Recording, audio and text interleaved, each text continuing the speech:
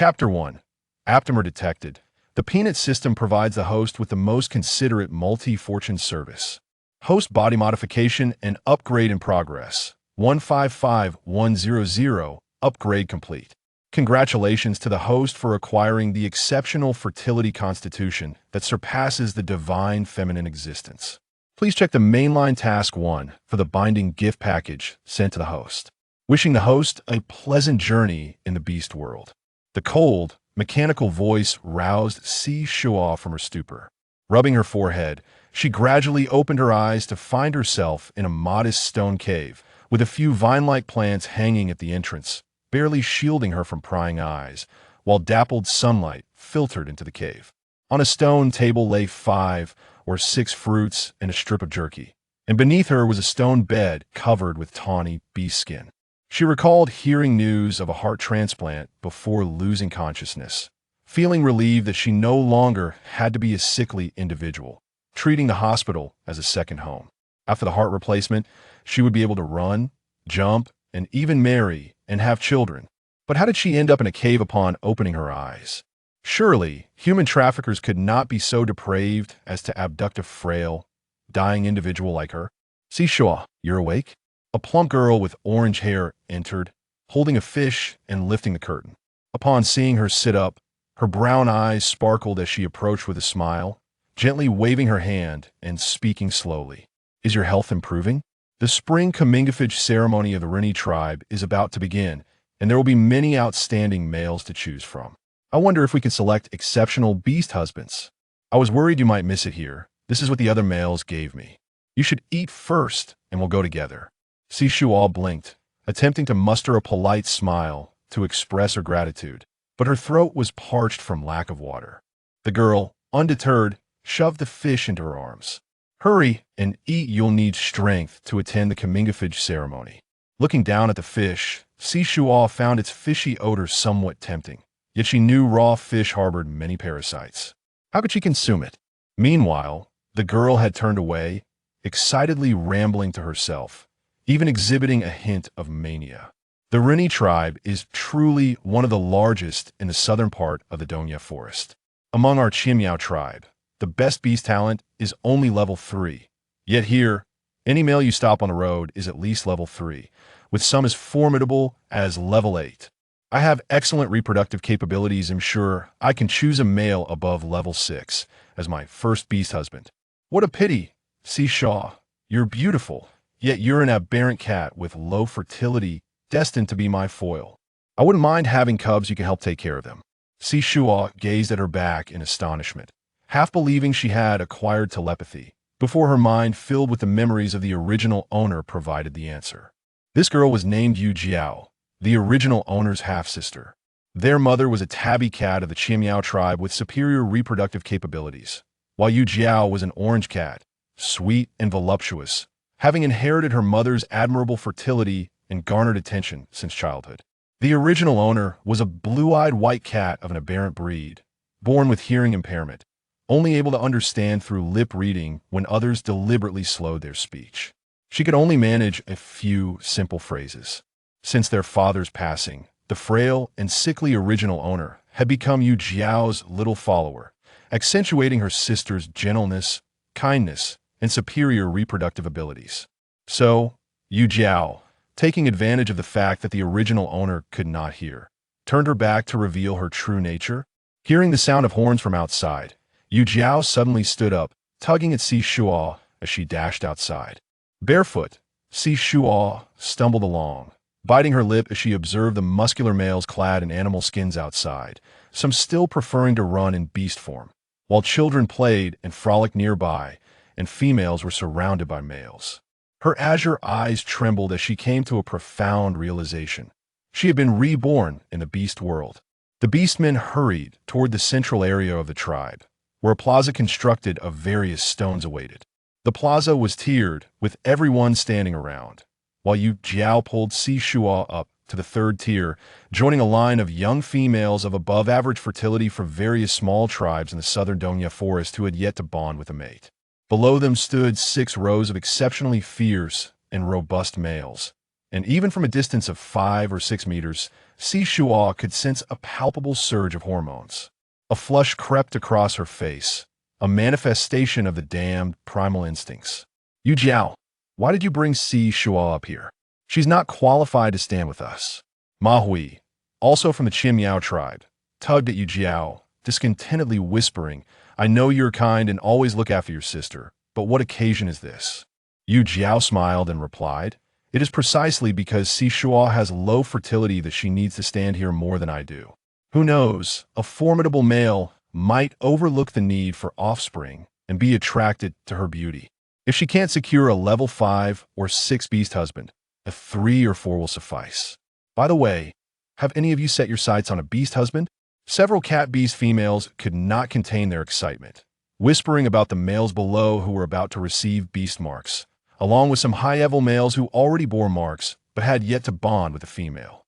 Shuo, akin to the original owner, nestled close to Yu Jiao, shyly lowering her head. While listening to the female's gossip, she began to study the system. The system was not highly intelligent, resembling a voice assistant on a smartphone, with its interactive program preset, only able to assist her in understanding the beast world and issuing tasks and rewards. The beast world was divided into beastmen and beasts. Beasts possessed low intelligence, volatile temperaments, and high attack power, reproducing rapidly, posing a significant threat to beastmen. Female beastmen were born in human form, rendering them physically delicate and nearly incapable of surviving in the wild. Male beastmen could transform into beast form while fighting, classified into 20 levels based on their combat power, with a certain probability of awakening special abilities, serving as the main force in hunting and protecting their kin. The ratio of female to male beastmen was 1 to 30, compounded by the long rainy and winter seasons in the beast world. Thus, a female with good reproductive capabilities typically had over 10 beast husbands to safeguard and nourish her. Shuo found herself momentarily stunned. In the modern world, she had never even had a boyfriend, and now, having just been reborn, she was expected to select a beast husband on the spot, and not just one. At that moment, Yu Jiao nudged her, pointing to a gray-haired male in the center, her lips trembling. Shuo, that's Li Hua, the son of the tribe leader, the youngest level 6 gray lion beast man in the entire southern Donya forest, who has also awakened fire-type abilities. Do you think he might like me? Our cat beast females are highly fertile. I want to bear him many little lion cubs. And over there, a level 5 golden leopard beast man and a level 5 black wolf beast man. After a moment of excitement, Yu Jiao noticed Shuo tilting her head in confusion and couldn't help but grit her teeth, gently pulling her as she spoke slowly. Shuo, with me around, you will definitely be able to choose a beast husband too. From now on, you'll have a beast husband to provide for you, so you won't have to worry about suffering in the female cave. Female cave?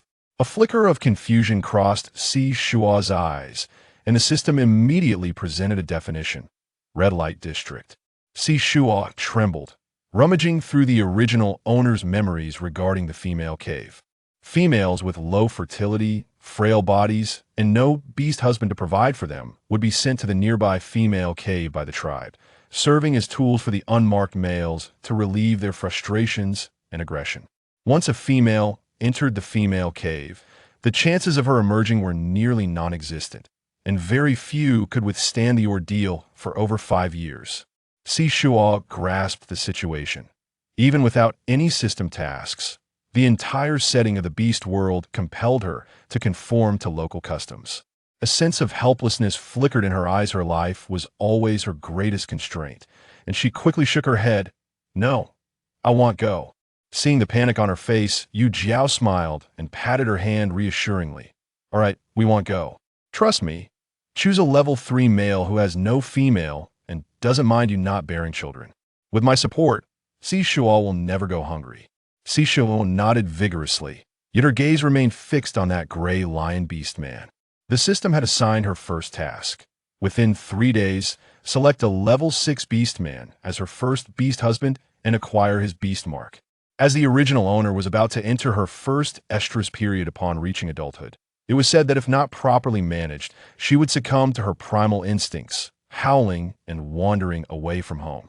As a modern individual, She found it unbearable to lose control. It was too humiliating. Soon, the commingafage ceremony commenced, with the chief priest of the Rini tribe taking the stage alongside 6 guardians. After leading the crowd in worshiping the beast god, he solemnly announced, "On the first commingafage ceremony after winter, we have 275 males of the Rini tribe who have reached adulthood. From this day forth, you shall bear the responsibility of protecting females and propagating superior offspring.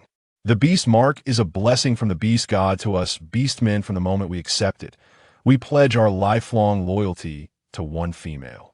Upon hearing this, Shuo felt a slight comfort wash over her, soothing her previously taut nerves that in the contemporary era of monogamy, where trust and loyalty between partners are often found lacking, it is astonishing that in the primitive beastly world, fidelity has become a principle of unwavering faith. The high priest, while intoning the hymn of the beast god, deftly inscribed golden runes, which gradually dispersed onto the chest of the mighty beasts on the altar, eventually coalescing into a beastly emblem that mirrored their forms. The males who received the emblem promptly turned and strode towards the chosen females, forming a queue with purpose. Over 270 males passed perfectly before Shuo. Yu Jiao bit her lip as she gazed at Li Hua and the few formidable males behind him, her face flushed with shyness.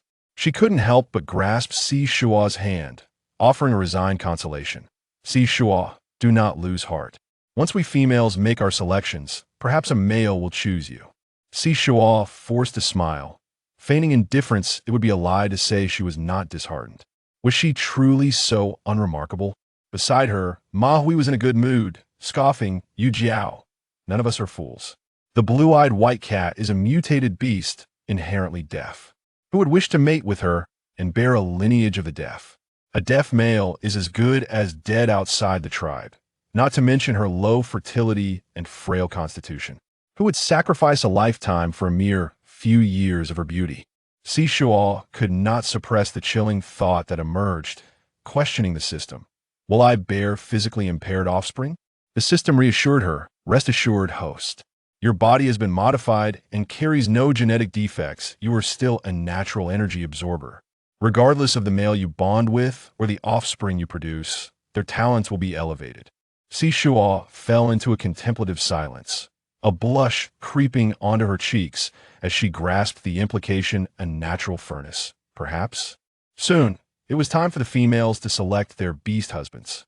Yu Jiao chose Li Hua as her first mate, followed by the 5th-level Earth-type Golden Leopard Beast Man, Cha Chi, as her second mate, and the 5th-level Wood-type Brown Bear Beast Man, Bu Meng, as her third mate. The third round allowed for free choice, and when Yu Jiao called out several 3rd and 4th-level males, they hastily fled upon hearing that one would be Shuo's mate. In her previous life, Shuo had spent considerable time in hospitals, never attending a single day of school, with her parents hiring private tutors for her education. She was shy and lacked social skills, and now, under the gazes filled with pity, disdain, and amusement, her face burned with shame and anger, nearly buried in the ground. Shuo believed in the notion that hope remains. System, besides Li Hua, are there any other suitable beastmen in the Ruinai tribe that align with the main quest? After a brief search, the system provided information. Jilu, Li was half-brother, once a 6th-level lightning-type snow leopard beast man, had unfortunately lost his abilities while rescuing Li Hua and was rendered powerless. However, do not worry. Host, his powers can be restored and enhanced through your body. Shuo exhaled quietly. Relieved, this seemed much more manageable and mutually beneficial. For survival, she was willing to employ unconventional methods when necessary. "Li Hua, Shuo is my dear sister. I cannot bear to see her go to the females' den. As the son of the chief of Wuchuan, please consider finding a suitable beastman for her," Yu Jiao implored, gently shaking Li Hua's arm as she pleaded. "I brought her here specifically to avoid loneliness. As long as she doesn't go to the females' den, she can choose anyone." Li Hua affectionately ruffled Yu Jiao's hair, smiling. "Let me think about it." Cha Chi chuckled oddly from behind. "What about Ji Lu? Li Hua's brother is a perfect match for Yu Jiao's sister, one with 6th-level abilities stripped away, and the other a deaf female. They complement each other quite well." Shuo held her breath, nearly suspecting that Cha-Chi was a savior sent by the system. Yu Jiao blinked rapidly, continuing to shake Li Hua. It must be Ji-Le. Those third and fourth level males look down on my Sisha. I want to find her sixth level beast husband. He is your brother, you must have a way, right? Li Hua glanced at Shuo, who remained timidly with her head bowed, her disheveled white hair framing her frail form, then nodded. My mother should agree. Yu Jiao joyfully took Shuo's hand, leading her back. This is wonderful. Li Hua, hurry home and discuss this with your mother. Also, when selecting a cave, let our families be neighbors. Shuo and I will wait for you to come get us. The males laughed, considering their females to be both beautiful and kind-hearted. Upon returning to the cave, Yu Jiao cupped Shuo's face, admiring her exquisite and innocent appearance. A fleeting flash of jealousy in her eyes as she announced, "You won't have to go to the female's den. How do you feel? We will still be neighbors." Shuo smiled softly. "I'm happy. Thank you, sister." Yu Jiao turned to tidy up, her voice laced with a cool, cutting finality. What a fool, a sixth-level male stripped of his abilities must have been severely harmed. It's practically a half-wreck. Just like your superior fertility, which was stripped away by our mother and transferred to me, your body has deteriorated, and it's a miracle you're still alive. Blame it on your being a mutated cat unworthy of possessing superior fertility. Now that you want to go to the female's den and have a sixth-level husband, I owe you nothing. Shuo clenched her fists, realizing that the original owner's fertility had indeed been taken away by her own mother, given to her sister. This is indeed a reliance for the survival of the female. To be deprived of it is akin to losing one's very life. She gently caressed her chest, which had long since become desolate, devoid of any lingering emotions from the original owner. No sense of grievance, no resentment, only a profound sense of liberation unencumbered by attachments. Before long, Li Hua entered, accompanied by a silver-haired youth. "Yu Jiao, I have come with Ji-Le to escort you to the new cave." Yu Jiao glanced over and noted that while Ji-Le possessed striking features, his frame was gaunt, and his eyes bore a coldness laced with deep mockery. Two fierce claw marks trailed from his ear to the corner of his mouth as he smiled, pulling the still-dazed Shuo, who was holding a fish, and pointed towards Ji-Le. "Shuo, this is your beast husband. From now on, you shall be under his care." Shuo meticulously discerned the nuances of her lip movements and slightly raised her head to gaze at the silver-haired youth. The boy, adorned with silvery, cropped hair, was clad in a pelt featuring a striking black leopard print against a white background.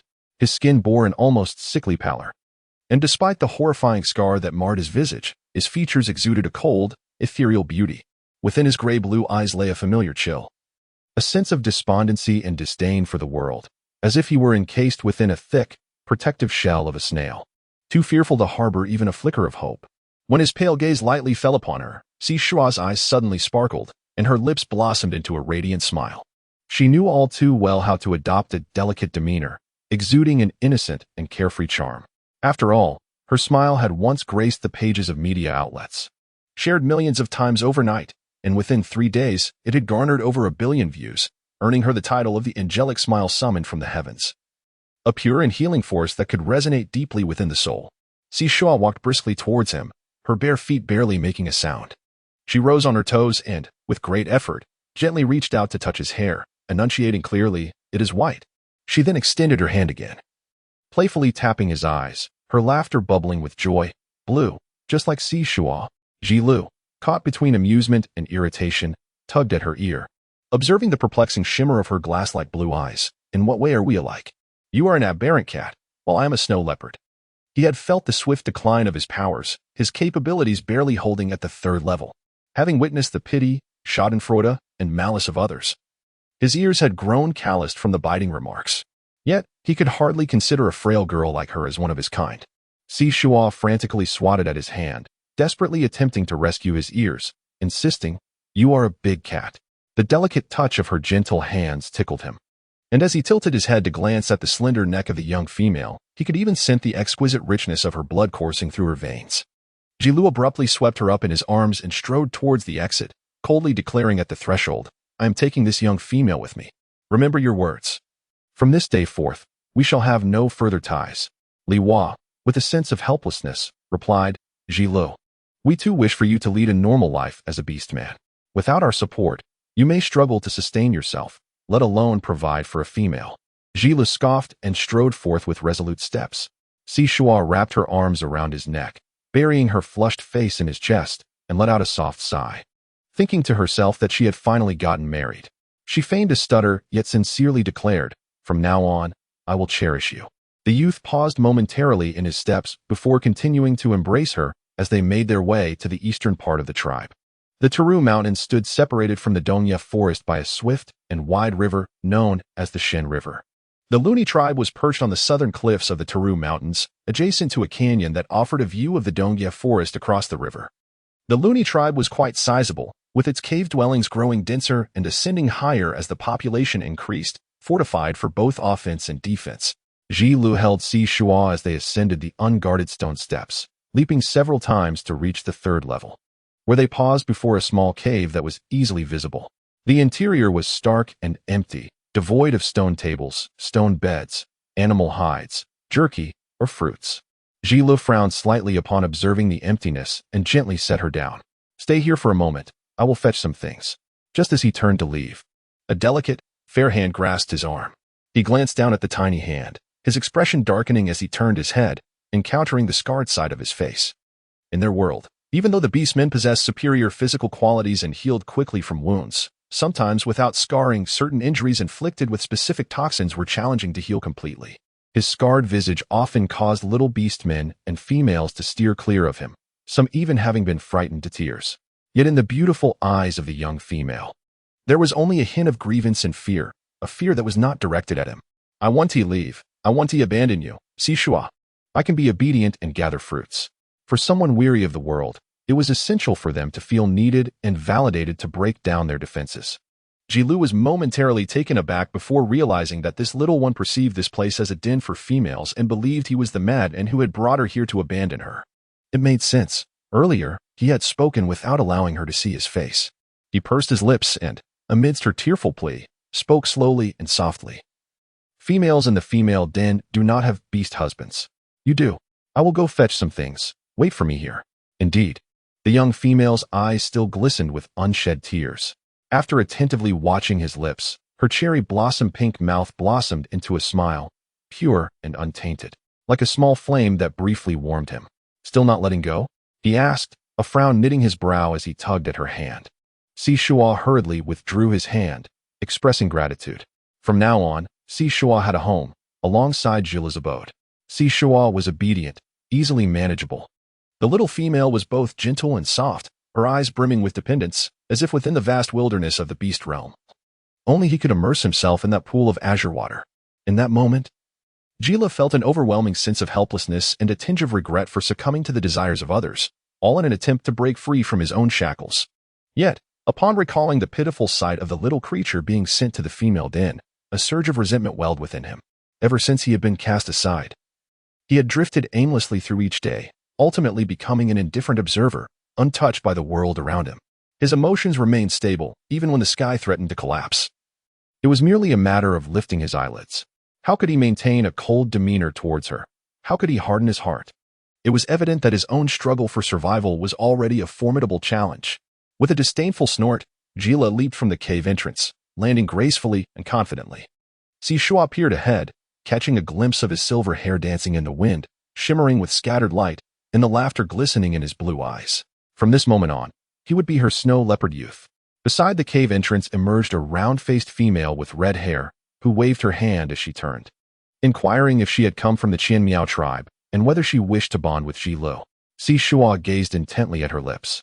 His brow slightly furrowed as he seemed to comprehend her meaning. With a smile, he nodded vigorously. "You are indeed the partner of Gila." The crimson-haired female was momentarily taken aback, then broke into a silly grin. "Your name is Shuo? You are truly beautiful. No wonder Gila wishes to be your partner.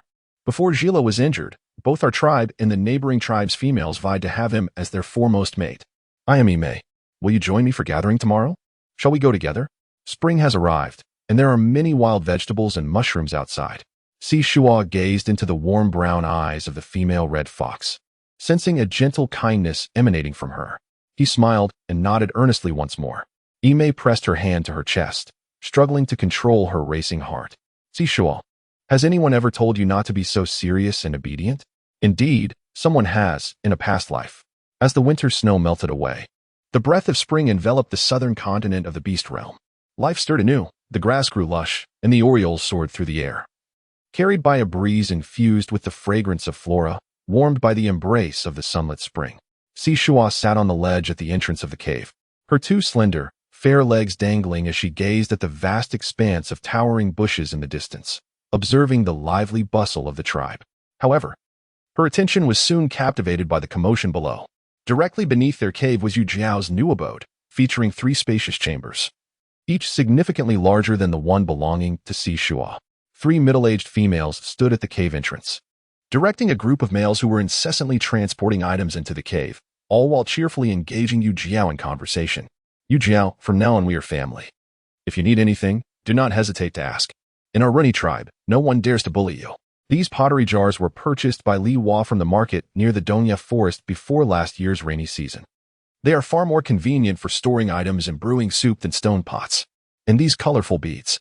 These furs were hunted by our family as Cha-Chi, and they were prepared as gifts for his partner. Just see which ones are for bedding and which are for sewing clothes. He will take care of it. We Boming enjoy collecting crystal stones. Yu Jiao responded with a smile, her eyes transfixed on the myriad of items, oblivious to everything else. Suddenly, a bundle of goods lightly struck Shuo's embrace, and instinctively, she clutched the beast skin bag. However, the weight of the bag was overwhelming, causing her to tumble downwards. Shuo's heart abruptly constricted, and she tightly closed her eyes, gripping the beast pouch with all her strength, her limbs growing weak as she anxiously awaited the impact on the platform below. Before her bottom could leave the ground, she was pulled into what appeared to be a fragile yet remarkably sturdy and warm embrace. Shuo was momentarily taken aback, his startled spirit returning to his body.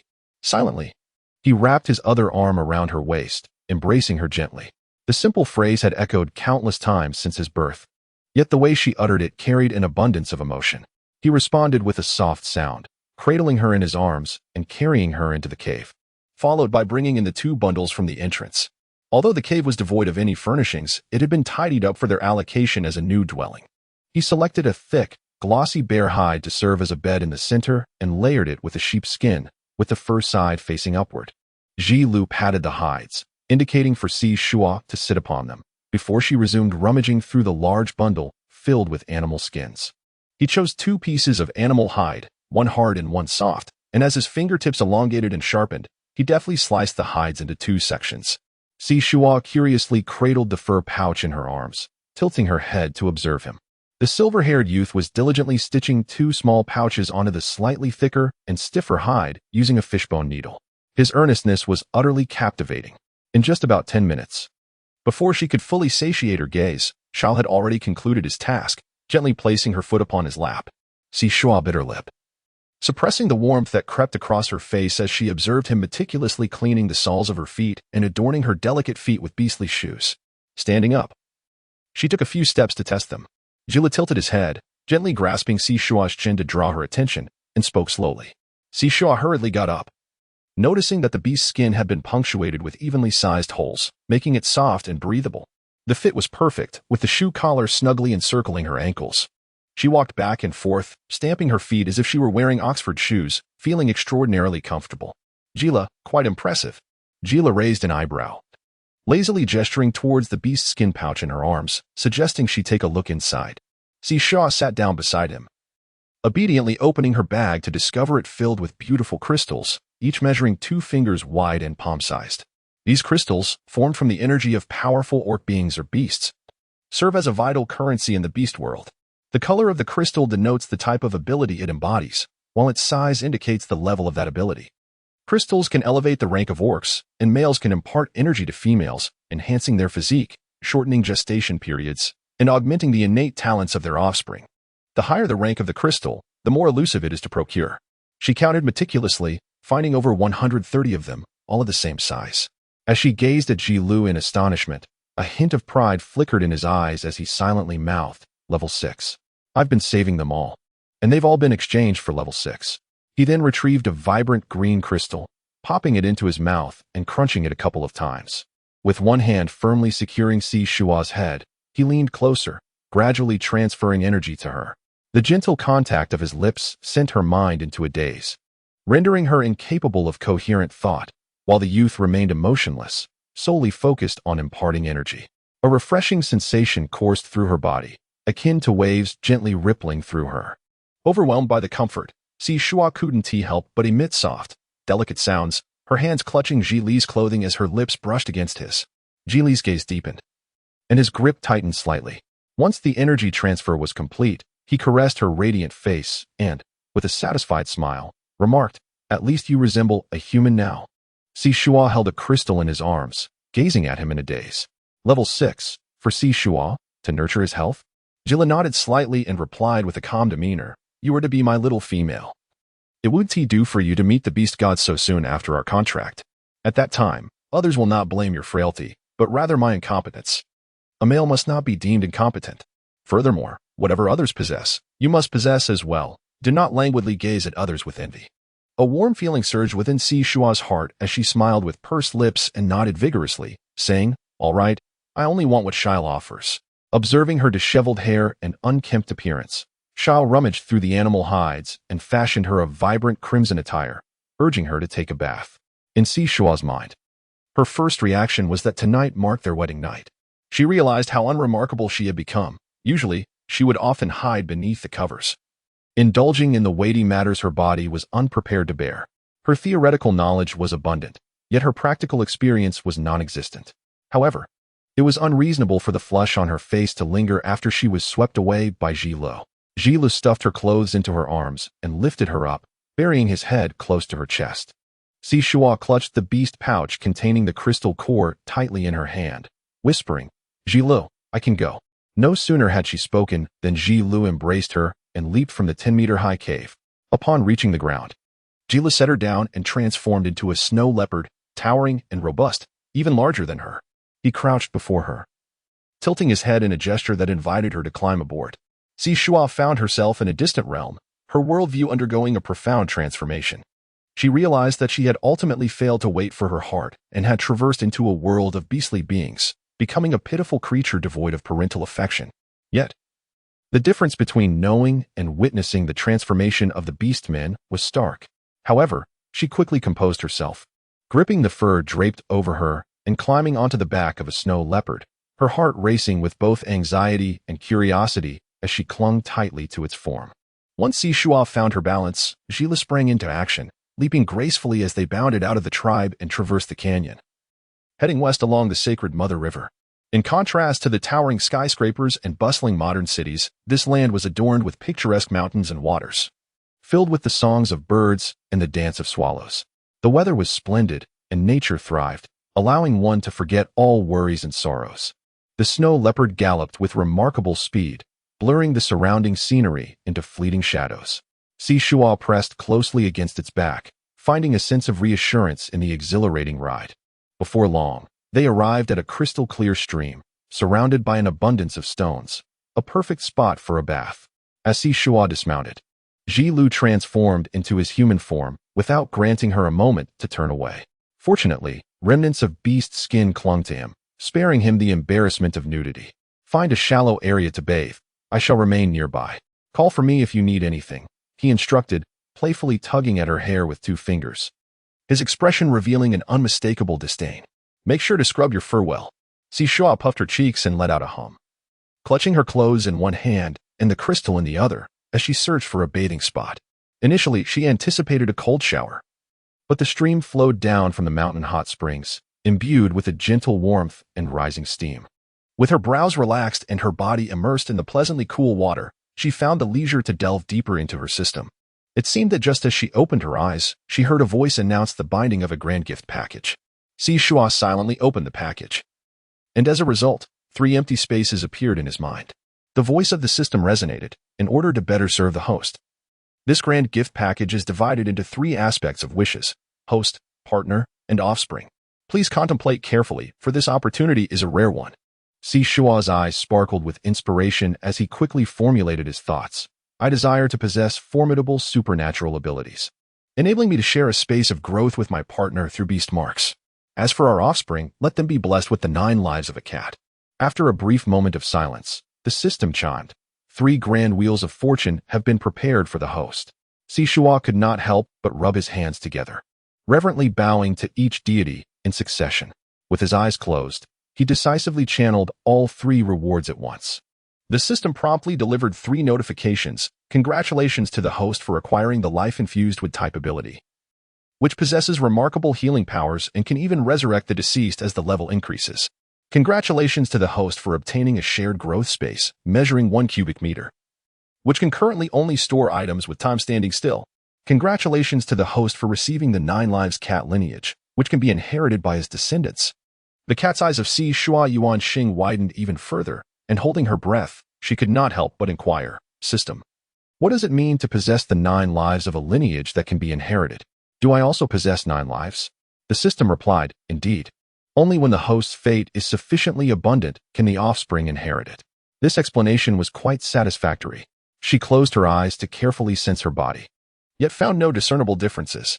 System, what about my extraordinary abilities? The system responded, the extraordinary abilities obtained by the host are to be activated under specific circumstances, belonging to a rare category of sacred female abilities. Whether one acquires these abilities sooner or later is not the crux of the matter. Shuo began to explore her space. Upon opening her eyes, she beheld a little fish nibbling at her fingertips. With a mere thought, the fish vanished into thin air. Lying motionless in the space she could perceive within herself. As Shuo's thoughts shifted once more, the small fish reappeared in its original position, albeit floating belly up on the water's surface, clearly lifeless. After indulging in a brief session of storing and retrieving items, she found herself sufficiently soaked. Rubbing away the grime from her head and body, Shuo finally felt at ease as she dried herself and donned a fresh set of clothing. Upon hearing her footsteps, Jilu turned to glance at her. With her damp, flowing white hair cascading around her, Shuo revealed an exquisite and striking countenance. Her delicate brows, azure eyes, and rosy lips were accentuated against her fair complexion, creating a captivating portrait. Adorned in a fiery red fur garment, she appeared even more like a finely carved jade figure, radiating beauty. He took the fur from her hands, roughly drying her hair until it was nearly dry, before leading her to the crackling bonfire and offering her a tantalizingly fragrant roasted fish. Sitting upon a stone adorned with animal hides, Shuo held a fish in one hand while the other plucked succulent morsels to her lips. The fish, weighing over 2 pounds, had been meticulously prepared. Its skin had been skillfully removed and a generous sprinkle of coarse salt was applied. The flesh, savory and robust, was particularly delectable to her as a cat-beast man, who found herself ravenously hungry. With her eyes squinted in delight, she immersed herself in her meal, involuntarily emitting a series of satisfied purrs from her throat. Once satiated, she could not resist the urge to lick her fingers, lingering in a moment of dazed embarrassment before finally setting her hand down. At that moment, Jilu approached, presenting a generous handful of wild purple strawberries cradled in broad leaves. Shuo was filled with delight, pondering the considerable weight of the strawberries, surely 5 or 6 pounds. Her young companion was truly earnest. She plucked one and popped it into her mouth, relishing its sweet and refreshing taste, the juice bursting forth. Her azure eyes sparkled with fragments of joy as she seized another, offering it to Jilu. He stared in astonishment, parting his lips to accept it, the delicate contact causing a subtle tingle on his lips. With an impassive expression, he chewed, consuming one strawberry, only to be presented with another immediately after. Before long, the entire bush of wild strawberries had been devoured, with a third of them discreetly transported to her space by Shuo. On their way back, Jilu carried 5 freshly grilled fish and 20 cleaned raw fish. Upon returning home, Shuo, utterly exhausted, collapsed onto the bed and fell into a deep slumber. Jilu squatted nearby, observing her defenselessly peaceful sleep while still clutching the crystal core tightly, a mixture of frustration and an indescribable sense of satisfaction swelling within him. He glanced at the small, empty cave, his brow furrowed in thought for a moment before he stepped outside and leapt down. Shuo, in her dreams, she heard Yu Jiao's voice. Still drowsy and yet to open her eyes, she instinctively stored the crystal core in her space, true to form. It wasn't long before Yu Jiao entered directly, rousing her and beginning to showcase various things. Shuo's mind was still in a state of emptiness. While Yu Jiao mistakenly believed she had suffered a setback, her lips involuntarily curving upwards. Shuo, cheer up.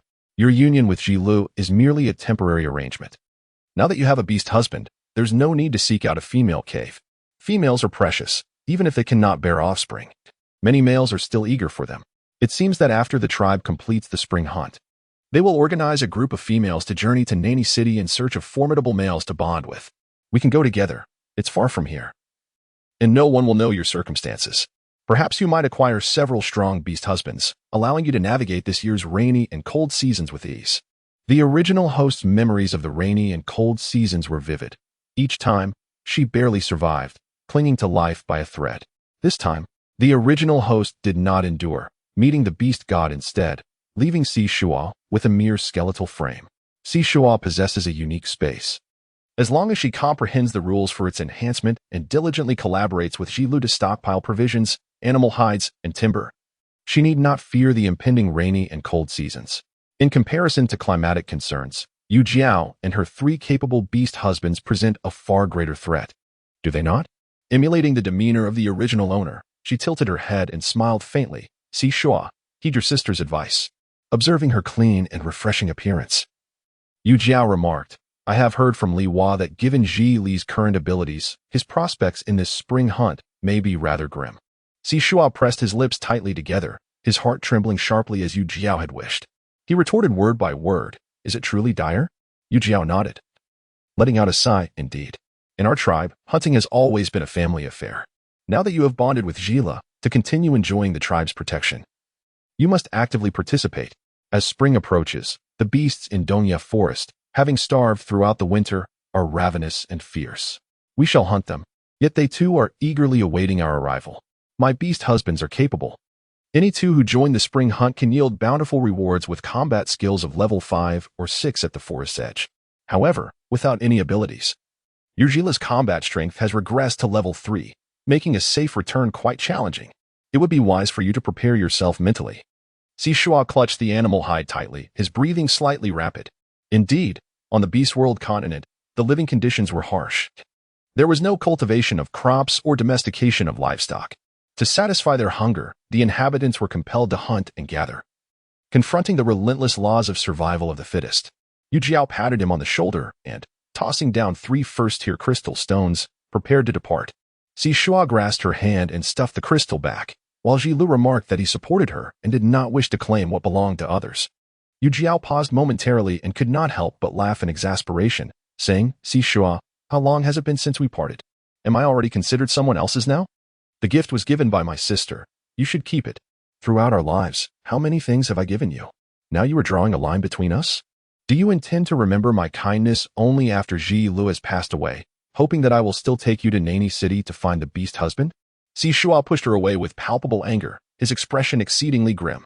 Do not mention death. Ji Lu will not perish, he declared. You are mistaken. We were once a family, sharing everything. Shuo owes you nothing. Yu Jiao, unaccustomed to such treatment, clutched the crystal in her hand, her face icy. Very well.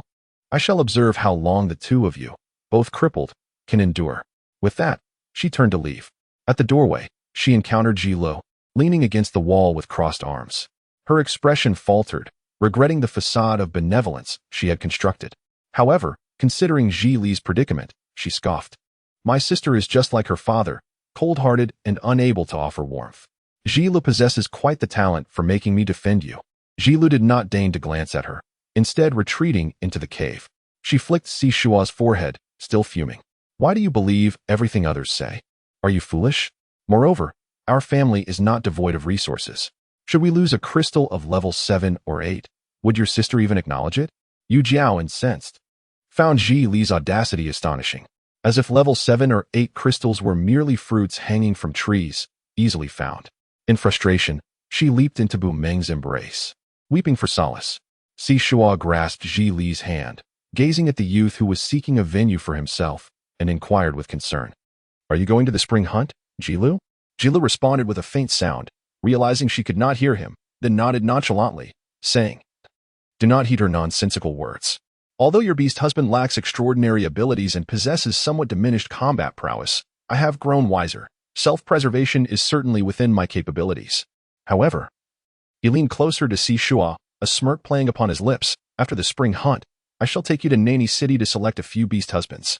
I wonder, what form of male beast do you prefer, Shuo? Just moments ago, Shuo had been anxious about his life, her heart heavy with dread. as if she were stricken by illness from her past life. Yet now, his next words were about choosing a husband for her. Was he a devil? Shuo glared at him, saying, when you return from the spring hunt, you must choose so many. She extended her claws before him, flipping them back and forth.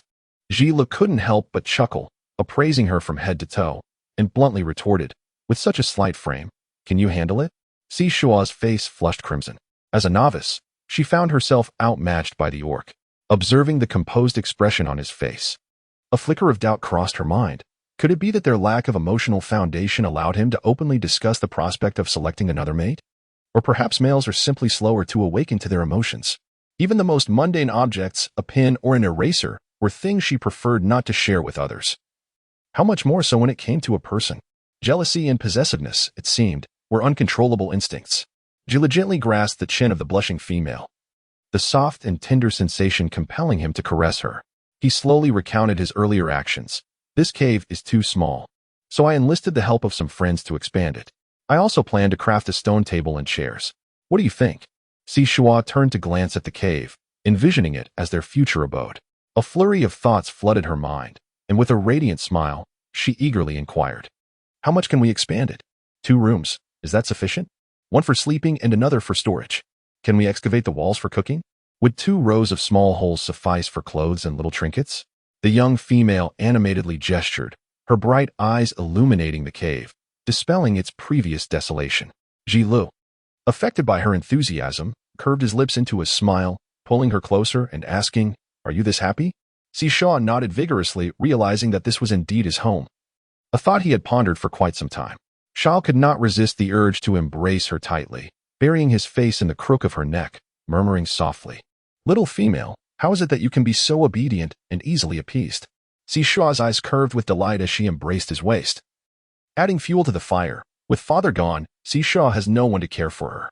From now on, Shuo will be the happiest of all. Taking a deep breath to quell the tumultuous emotions that surged within him, Lu, somewhat exasperated, extricated her from his embrace and playfully pinched her ear. What do you usually eat? Your sweet little mouth certainly knows how to charm. You are my little female, and I am your beastly husband. If you won't stay by my side, who else do you wish to accompany?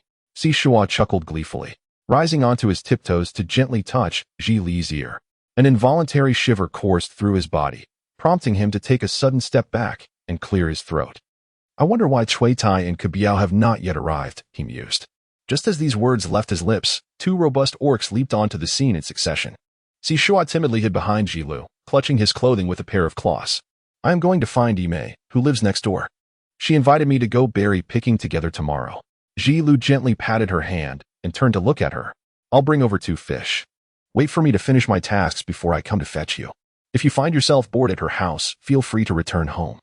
Shuo nodded in acknowledgement as he was handed 2 fish, which he took to the neighboring area and presented to Imei. Imei graciously accepted the fish and promptly sent 2 of her beast men to assist. Do you often venture out to gather in the Qin Miao tribe? Imei inquired, handing Shuo a few pieces of jerky. Shuo chuckled as he picked up a piece of dried meat, its surface coated with a thin, uneven layer of salt, exuding a distinct odor. Indeed, foraging for wild vegetables, fruits, and gathering firewood was a commonplace endeavor. In the limited memories of the original owner, the edible bounty was rather meager, primarily consisting of wild fruits. The orc community relied predominantly on meat. One's ability to satiate hunger largely depended on the hunting prowess of the males in their households. Imei's fertility was notably low, with her 3 husbands possessing a combat strength of only 3 to 4. Despite having been bonded for over a year without producing offspring, they maintained an optimistic outlook. She smoothly changed the subject. I observe that Lu is quite considerate. Now that the weather has warmed, let him nurture some meat for you. Once you witness the healthy appearance of offspring, surely other males will come courting. Shuo could hardly envision himself in such a situation, embraced on both sides. He chose not to dwell on it. As long as Lu was well, you would be well too.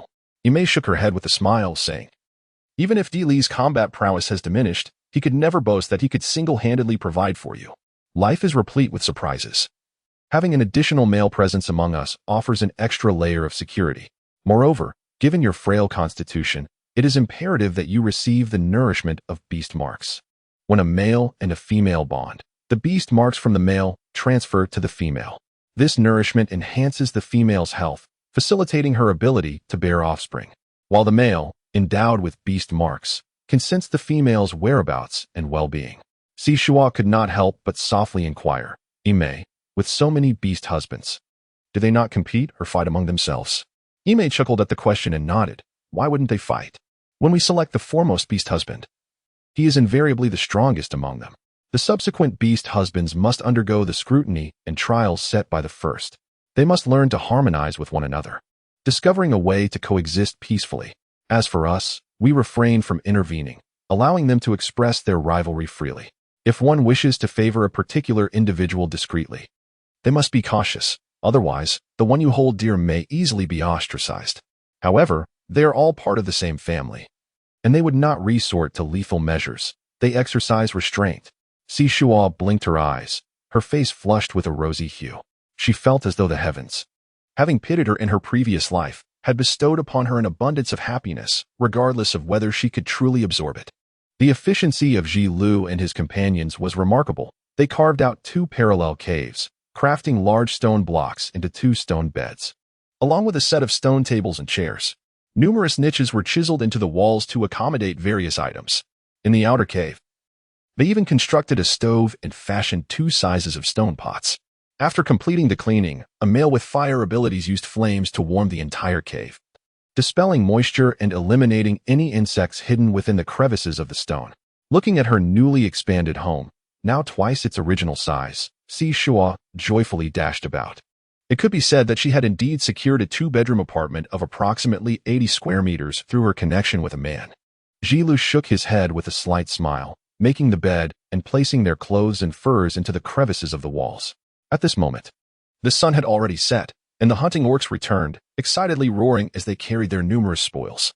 The orcs of the tribe emerged from their caves to greet their returning males and to partake in the sharing of meat.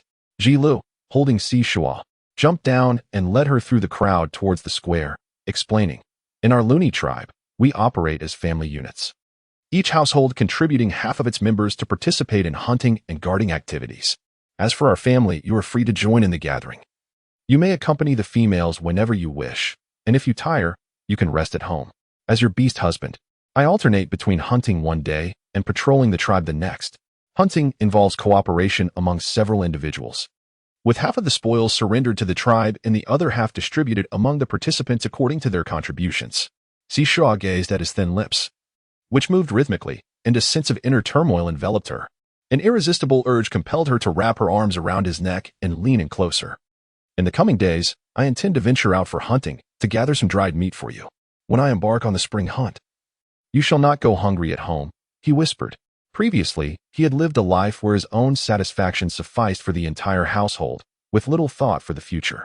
Now, however, with a delicate and tender little female by his side, he found himself overwhelmed with an impulse to present her with everything he could offer. Even after just a brief span of time, he cherished sharing his thoughts with her and reveled in the way her gaze remained fixed on him while he spoke. Shuo shook his head, declining gently. No, I have eaten enough. There are wild fruits and dried fish. I won't go hungry. Ji Lu pinched her palm lightly, saying, You are too slender. I wish to feed our little kitten a bit more. It feels much more comforting to hold it. Shuo glared at him, huffing and turning his back, refusing to meet his gaze. Ji Lu could not help but chuckle softly. I am the big cat, and you are indeed the little kitten. Are you so easily teased? Shuo's lips curled slightly in a smile. If at the beginning he was merely an object of her avoidance, now she felt a surge of joy within her. Indeed, spring is a season for intoxication. The 2 of them had procured a piece of meat weighing around 20 catties, skewered it with branches, and sprinkled a layer of salt over it, roasting it over the flickering flames of the bonfire outside. Shuo sat obediently beside him. The air was thick with the pungent scent of blood, as the orcs gathered around the bonfire, engaging in lively conversation. Children of both forms frolicked about, creating an atmosphere of peace and warmth. Ji Lu turned to the nearby orcs, discussing the upcoming hunt. At this time of year, the long-toothed piglets had emerged, and he hoped to catch several litters before the spring hunt. Piglets were easy to raise, once thrown into the stone ditch nearby. They couldn't escape and could survive for at least 7 or 8 days by nibbling on wild grass. Slaughtering one every other day would yield tender meat, much to the delight of both the females and their young. During the spring hunt, the females and piglets could only enjoy dried meat, which would cause sores in their mouths. The golden leopard orc, Chui Tai, jokingly scolded him. We thought you would never seek a female. Now you appreciate their worth? He continued, but tell me, which family in the tribe is as particular as you, slaughtering a piglet every other day? At this time of year, having dried meat is quite a luxury. The gray lion orc, Kubiao, chimed in, Gila, one must know moderation in pampering a female. You are her only mate. If anything were to happen to you, how would she fare? Though long-toothed piglets are delicious, the adult pigs are fierce, appearing in groups. Among us, it's feasible to steal 3 or 5 piglets for a taste, but could we truly wipe out an entire litter? Gila chuckled, waving his hand dismissively, leaning closer to them to speak softly. If we rely solely on brute strength to capture the long-toothed piglets, it would indeed be challenging. We must slay the adult pigs to obtain the young. However, if we employ a few clever tactics, it may prove quite simple. So I ask you, are you in or not? Chui Tai and Kubiao exchanged glances and nodded vigorously, of course. If you, a level 3 orc, dare to take on this challenge, what do we have to fear? If we do not agree, you'll either recruit others or go it alone. We are brothers who grew up together. We cannot stand by and watch you take risks. Gila felt warmth in his heart and patted their shoulders. Thank you. I will also need to trouble your other mates at home to help look after the piglets. Shuo sat quite close, naturally overhearing their conversation, feeling both touched and concerned. Unable to help herself, she leaned her head against his arm, gently nuzzling it. Gila glanced back and affectionately patted her head, noticing her lift her gaze, and chuckled softly. Are you hungry? It will be ready soon.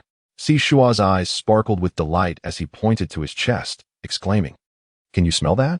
The aroma of grilled meat is simply irresistible. This place is brimming with it. The young female, unaware of the hardships she had endured, likely seldom experienced the satisfaction of a full meal. While he could rely on his brute strength to stave off hunger, she must have rarely felt the comfort of being satiated. Soon, your belly will be just as full, he said, playfully pinching her cheek. In the future, your face will be pleasantly plump, unlike now, when it seems fit to carve a cave. Shuo bared his teeth menacingly, exclaiming, bullying the cat. Before long, the meat was perfectly roasted. The 8/10 cooked meat was the most tender and flavorful. Jilu served a generous portion to Shuo. As Shuo gazed at the 7 or 8 pounds of meat skewered before her, she blinked her eyes, refraining from uttering any words of reluctance. Instead, she cradled the meat and turned away to indulge in her meal, avoiding the scrutiny of those around her. Gila paid her little mind, merely advising her to ask for more if she found herself still hungry. The freshly roasted meat, glistening with juices and exuding a tantalizing aroma, rendered even the slightest hint of gaminess almost negligible. She took a hearty bite, relishing the experience akin to savoring a lavish steak. Noticing that no one was paying her any heed, she took another bite and discreetly tore off a piece to store in her spatial pocket. Within that space were numerous large leaves she had collected and cleaned, perfect for preserving the roasted meat. When hunger struck later, she could simply retrieve it to enjoy. Despite the abundance of meat, she found herself satiated after consuming merely half a pound. She stowed away an additional 2.5 pounds, lifting the remaining portion to offer to Jilu. He declined to eat, opting instead to wrap it in leaves, assuring her that he would slice them in the morning for soup, while advising her to take the rest along for her gathering. Shuo pointed at him. And what about you? The piece of roasted meat from Shuo weighed around 10 pounds, and he astonishingly consumed it all in one sitting. Shuo realized that one cannot define the orc's appetite by modern standards. Shuo's consumption was relatively modest, while some orcs could devour an entire lamb. I set out for the hunt at dawn, gnawing on some jerky to invigorate myself. Besides, as long as I go hunting, I shall not go hungry. You need only take care of yourself. Shuo pressed her lips together, wishing to rise early to prepare a meal for him. However, her inability to kindle a fire and her lack of awareness of time rendered her intentions futile. She could only hope to improve gradually over time. Jilu escorted her back to the cave and ventured out once more. Upon his return, he carried 2 wooden buckets filled with water, meticulously crafted from particular dense and sturdy tree trunks, having been dried and hollowed out, with their exteriors stripped and polished. He also bore a string of bamboo tubes slung across his back. Shuo has a profound fondness for bamboo tubes, as they are remarkably convenient for holding water and food. In the coolness of the night, after attending to personal hygiene, he hangs a heavy fur to shield against the wind at the bedroom door, while the wall against which the bed rests is adorned with a circle of animal hides. The room is engulfed in darkness, all the clamor and bustle dissolving into silence, accompanied by the deep and shallow breaths, cries of both agony and ecstasy, emanating from the nearby caves below. Shuo felt as if she were becoming a gecko, wishing desperately to adhere to the wall. Jilu reclined for a moment, drawing closer to her from behind, enveloping her in a tight embrace, burying his face in the nape of her neck. "Do not fear, my little kitten, we shall bond.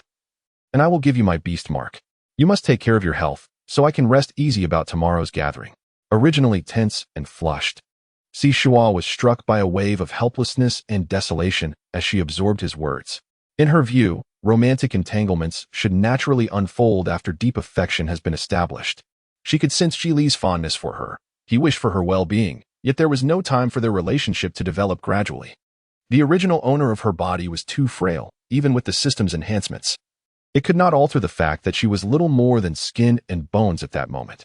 Shuo had endured numerous life and death moments. Each time she believed she would not survive until dawn, yet upon opening her eyes, she found herself resilient once more. Thus, she never squandered her time on trivial entanglements. After all, their union was inevitable, so it would be better for her to impart some wisdom to this young man, sparing herself from unnecessary suffering. She turned to him, her hand gently caressing his face, kissing his chin, and brushing against the corners of his lips. Noticing the once cold rhythm of his breath falter, she whispered softly in his ear, "Jila Gidge, could you be gentle?" Shuo fears pain. After a night of passionate entanglement, Jila coaxed Shuo from beneath the covers. With her eyes still closed, she wrapped her arms around his waist, playfully refusing to budge. Who could resist such a tender, delicate creature? Jilu, unable to restrain himself, kissed her softly, his hand tenderly gliding over the soft flesh at her waist, murmuring gently, "If the little cat does not wish to go outside, let us rest at home. I have simmered some meat broth. You can drink it when you rise." Shuo felt invigorated. Last night, in a whirlwind of emotions, her disguise had slipped away, and the barriers of her hearing impairment were dismantled. Following their union, Jila had acquired the right to share her space. The area had doubled in size, now encompassing 2 cubic meters. However, 1 cubic meter remained exclusively for Shuo, while the other was designated for their mutual use. This arrangement not only ensured Shuo's privacy, but also provided Jilu with an additional means of survival. In their shared space, remnants of the previous night's roasted meat lay untouched, which Jilu had reheated while preparing a broth. "Everything I gathered before has been surrendered. Now, when I venture out to collect, half of what I acquire goes to the tribe, while the rest is ours. Furthermore, I can discreetly stash away some of it, not necessarily relinquishing half, which gives me the motivation to work. Jilu, I shall only drink 2 bowls of the broth. You can store the remainder in a bamboo tube within our space. When you feel hungry or thirsty after hunting, you may partake." Jila held her tightly, letting out a soft sigh. "Suddenly, I have no desire to hunt." Shuo smiled faintly. "Then let us not go. Was it not said that the prowess of a bonded partner can rest for 3 days? Others have several beastly husbands to share the burden. Yet our little feline has only me for the time being. If I do not exert myself, when it comes time for the spring hunt, you will only be left watching as others feast." Jila playfully nibbled at her. "I have already greeted the guards escorting the females for gathering. Should you need anything, do not hesitate to call upon them." Shuo playfully nibbled at him, mumbling, "It's been tough. I do not fear hardship. I only dread the thought of being unable to protect my precious kitten," Jila replied, taking a deep breath. She set him down and rose to her feet, realizing that if she lingered any longer, he would find it difficult to leave. "When I return, make sure you do not let anyone take advantage of you." Shuo hummed in acknowledgement as she supervised the preparation of several bamboo tubes filled with meat broth, offering a few reminders before allowing him to depart. Given that the space had preservation capabilities, Shuo decided to store the fish she had caught the previous day in the communal space. She also transferred several 6th-level crystal cores from her own space to the shared area, just in case. After a night of playful antics with her beast husband, Shuo had anticipated struggling to rise and missing the opportunity to gather resources today. However, having accepted Ji Li's beast imprint, she found her body remarkably relaxed. Aside from a slight soreness in her lower back, she caressed the beast imprint of a snow leopard on the inner side of her left wrist, admiring its stylish and striking appearance. As Shuo savored the meat broth, she seized the opportunity to peruse the rewards for Main Quest 1, a survival pack and 1,000 beast coins. Upon opening the survival pack, she discovered a compendium of flora from the beast world, a concealed dagger capable of slicing through iron, a 20-meter prawn trap, a a recipe for crafting ceramic pots, and an ability awakening elixir. Each of these rewards was indispensable to her current circumstances. As Shuo opened the botanical compendium, the book transformed into a cascade of starlight, flooding her mind with knowledge. Her eyes flickered slightly as she retrieved the purple wild strawberry she had collected yesterday, and the system promptly provided a comprehensive annotation detailing its name, physical characteristics, distribution range, growth habits, reproductive methods, species classification, and value. This feature was undoubtedly an essential tool for gathering. She stored the other items in her space, uncertain of how long the awakening potion would take to take effect or if it would cause any physical discomfort. She hesitated to consume it immediately, planning to wait until after her collection was complete. The system had also opened a marketplace, offering a variety of goods at prices akin to those found in a supermarket. Although Shuo possessed only 1,000 beast coins, she felt a sense of reassurance amidst the dazzling array of products. After claiming her rewards, the system issued new tasks. Main Quest 2. Nurture a litter of offspring. Main Quest 3. Form a partnership with a beastman whose combat power exceeds level 6. Side Quest 1. Awaken special abilities. Daily task. Gather resources. Shuo's face flushed crimson as memories of her intimate encounters with Gila from the previous night surged back to her mind. Truly, the spirited orc embodied a blend of allure and fear with his raw strength. She had yet to fully process those sensations when the system urged her to produce and to seek out a second beastly husband. Shuo, along with Ime, had already prepared and stood at the cave entrance, waving at her. Have you finished packing? We must gather at the entrance of the tribe. Shuo nodded and hurriedly donned the skin pouch filled with hot water, slinging the wicker basket over her shoulder as she stepped outside. Without Ji Li's embrace to cushion her descent, Shuo cautiously descended the stone steps, utilizing both hands and feet. The tribe's gathering tasks did not impose rigid requirements.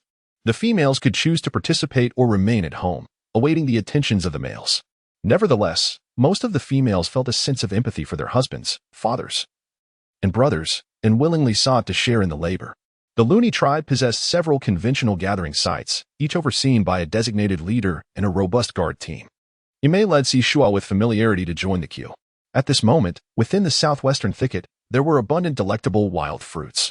Let us gather a good amount while the weather is fine to dry our harvest, she suggested. Are you still planning to go tomorrow? If so, we could venture up the mountain to dig for wild vegetables. With a bit of luck, we might catch a few foolish rabbits. Just the other day, a female discovered a nest of bamboo rats. Shuo nodded thoughtfully, contemplating the idea of stockpiling meat before the spring hunt, intending to hunt daily. I would accompany him in gathering every day. Ime joyfully took his hand and said, All right, from now on, we shall gather together. As she spoke, she introduced Shuo to several amiable females, all possessing moderate reproductive capabilities and average warrior strength. Once assembled, the guard orcs transformed into their beast forms, with one orc carrying 4 females as they dashed towards the thicket. The orcs moved swiftly and steadily, and within a mere 10 minutes, they arrived at an expansive grove. After dismounting, Ime grasped Shuo's arm and earnestly advised him, We will spread out to gather inside. This area is patrolled by guards, and there are also eagle orcs monitoring from above. If you sense danger, call out loudly. Upon hearing the horn, return to regroup at the tribe. The sun will be positioned high in the sky by then. If you encounter other females gathering, do not approach them. Instead, seek another location. With a smile, Shuo cheerfully acknowledged and waved goodbye to Ime. She strolled leisurely, seeking a secluded spot where she exchanged 3 yuan at the mall for a leopard print scrunchie, gathering the wind-tousled strands of her hair into a loose half-updo. Lacking a sense of direction and fearing she might lose her way, she spent an additional 20 yuan on a vintage-style compass. Naturally, she also needed to purchase a watch and a towel. After checking her bearings, Shuo swiftly made her way south, straining her ears to capture the sounds of the birds in the jungle. Given the season's abundance of berries, it was certain that birds would gather to feast. Before long, she pinpointed the location and jogged over. The closer she approached, the more the chorus of chirping filled her ears, creating a cacophony that was almost unbearable. However, upon arrival, she was taken aback. The thicket was dense with low, sturdy trees, their crowns lush and interwoven, appearing as a continuous expanse from the outside, rendering the eagle beastmen oblivious to the happenings below. Yet, aside from the trees, there were numerous thorny plants, tangled and clustered together, connecting in patches, with the exterior berries having been nearly picked clean. With a buoyant leap, Shuo could not discern the situation within, yet the lively chirps of the birds allowed her to intuitively surmise the abundance of treasures concealed inside. She lifted her gaze through the gaps in the foliage, catching glimpses of patrolling eagle beast men soaring overhead. Pondering, she trotted along the thicket and, indeed, discovered the narrow path that the previous female had once forged. Clearing such a path proved arduous. The earlier female had only managed to break through 5 meters before conceding defeat. After squeezing herself into the opening, Shuo gritted her teeth and spent 700 beast coins from her shop to procure a set of protective gear, including a scratch-resistant jacket, a discounted pair of hiking shoes, safety gloves, goggles, and a mask. Fully equipped, she found a slightly sparse area, curled her body, and laboriously burrowed in. It was only after about a meter that she brandished her concealed knife to carve out a new route. The thorny branches, though not particularly thick, were surprisingly brittle and could be severed with a modest amount of force. Shuo severed the roots of the thorns, pushing them aside effortlessly. The upper branches remained ensnared, while beneath, a narrow path emerged from the shifting trunks, avoiding any attention from the eagle beast men. Her endeavor to clear the path was not arduous. After a few minutes of labor, the sweet scent of fruit filled her nostrils. As Shuo lifted her gaze, she was met with a cluster of wild grapes. Their hue a deep purplish-black. Her eyes sparkled with delight as she removed her gloves and plucked a single grape, savoring its sweet and tangy flavor, the succulent juice quenching her thirst and delighting her palate.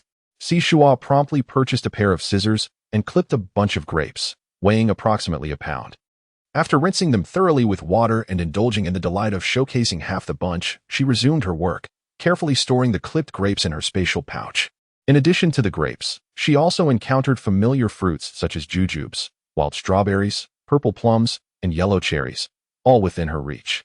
Occasionally, she would even discover a few trapped birds ensnared by the branches.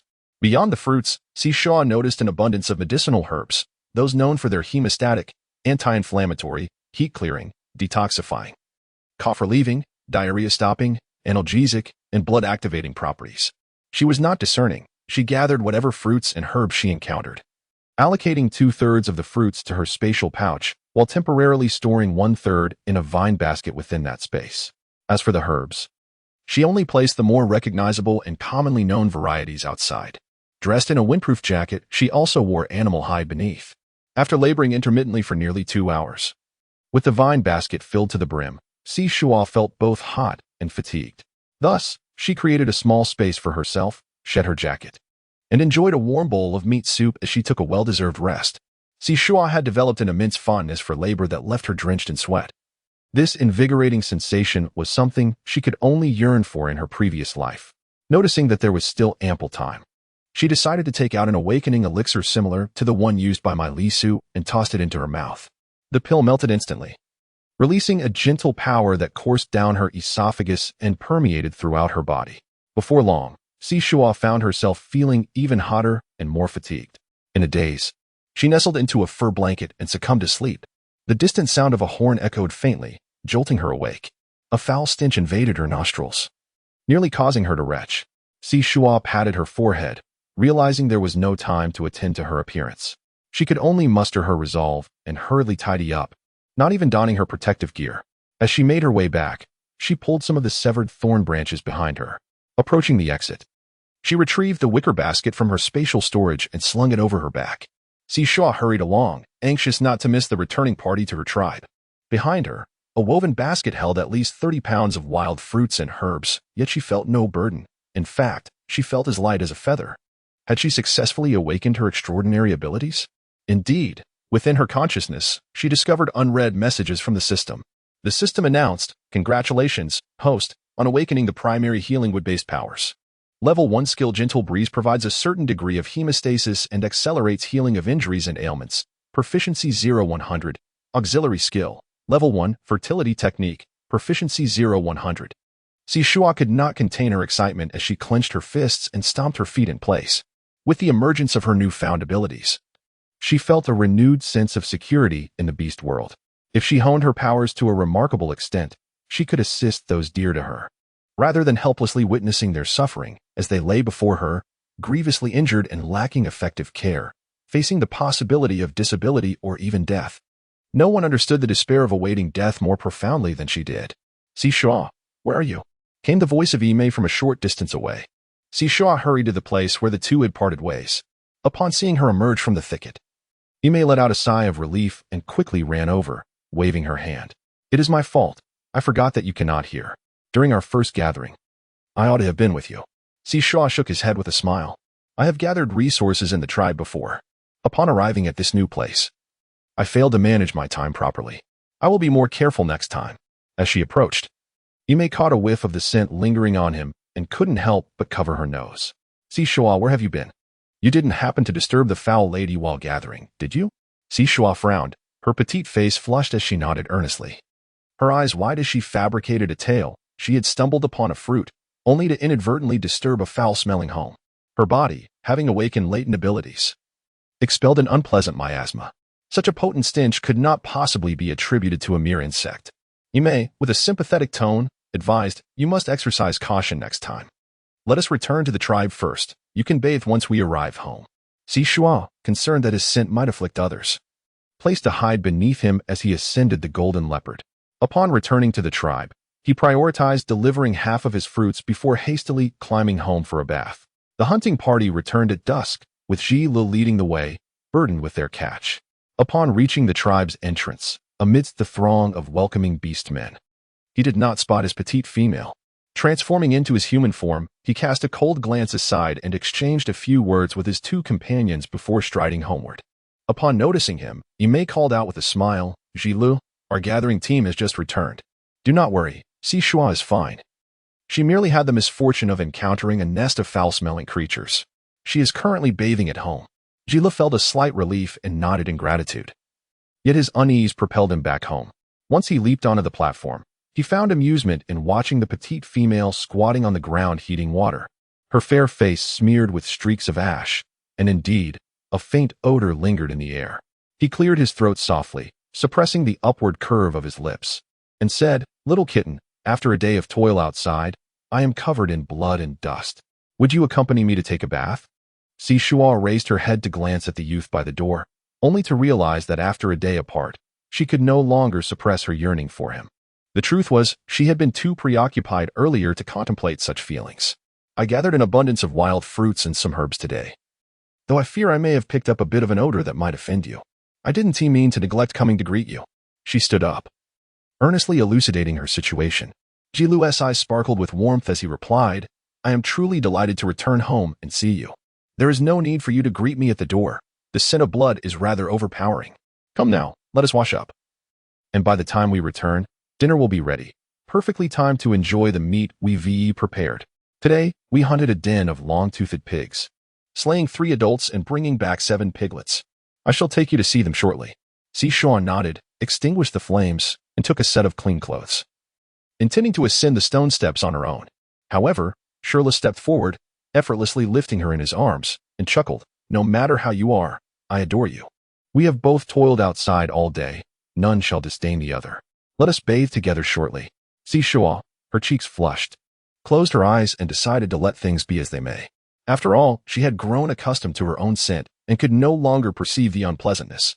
Nevertheless, Ji-Lu continued to lead her to the stream they visited the previous day.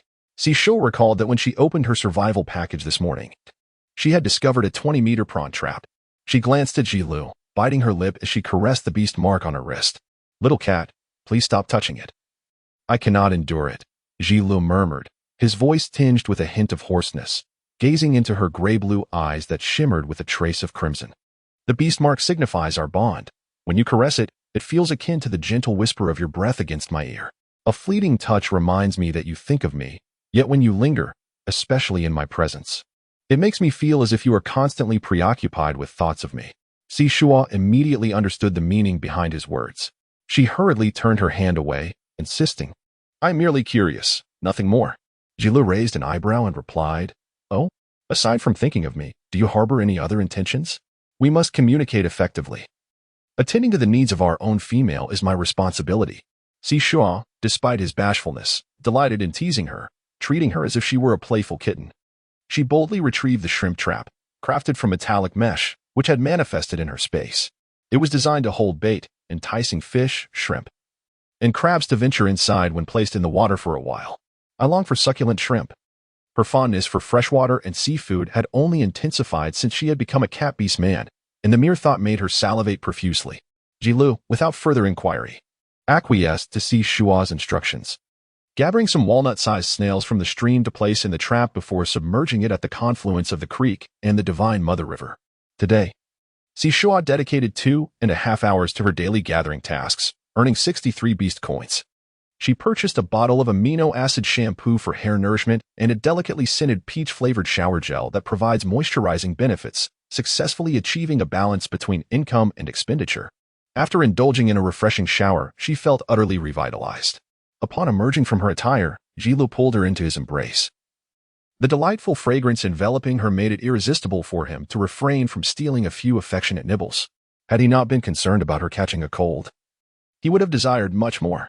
Subsequently, Jilu handed Shuo grilled fish, gently wiping her hair with a piece of animal hide while inquiring about her gathering endeavors and sharing his own experiences of leading a team to dig traps for capturing long-toothed piglets. They both relished the shared sensation of intimacy and connection. After Shuo finished devouring 2 fish, the two of them tidied up their belongings and proceeded to collect the shrimp traps. In less than an hour, the once empty traps were now teeming with a multitude of large shrimp and crabs, along with a few water snakes and fish. With great delight, Shuo twirled around Jilu, his mind already brimming with various recipes for preparing river delicacies, vividly embodying the essence of a greedy cat. Jilu chuckled, shaking his head as he pulled out the heavy shrimp trap. He poured the river creatures onto a leaf, and before they could scuttle away, Shuo swiftly collected them into his space. The trap contained over 40 pounds of river delicacies. Moreover, the system notified him of an additional 20 beast coins. In other words, the time spent setting the trap was also a form of gathering, a most unexpected delight. The long-toothed boars, with their robust skin and a layer of tough bristles, were largely impervious to ordinary attacks. Their immense strength and long tusks could easily pierce the bodies of orcs. They roamed in packs, harboring a particular vendetta against those who harmed them, relentlessly pursuing their enemies to the death. Orcs generally chose to avoid encounters with these boar herds. However, Jilu and his 5 companions managed to disperse the boars and hunted 3 adult ones, each weighing over 500 kilograms, while also capturing 7 piglets. Jilu received a hefty share of 130 kilograms of pork, along with 1 piglet. That evening, the group engaged in animated discussions about the event, with many males approaching to glean some experience. Cui Tai and Kubiao laughed and playfully shooed them away, pondering whether such skills could truly be shared widely. Furthermore, they intended to employ this method to continue capturing piglets in the coming days. The others, undeterred, raised their torches enthusiastically to observe the piglets, relishing their frightened squeals and erupting in laughter. Upon returning to the cave, Jilu set aside 1/10 of the pork, salted it, and hung it in the outer chamber, while the remainder was stored in his space. Jilu, we now possess a space where we can access fresh meat at any time. You need not risk such peril to capture piglets, Shuo remarked, noticing the bruises on his body. She tenderly crushed some herbs to apply on his wounds. As she pressed them against his skin, a gentle, warm energy emanated from her palm, wrapped in a soft glow. Jilu distinctly felt a soothing energy envelop him. Lowering his gaze, his expression shifted dramatically as he grasped her wrist, urgently mouthing a silent question. Kakin, how do you possess such abilities? To his knowledge, only the sacred females blessed by the beast god were endowed with such powers. Does anyone else know of your gift? Shuo shook her head and leaned closer to him, whispering softly, No, this is my first time using it. I didn't know I had special abilities before. Jilu, with a complex expression, gently caressed her face, resting his forehead against hers. Little cat, he said, I would rather you didn't possess any powers and looked less enchanting, so that I could selfishly keep you to myself for a while longer. Encircled his waist, burying her head against his chest, listening to the powerful, erratic rhythm of his heartbeat, yet she too yearned to guard Jilu. My unique abilities need not be deemed detrimental. As long as I wield them with care and remain discreet, they may well serve as a means of self-preservation. Jilu felt a pang of discomfort in his heart as he lifted her effortlessly, carrying her towards the inner chamber. Tomorrow, I shall forego the hunt to protect you while you gather. It will be the perfect opportunity to assist you with the river delicacies and weave a few more wicker baskets for our provisions. He spoke with utmost seriousness, though his hands had already begun to indulge in the appetizers. Another night of indulgence awaited. Shuo could no longer confront the notion of sleeping at night. The variety of flora on the mountain surpassed that of the bushes, wild fruits, fungi, herbs, and spices revealed delightful surprises with every step she took. Zhi followed closely behind, weaving a wicker basket in hand, while his leather pouch brimmed with stones. Whenever they encountered passing wild rabbits or birds, he would hurl a stone, and he even unearthed several burrows of bamboo rats. Shuo believed that a single individual could provide her with a splendid life. The 2 cubic meters of space were utterly insufficient. Thus, she dedicated her days to gathering and subsequently processing the collected items. For instance, she crafted dried fruits, jams, jerky, shredded meat, fish balls, shrimp balls, crab sticks, seasoning powders, and medicinal herbs, among other things. The earnings from initial processing surpassed those from gathering by 5 beast coins per hour, rendering her busy yet productive. Each time Zhi returned from a hunt, she would tend to his wounds, alleviating his pain and enhancing his proficiency in skill usage. Whenever her supernatural abilities remained, Shuo would also treat the scars on his face and mend the cracks in his dantian. Once her powers were wholly expended, Zhi would nourish her with a 6th-level crystal stone. After half a month, the scars on Zhi's face had indeed faded, while the 3 red beast patterns on his neck had solidified, indicating a breakthrough to the 4th level. Her reserves of supernatural energy had doubled, allowing her to sustain longer treatment sessions, reaching an impressive quantity of 50. Naturally, in her spare time, she pondered over the birthing technique. This technique bore no combat value. It merely shortened the growth cycle of plants to a certain extent, and proficiency increased at a painfully slow rate, barely reaching 5, a rather insignificant endeavor. Zhi installed a wooden door for their home, yet this door was feeble against the might of orcs, providing no defense against the unscrupulous. Their dwelling was filled with numerous items, creating a semblance of domestic life for the young couple. Soon, the tribe's spring hunt arrived, and Zhi's mouth was never idle that morning. "Kitten, the food we have stored will last you a month." Half of the males in the tribe participated in the spring hunt, leaving the gathering team considerably understaffed, and many stray beasts awaited such opportunities. "Whatever you desire.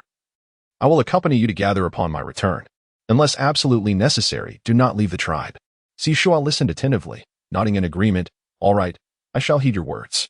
Zhi gazed at the little female he had nurtured for half a month. Her face had finally filled out, and she was no longer the fragile creature she once was. A lump formed in his throat, making it difficult for him to speak. "In the event that something happens within the tribe, or if I fail to return, dear cub, remember to find yourself a formidable mate." With a surge of anger, Shuo pulled down his neck, standing on tiptoe to silence his words. She bit his lips fiercely and implored, "You must return. You know I am unlike other females with diminished fertility. I am a naturally aberrant feline beast man, and no one in the nearby tribes dares to claim me but you.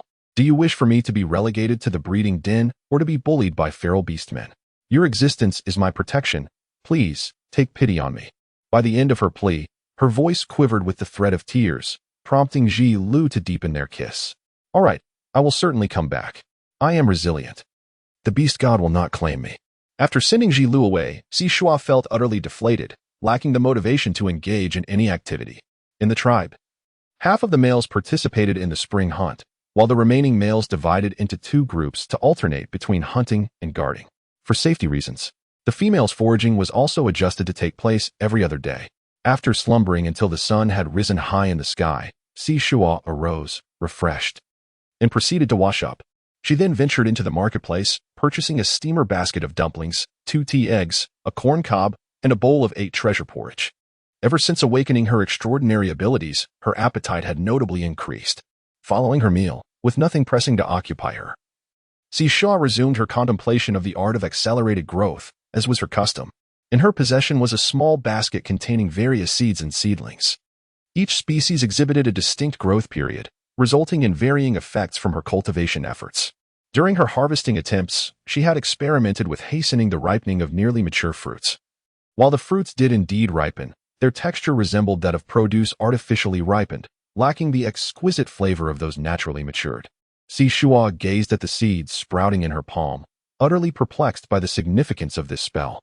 Suddenly, her attention was drawn to a grayish seed adorned with thorns, which absorbed her energy. It grew rapidly, resembling a well-hydrated sprout. In no time, the green tendrils hardened, their hue deepening to a rich brown, while the once soft thorns became stiff and rigid. Shuo found herself momentarily stunned, yet she proceeded to extract another identical seed for cultivation. The seed, much like the previous one, sprouted rapidly. With her mental preparedness and stable supernatural abilities, the branches grew twice as thick and long. Wasn't this one of the primary components of that tangled thicket she encountered during her first collection, which had baffled the beastmen? The cultivation technique lacked any offensive capability. However, if she mastered this spell, she could potentially grow a thicket to disguise herself as a hedgehog when faced with adversaries. With a newfound objective, Shuo continued to sift through the seeds, of which there were only a few, no more than 20, collected incidentally while foraging for wild fruits. She concentrated her supernatural energy to hasten the maturation of one seed, allowing the thorny branches to develop to the stage of budding before halting further growth. Her reserves of supernatural energy were sufficient to cultivate only 5 seeds. Nevertheless, she could manipulate the direction of the thorny branches' growth, effectively enabling her to weave while fostering their development, all within her control. Just as Shuo was engrossed in her activities, Ime burst in excitedly, inquiring if she wished to exchange for some items with the traveling merchant. Shuo hastily tossed aside the thorny branches, holding a piece of dried fruit in his hand, leisurely munching on it. Upon noticing her arrival, he smiled warmly, gesturing for Ime to join him in a shared treat. Ime, returning his smile, waved her hand and reiterated, "At this time each year, wandering merchants frequently visit our tribe. They are a band of formidable and reputable roaming beasts. We can exchange delectable dried fruits, jerky, animal hides, or crystals for grains of salt, exquisite beads, beautiful furs, higher-grade crystals, rare delicacies, pottery, and even cotton garments. Let us first head to the square and discover what they have brought this time." It appears that the serpent beastman Ji Liang is leading the group. Shuo was unable to venture outside, yet the vibrant commotion within the tribe piqued her curiosity as she followed Ime out. She observed that nearly all the orcs from the tribe were emerging from their caves, hurrying towards the square. As soon as she descended the stone steps, Shuo encountered Yu Jiao and Ma Hui along with a few other females. Typically, she either remained in the cave or accompanied Ji Lu on gathering expeditions. It had been half a month since she last exchanged words with Yu Jiao. Yu Jiao cast a glance at her, entwining her arm with Ma Hui's, seemingly ignoring Shuo as they passed by. Ma Hui scoffed, "Yu Jiao, I told you long ago, this sister of yours is not worth your kindness. Aberrant beasts lack a heart. It's fortunate you have come to your senses, or she would only burden you further." Yu Jiao replied with a smile, "Enough about her. I have found her a beast husband, so her fate is no longer my concern. Let us speak of Ji Liang instead. I have heard from the females in the tribe that the caravan he leads is the most formidable near our Dongyi forest." Ma Hui nodded vigorously, excitedly exclaiming, "Indeed. Wherever Ji Liang and his team tread, no orc dares to provoke them. Ji Liang himself is a level 7 warrior, a serpent orc capable of battling above his rank. Each member of his team is seasoned in combat, able to face 5 or 6 orcs of equal strength. Moreover, Ji Liang is still without a female." Yu Jiao sighed, noting that everyone said Ji Liang was quite discerning, likely to seek a saintly female. Ma Hui nudged her shoulder, "Without Ji Liang, the other males in the caravan are also worthy. They are all at least level 5 warriors, each capable of contending with 5 or 6 opponents." Ime's eyes sparkled as she grasped Shuo's arm, silently mouthing, "Shuo, the males in our tribe prioritize offspring, but the stray beasts are more relaxed about it. The strays in the caravan are capable and of good character. You could choose a beast husband." Shuo, who had been listening intently, froze momentarily.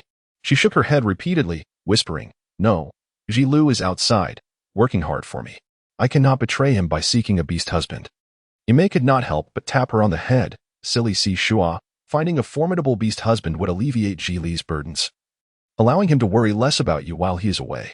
In recent days, the activities of stray beasts had increased, prompting the leader to consider temporarily halting the gathering teams. Despite the tribe's strong defenses, some peculiar strays had managed to infiltrate, without a male to guard the home. "I worry for you." Shuo's heart skipped a beat. "Sister Ime, please don't frighten me." It was already quite challenging for her to be alone in the dark cave at night, holding a small lamp and listening to music. Ime raised an eyebrow and said, "Therefore, you should promptly arrange for a second beast husband for yourself. A night like this is perfect for getting close to a male companion." Shuo curled the corners of his lips, choosing not to respond. By the time they arrived, a long queue of orcs had formed in the square, eagerly awaiting their turn to trade with the traveling merchants. Atop the platform in the square lay a stone chaise long, adorned with an entire red tiger hide. A male. his raven hair tied up with ink crystals and golden vertical pupils gleaming, languidly reclined upon it.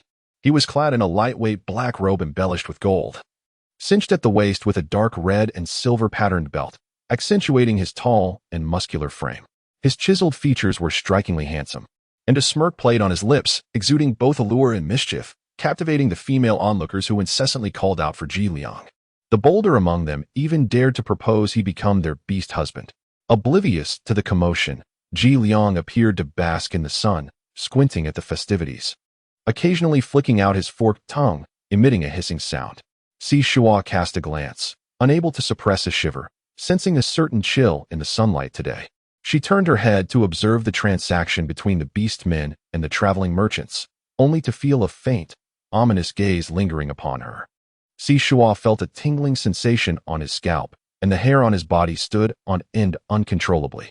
However, his attention was swiftly captivated by the array of goods being traded by the others. The items offered by the orcs in the tribe were rather conventional. Yet the wares displayed by the traveling merchants, which occupied nearly half of the stall, were particularly alluring and showcased the strength and resources of this merchant caravan. From time to time, Imei tugged at him, inquiring, "Shuo, would you like to exchange? I have recently gathered a significant amount of wild fruits and dried them, and I still have plenty of animal hides at home. I wish to trade for some beautifully colored hides to wear. Look at those exquisite beads and bone bracelets. The necklaces are simply stunning. As the weather grows warmer, I wish to exchange for some cotton fabric to make clothes, or even fish skin and snake sheddings would suffice." Shuo nodded in agreement. Although the technological and economic development of the Beast World continent was rather primitive, a nascent civilization had emerged in the central region, encompassing skills such as pottery, weaving, agriculture, and animal husbandry. However, these were regarded as essential techniques for the prosperity of certain tribes or families and had yet to be widely adopted. She could purchase items in the marketplace, yet those possessions could not be openly displayed. During the summer, she yearned to wear breathable cotton garments that absorbed sweat, rather than cumbersome animal hide bustiers and short skirts. Moreover, the vibrant colors and exquisite forms of the assorted bracelets and necklaces, adorned with beads and bones, left her utterly defenseless against such charming trinkets. "My family," Rongxing, was already in line. "We returned to collect the items we intended to sell." Directly cutting in line as Imei pulled Shuo back to the cave.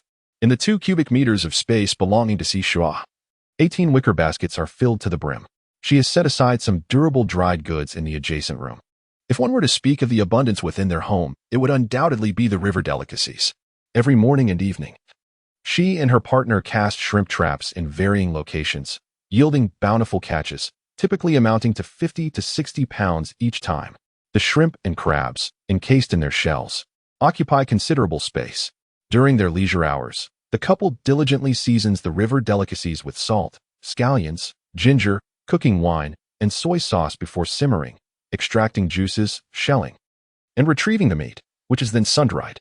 They do not discard the shells. Instead, after drying, they crush them into powder, which serves as an excellent flavor enhancer.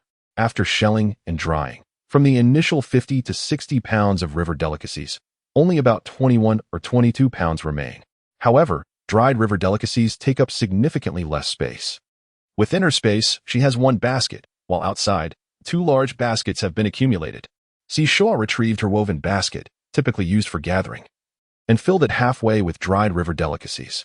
On top, she placed a bag of meatballs, 2 bags of dried fruits, 20 bamboo tubes of fruit jam, and 10 bamboo tubes of shrimp shell powder.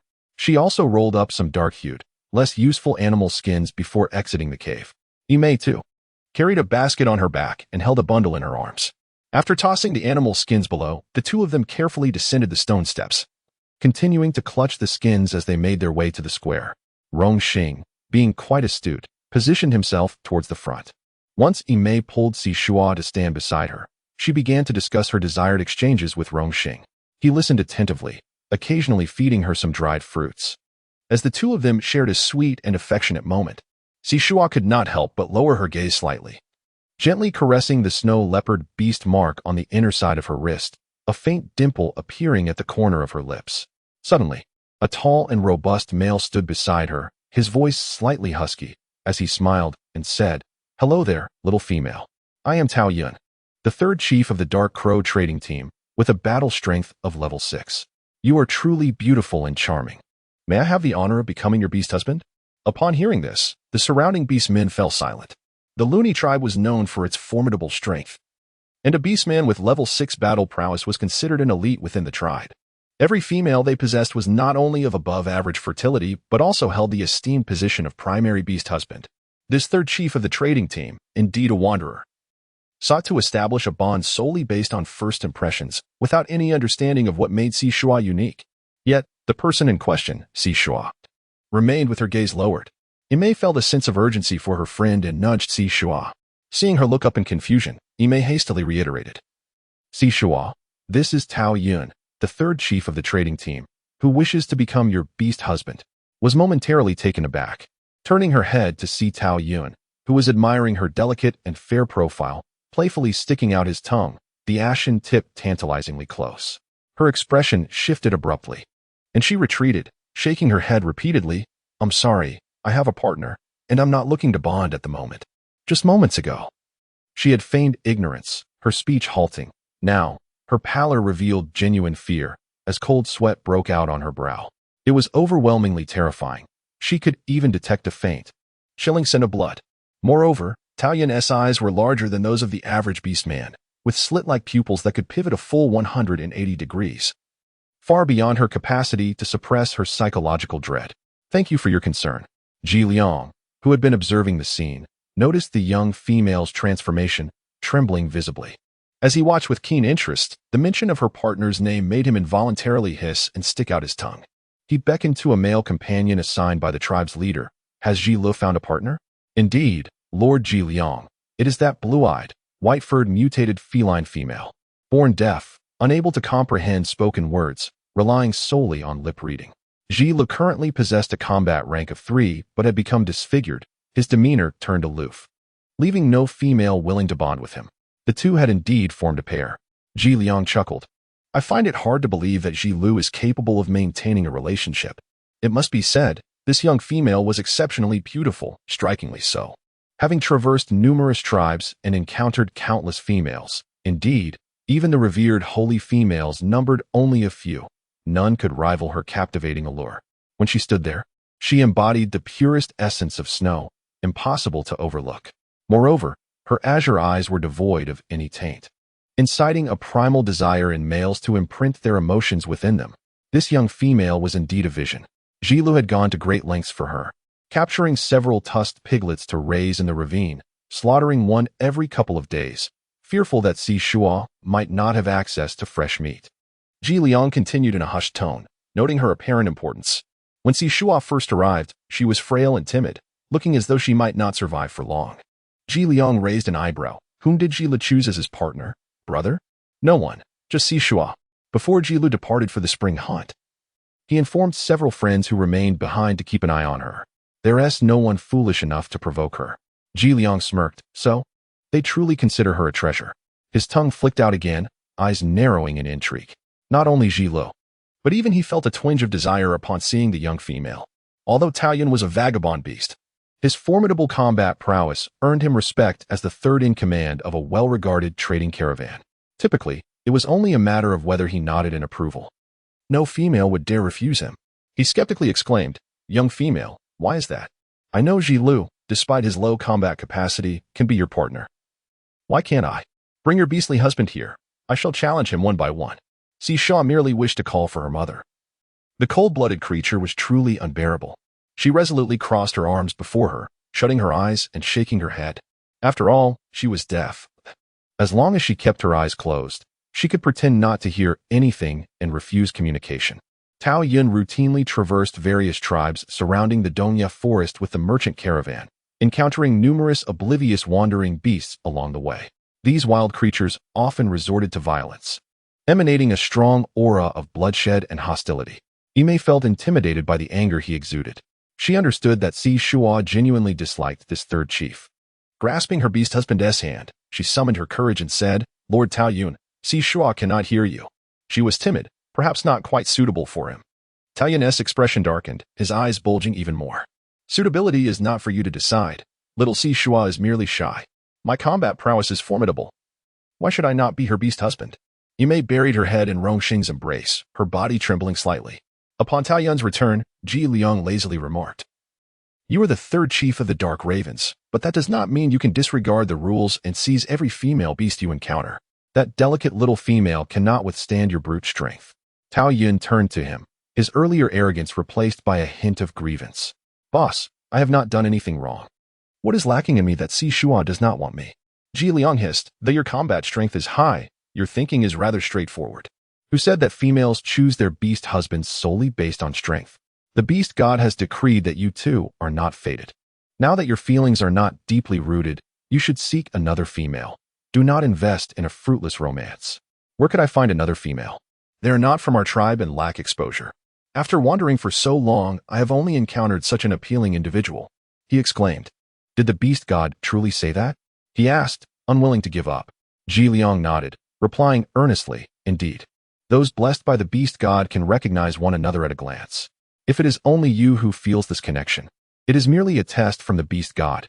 He spoke with utmost seriousness, and Tao Yun, believing him, could only dejectedly scratch his head and gently poke Shuo.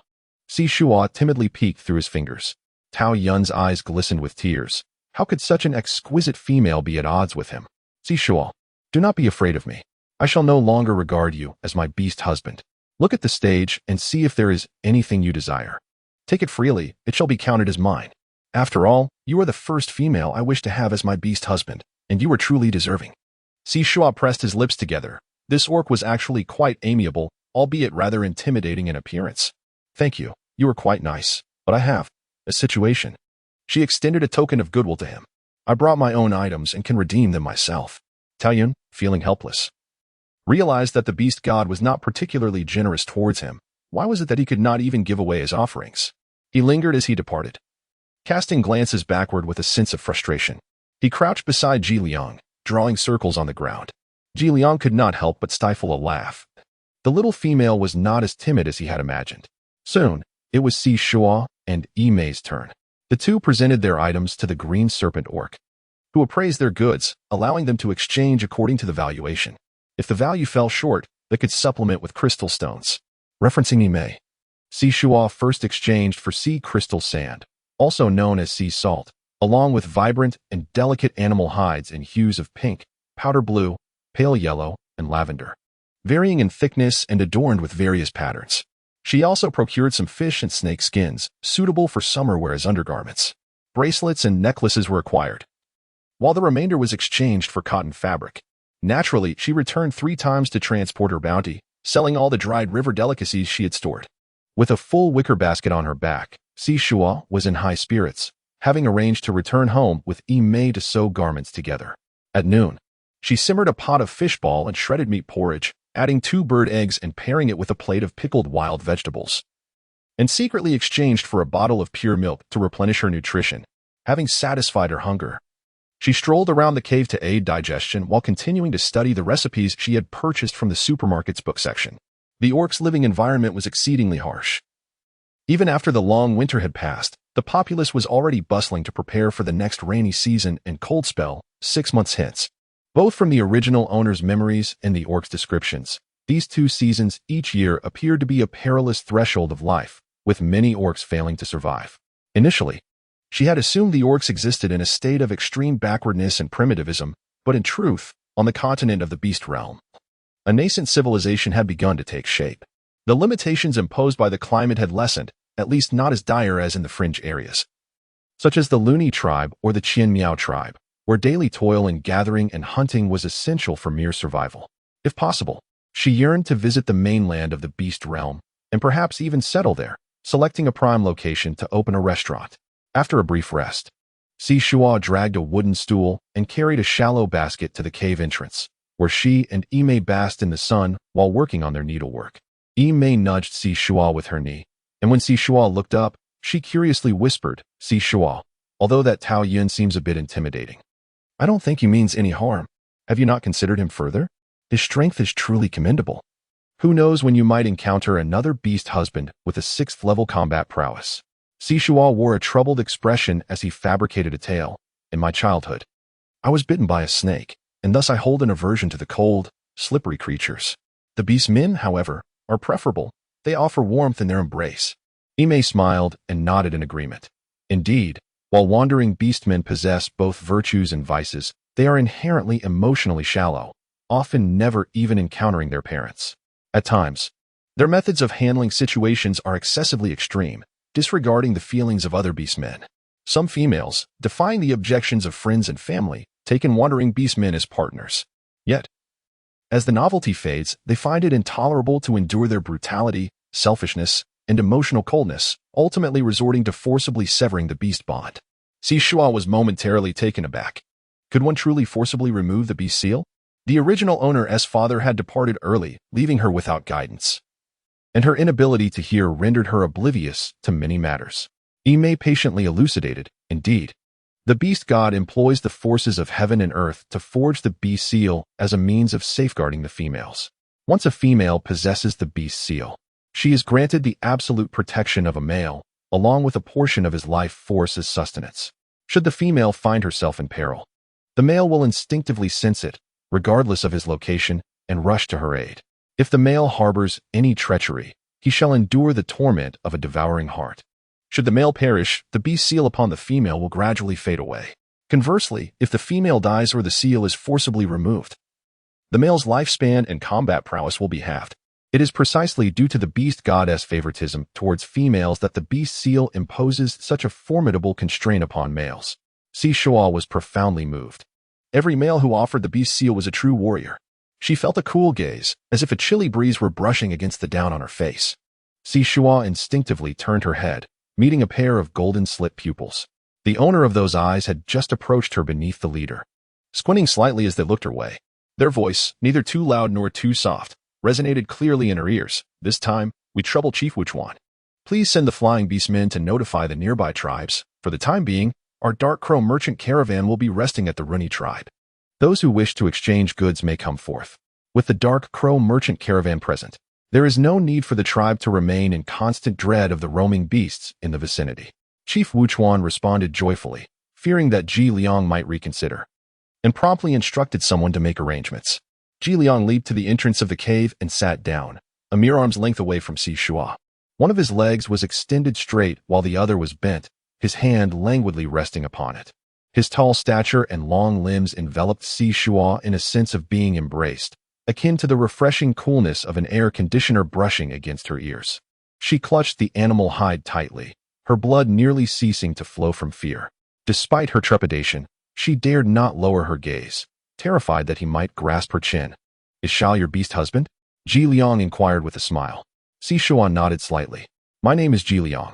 It was I who happened to pass by and rescued your beast husband when he was stripped of his powers in the Donya forest. Otherwise, he would have long been devoured by wild beasts, perhaps reduced to mere nourishment for the flora. Shuo felt a tightening in her chest. Then, with a serious expression, she stood up and deeply bowed to him. Thank you, Lord Ji Liang. You have saved Shilu. This also counts as my life-saving beastman. Ji Liang smiled gently. A life-saving beastman? Is this merely a verbal expression of gratitude? Shuo gently pressed her lips together, gradually circling around him, darting into the cave, only to emerge swiftly, cradling a substantial collection of 10 sixth-grade crystal stones, which she earnestly presented to Lord Ji Liang. Esteemed Lord Ji Liang, although these crystals may seem commonplace and cannot compare to the value of a life, they are the only means we could conceive to express our gratitude towards you. Should you ever find yourself in need of our assistance, we shall undoubtedly traverse mountains and seas without hesitation. The words of such a delicate and beautiful young female, uttering bold sentiments typical of wanderers, were indeed a rare delight, igniting a desire to claim her as a companion, to roam the world together. A flicker of excitement stirred within Ji Liang, his serpent-like tongue flickering as he hissed softly. Shuo felt her entire body tense, her legs weak. This truly could induce a heart attack. It took immense courage for her to maintain her composure, fearing the wrath of the serpentine beastman. Ji Liang took a level 6 crystal stone from her hand, his cool fingertips gliding across her soft skin. He toyed with it, but it paled in comparison to his status as the esteemed leader of the Dark Crow merchant group. He lacked for nothing, especially not crystals. Clearly, he held little interest in such matters. However, Jilu treats you quite well, giving away a level 6 crystal stone so freely. Hiss. Don't you worry about the absence of a male in your household and the attention it might attract? He glanced down at the beastmen who wandered back and forth. The allure of a level 6 crystal stone was certainly not insignificant. Shuo pressed his lips together. He was being deliberate. He had clearly been discreet, and he had no intention of flaunting it for others to see. In the azure depths of the small feminine eyes, there was a world filled with him, shimmering with a hint of plaintive accusation. Ji Liang could not help but touch his nose, his vertical pupils quivering slightly, as he tossed the crystal back, seemingly indifferent. All right. I won't tease you further. I merely wanted to inform you that I will be at the Rooney tribe for the next few days. If you need anything, feel free to seek me out. Like you, I also wish for Ji to be well. He is a gifted individual, loyal and honorable, and he does not deserve to be belittled by some sordid entities. Upon hearing Ji Liang's words, Shuo felt a subtle stirring within her heart. Within the Rooney tribe, orcs seldom spoke in support of Ji, and even fewer stood up to back him. The fact that Ji Liang, merely a wandering merchant, could articulate such sentiments left Shuo with a sense of embarrassment. She ought not to have branded him with the label of a cold-blooded creature. Thank you. She performed a deep bow, and by the time she rose, Ji Liang had already leaped down and departed.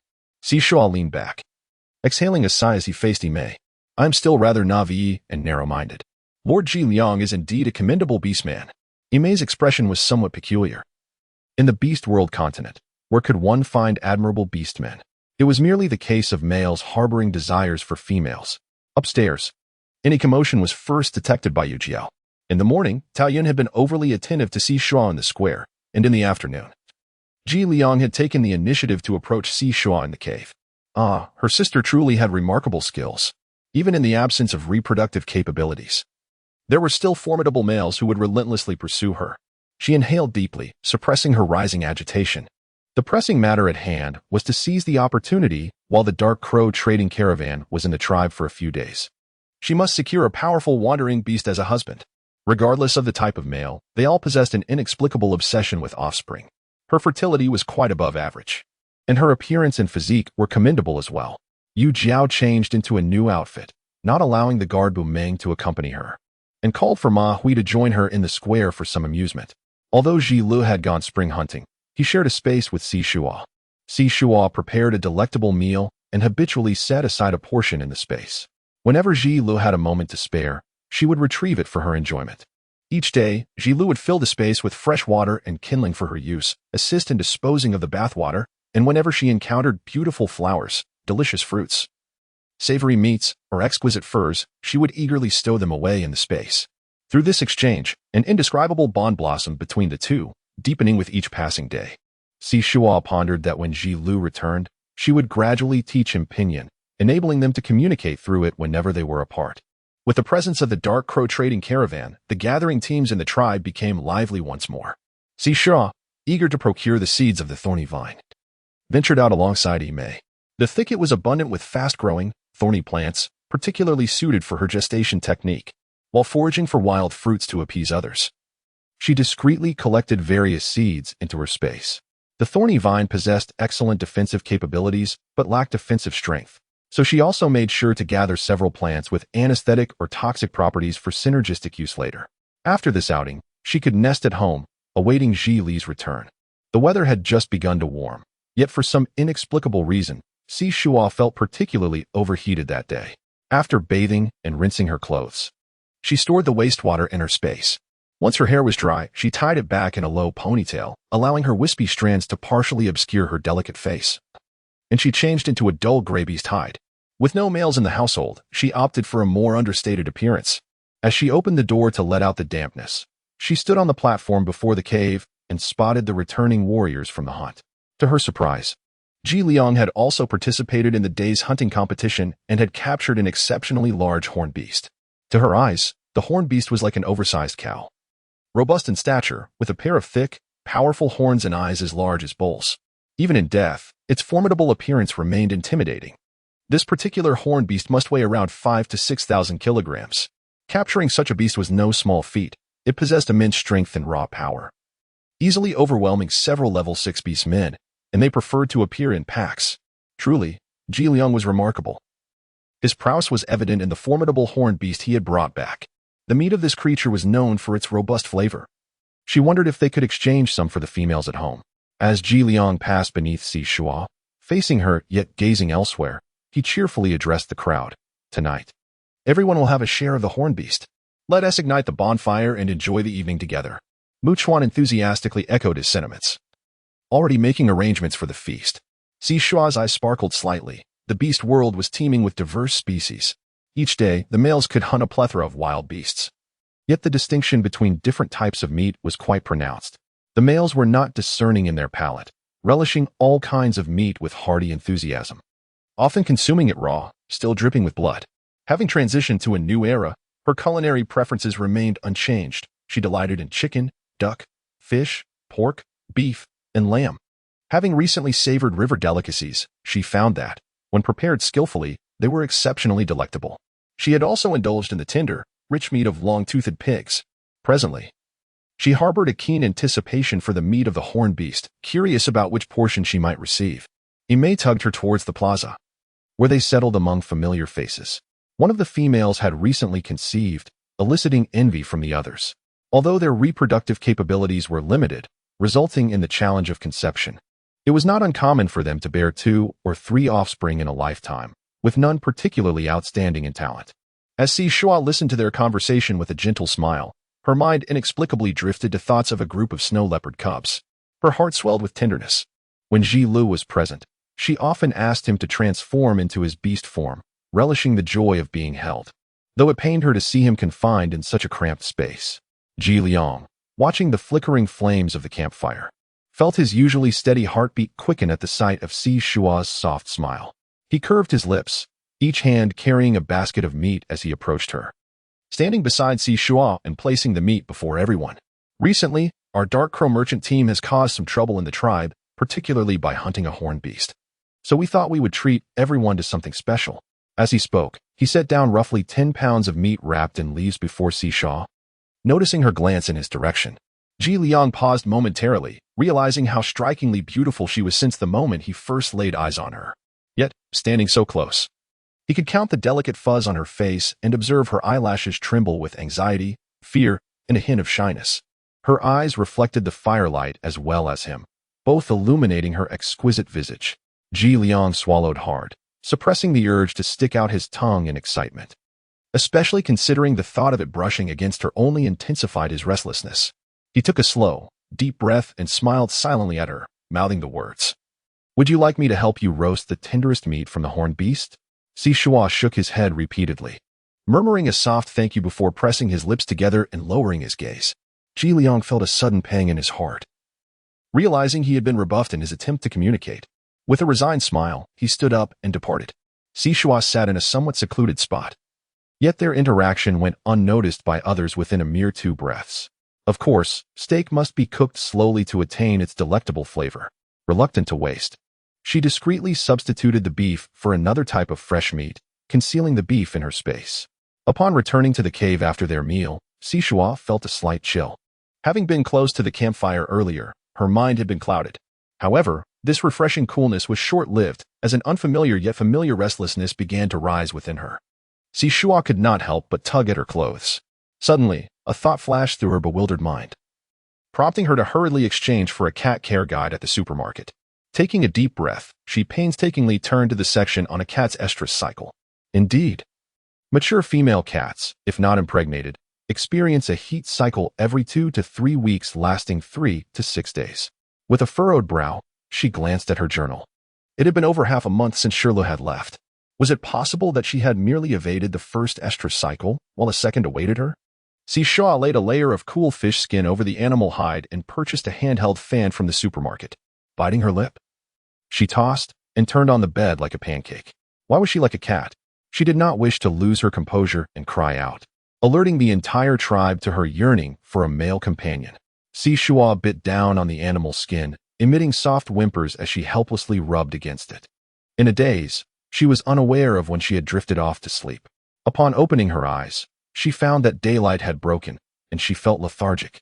Reluctant to rise, her hand poked at the animal print. Last night, she had wrapped it several times in animal skin, fearing that in her muddled state, she might inadvertently touch it and disrupt Sheila. After all, it was merely a matter of 3 to 6 days. She could endure until then. After taking a bath and having breakfast, Shuo opened the door to her room. The bucket of water at the entrance was filled to the brim. a favor from Gila's friend, designed to maintain discretion. Sunlight poured down, and Shuo could not help but squint, stretching her body in delight. As her gaze fell, she spotted Ji Liang sitting on a nearby stone, beneath a lush tree. Where a cluster of rocks lay, this was a favored spot for the females and their offspring in the tribe. Now, it was solely occupied by him. Upon noticing her gaze, he smiled and tossed a pink vine ball in her direction. Shuo's body moved faster than his mind as he lunged toward the vine ball, embracing it tightly before shooting him an indignant glare. Ji Liang stuck out his tongue and grinned. His strikingly beautiful features bore an almost enchanting allure. Previously, his smile had always carried a hint of aloofness, but now it seemed infused with sunlight, radiantly dazzling her eyes. Shuo turned her head away, contemplating where to practice her birthing skills. She certainly did not wish for her cave to be cluttered with thorny brambles. Her thoughts wandered to the location where the long-toothed piglets were reared, a secluded gorge with a single, generously sized exit and a platform hewn above. Typically, this gorge housed some milking goats for the young beast men of her clan to nourish themselves. However, it had recently been repurposed by Ji Lu for the breeding of long-toothed piglets. Yet, casting a sidelong glance at Ji Liang, who was waving at her, she turned and entered her abode. Ji Liang, observing the self-deceiving wooden door, narrowed his eyes and smirked. If his conjecture from last night was correct. The little kitten was yearning for a male. However, her sole beast husband, Ji Lu, was absent, leaving one to wonder how she would endure the ensuing days.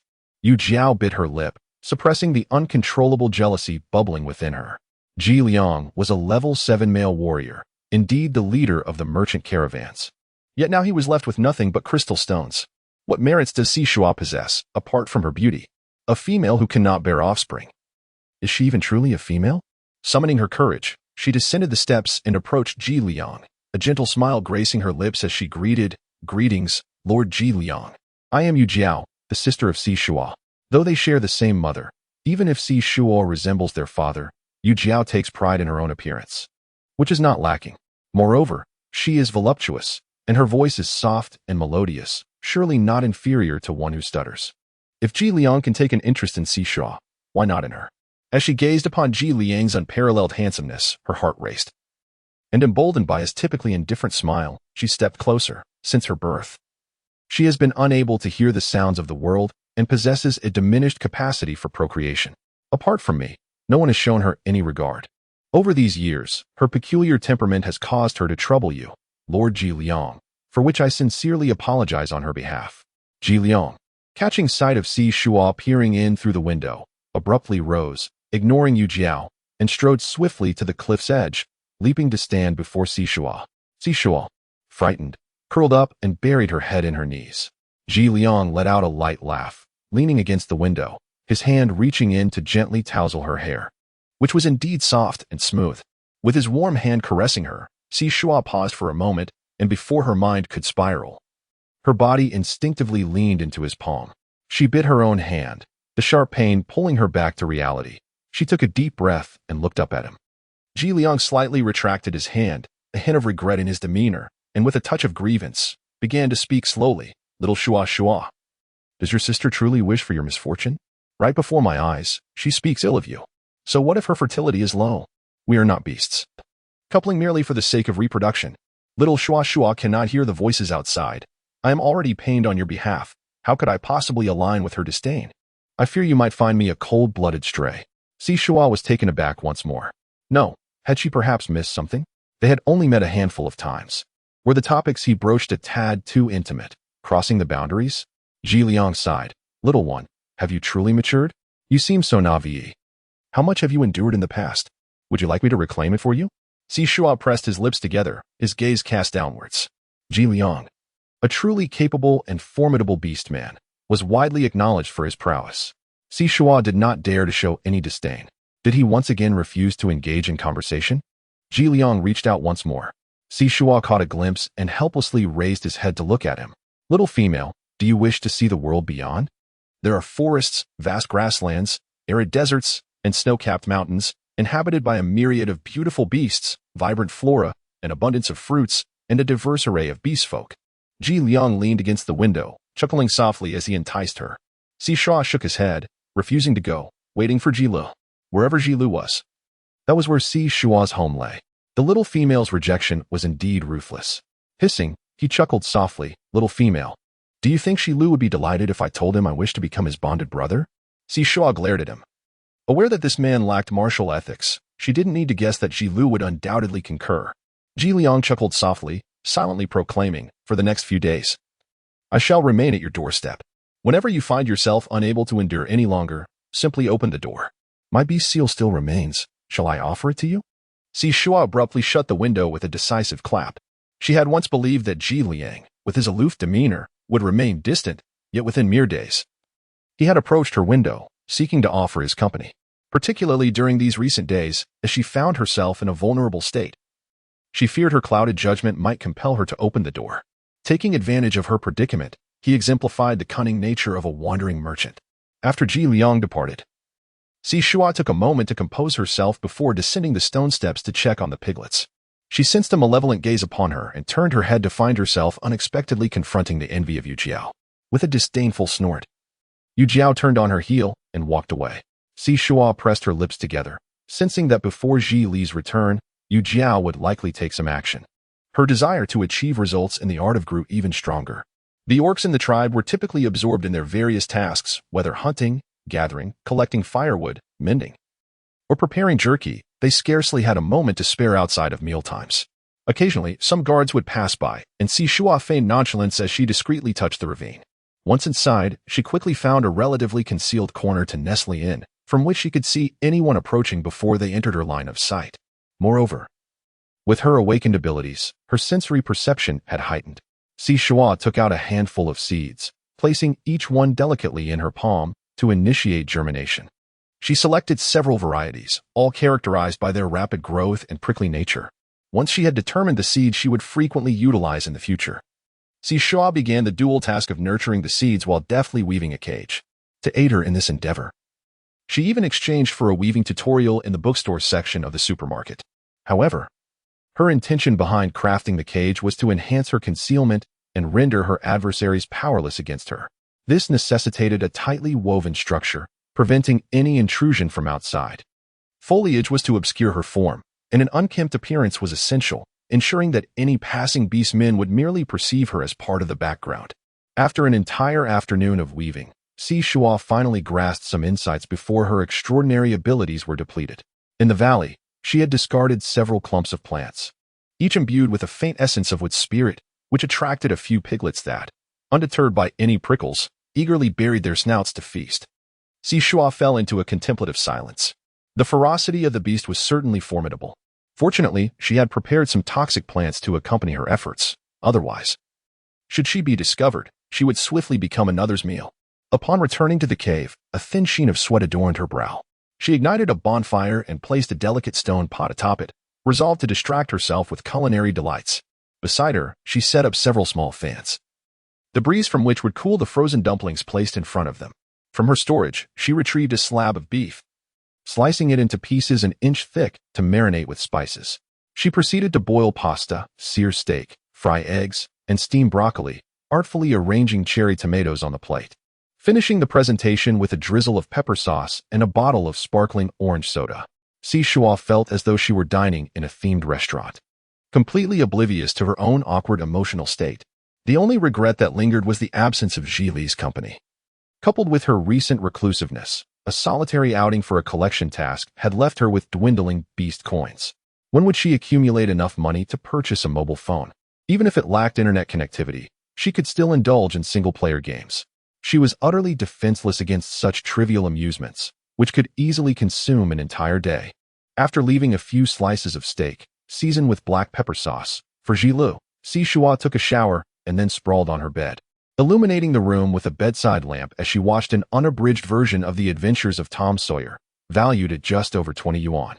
The allure of the novel diverted her attention from her physical state. Particularly now, her circumstances mirrored those of Tom, finding herself in a realm devoid of human technological civilization, relying on her own skills to meet her needs. However, as the night deepened, her body began to protest, no longer heeding her self-deception.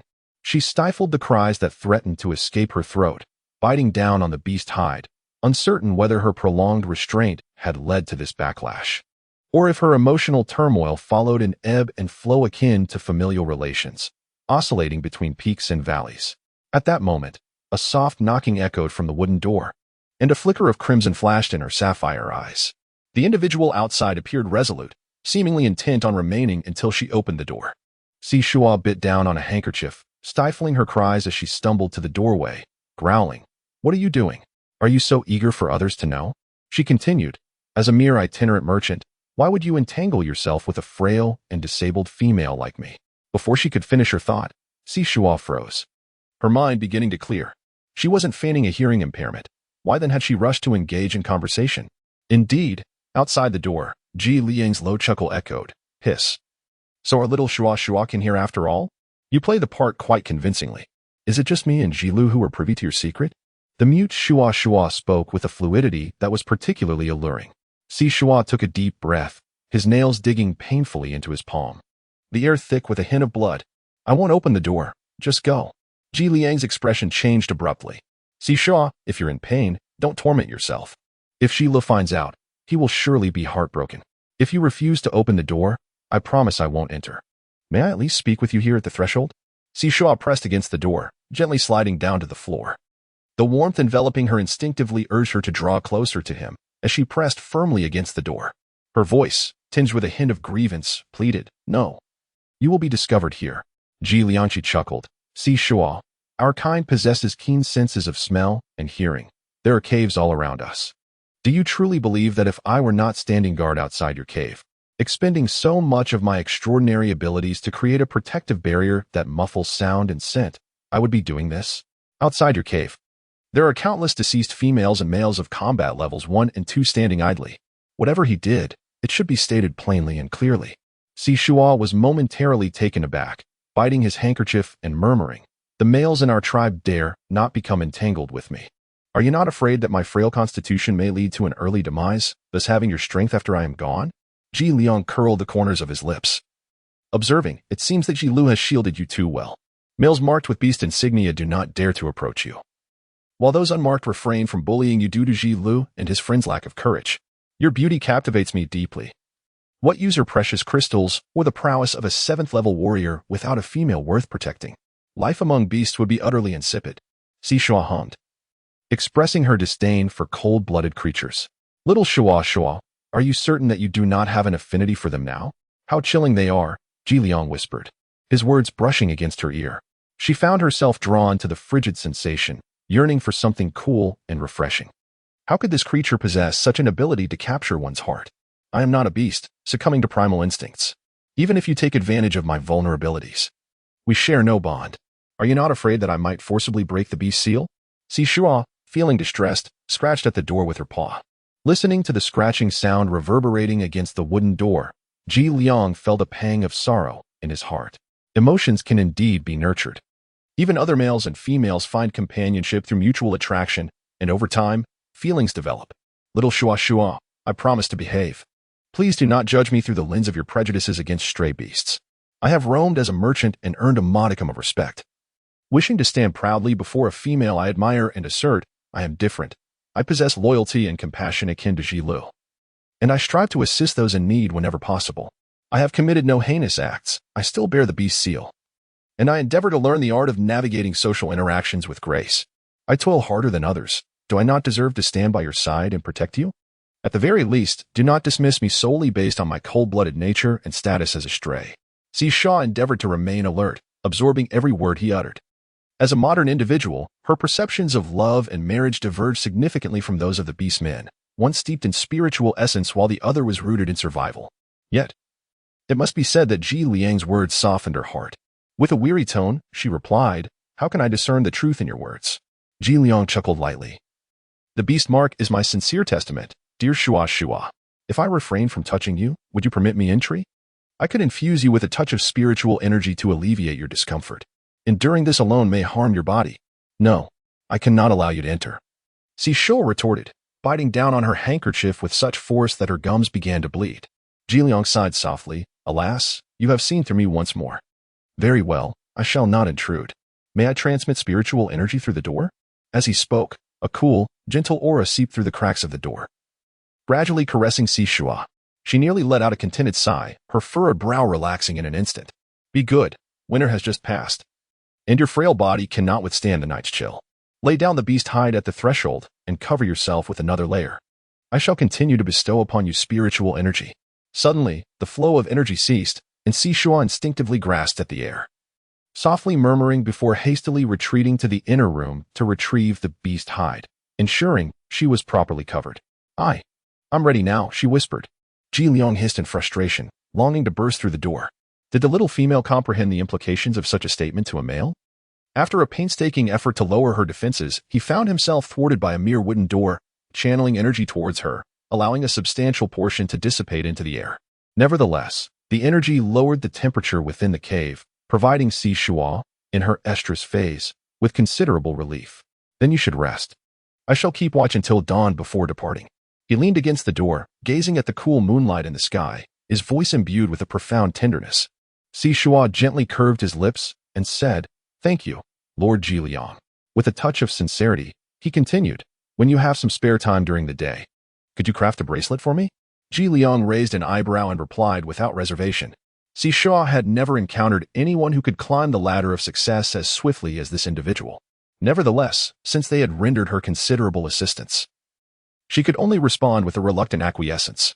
Before long, worn out from 2 days of relentless torment and inadequate rest, Shuo succumbed to her drowsiness and drifted into a deep slumber, producing soft snores.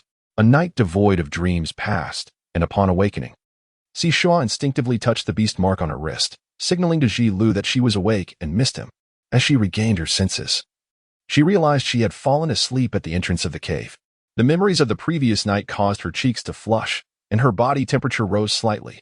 Glancing at her meager savings of beast coins, Shuo refrained from indulging in the luxury of purchasing ready-made meals from the supermarket. Fortunately, she had previously bought a 100-pound bag of rice and a similar-sized bag of flour, sufficient to sustain her for an extended period. Moreover, the items she procured from the supermarket could be temporarily stored in a locker, thus not occupying her personal space. She measured out some flour, added water, cracked in an egg, sprinkled in salt, and tossed in wild scallions, stirring it into a batter. After brushing a thin layer of oil on the stone pot, she spread a ladle of batter evenly, waiting for it to set before flipping it over. In just 2 to 3 minutes, she cooked a delectable pancake. Shuo prepared a generous portion of scallion and egg pancakes, soft and springy with a delightful savory flavor, which happened to be her favorite breakfast. Accompanied by a bowl of thick, simmered millet porridge, it was sheer satisfaction. The leftover pancakes were placed in her designated storage space. She opened the door and took a fruit collected from Lil, savoring it while basking in the sunlight. Ime, hearing the commotion, peeked out and waved at her, silently mouthing, Shuo, did you hear anything unusual last night? Shuo's body stiffened momentarily. Did Ji Liang not mention that some sort of defensive barrier had been established to isolate sound and scent? How could anyone have overheard them? She shook her head. Ime smacked her own forehead, realizing, I forgot. Shuo, you can't hear. With a hint of excitement, she pointed below and continued to speak animatedly. Your sister brought back a stray beast to the cave last night. It was a squad leader from the Dark Crow merchant team, a level 5 crocodile beastman named Yue. Oh, the commotion they made last night was quite something. Truly befitting a stray beast. Its ferocious demeanor invigorated my family's Rongxing, making it far more spirited than usual. Shuo was taken aback. Is this the content she can access for free? Ime looked at her foolish expression and chuckled. Fortunately, you can't hear it. Otherwise, how much would you be worrying about your own situation? Shuo cast her a glare, snorting in discontent. How dare she provoke her at such a moment? Ime nudged her gently and gestured with her lips. Following her gaze, Shuo observed Bumeng and 2 other stray beasts bustling in and out, serving as laborers to deliver items to the cave of Yujiao. However, her attention was also drawn to the languid figure of Ji Liang sauntering over. His leisurely gait bore no resemblance to that of a beast man, but rather evoked the image of a leisurely prince from ancient times. He glanced her way, hissed playfully while sticking out his tongue, and smiled as he gently caressed his wrist. Shuo pressed her lips together, refusing to meet his gaze. Yet she entered the cave, gathering various items. Clutching a shallow rattan basket, she sat at the cave entrance alongside Ime, engaged in their handiwork. She had already crafted 4 spring outfits for herself and 2 for Ji Lu. In addition to the garments, she had fashioned an array of accessories, including fluffy hair flowers, brooches, bracelets, necklaces, and wristbands. Imei and the others admired her creations and joined in the crafting as well. Shuo rummaged through her sewing basket, examining the beast's tendons, fangs, and beads, which all possessed a somewhat feminine quality. Her gaze shifted to the animal hides, from which she selected 3 colors, black, red, and gold, each exhibiting commendable hardness and elasticity. She then carried them to the cave, where she meticulously used a brown knife to gradually remove the fur from the surfaces.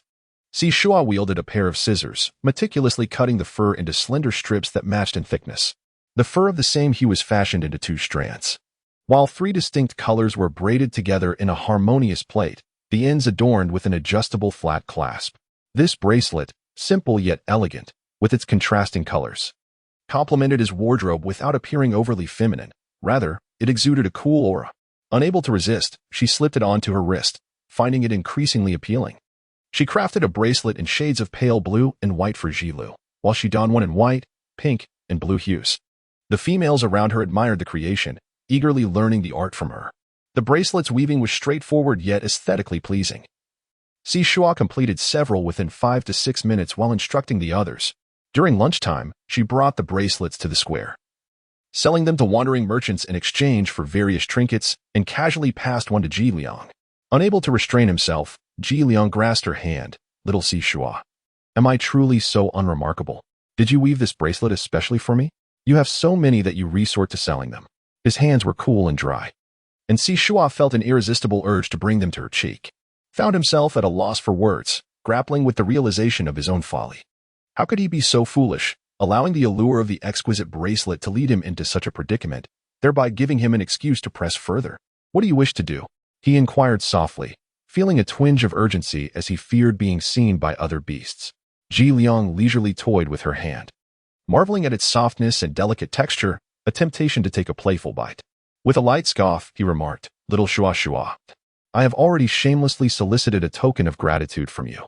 Now, the heartfelt gift I had longed for has been diluted to mere replicas, losing its uniqueness. Shouldn't you be racking your brain to think of a way to remedy this? Such efforts would certainly reflect your sincerity. By the way, this evening, I believe little Shuo is quite eager for my company to help you navigate the long, lonely night. Am I correct? The token of appreciation should be doubled. How is it that his words, when spoken, take on such a different flavor? Shuo exerted force once more, retracting her hand as she muttered in a subdued tone. I shall return and contemplate thoroughly. At noon, she savored 2 freshly grilled fish, relished a pot of fragrant braised meat and mushroom rice, and enjoyed a cup of homemade fruit tea. Shuo's appetite had increased significantly, however, in the eyes of others. Her consumption still paled in comparison to that of the cubs. Originally, she had planned to slaughter a young boar every other day, but upon observing that the piglets seemed to adapt well to life in the valley, she adjusted her schedule to once every 5 or 6 days, and even then, she retained only half of each. After receiving the boar meat delivered today, Shuo reserved a mere 10th to prepare salted meat, while the remainder was stored away in her space. It was the 3rd day since she began to ponder her feelings, and although it was merely noon, she wore little in the cave, with beads of sweat forming on her forehead. After taking a bath, she dried her hair and lay down on the cool fish skin to rest. In her dreams, she envisioned herself ensnared by a black serpent adorned with red-bellied golden patterns, its tongue gliding against her skin, causing her to shudder and fall from the bed. Shuo lay on the ground for an extended period, rubbing her head in frustration as she climbed onto her bed. What a transgression! She gazed at the snow leopard mark on her wrist. Sitting cross-legged, she began to recite the heart-calming incantation. After repeating it twice, she drowsily collapsed onto her bed and drifted back into slumber. This time, she did not dream of the black snake. Instead, she was embraced by Shuo, who affectionately held her like a beloved figure. Groggily rising, Shuo sipped some warm water before heading to the valley to practice her birthing technique. In the morning, she wove bracelets and contemplated how to intertwine vines. She did not intend to solely use thorny plants. She planned to incorporate other flora with blossoms and leaves. The presence of flowering foliage would obscure the thorns, rendering her creations less jarring, instead achieving an irregularity that closely resembled the natural state of a thicket. Among these blossoms and grasses, she aimed to blend in narcotic and highly toxic plants, ideally applying their sap onto the thorns so that as they penetrated the opponent's flesh, the venom would be injected into their bloodstream. With a botanical compendium provided by her system, She selected potent plants known for their anesthetic or toxic properties, each chosen for their efficacy. Just a touch would suffice to yield results. After exhausting her abilities, Shuo made her way back. She sensed a slight improvement in her powers compared to the previous day, in terms of both precision and control and energy reserves. With her powers depleted, the pangs of hunger in her stomach felt particularly acute. Shuo savored a bowl of cucumber noodles with shredded pork, accompanied by refreshing pickles and spicy dabanjiang, relishing every last bite. The spring hunt is a vital endeavor for the orc tribes surrounding the Yane forest, a necessary undertaking, following an extended rainy season and winter. The population of beasts within the forest has surged. If they do not engage in a month-long hunting expedition, they will face an overwhelming tide of wild creatures. Jilu has ventured deep into the forest for over half a month, bringing back an array of fruits and furs that have become increasingly varied. The fruits have also grown larger, indicating a warmer climate there, one that has welcomed spring earlier than this region. After enjoying a melon, Shuo took a bath and thoughtfully laid out animal skins at the door. When Ji Liang arrived, he heard the soft, restrained breaths emanating from behind the door, mingling with the sweet scent of the little female in the air. A smile played on his lips, and he refrained from teasing her, lest she vent her frustration by scratching at the door. With a flick of his hand, he set up a protective barrier around them, chuckling softly as he said, "Little Shuo, I'm here. Have you been waiting long?" Shuo was gnawing and rubbing against the animal hide, and upon hearing this, she froze momentarily. The words spoken by the male constantly led her thoughts astray. She let out a soft huff through her nose. Ji Liang, unable to bear her suffering, quickly channeled his spiritual energy to her. The refreshing energy felt akin to cool water on a summer day, quenching thirst and providing a profound sense of fulfillment in life. Leaning against the wooden door, Ji Liang spoke leisurely. Yue is the captain of the scouting team in the Dark Crow. Although he possesses a combat strength of level 5, he is seasoned in practical experience and well-versed in various environments. I rescued him from the jaws of an old lion. He has always been taciturn within the team, yet unexpectedly, this time he silently accompanied your sister, despite having once owed me a debt of gratitude. His contributions over a decade in the team have been significant. Now, with a female by his side, he intends to settle in the Runi tribe. With your sister present, I fear that my bond with him may come to an end. Shuo listened quietly. I'm sorry. Ji Liang shot her a glare through the wooden door. I'm not sharing this with you just to hear you say I am sorry. In truth, you have nothing to apologize for. Males, before forming a bond, often speak of loyalty and camaraderie. However, once a male has chosen a female, her voice eclipses all else. The one who ought to apologize is I, for allowing your sister to find a loophole and secure such a commendable assistant. Shuo instantly comprehended his meaning and replied with a smile, Yue is indeed formidable. However, as long as he remains within the tribe, he must abide by its rules. Within the tribe, it is forbidden for orcs to harm one another, or else they risk expulsion. My sister may not favor me and might seek to make my life difficult, but as long as I stay within the tribe, she has no power over me. Moreover, having been sisters for so many years, if she truly wished to harm me, she would not have waited until now. Ji Liang furrowed his brow, pondering that nothing is ever absolute. I see that you share a good rapport with the female from next door. Perhaps you could suggest to her to keep an eye out for any males in the merchant team that might catch her fancy. Shuo couldn't help but curve his lips. Forming a bond with a mate was indeed a significant matter. As a leader within the Dark Crow trading team, could he truly influence their selection of females? Ji Liang responded with a hum. Little Shuo, your understanding of our Dark Crow traders is still rather limited. I possess remarkable substances that can enhance the health of females, even promote conception. Exchanging these for your safety is certainly worthwhile. Shuo's heart raced intensely, and he could not help but lean his head against the wooden door. Was it worth it? Perhaps you might encounter someone better than me. Ji Liang smiled and replied, It is worth it. I have traversed many places and witnessed numerous people and events, gaining a clearer understanding of what I desire. I have become your beast husband, solely focused on you. There is no shadow of any other female. You are bound by the beast seal bestowed by the beast god. Is there any misunderstanding? Shuo pressed her lips together, yet I have no intention of taking on a second beast husband. Ji Liang sighed, although beast husbands should be magnanimous. I find myself consumed with jealousy towards Jilu, even before I have become yours. Since you do not wish to leave this place to wander with me, I shall transfer the Dark Crow merchant caravan. After years of roaming, I have grown weary of the transient life and yearn for a home where I can live leisurely. Once I have settled my affairs, and Jilu returns, perhaps then you might consider accepting me. Shuo could not help but inquire, My Lord Ji Liang, Are you to depart? Upon uttering these words, she instinctively bit her lip. She had recently become overly reliant on him. Indeed, it was challenging for a cat beast man entwined in emotional longing to maintain composure as a part of her heart felt a sense of loss. Ji Liang chuckled softly, his voice so gentle it seemed almost tangible. Little Shuo, are you truly reluctant to part? Such a contradictory little creature. We have commitments with other tribes and cannot linger for long. Once you have traversed this emotional phase, I must lead my team away. However, after I conclude this journey, I shall bring you delightful treasures and remain by your side, never to leave your company again. Would that be agreeable? Shuo leaned his head against the door panel, his mind a tempest of confusion. He found himself ensnared in the stubborn beliefs of his past life, while simultaneously being incessantly indoctrinated by the orcs surrounding him. Moreover, Ji Liang was remarkably adept at psychological manipulation, always knowing how to strike at her heart, leaving her with a wavering resolve that was once unshakable. Ji Liang, unhurried, spoke slowly. In truth, I am quite a proud individual, brimming with self-confidence. The female I desire must be one who captivates my heart at first glance, someone I would resolutely follow to the ends of the earth. Your acceptance of me is, in my view, of little consequence. When faced with a female I admire, I believe it is no shame to be a little brazen, to seize every opportunity and pursue relentlessly. As long as I am by your side when you accept a second beast husband, ensuring I do not miss my chance, that is all that matters. Shuo couldn't help but chuckle, saying, well, that is contingent upon Ji Li's consent. During this period, her life had been fraught with anxiety.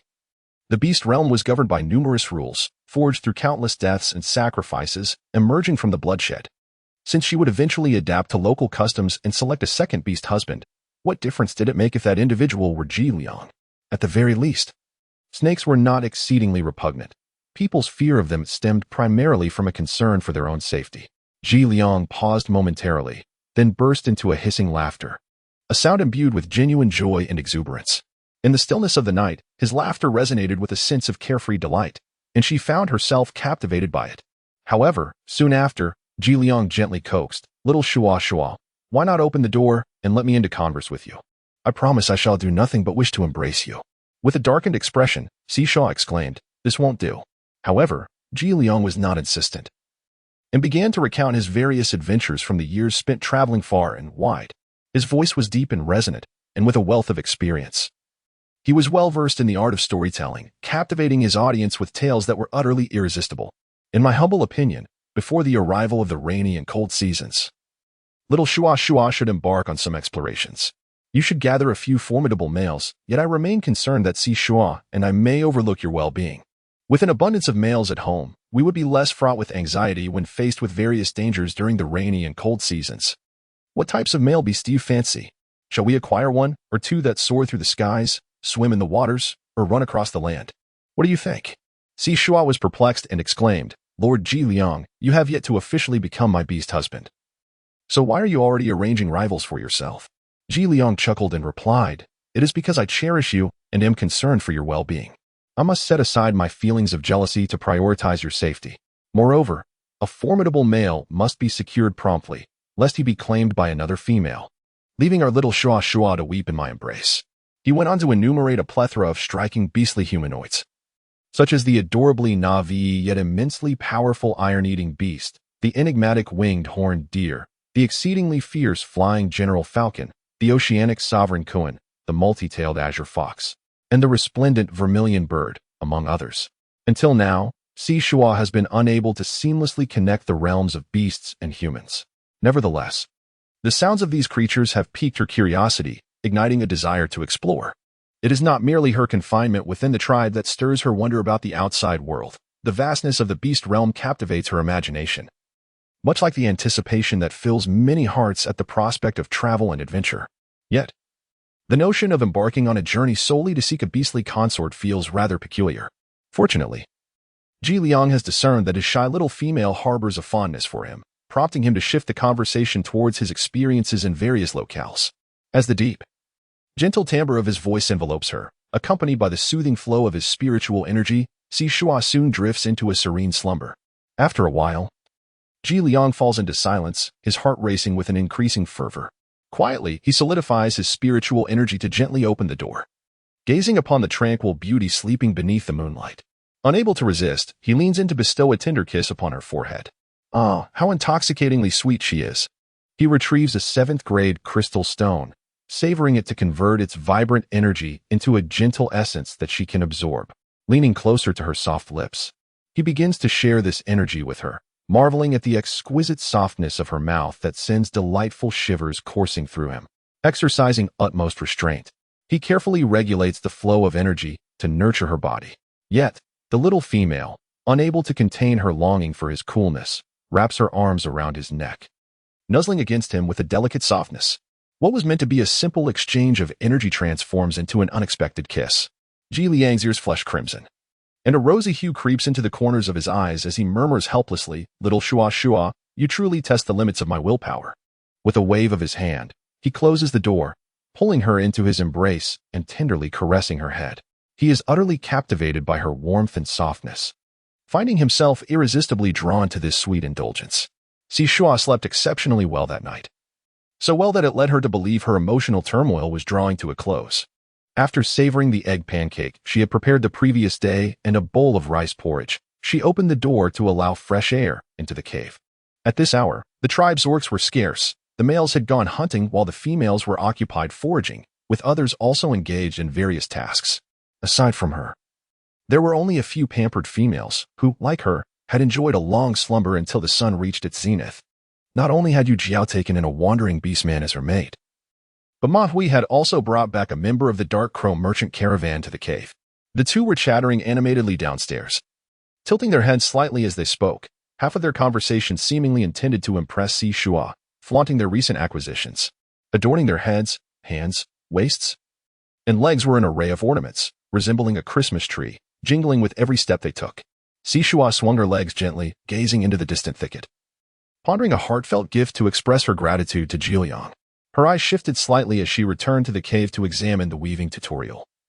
Selecting an exquisite design of the peace buckle, she retrieved a vibrant red hide, skillfully trimming it into strips, and paired it with golden sinews, immersing herself in the art of weaving. While the peace buckle was visually appealing, achieving a smooth and beautiful finish required persistent practice to master the techniques and the right amount of tension. After dismantling her work a dozen times, she finally crafted a piece worthy of admiration. With no other females around, she continued to weave several more, one for herself, one for Gila, and one for Jiliang. The peace buckle symbolizes safety and joy, and she wished for them all to experience carefree happiness in the beastly world. By noon, the gathering team returned, and Ime brought Shuo a small basket of fruits. With a smile, Shuo returned some fish balls, crafted from fish caught in the river and blended with plant powder, then combined with wild vegetables and seasoned with salt to create a delightful broth. Ime, not one to be polite, accepted the fish balls and allowed Rong Xing to prepare the meal while she engaged Shuo in conversation on the platform before the cave. Half of the males had gone hunting, leaving the tribe noticeably quieter than usual, with even the gossip diminishing. In recent days, discussions among the tribe had revolved around the wandering beasts from the merchant caravan and the orcs from other tribes who came to exchange goods. Your sister and Ma Hui chatter incessantly, seemingly unbothered by fatigue, as if they could not resist discussing every little detail of the wandering beasts and the commotion they caused at night. Who isn't aware of it? Just look at their attire.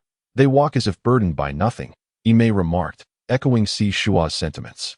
Shuo nodded slightly and leaned closer to Ime's ear, whispering, "Would you like to have a formidable wandering beastman as your spouse?" Ime stifled a laugh and silently asked, "What is this? Shuo has finally taken an interest in such matters? This is the first time I've seen you so laid back. Who chooses a partner without considering 2 or 3 options first? Why wouldn't I want that? However, I am well aware of my own limitations. My appearance is unremarkable, and my fertility is merely average. What wandering beast among the merchant caravans would find a lesser female like me appealing? Come on, tell me, it might just work out." Shuo pressed his lips together and nudged her shoulder. Ime felt a slight flush and remarked, "I think that Koba seems rather nice." Shuo was somewhat perplexed. Which one? The tall, slender figure with yellow-green hair, quite handsome, and with a charmingly sweet tongue. The rattlesnake orc. Shuo nodded in realization. He was indeed a stray beast adept at charming females. If her memory served her correctly, he bore an orange beast mark around his neck.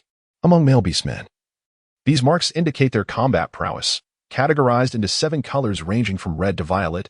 each representing a level of strength from low to high. Each color encompasses 3 tiers, with an orange mark denoting a 4th-tier combat capability. The transition between tiers is significant, as each color's strength imposes considerable suppression. Shuo smiled and nodded, confirming the decision. Is this really the one you've chosen, without any hesitation? Imei chuckled. Indeed, indeed.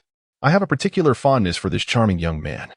Her words suggested that as if by merely choosing him, she could claim him as her devoted partner. Shuo tantalizingly remarked, to achieve your aspirations. The first step is to dare to dream. After a satisfying lunch, Shuo continued to bask in the cool breeze. Finally able to indulge in a more restful slumber after enduring 2 arduous days. Upon returning to the cave after practicing birthing techniques in the afternoon, the valiant males of the hunting party triumphantly returned, laden with an abundance of game. At a glance, Shuo spotted Ji Liang at the forefront, who surprisingly led 6 magnificent long-haired sheep with curled horns this time. Unlike his usual demeanor of evasion, Ji Liang approached directly to her building, first offering her a squinting smile. Shuo pressed his lips together, a subtle smile gracing his lips, revealing delicate dimples. His azure eyes shimmered with a gentle mirth, exuding both charm and beauty. After gazing for a while, Ji Liang finally shook the rope in his hand, adopting a tone tinged with playful pride, and said, "Little Shuo, I have hunted a few lactating sheep for you. Remember to drink some every day to nourish your health." Shuo nodded with a smile, affirming his agreement. Ji Liang, hissing softly, recalled the intimacy they shared last night, realizing he was utterly unable to resist her. He shed his defenses against the delicate creature beside him, whose softness stirred a desire in him to bare his very soul. He handed the vine rope to a nearby orc, instructing him to lead the sheep to the valley of their tribe. 6 horned sheep were to be delivered to the tribe, while 3 were reserved for Shuo. After giving his instructions, he leapt beside Shuo and whispered, "I have also hunted some delectable bamboo rats and cuckoo birds, and found a few nests of duck eggs. May I come to your place for dinner tonight?" They stood close together, and Ji Liang was aware that she harbored some fear of him, yet he restrained his excitement, yearning to playfully stick out his tongue. Shuo glared at him. "In the evening, I shall dine at the square." If he were to eat at home, would that not mean he had entered her domain? When the time for slumber arrived, could she truly expel him? He took advantage of her delicate nature, her inability to refuse his seemingly gentle, yet undeniably domineering advances. Ji Liang lightly tapped her forehead, exclaiming, "You little rascal, I truly cannot contend with you. Very well, I shall dine beside you this evening." Having settled this matter, he turned his gaze toward the inquisitive Imei, who was peering in with a curious expression. With a languid smile, he inquired, "You are Imei. My friend Shuo, are you not? Among the males of our Dark Crow merchant group, do any catch your fancy? Choose one, and I shall bestow upon you some nourishing gifts that promote health and fertility. All we ask is that you keep an eye on our Shuo." Imei stood there dumbfounded, as if a heavenly meat pie had fallen from the sky, leaving her utterly bewildered. She glanced at Ji Liang, then at the smiling Shuo, and suddenly comprehended the situation, her excitement bubbling forth as she exclaimed, "Thank you, Lord Ji Liang. May I choose Koba? Will he feel that I am beneath him?" Ji Liang turned his head and called out, "Koba, did you hear that?" The beast mentioned, clad in azure animal hide, with striking yellow-green hair and a handsome, lively face, leaped effortlessly to stand beside Imei. "I do not feel wronged at all. What we wandering beastmen yearn for most is a home, to enjoy the unwavering companionship of a female for our lives. As long as Imei does not send me away, I shall feel no grievance. Beastmen are known for their straightforward nature. Even merchants among them seek nothing more than a steadfast partnership and the prospect of offspring. Males like Ji Liang, who desire an instant connection based on beauty and fate, are indeed a rarity." Shuo observed as Imei and Koba instantly connected, taking the congratulatory gift offered by Ji Liang, and they promptly entered the cave. Ji Liang, noticing the bewildered expression on the young female's face, chuckled softly and ruffled her hair. "Why is our little female so difficult to pursue? Just look at them. This is the proper rhythm. After all, having decided to bestow the beast mark, it is only natural to indulge in the long-anticipated romance." With a flush on his face, Shuo sat beside him, extracting a safety pendant from a leather pouch and fastening it around his waist. The pendant featured a lustrous pearl atop a beautifully crafted phoenix tail knot. Against the backdrop of his dark attire, the fiery red and gold pendant appeared exquisite and striking. "Wishing you peace, joy, and all the best in your endeavors." Ji Liang lowered his gaze, gently rubbing the pendant in his hand, feeling a warmth and tenderness within. Although he had never heard these words before, he savored each syllable, sensing her heartfelt blessing and hope. With a smile, he enthusiastically praised. Our little Shuo is truly talented and sweet-tongued. Her words are truly delightful. She surpasses the females cultivated in the aristocratic families of central mainland 1,000-fold. Curiously, Shuo inquired, what is the central region of the mainland like? Observing the young female feigning ignorance and stuttering in front of others, he indulgently responded at a leisurely pace. The environment of the central mainland in the beast world is considerably more favorable than that of our remote areas. The rainy season and winter are not excessively prolonged, and winter is not particularly harsh. There, a diverse array of beastmen congregate. Many capable beastmen choose to establish their roots in that region. They do not reside in caves, but instead craft square bricks from clay and construct houses, which are then topped with wood and straw. A city there boasts a substantial population. To illustrate, the population of a single family in the city might rival that of your Rini tribe. Moreover, each family of some considerable size typically supports at least one holy female. Shuo listened attentively, perceiving the central continent as a realm where humanity's further origins and development of civilization took place. However, that place is quite distant, and I have never ventured there myself. The information I possess has been relayed by various merchant caravans. If you little Shuo are intrigued, once you have secured a capable beastman guide, we could accompany a formidable merchant caravan, abundant in beastmen, to explore the central continent. If the legends hold true, establishing our residence there could prove to be quite splendid. Shuo pressed his lips together and whispered, we must find them. Are there many? Ji Liang replied indifferently. Little Shuo, you are still young, having grown up in the tribe without experiencing the harshness of the outside world. Natural disasters, beast tides, hordes of stray beasts, the ambitions of the orcs themselves, conflicts between tribes, and the scramble for resources. Each one holds destructive power. You see the current peace of the Rini tribe, which is one of the larger tribes south of the Winter Ye Forest. This tranquility has been earned at the cost of countless warriors' lives during the spring hunts each year. And who knows how long it will last? It is quite possible that tomorrow, the Rini tribe may cease to exist.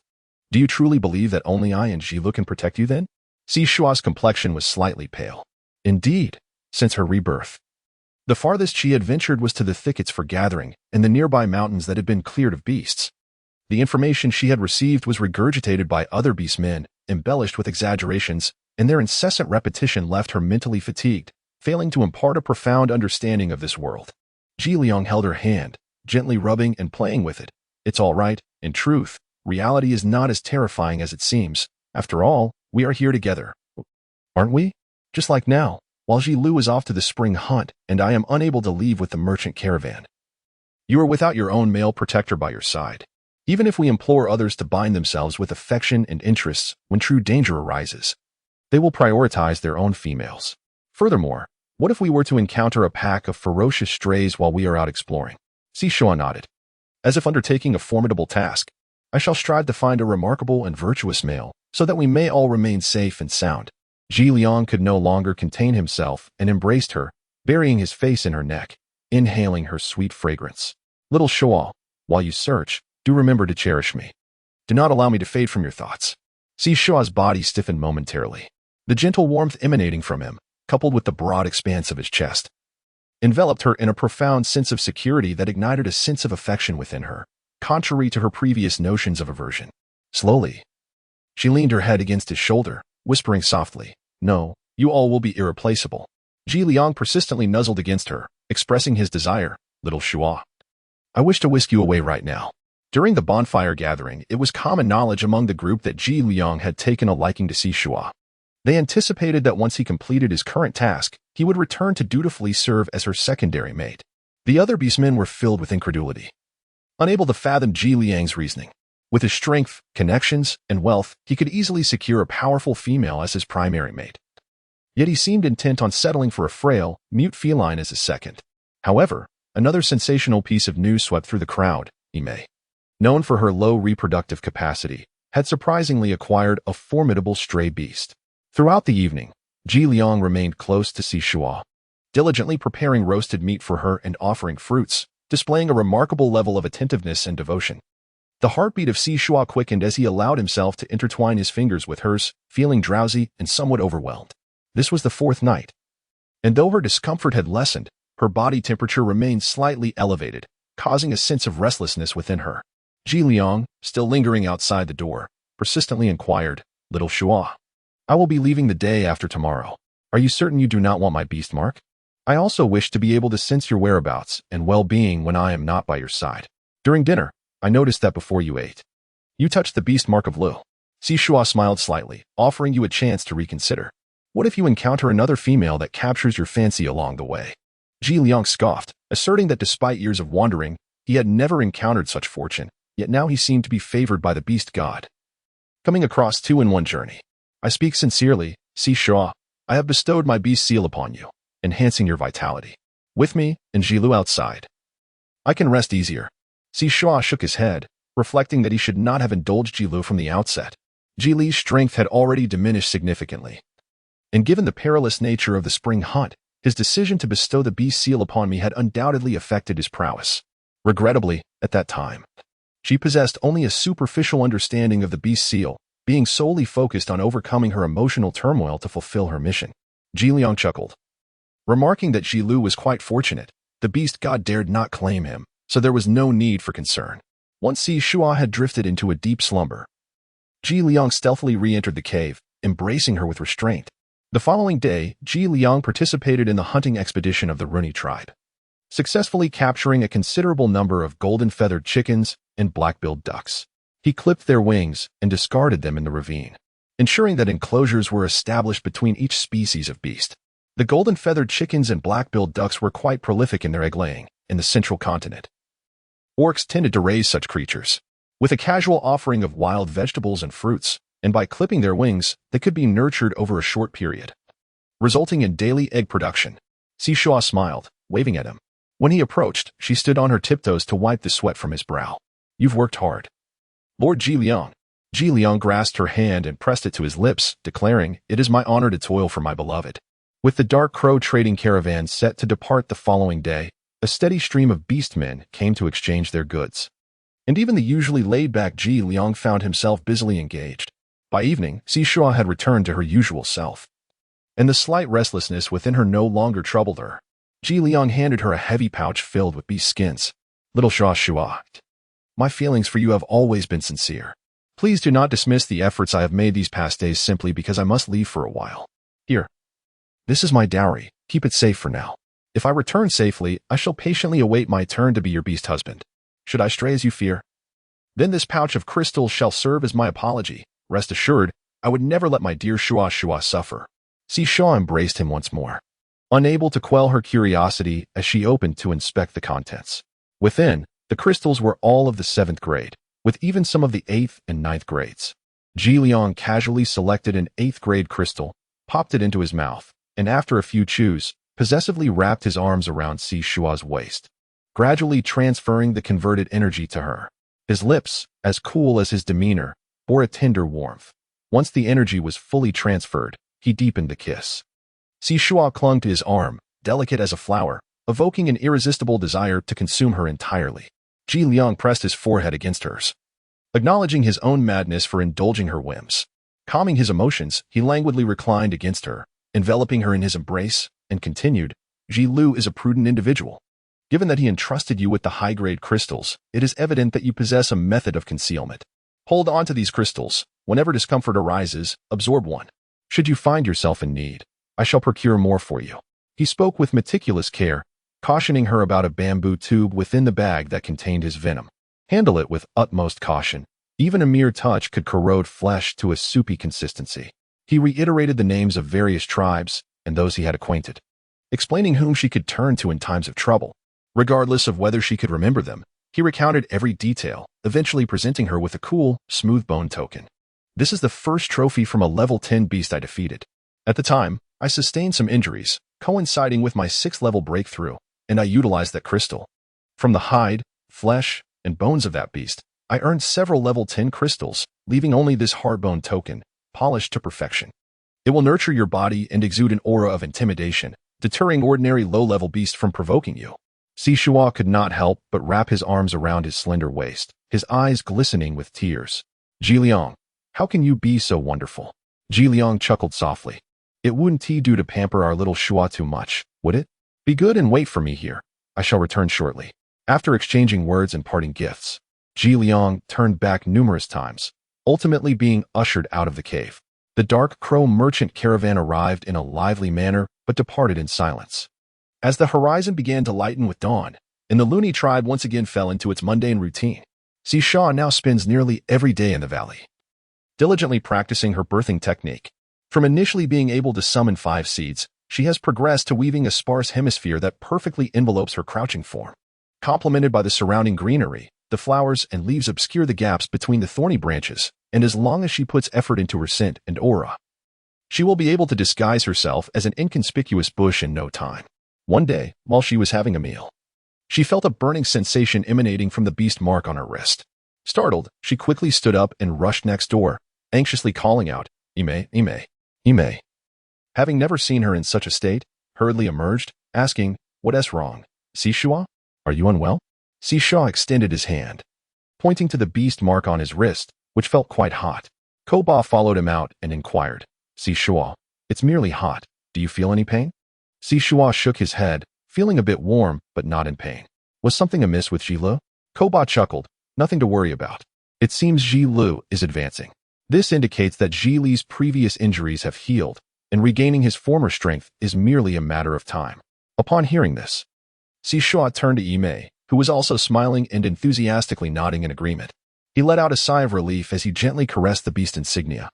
With Ji Lu's promotion, he would become a level 4 beastman, instilling more confidence during the spring hunt. After discussing this matter, Ime's cheeks flushed slightly, and her eyes sparkled with excitement. She grasped Shuo's hand, opened her mouth, and silently conveyed, "Shuo, I am going to become a mother." Shuo was momentarily taken aback, gazing at her still flat abdomen, and smiled as he offered his congratulations. In the tribe, a female's pregnancy and childbirth were significant events, prompting many females to come forth and extend their felicitations to Ime, while also seeking wisdom on how conception occurred.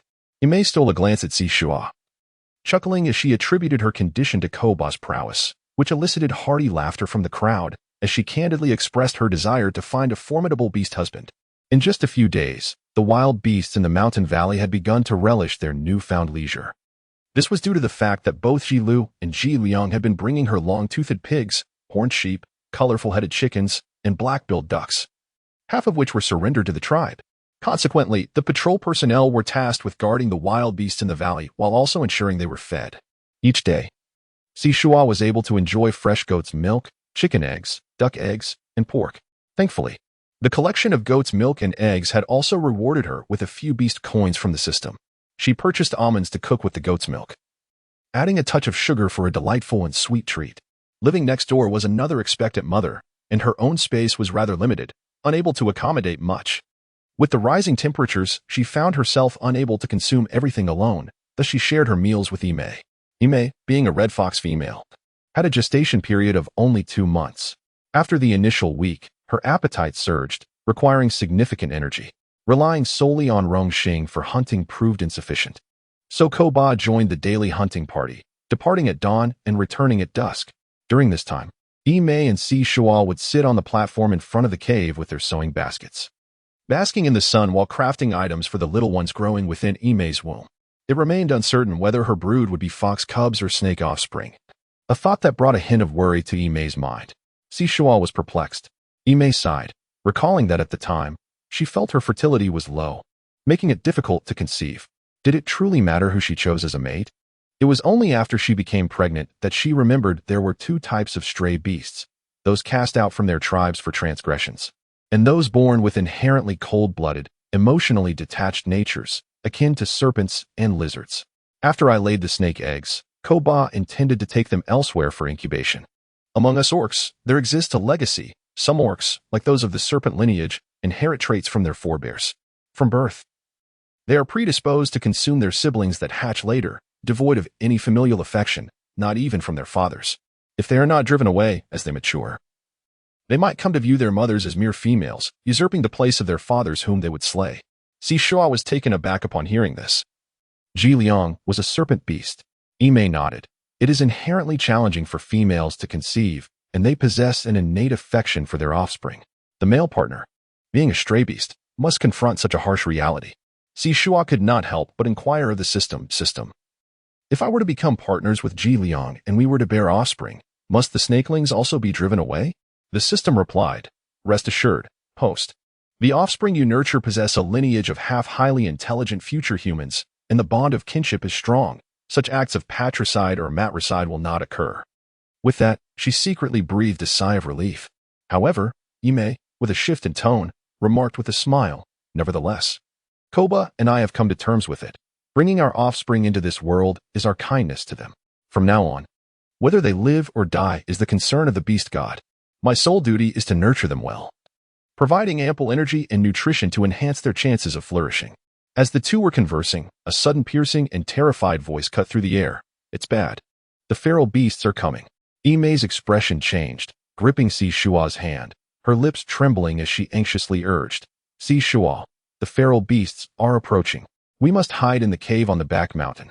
Outside, the beastmen hastily gathered various animal hides and crystals, frantically retreating towards the rear mountain. Some small beastmen were knocked down, tears streaming down their faces as they rose and continued to flee.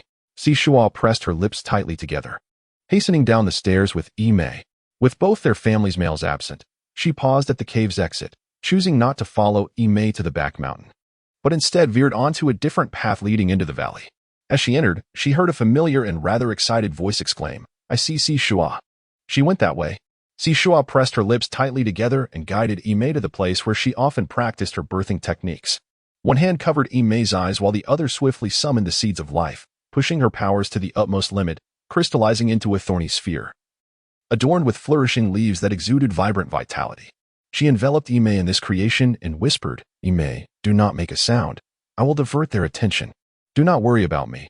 I shall be fine. Ime cried out, desperately wanting to grasp her. Shuo pushed ahead with a smile, saying, if we can escape, it will be one less among us, and we will live well. After uttering these words, she took a deep breath, gritted her teeth, and dashed out of the ravine. Deep down, she was also afraid. Even though she understood she possessed 9 lives, what did that truly mean? Does the existence of 9 lives negate the experience of pain? System, if I were to lose a life, what would happen to Jilu? The system responded, Jilu will be released from the beast seal. However, rest assured, as long as you do not forcibly lift the seal, he will not be deprived of half his life or cultivation. Yet, should he wish to bond with you again, he must sacrifice 1/10 of his lifespan. Of course, skilled beastmen have long lifespans, so with a few sacrifices, you both may indeed grow old together. Shuo's footsteps faltered momentarily, realizing the gravity of her situation. Her very existence had become severed from her fate. She hurried towards the sacred Mother River, known for its tumultuous waters, rumored to harbor predatory fish capable of devouring both beastmen and wild creatures alike. It was not that she wished to avoid the mountains behind. Rather, she had an unsettling premonition regarding the recent invasion of the Runi tribe by the wandering beasts.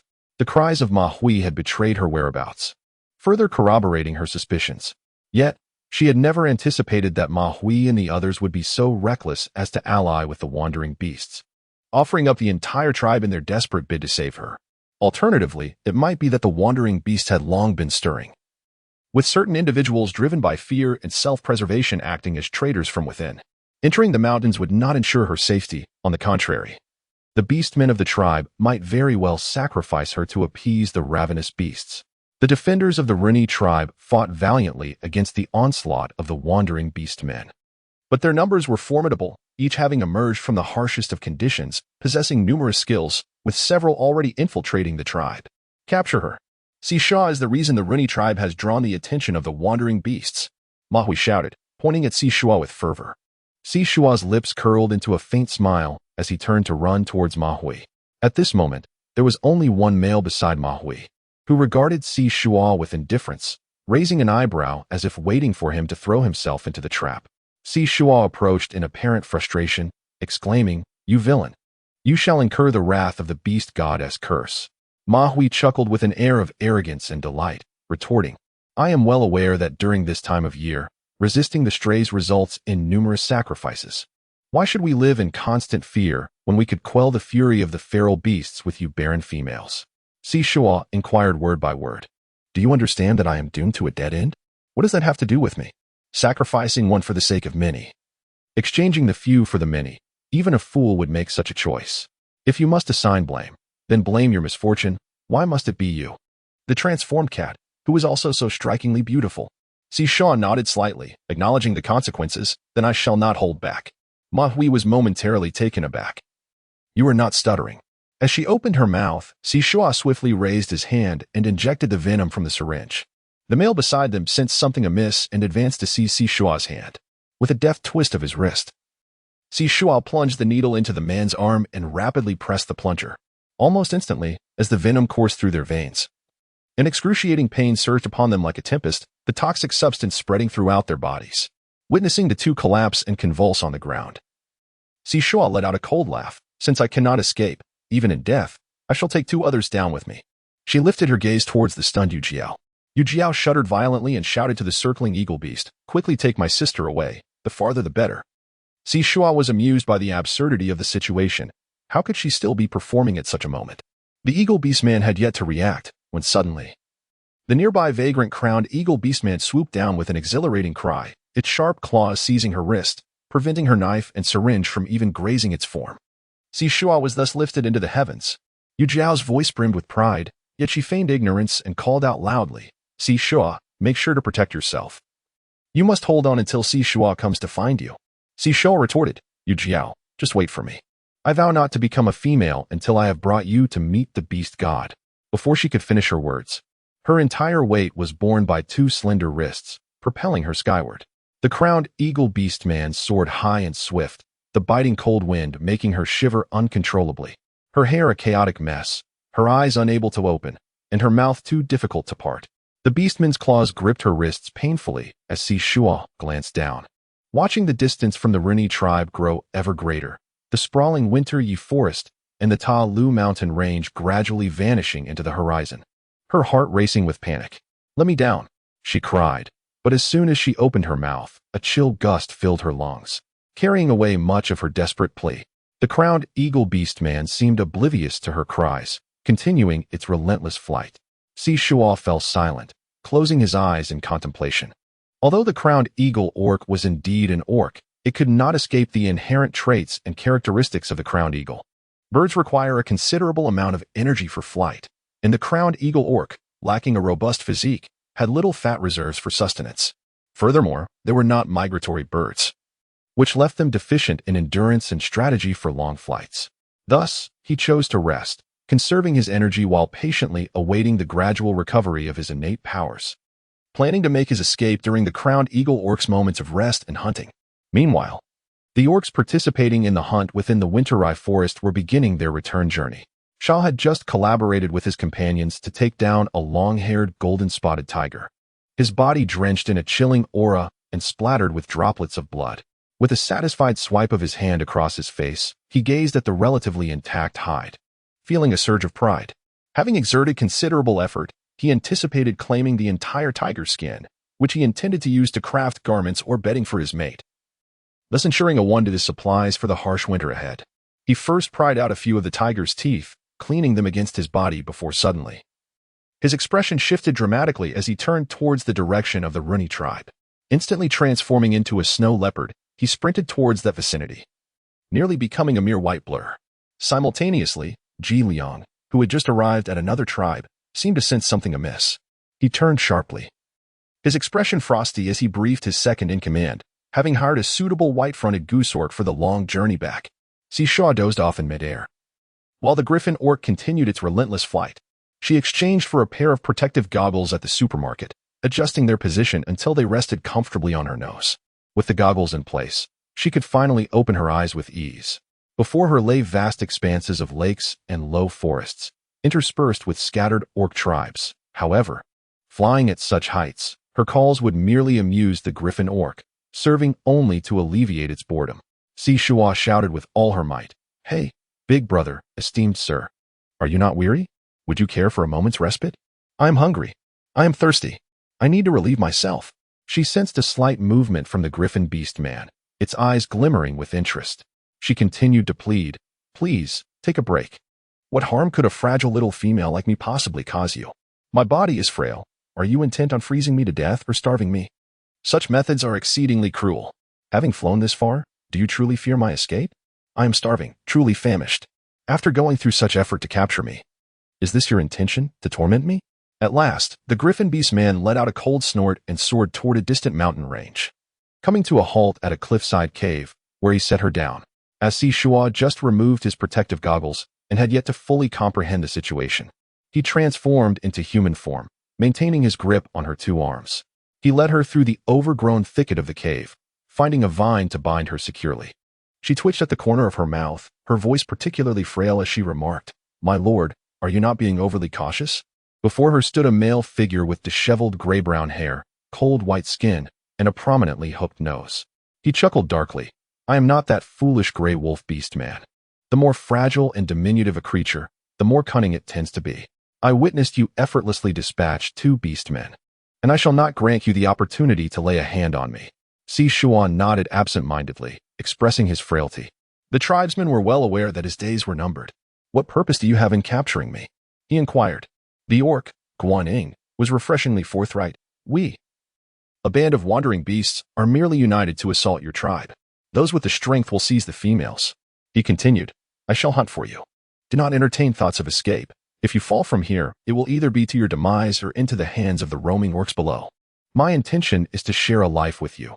What the others plan remains unknown." Having spoken, he refrained from further conversation with the young female, swiftly taking flight downwards.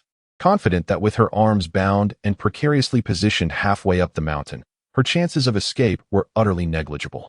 Shuo walked to the entrance of the cave, seated himself upon the ground, and observed as the crowned eagle beastman took flight. Before long, the creature returned, casting a glance in her direction. Noticing her serene composure, it felt reassured and resumed its hunt. A sharp knife materialized in Shuo's hand. With a gentle exertion, the blade severed the vine rope effortlessly. She peered down at the lush undergrowth below, where the ground was nearly obscured from her vantage point. In other words, once she ventured into the thicket, the advantage of the crowned eagle beastman would be nullified. Shuo retrieved a large, thin piece of animal hide from the space, and after making small holes in each of the 4 corners, she forcefully inserted her hands and feet. Standing at the entrance, she first took out a compass to ascertain the direction, then took a deep breath before leaping forward, stretching her limbs like a flying squirrel. Shuo felt as though her heart was about to leap from her throat. Due to the force of gravity, she plummeted rapidly within mere seconds. The fierce wind billowed the animal hide, arresting her momentum and granting her a sensation of soaring exhilaration. She swayed her body side to side, deftly steering herself to glide further afield. Before long, she descended through the gaps in the treetops, only to have the branches ensnare the hide draped over her, suspending her 3 meters above the ground as she bobbed up and down for a few moments. Shuo was reluctant to part with the piece of beast skin, for it was the serpent skin shed by Ji Liang, lightweight, waterproof, and easy to maintain. It was particularly suitable for crafting garments during the sweltering weather, shimmering under the sunlight, both dashing and aesthetically pleasing. She struggled as she swung back and forth, and finally, with a series of crisp sounds, she found herself unprepared, tumbling face first into the thicket. Shuo did not dare to delay. She wiped her face, spat out the weeds in her mouth, and stowed away the animal skin. Raising her gaze to the indistinguishable surroundings, she silently commended her own cleverness. She retrieved her compass, discerned the direction, and with a knife firmly in hand, headed north. Earlier, when she had persuaded the eagle beastman to pause for a rest, she had spotted a fairly sizable tribe to the southeast. Though she was a solitary female, finding the tribe would assure her safety due to her gender.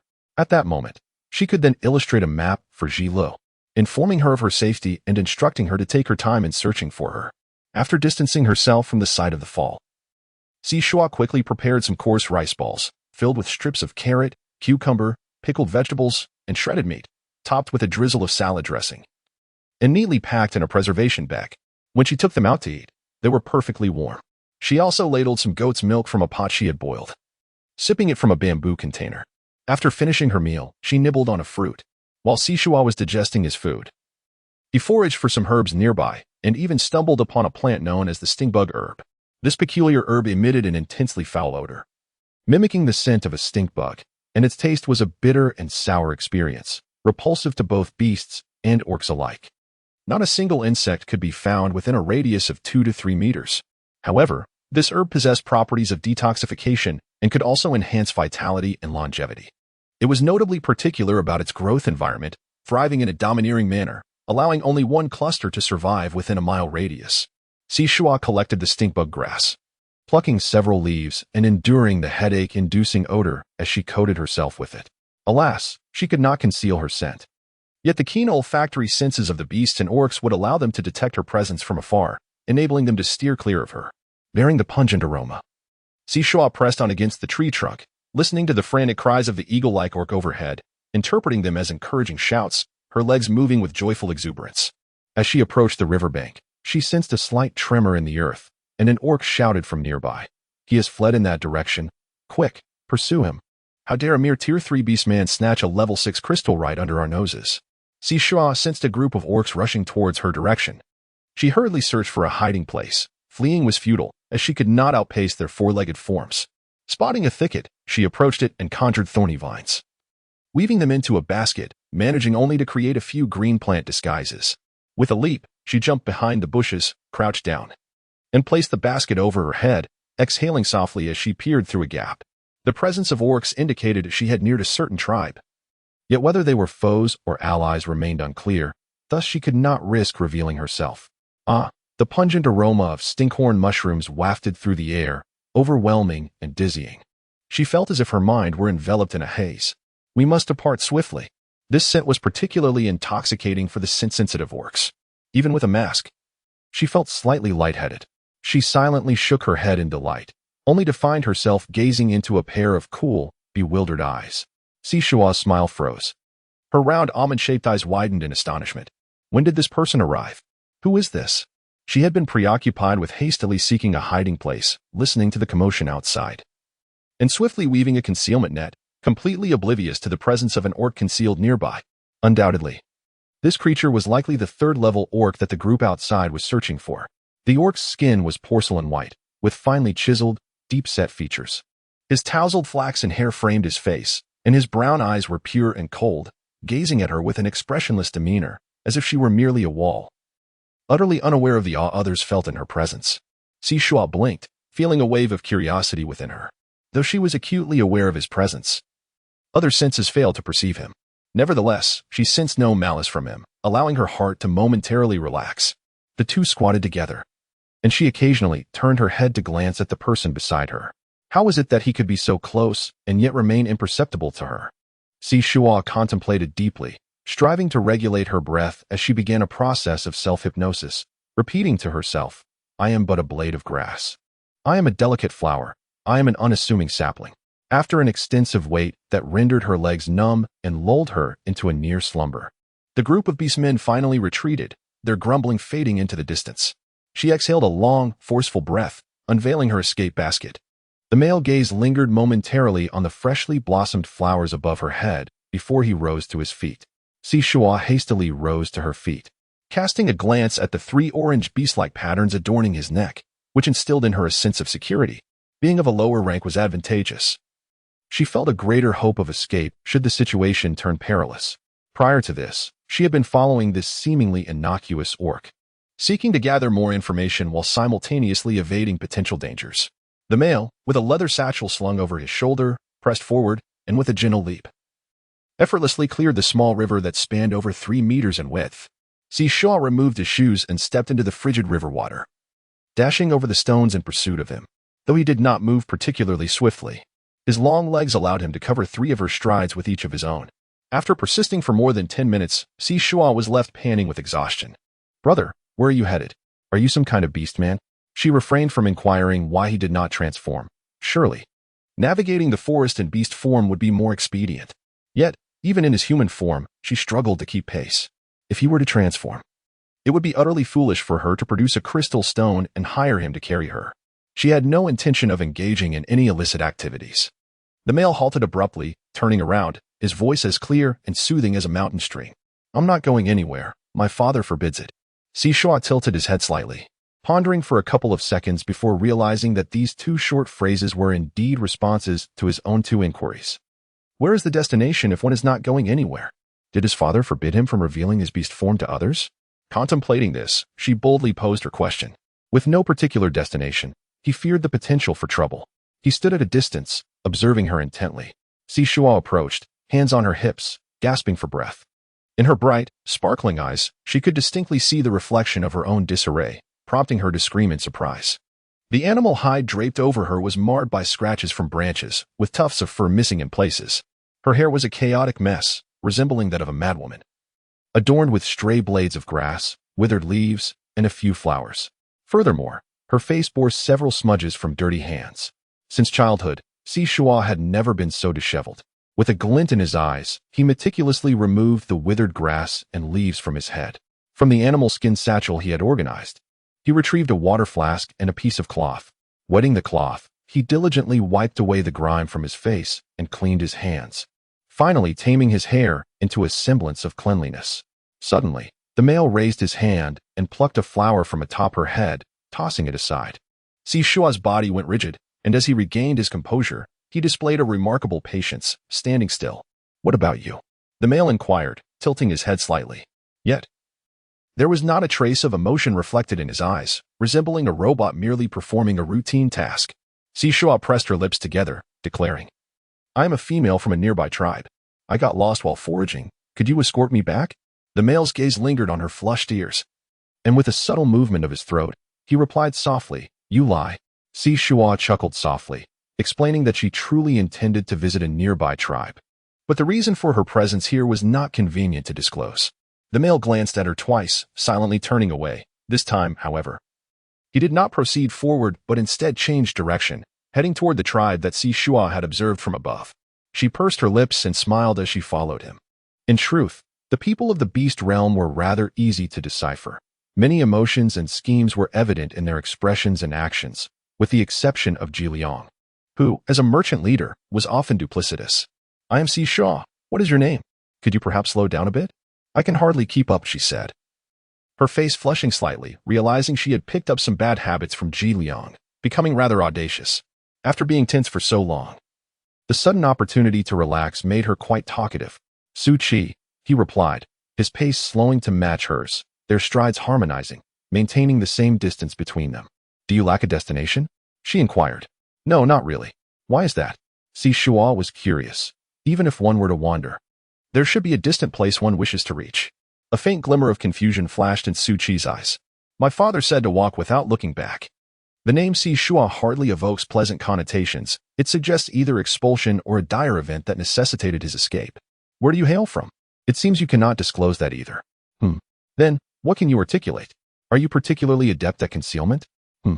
"The art of hiding is a secret technique of my clan." Su Qi nodded in acknowledgement. "Since it is a technique of concealment, it is naturally not to be divulged." Shuo let out a faint sigh. However, she could at least perceive a glimmer of determination within him. For instance, even though he walked before her now, his presence was remarkably subdued, to the extent that she did not consciously dwell on him, making it easy to forget he was there. Much like the flora and fauna beside her, they were present, and she was aware of them, yet her attention did not waver even slightly toward them. If only she could glean a fraction of his skill and combine it with her own means of escape, she might survive until the end of her days. Without a doubt.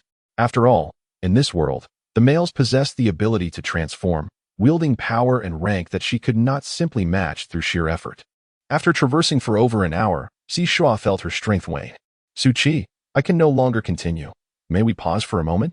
Su Qi nodded and walked toward the riverbank, sitting on a piece of bluestone to wash his hands and cup some water to drink.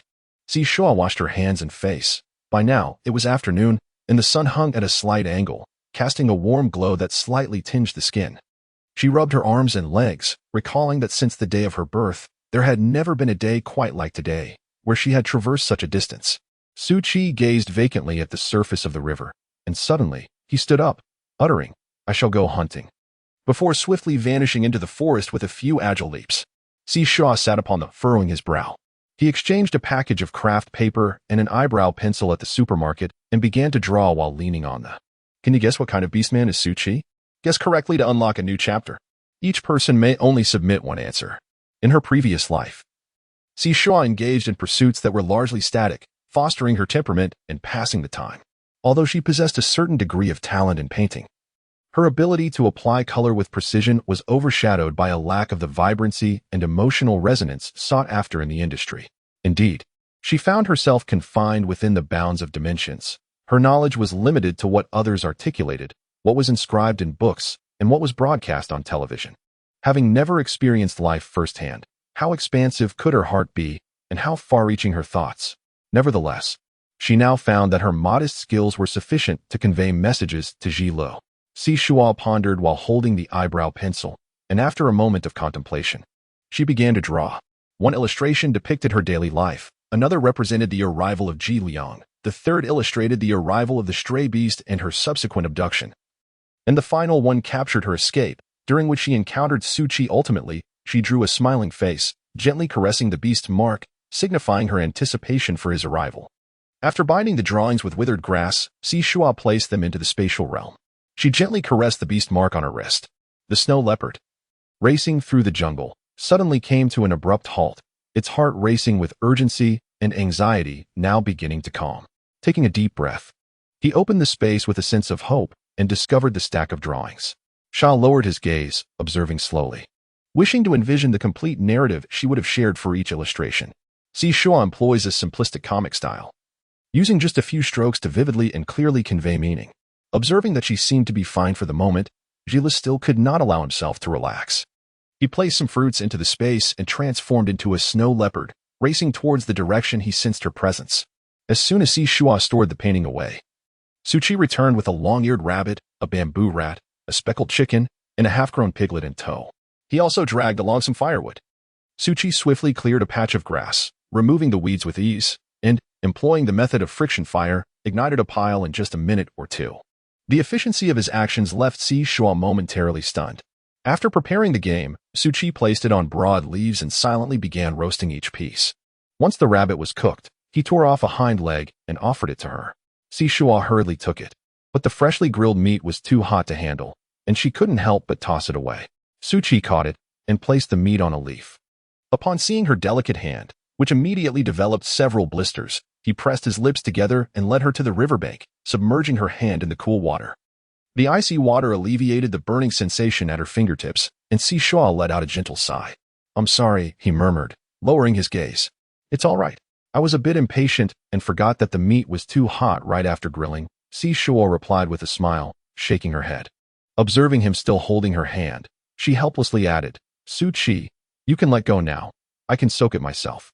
Su Qi nodded, releasing her hand and returning to the task of grilling the meat. Shuo subtly concentrated her abilities on the tips of her fingers. In merely 10 to 20 seconds, the bubble of water dissipated, and the pain vanished as well. However, she feigned the act, continuing to soak for an additional 5 or 6 minutes before finally retrieving her hand and giving it a gentle shake. Fortunately, the timing of the soaking was impeccable, and no blister had formed. Su Qi glanced over, offering her a rabbit leg skewered on a twig. Shuo, without any reservation, expressed his gratitude before taking the roasted hind leg of the long-eared rabbit. The meat was firm and robust, perfectly charred on the outside while remaining tender within. Most notably, the male rabbit had a remarkable flair for preparation. He had sprinkled some secret seasoning over the fire, resulting in meat devoid of any fishy odor, infused instead with a delightful aroma of herbs and wood. Furthermore, he had brushed a layer of honey over the exterior. Who could resist honey-glazed roasted meat? However, the hind leg of the long-eared rabbit was rather substantial. It would not be an exaggeration to say it was hefty enough to carry. She had barely consumed a fifth of it. As for Su Qi, he was quite the eater, ensuring that he left a leg of each type of meat for Shuo, while he devoured the rest himself. Shuo sighed quietly once more, reflecting on the prodigious appetite of the males. It was no wonder that the beastmen tirelessly roamed to gather sustenance after the winter's frost had melted away. After finishing his meal, he ventured into the forest once again, emerging with a pouch of fruits wrapped in animal hides. Shuo was gnawing on a fruit, her eyelids heavy with fatigue, struggling to keep her eyes open as her head nodded repeatedly. Just as she seemed on the verge of collapsing, a pair of slender, well-defined hands caught her. Today, she had exhausted her physical strength, energy, and abilities to an overwhelming degree, leaving her on the brink of surrender. Seeing her laboriously attempt to keep her eyes open, Su Qi squatted in front of her and offered, "I shall carry you." Shuo's mind was already in overdrive, and his vigilance was not particularly high. After a moment of struggle, he wrapped his arms around her neck, allowing her to climb onto his back. Although Su Qi did not appear particularly robust, his back exuded a sense of security that could dispel all dangers. She rested her head against him and soon fell into a deep slumber. Su Qi supported her with one hand while tidying up with the other, soaring through the forest with her on his back. The delicate female felt exceedingly light, and her softness contrasted starkly with his rugged masculine form. However, her scent was not particularly pleasant. Ever since he had laid eyes on her, he had resorted to breathing through his mouth, avoiding inhalation through his nose. Shuo has always maintained the habit of taking a nap, a steadfast routine she has adhered to for many years. However, her afternoon rest is brief, lasting merely an hour or so. When she finally opens her eyes, she feels as if she is still perched upon her electric scooter as the surrounding scenery rushes past, tousling her hair in a manner reminiscent of Qiao Feng. Shuo instinctively rubbed her head against the cushion, feeling it shift slightly, which caused her to immediately awaken, a faint blush of embarrassment creeping across her cheeks. She glanced up at the sun in the sky, noting its significant descent, indicating that at least an hour had passed. Suchi, you wouldn't have been carrying me this whole time, would you? At a speed of 30 miles per hour. Suchi replied with a grunt. The tribe is still a distance away. We must reach it before sunset. The corners of Shuo's mouth twitched. If she had not been carried by him, with her speed, it would have taken her 2 or 3 days to reach their destination. She shamelessly refrained from suggesting a rest. For climbing onto his back in a daze was fundamentally different from lazily asking for a ride. At least her audacity had not reached such heights. Suchi, why does your beast form attract trouble? Shuo could not help but inquire. Her curiosity about what kind of beastman he was grew. For he seemed devoid of any wildness or instinct, leading her to instinctively perceive him as an exceptionally strong, fast, and rather ordinary person. It was uncommon. Something the tribe would know to capture. Why did it evoke a sense of familiarity, reminiscent of her earlier pretense? The more he spoke, the more her curiosity intensified. Curiosity, after all, is said to have killed the cat. Now, she was indeed the embodiment of a cat. Could you not reveal even a morsel? For instance, what color are you? The color of your hair, the child answered with remarkable honesty, just as Shuo continued her quest for secrets. The piercing cry of a crowned eagle beast man echoed through the sky. It's over, Suchi. We must quickly find a place to hide. That crowned eagle beast man intends to capture me for a barbecue. Shuo's expression shifted as she patted Suchi's shoulder. He is a 4th-level beast man. 1 rank above you. Not only is he 1 rank higher, but he also possesses an additional hue of power, which equates to 10-fold suppression. Suchi paused, lifting his gaze. In that brief moment of hesitation, the crowned eagle beastman had already swooped down upon them. What are you dawdling for at this moment? With urgency, Shuo pressed her hand against Suchi's back, attempting to extract her leg from his grasp in a bid to flee. However, the male's strength proved insurmountable, leaving her unable to budge even an inch, her eyes welling with frustration. Suchi, please set me down. That harpy beastman is quite unsightly and possesses a vile temperament. He is nothing more than a wandering brigand. I refuse to be captured by him. Yet, Suchi remained unyielding, allowing the harpy beastman to continue its descent, its excited, piercing shriek echoing in the air. The rapid beating of Shuo's heart resonated in her trembling voice. You can't possibly be in cahoots with him, can you? Or do you intend to submit to him, treating me as a mere token of allegiance? I must have been dazed by the noxious herb to perceive you as harmless and to place such trust in you. How treacherous this beast is, so cunning and devious. Allowing her to lower her guard only to execute a counterattack. Well done, indeed. She is perfectly poised to ensnare this bewildered feline. Let me assure you, once I join forces with this crowned eagle beast man, my first course of action will be to bind you for bait, she exclaimed with indignation, her voice a blend of fury and feigned bravado, while tears streamed down her cheeks in fright. Suchi sighed. No, I am merely here to assist you in venting your frustrations. Shuo let out a sigh, standing by to vent her frustrations. However, she soon witnessed a sudden whirlwind materialize from thin air, charging towards the crowned eagle beastman. The crowned eagle beastman executed a sharp halt in midair. But before he could soar into the heavens, the whirlwind, akin to a blender, roared with a cacophony of sounds. Feathers and down swirled chaotically through the air. And with a resounding thud, a slick, plump chicken crashed to the ground. Tears still glistened on Shuo's face as he erupted into uncontrollable laughter, vigorously patting Suchi's shoulder. Oh my goodness, Suchi, you are simply remarkable. How did you come up with such a cunning tactic? He continued. Are the young females of today so prone to such dramatic swings of emotion? One moment in tears, cursing and striking, and the next, laughing uncontrollably. The griffin beastman, utterly humiliated, attempted to conceal himself with his bare wings. Without his fur, he was unable to fly, and in his human form, he remained completely bare. With a piercing scream, he retreated in shame, fleeing the scene. Once the individual had departed, Shuo chuckled for a while longer before sheepishly murmuring, "Suchi, I apologize. I was so frightened just now that I spoke without thinking and wronged you." Suchi responded with a simple affirmation, "Do not fear. I will protect you." Shuo turned her head to look at him. Suchi was strikingly handsome, possessing an ethereal detachment from the mundane world. She could not discern a trace of his emotions, be it joy or anger. Suchi continued to soar through the air with her. Reminiscent of the agile figures described in martial arts tales, gliding effortlessly over the water with remarkable grace. Is your beast form particularly unique?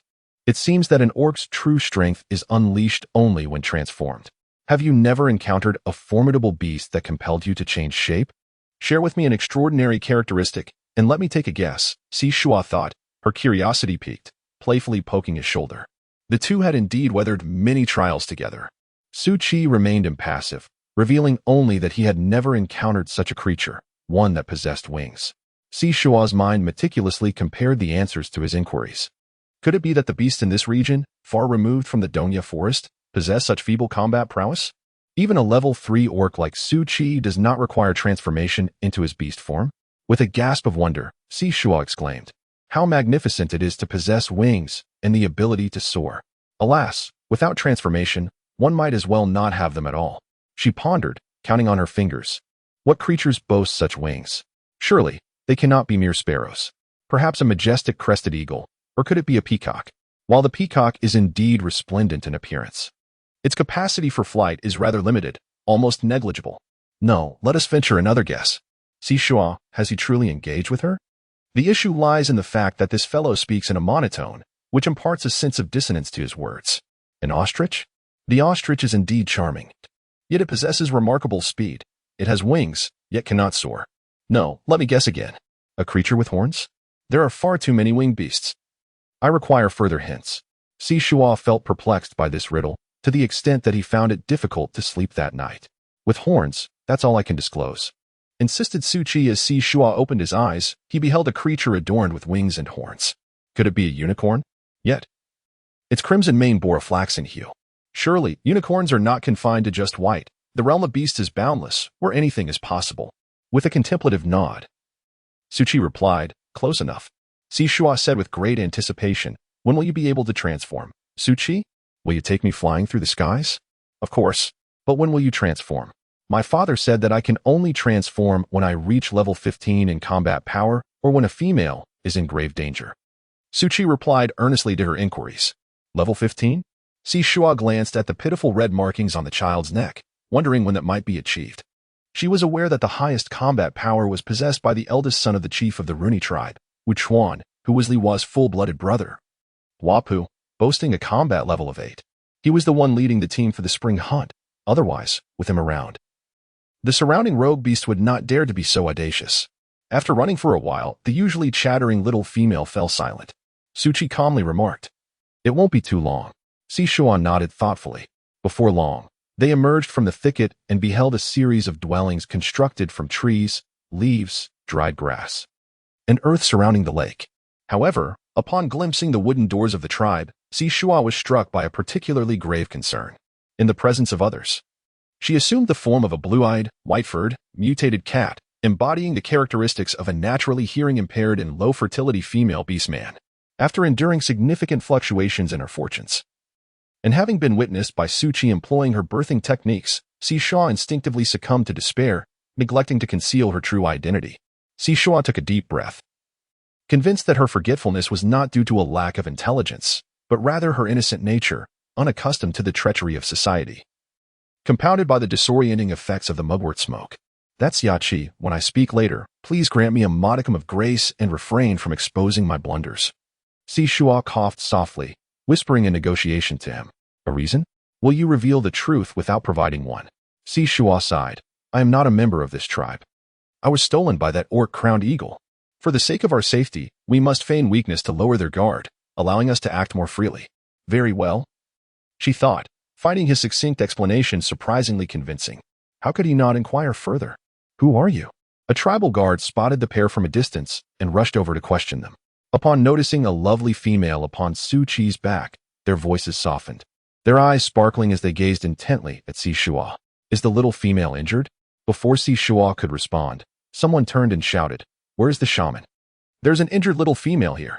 However, as they approached, they were met with the lingering stench of the pestilential grass, causing them to gag slightly. Shuo's body stiffened for a moment as he gazed at the unperturbed Shuo. Could it be that he, like himself, had temporarily dulled his sense of smell due to the smoke? This male was rather intriguing. Shortly after, a dozen or so orcs emerged from the tribe, staring in astonishment at Shuo's ethereal appearance, with his white hair and blue eyes, leaving them all momentarily speechless. In her contemporary guise, Shuo appeared quite striking. When she occasionally ventured into the streets, she would invariably attract the attention of talent scouts, were it not for her physical limitations. She too would yearn to grace the stage and relish a life of distinction. She gently patted Shuo's shoulder, and without uttering a word, she sensed the tension in his masculine grip ease. Sliding down from Shuo's back, Shuo smiled and waved at them, greeting, "Hello. I assure you I am in good health. Thank you for your concern. However, I seem to have lost my companion. I wonder if it would be too much to ask for a brief respite in your tribe while I await his return?" Shuo cast her a sidelong glance, his brow furrowing slightly, a rare sight indeed. The tribe members, discerning the stammering speech of this petite female, could tell she bore some physical shortcomings, which elicited a sense of regret among them. In the world of beast men, whether they transformed into their feral forms, powerful males, or remained as vulnerable females, health was paramount. Any flaw was likely to be inherited. Given the harsh living conditions of the beast world continent, it was exceedingly difficult for those with deficiencies to survive. Yet, a stutter did not seem a grave defect, did it? "Greetings, little female. I am Juke, the leader of the Fengchuan tribe," the middle-aged male with a beard said with a smile. However, the earnest gaze of her azure eyes rendered his words somewhat clumsy, his tongue tripping over itself. "You are most welcome to stay in our tribe. However, we are not well acquainted with your kind, and allowing you entry poses considerable risk. Yet, to deny you access would be perilous as well, given the encroaching darkness in the forest. Therefore, according to our tribe's customs, you must select 2 of our robust and valiant males to serve as your beast husbands." It took Shuo 5 or 6 seconds to regain her senses after his declaration. It appeared that wherever she went, the specter of marriage pursued her relentlessly. It seemed that the males of the beast world were numerous and exceedingly eager for offspring. Upon encountering a passing female, they unabashedly promoted the males of their tribe, a boldness that left Shuo astounded. Shuo bit her lip, a faint blush gracing her cheeks. Her expressions a blend of gratitude and urgency, tinged with shyness and trepidation, guilt weighing heavily upon her, yet filled with hopes. "Chief Juku, I too wish to choose a formidable beast husband. However, I cannot bear to bring harm to a warrior. I am a mutated female cat beast man with white hair and blue eyes, inherently afflicted with hearing difficulties. My kin do not favor me, and during the spring hunting season, they cast me away. Furthermore, my reproductive capabilities are limited. If a powerful male were to accept me without disdain, perhaps I would not be so forlorn. Just moments ago, I yearned to showcase my worth, yet all the mighty males transformed into their beast forms, only to leave me utterly disappointed." The beastmen failed to comprehend the subtle nuances of appreciating a beautiful female. Their primary instincts revolve around survival and procreation. Females are already challenging to care for, and adding a mutated, short-lived, deaf female to the mix would seem like tempting fate.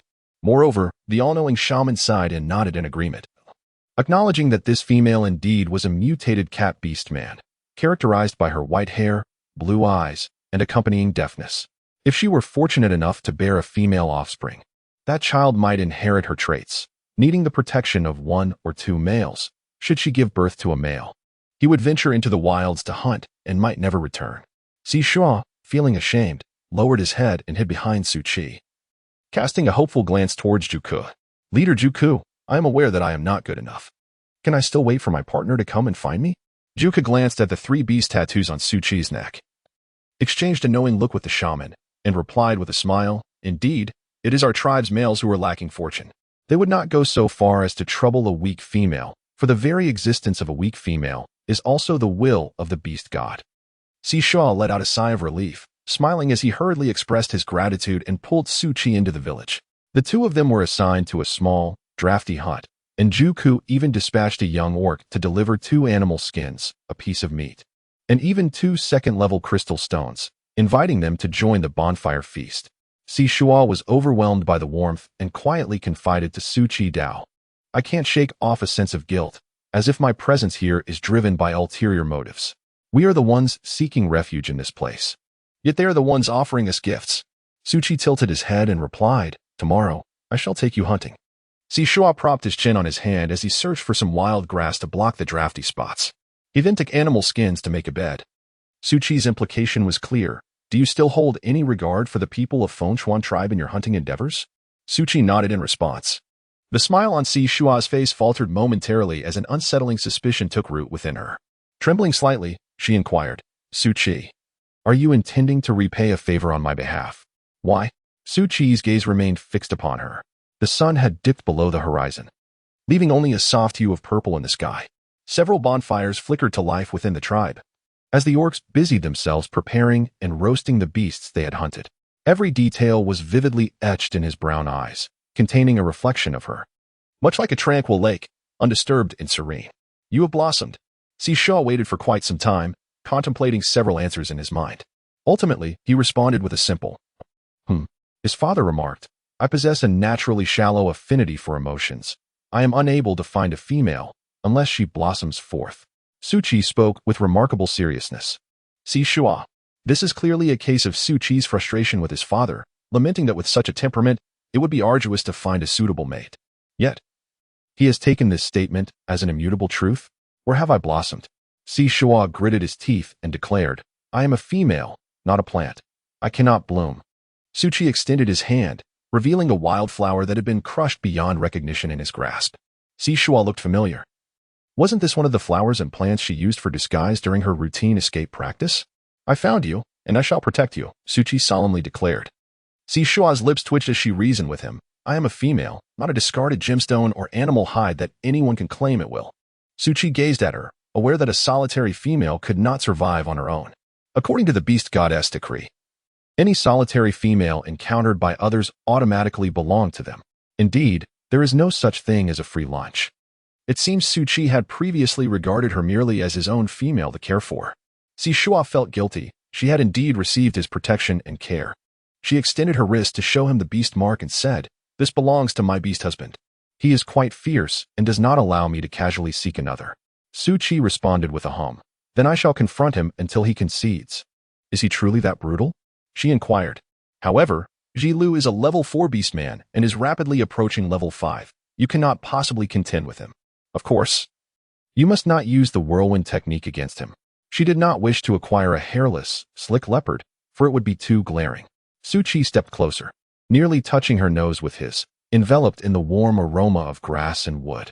"I am quite formidable, at least more than you can imagine. No less than Jilu." Shuo's heart raced, her complexion flushed as she slightly recoiled. "Whether it is formidable or not is not for you to decide." Suchi responded with a hum of affirmation, "I will protect you until Jilu arrives." The revelation of their relationship left Shuo feeling uncomfortable. She gently tapped her head, realizing it was undoubtedly the matter concerning the stink bug grass. Regardless of gender, there exists no pure friendship between males and females. She had held Suchi in too high regard. How could such a male not ponder upon the matters of pairing? At that moment, a beastman called for them to step outside. Suchi followed Shuo closely, and they settled beside the campfire together. Naturally, Suchi retrieved the leftover meat he had previously given to Shuo, knowing her appetite was modest. He presented her with a roasted pig leg, while the remaining meat, including the unfinished rabbit leg, found its way into his own stomach. Shuo savagely tore into the meat, casting a glance at him as if she were biting him. Suchi's Adam's apple bobbed up and down as he returned her gaze. "Do not look at me. I feel as if I am being roasted by you." The male spoke without a hint of discretion, causing Shuo's face to flush crimson.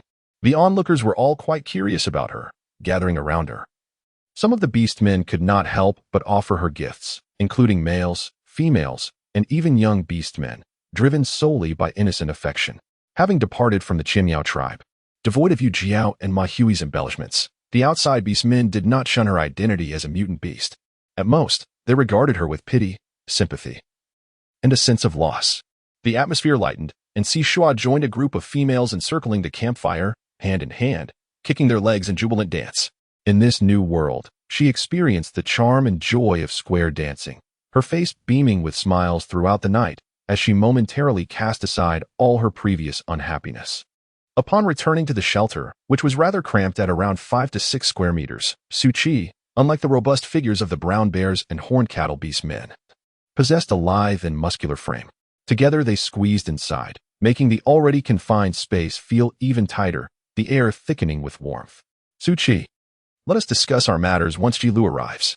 Until then, you must not sleep beside me, Shuo said weakly, covering her face. It seemed she had already entangled herself with 2 suitors before Jilu had even made arrangements. May lightning strike her. Shuo replied with a grunt.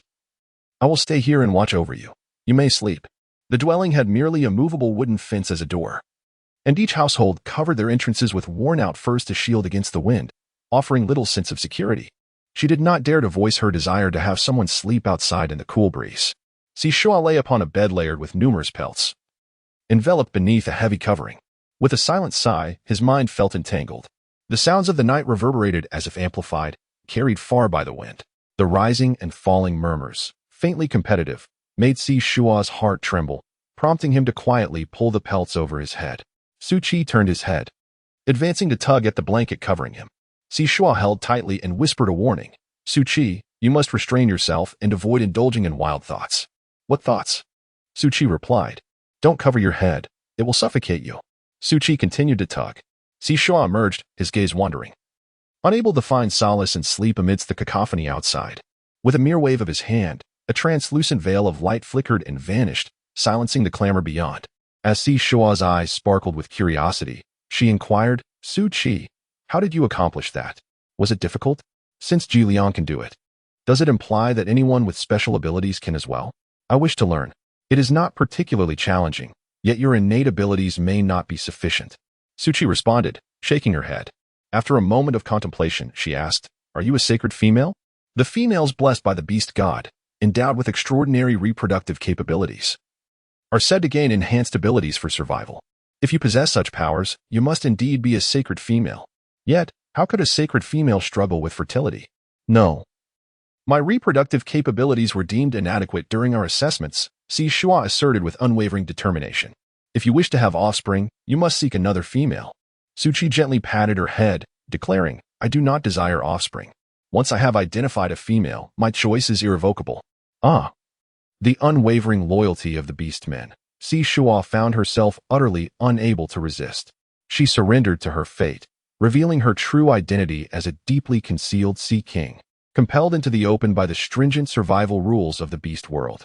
Shuo let out a sound of discontent, sitting up and counting on his fingers. Let us converse once you have genuinely defeated Jilu and earned his recognition. Jilu is indeed formidable in our realm. He is well known as a male of exceptional talent. However, he has temporarily suffered injuries and a decline in combat prowess in his efforts to save his kin. Yet he remains immensely powerful. Furthermore, there is also Ji Liang ahead of you in the queue, a male with a combat power rating of level 7. Although he is a snake beast man, the merchant team he leads is principled and holds an excellent reputation. Gaining their acknowledgement is no trivial task.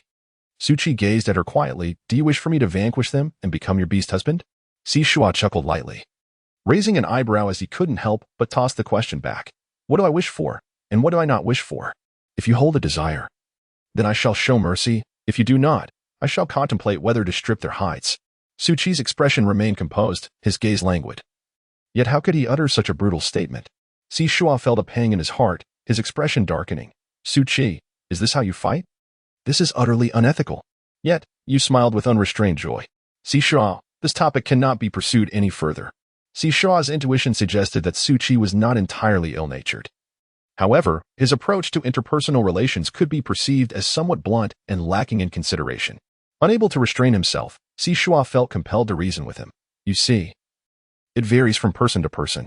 For the wicked, nothing is excessive. Yet for others, one must afford them some dignity. But Shuo, why do you speak with such audacity?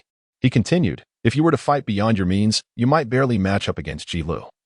Yet Ji Liang possesses a formidable 7th-tier strength. Strangely, Shuo displayed no sign of trepidation. Once Shuo concluded, he simply remarked, Are you avoiding the issue? Shuo was momentarily taken aback, his mind yet to catch up, and he continued to elaborate. Do you wish for me to become your beast husband? Shuo felt the space had grown a tad warmer, the scent of the stink bug grass more intoxicating than ever. She cleared her throat softly and remarked, I wish to take a bath. The odor on me is overwhelming, clouding my thoughts. Suchi nodded in agreement. I shall prepare some hot water for you. As he made his way to the door, a faint chuckle escaped his lips. Father says that silence implies consent, and Shuo is indeed hopeful, is she not? Father. Father. Again it was father. Shuo could not help but toss a fruit in his direction, questioning if he was indeed the revered Father Baoxiong. Suchi caught it effortlessly and, while taking a bite, returned with a teasing remark, It matters not which female blooms alone. I would protect her regardless. Differing from Shuo, I too yearn to be unique in your eyes. After a refreshing bath, the once drafty room no longer harbored any unpleasant odors, and Shuo appeared as if she had been rejuvenated. Lazily drying her hair, she glanced at Suchi, who remained seated by the bed. With her vest lying scattered on the floor, leaving little to conceal, she inquired, Suchi, since I possess special abilities as well, how can I cultivate them to fight like you? Can these powers also be enhanced? Her powers had solely relied on her own exploration, apart from healing. Her birthing technique felt rather redundant, primarily due to her insufficient reserves of energy. Had it not been for Suchi's presence when she was abducted by the crowned eagle beast men, she would have either fallen into the hands of other brutal and heartless rogues or been captured again by the crowned eagle beast men, leaving her unable to calmly await the arrival of Ji Lu as she did now, in the beast world continent. She could not place all her hopes solely on her partner. Even if the number of companions around her increased in the future, complete safety was never guaranteed. Having once felt like a mere pawn, she was unwilling to leave her fate to chance any longer. This was the very intention behind her initial wish to the system. Suchi turned his head towards her, extending his hand to grasp hers, their fingers interlocking tenderly. A warm current gradually flowed from his palm into hers, tinged with a slight sting. Shuo gasped softly, sensing the warmth retreat, as if startled, becoming gentler and smaller. At that moment, she felt a tingling sensation, not painful yet impossible to ignore. Suchi, what are you doing? She asked. Our male abilities awaken relatively early. Some gifted individuals awaken at birth, while others do so no later than their transformation. It can be said that when we venture out to hunt, our powers and combat skills are honed together. After countless life and death situations with daily high-intensity practice, it is natural for our abilities to progress significantly. Shuo nodded in understanding. He was akin to or freshly excavated from the mines, while others had undergone the rigorous process of being forged into weapons. The disparity between them was indeed substantial. At this moment, as he simulated the advancement of his spiritual energy coursing through his meridians, he felt a slight discomfort. With a hint of perseverance, Shuo softly uttered, I must endure. With a slight blush on her face, Shuo suggested that perhaps a bit more force and a slower pace would be beneficial. I possess wood-based abilities. With a touch of healing power, she contemplated. While you cleanse my meridians, it would be advantageous to simultaneously employ healing energy, thus strengthening my channels while also honing my healing capabilities. Suchi gently patted her head, assuring her, it will be painful. There is no need for you to endure such hardship. Your body is currently too frail. Take your time, there is no rush. I shall ensure your safety. Shuo bit her lips and glared at him, her determination to become stronger wavering despite her inherently delicate nature. You not only fail to encourage me, but also hinder my progress, she thought. She yearned for means to safeguard her own life, believing that in doing so, she was also protecting her beast husband in her own way. Suchi paused for a moment, his glass-like eyes gleaming as he gazed at the petite female in the dim light. This frail little creature, who should have been under protection, had cleverly evaded the grasp of the crowned eagle orc and aspired to grow stronger to defend her male counterpart. He lowered his gaze and remarked softly, Since this is what Shuo desires, I shall undoubtedly lend my utmost support. As he spoke, he revealed an 8th-level crystal, chewed it gently, and then leaned down to press it against her warm, soft lips, gradually transferring the gentle and non-aggressive energy to her. Shuo could not help but close his eyes, pondering how each one of them could possess such immense energy. Suchi exhibited no unnecessary movements. Once the energy had been fully absorbed, he straightened his posture and spoke in a calm tone. Shuo, focus your attention. The energy from the crystal can circulate within your body for an entire beast hour. When you employ your healing abilities, strive to first harness this energy. Shuo took a deep breath, nodding emphatically, I am prepared, let us commence. Suchi, simultaneously intensifying the flow of spiritual energy, attentively observed her expressions as well as the condition of her meridians, both their injuries and their restoration. Shuo endeavored to disregard the sharp, acrid pain of her meridians being expanded, channeling her focus to mobilize the energy within her body to mend the cracks along the pathways, drawing upon her experience from treating Zhile. She found herself barely able to keep pace with Su Qi's speed, given the delicacy of the meridians. As she grew increasingly adept, Su Qi grasped her other hand, initiating a second round of expansion.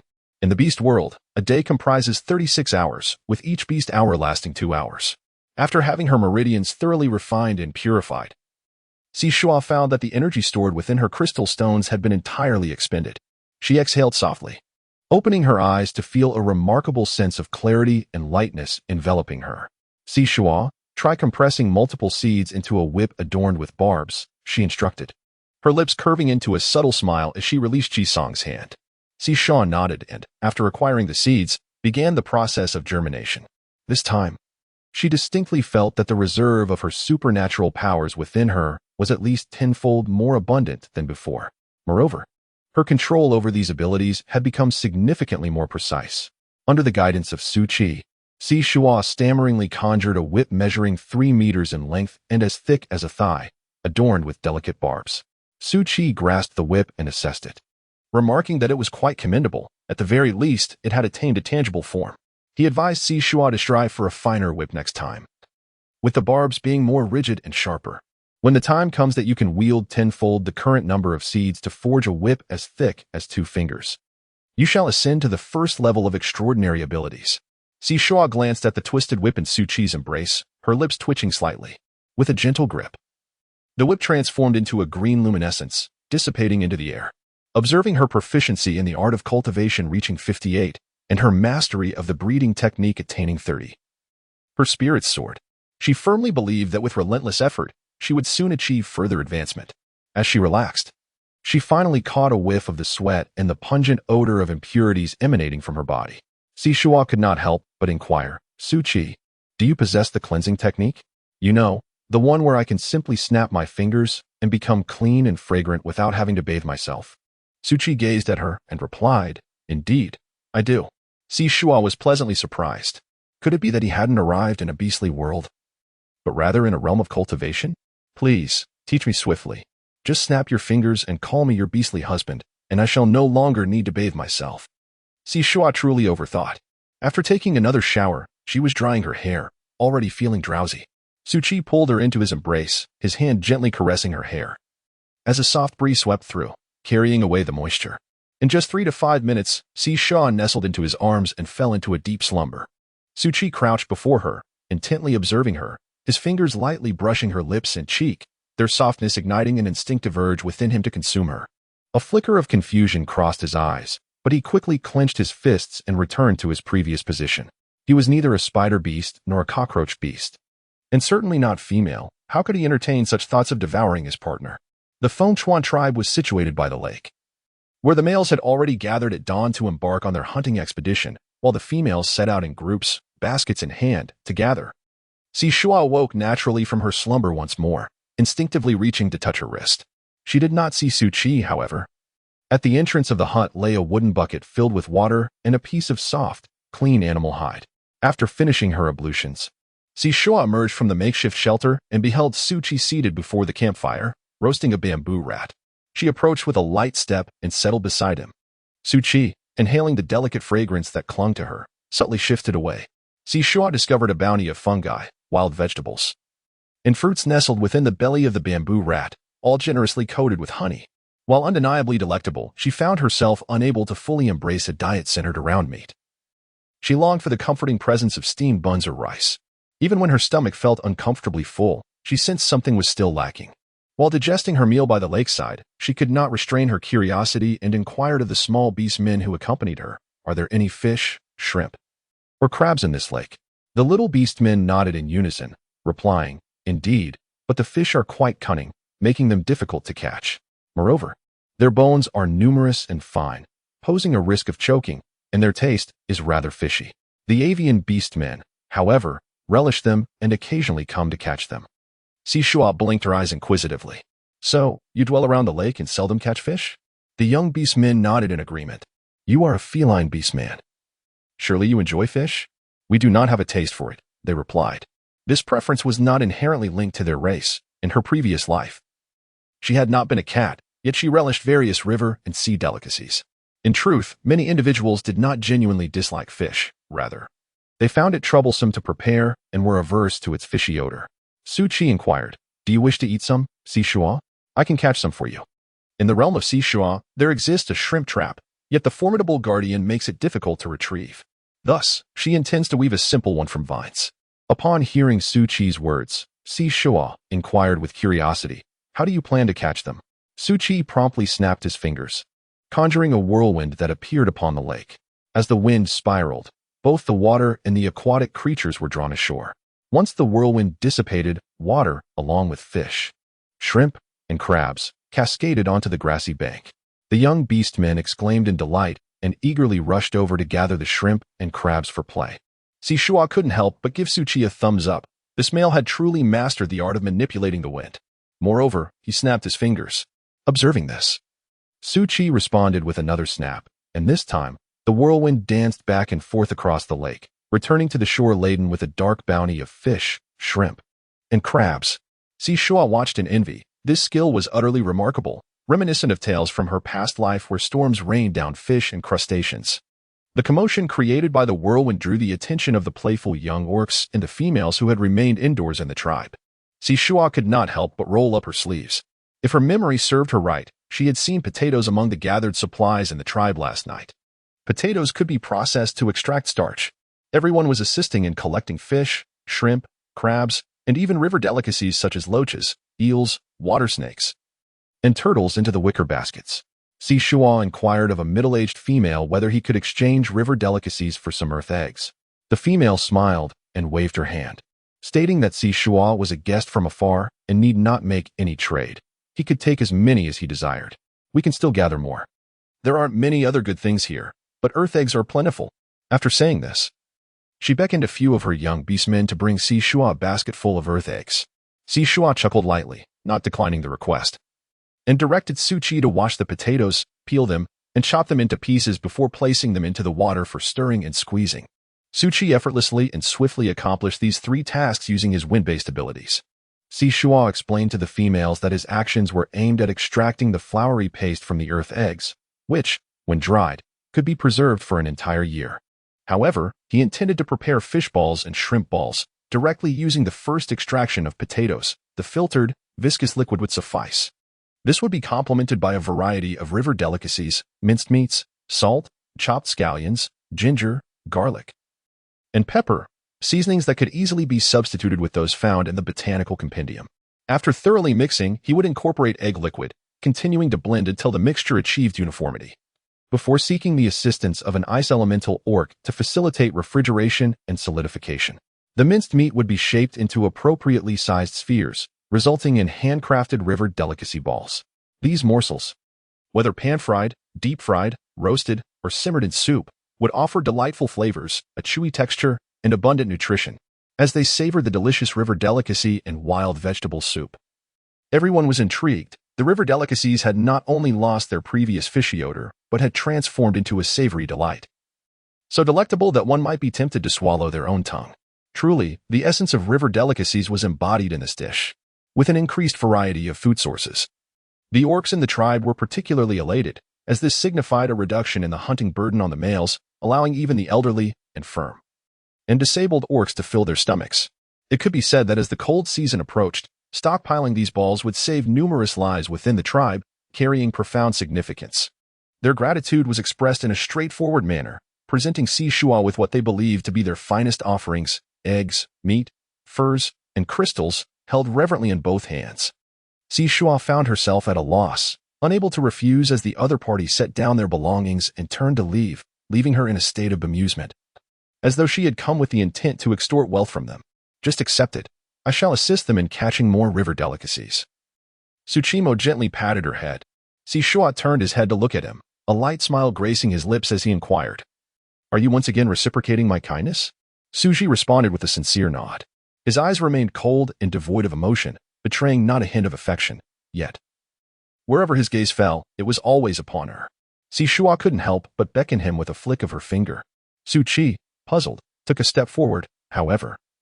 Upon catching a whiff of that delicate fragrance and gazing at her soft, smiling demeanor, an unfamiliar longing surged within him. His expression shifted abruptly, and he retreated a considerable distance. Shuo, undeterred, asserted, "I can hear you clearly from here." Shuo was amused by her own anger. Did he consider himself a fearsome beast? How could he be frightened to the point of paling? She articulated each word with clarity. "I have nothing to say." After a brief hesitation, Su Qi took a small step toward her, only to find Shuo still holding her chin high, steadfast yet ready to flee at any moment. As if sensing the shift in the atmosphere, Shuo's eyes flickered momentarily as she suddenly leaned forward, startling him into retreating several meters. She found the situation both amusing and exasperating. "Su Qi, you must clarify your feelings with me. What is truly troubling you? Am I to pose a threat to you?" Su Qi pursed his lips and replied, "I fear that I may inadvertently consume you." Shuo was momentarily taken aback, and then her face flushed with embarrassment. "This is broad daylight. What on earth are you thinking? Aren't you afraid?" Su Qi replied with a grave expression. There are indeed instances in the insect world where females consume their male counterparts. Shuo couldn't help but furrow her brow slightly. The insect tribe? Could Su Qi possibly belong to the insect tribe? What sort of insects possess wings and horns, and are of a flaxen hue? Are you akin to a large moth? Her complexion paled. This simply wouldn't do. The insect tribe was unacceptable, and a moth even more so. It turned out that in the beast world, selecting a beast husband required consideration beyond mere appearance. One must also contemplate their beast form. Su Qi, no, I cannot suppress the urge to draw near you. An overwhelming desire to consume you entirely surged within him, and a faint hint of frustration flickered across his face. Shuo let out a sigh of relief, unable to suppress a chuckle. However, upon observing Su Qi's innocent expression, a pang of sympathy arose within him. "Su Qi, when did you leave your tribe?" Su Qi gestured towards his chest, stating, "At such a young age, my father instructed me to depart, forbidding me from looking back, from dwelling in the tribe, and especially from transforming to engage in battle." As he spoke, his head bowed slightly, his voice remaining cool and detached. "I have always avoided other orcs, dedicating my days to hunting wild beasts to enhance my strength. Perhaps my understanding is limited. Does Shuo find me distasteful?" Shuo slowly approached, tugging at his clothing. Indeed, she felt his entire body tense with muscle. With a gentle smile, she wrapped her arms around his waist, holding him tightly. Suji stood rigidly in place, his hands yearning to break free from the constraints of his mind, attempting to mirror her embrace. Yet, he hesitated to yield to his instincts, fearful of inadvertently causing her harm. With a light laugh, Shuo remarked, "Silly Su Qi, it is not that you truly wish to devour me. Rather, it is your body that delights in my presence. You yearn for closeness, for tender embraces and joyous lifts." Su Qi's trembling hand reached out, resting upon her waist, surrendering to the inner longing as he drew her closer, savoring the softness of the petite female. With an attitude of utmost reverence, he pressed a kiss upon her forehead, greedily inhaling her enchanting fragrance, his heart brimming with unprecedented joy. Su Qi nestled against her neck. Shuo, Shuo. Shuo gently caressed his back, a smile gracing his lips. "I am here. You shall no longer be alone. Would it be agreeable if I took you with me wherever I go? Let us journey to the central continent and witness the lives of the orcs there. Though you are all quite formidable and capable of sustaining me through hunting, we can certainly thrive even more. We could cultivate the land, raise livestock, and establish a shop." Su Qi nodded in agreement. "Wherever Shuo goes, I shall follow." The eagle-headed orc harbored his own plans, deliberately choosing treacherous paths when departing from the Rini tribe with Shuo. Mountains, lakes, deserts, forests, and marshes. While the eagle-headed orc flew at great speed without any hindrance, they traversed considerable distances in merely 3 to 4 beast hours.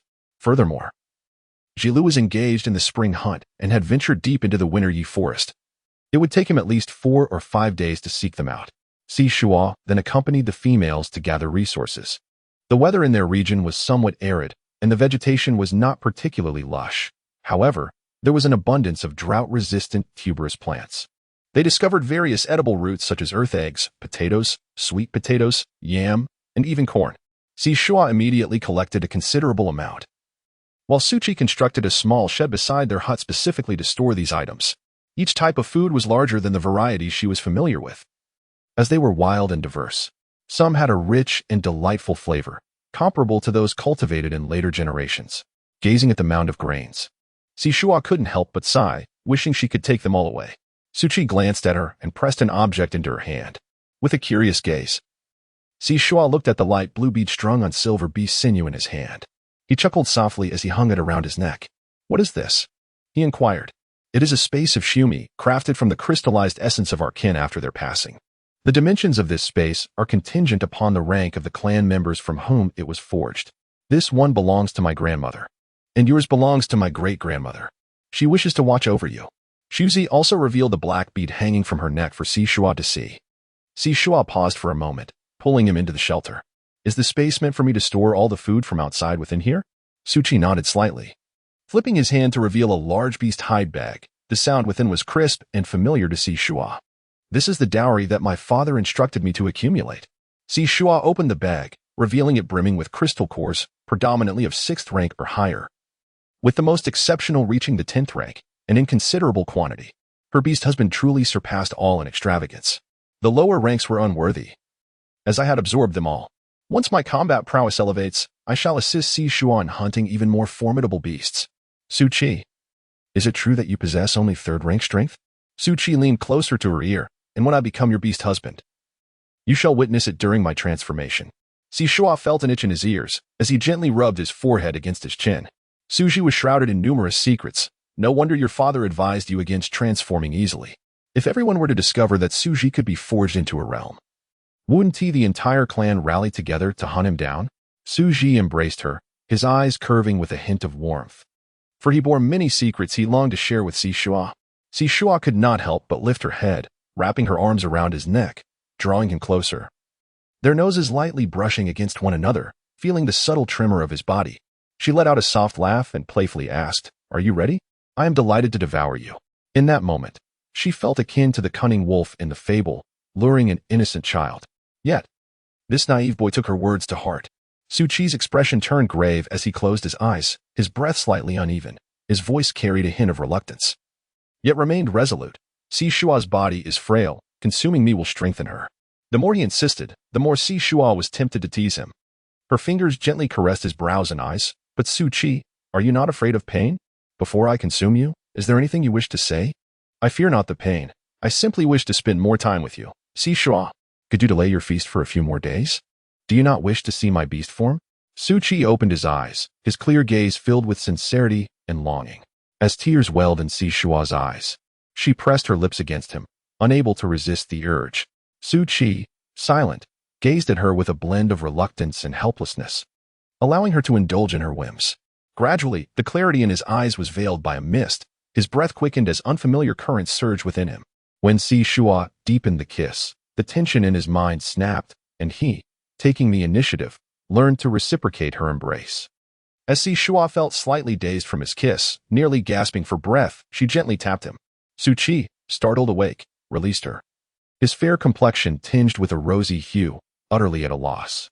The male, even more bashful than she, rendered Shuo unable to feel shy herself. "Do you enjoy the appetizer before the main course?" she teased, her fingers playfully tracing his chin, her eyes narrowing as she smiled softly. Suchi gazed longingly at her delicate lips, honestly nodding. "I do, and I want more." Shuo laughed heartily as she leapt into his embrace. "Suchi, how can you be so adorable? Do you believe everything I say? What should I do? It seems I am growing fonder of you." Suchi held her close, observing her joy, and his usually cold gaze sparkled with a hint of warmth. "I too have developed a fondness for Shuo, an ever-deepening affection." Suddenly, a loud honking echoed through the air, causing Suchi's expression to harden as he tightened his grip around Shuo. The beastmen, alerted by the commotion, emerged from their shelters, witnessing a young man in a black robe perched atop a white-browed goose beastman. Juku announced his name in a loud voice and inquired about the young man's purpose in the Fengchuan tribe. The young man gently patted the head of the white-browed goose beastman, prompting it to descend slowly.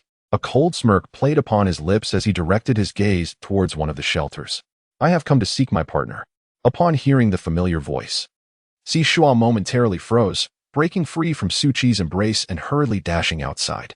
Ji Liang raised an eyebrow and chuckled softly, extending his arms wide open. Shuo rushed towards him, tightly embracing his lean waist. Ji Liang, I thought I would never see you again. How did you find me?" Ji Liang held her close, inhaling the sweet fragrance of her presence, and the once cold and anxious heart began to thaw. It was the bone token tied around your waist that guided me. It is a matching pair to mine, crafted from the same protective bone, capable of mutual resonance. As long as you remain within the Eastern continent, I will always be able to locate you. At this point, he chided her. How could you get into trouble so soon after I left? Shuo smiled softly, his lips pressed together, and said in a gentle tone, Ji Liang, this is truly not my fault. It was the wandering beastmen who came, and I was seized by the crowned eagle beastman and lifted into the skies. Fortunately, I was clever enough to trick the crowned eagle beastman into hunting for me, seizing the opportunity to escape, and I encountered Su Qi upon hearing this. Ji Liang lazily raised his head to glance at the beastman standing not far away, who, despite possessing only third-tier combat strength, deliberately emitted a powerful aura upon seeing him. Little Shuo, Ji Liang murmured, looking down at the anxious Shuo, his expression filled with grievance, as if to say, well, I am worried about your safety. You are actively seeking out a partner for me? Shuo tugged at the hem of his garment and whispered, if it weren't for Su Qi, I might still be lurking in the woods, or perhaps have been devoured by a beast. Su Qi possessed remarkable stealth abilities and could sense wild animals in advance, skillfully avoiding countless dangers along the way. Ji Liang pursed his lips, feeling even more troubled by this thought, and raised an eyebrow at Su Qi. Shall we practice? Su Qi nodded and took the lead, stepping out of the stride. Ji Liang promptly cradled Shuo in his arms and followed closely behind. The flush on Shuo's face deepened as Ji Liang remarked, I am no longer a child. You cannot hold me like this. It is too embarrassing. Ji Liang chuckled softly, exerting a gentle pressure that prompted her to shift her position, cradling her horizontally in his embrace. Stand back a little, Shuo. Do not let yourself be caught in our fray. Rest assured, since he has protected you before we, Ji Lu and I, arrived, and given your fondness for him, I shall certainly show restraint and know when to stop. However, before that, I must test his combat prowess. It is quite normal for males to engage in battle. You must learn to adapt, as favoritism can escalate conflicts. Ji Liang whispered, Shuo, I miss you dearly and have been worried about you. Traveling day and night to reach this point, one cannot forget old affections upon finding new ones. His words rendered Shuo speechless, and she found it difficult to express her admonitions. I miss you too, she replied with a light laugh, pulling at his collar. You all will forever be my new loves. Does that even sound reasonable? She buried her face in his chest, her heart echoing the sentiments of a sea king, one in proficiency as a water bearer. Yet Ji Liang chuckled softly, Shuo, you truly cherish me as your new love. After traversing a considerable distance from the tribe, Su Qi came to a halt and turned around. Ji Liang gently set Shuo down, encasing her in a protective barrier before leaping several dozen meters away, transforming into a magnificent black and silver patterned python. The snake's fine scales glimmered under the sunlight with a metallic sheen, while its crimson underbelly resembled a blazing inferno. The clash of these two vibrant colors was striking and captivating.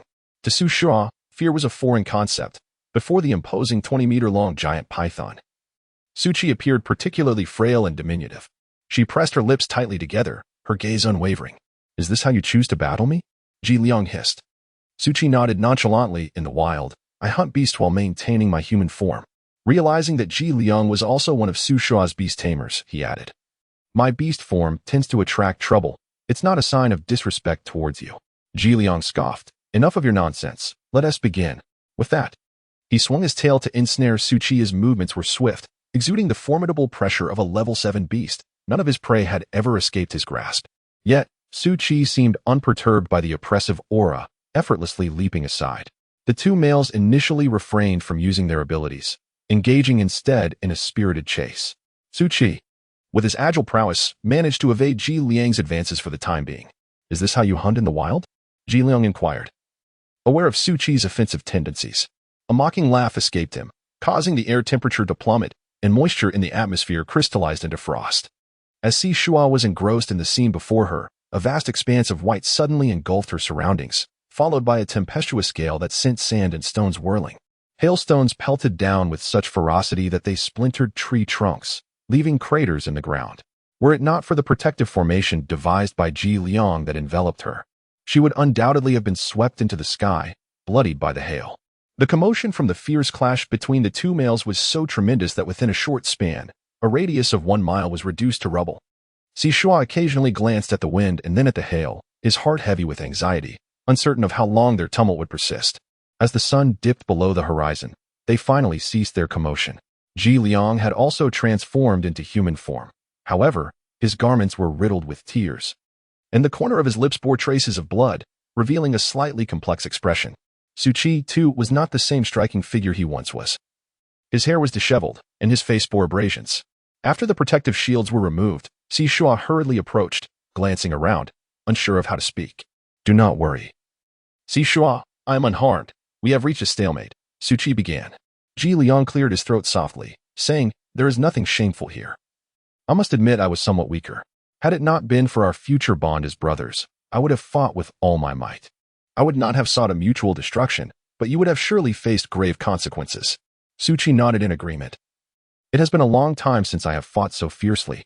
Allow me to reintroduce myself. Su Qi, level 8 combatant." Ji Liang raised an eyebrow, hissing slightly. "Ji Liang, level 7 combatant." Shuo made a gesture. Level 8 combat power?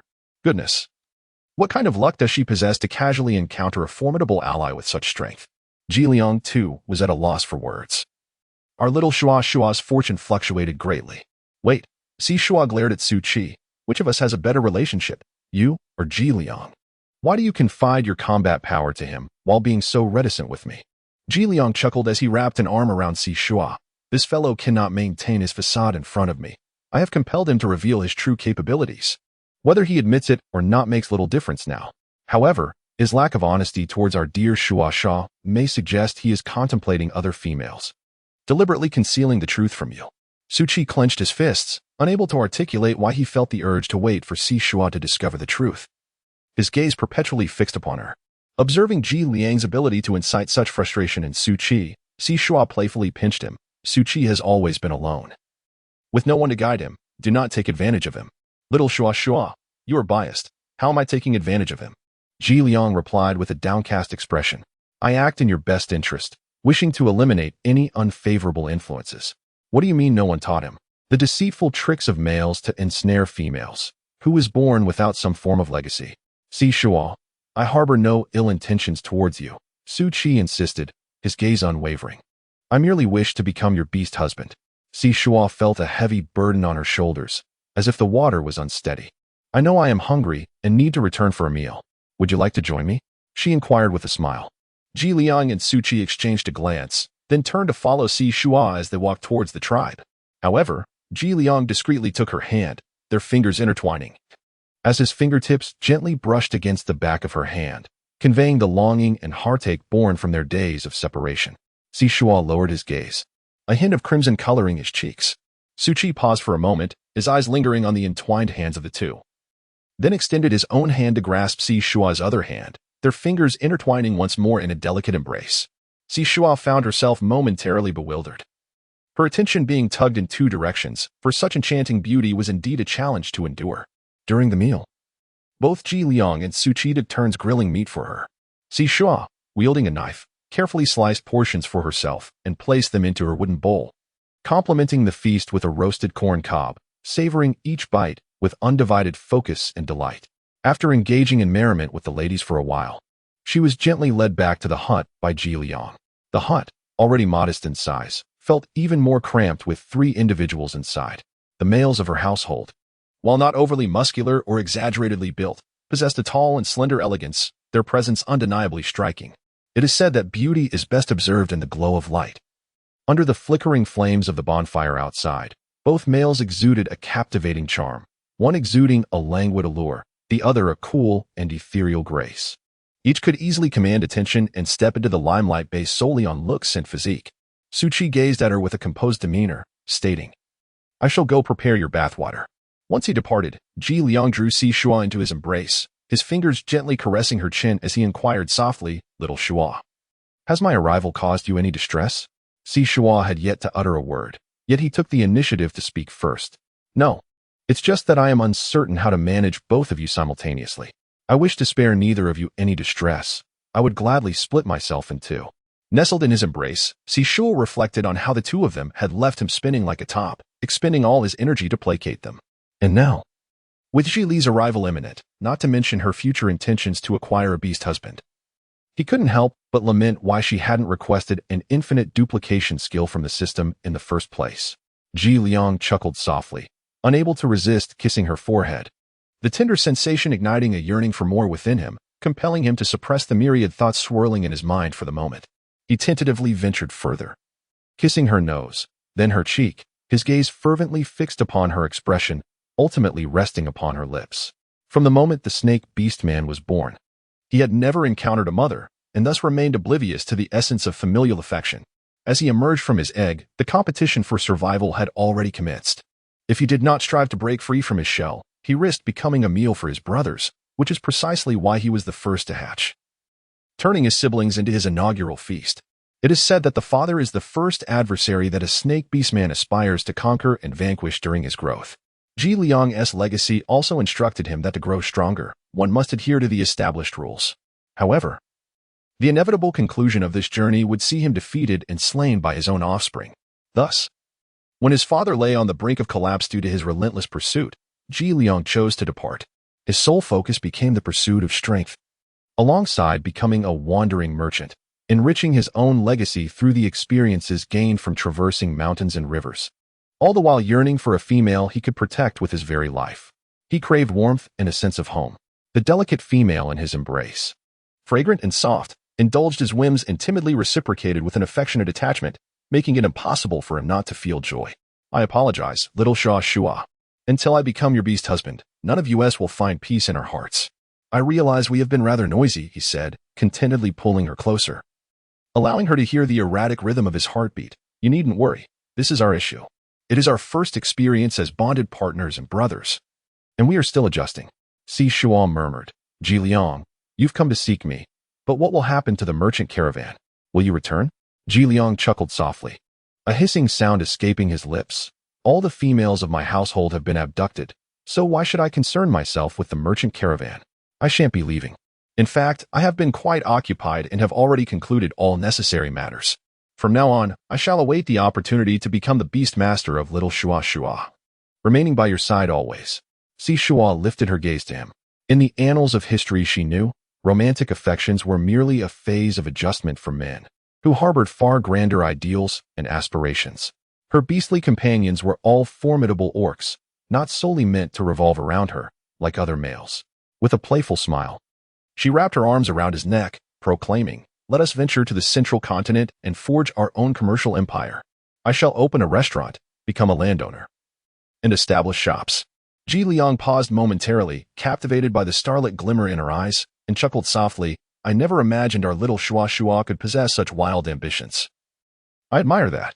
Very well, we shall journey to the central continent. However, before we do so, with a darkened expression, Shuo placed a hand over his mouth, anticipating his words. I understand what you wish to convey. The journey to the central continent is fraught with peril and distance, and the orc warriors there possess formidable strength. I am fully aware of these realities. Together, we shall strive to establish our foothold in the central continent as swiftly as possible. Ji Liang nodded, his elongated brows and eyes radiating joy. To engage in beloved pursuits alongside a cherished companion, what more could one desire in this life of beasts? Suchi prepared hot water and brought it in. Shuo sent the two males outside to stand guard. The weather here is somewhat arid, and the vegetation is not as dense as that in the Runi tribe. The air is laden with dust and sand. Moreover, Suchi possesses wind-based abilities and had previously engaged in a skirmish with Ji Liang, leaving Shuo covered in a layer of dirt. After washing up, Ji Liang took the water outside to dispose of it and hung out her freshly laundered clothes to dry. Suchi sat on the bed, allowing Shuo to rest her head on his lap, while a gentle breeze, conjured by his hand, caressed her hair. Shuo, I should not conceal my true strength, causing you unnecessary worry and fear. Shuo smiled as he gently caressed his brow and eyes. I understood that he wished to bestow upon me a grand surprise. Did he not? With such remarkable prowess, Suchi, I could hardly contain my delight. Tensing up, Suchi finally relaxed and said, Shuo, if you ever find yourself unhappy, please share it with me. I am willing to amend any shortcomings. Shuo hummed affirmatively, expressing her inquisitive nature and her refusal to harbor any lingering resentment. As she spoke, Ji Liang approached, and Suchi presented her with an 8th-grade crystal stone, which he promptly crushed and handed to Shuo. Ji Liang lifted an eyebrow and seated himself beside Shuo. Suchi informed Ji Liang about the process of refining Shuo's meridians. To Ji Liang's surprise, he learned that Shuo possessed extraordinary abilities. However, he refrained from inquiring further. Instead, he and Su Qi each took one of her hands, channeling their spiritual energy into her meridians, initiating the second round of refinement. Drawing upon the experience of the previous day, Shuo took a deep breath, redirecting her focus from the two males back to herself. She split her healing abilities, meticulously tracing and repairing her meridians with both hands. For her meridians to grow robust, the energy stored in her dantian must increase, necessitating a process of breaking down and rebuilding. Through continual cleansing and expansion, her strength would steadily improve. Su Qi utilized his spiritual power to assist Shuo in cleansing her meridians, effectively creating a shortcut that yielded remarkable results. After the completion of the second round, Su Qi and Ji Liang withdrew their hands, acknowledging the importance of a gradual approach, cautioning against haste. Shuo felt her meridians seemingly expanded once more, their walls becoming more resilient. She retrieved the seeds and began to germinate them. The seeds grew longer and intertwined tightly with one another. This time, she used several more seeds, and the resulting whip was similar in thickness to yesterday's, yet it leaped into Ji Liang's embrace, twisting its plump form in a playful manner. Ji Liang, grasping the hefty whip that had coiled around his arm, raised an eyebrow and looked at Shuo, saying, "Little Shuo, I can't help but suspect that you've bestowed upon me a little offspring." Shuo felt a mix of embarrassment and anger as she reached out to grasp the thick whip. However, Ji Liang chuckled, pulling her into his embrace, while his other arm gently moved aside. Our little Shuo possesses remarkable talent. The whip she conjured with her spiritual energy seems to exhibit a consciousness of its own. Let us nurture this whip together. By feeding its spiritual energy daily, in due time, it may even hunt beasts to safeguard you. Surprised, Shuo pointed at himself. Am I truly that remarkable? Can this whip really fight monsters on its own? Su Qi nodded, explaining that although Shuo's spiritual energy was not abundant, it was exceptionally pure, akin to having a high-quality starting point. Once the spiritual energy of the wooden plant leaves the body, it can absorb the essence of heaven and earth through the plant, granting it a unique advantage. However, nurturing this whip is indeed a challenging and lengthy endeavor. Nonetheless, it must be said that once the whip is properly nurtured and develops a complete spiritual consciousness, its combat prowess will be formidable, and it may even transform into a human form in the future. After speaking, he gazed longingly at Shuo. Shuo felt somewhat dizzy from the flattery of the two, and he chuckled, saying, "I'll bring you a whip to hasten the process tomorrow." Su Qi nodded in satisfaction, replying, "Very well, I shall await it." Ji Liang gently touched Shuo's glistening earlobe and inquired softly, "Little Shuo, shall we wait here for Ji Lu, or proceed towards Nani City? We have already drifted eastward. Perhaps we can arrive at Nani City alongside Ji Lu." Nani City lies south of the Donya Forest and is well known as a substantial beast city. It is situated near the sea, abundant in salt and the beloved pearls sought after by females, and it is home to the indispensable merfolk among the beastmen. A confluence of these factors has rendered Nani City increasingly vibrant, evolving from a modest marketplace into a vast beast city.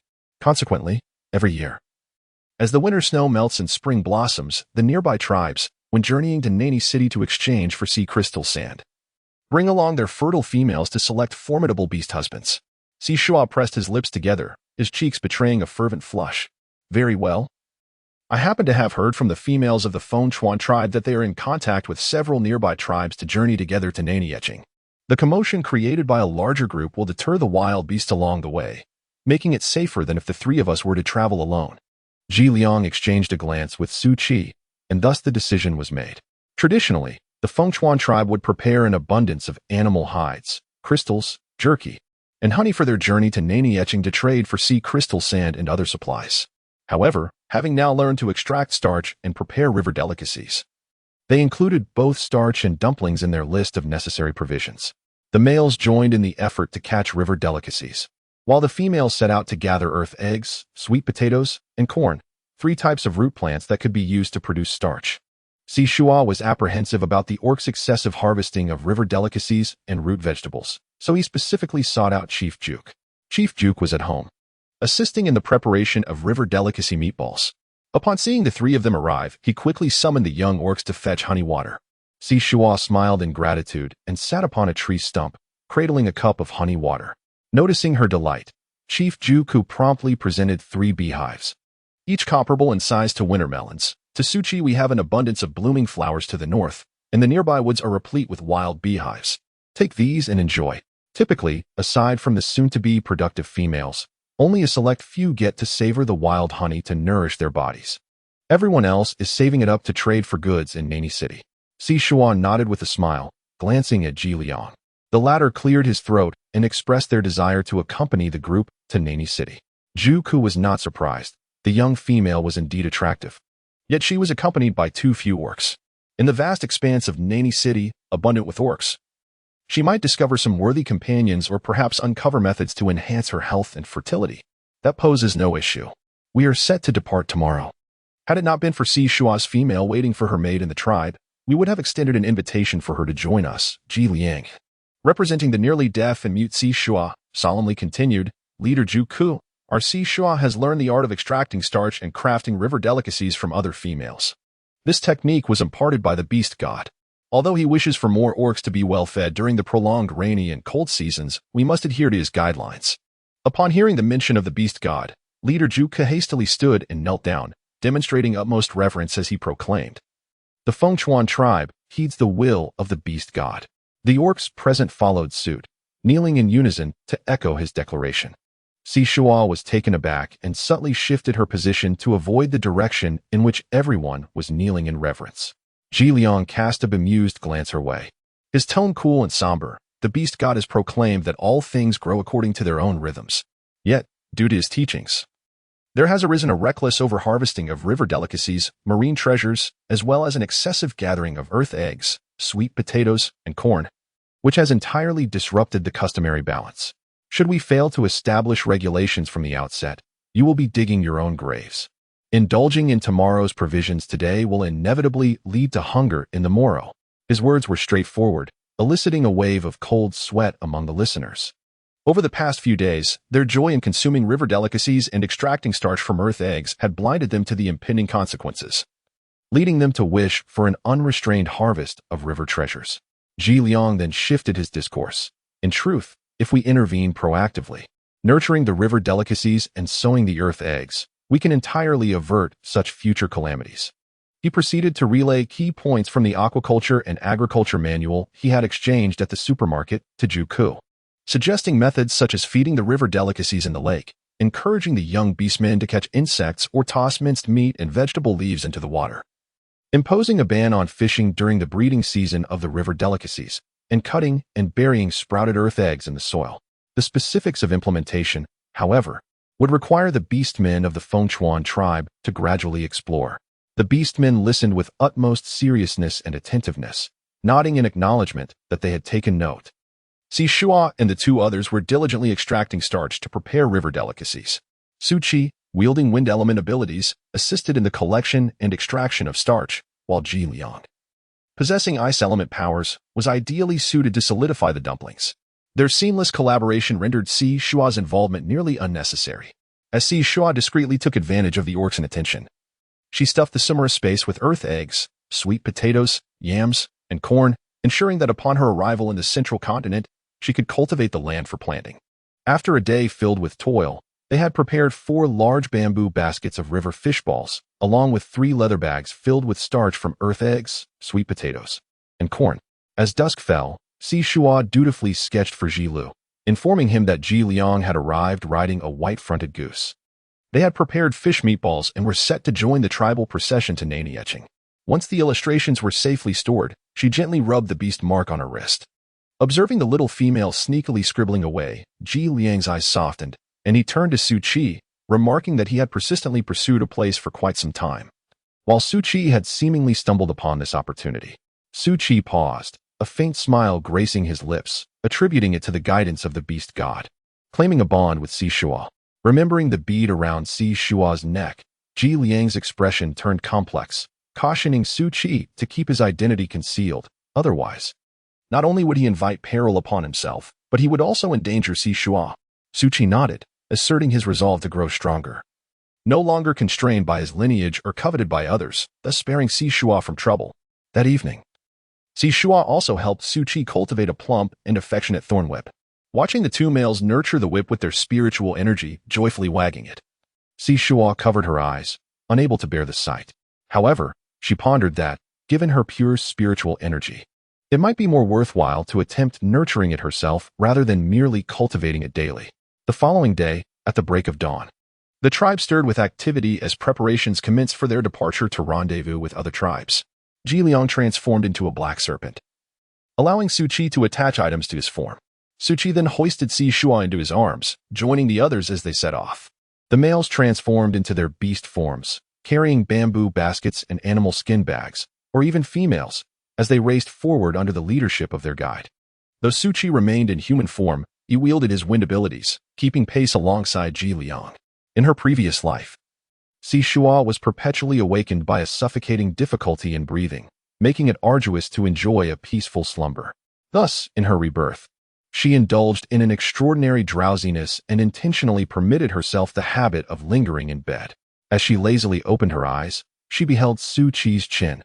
Noticing her awakening, Su Qi found a spot to pause and retrieved warm water from the shumi space for her to freshen up.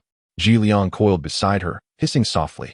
In our merchant caravan, there exists a beast man with the extraordinary ability of spatial manipulation.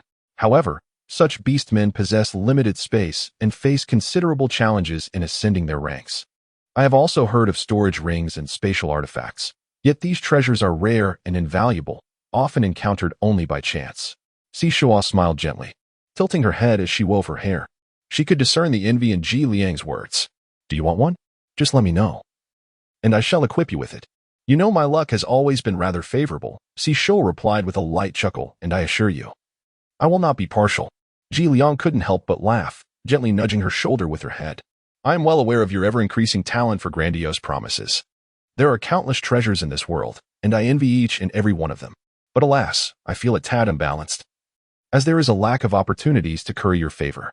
Shuo gently stroked his round head, aware that he often voiced his inner discomfort to elicit her sympathy. Jiliang let out a couple of hisses, and only then did he contentedly wag his tail. Shuo leisurely brushed her teeth and washed her face, meticulously applying layer upon layer of lotion and cream to her skin. By the time she finished tidying up and was fully awake, Su Qi had presented her with a bowl of yam and corn porridge, 2 slices of steamed pork, and a bowl of honeyed egg custard.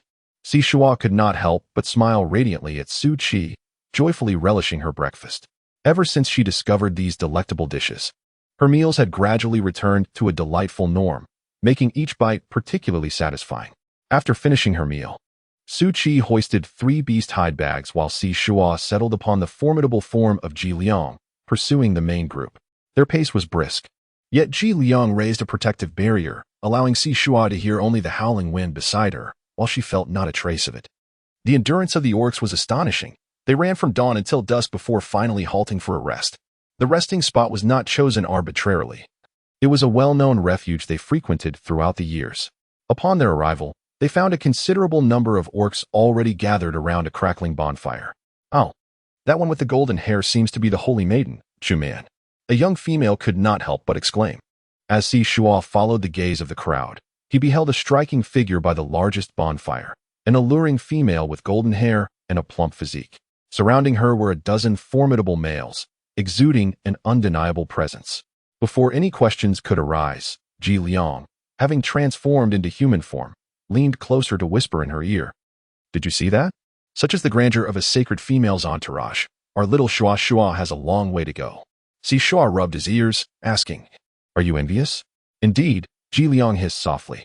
In the past, even if I had flaunted a crystal of level 10, I would not have batted an eye at the attention. Yet, Shuo is different. Despite my strength being at level 8, I still feel anxious, fearing I might not be able to protect you.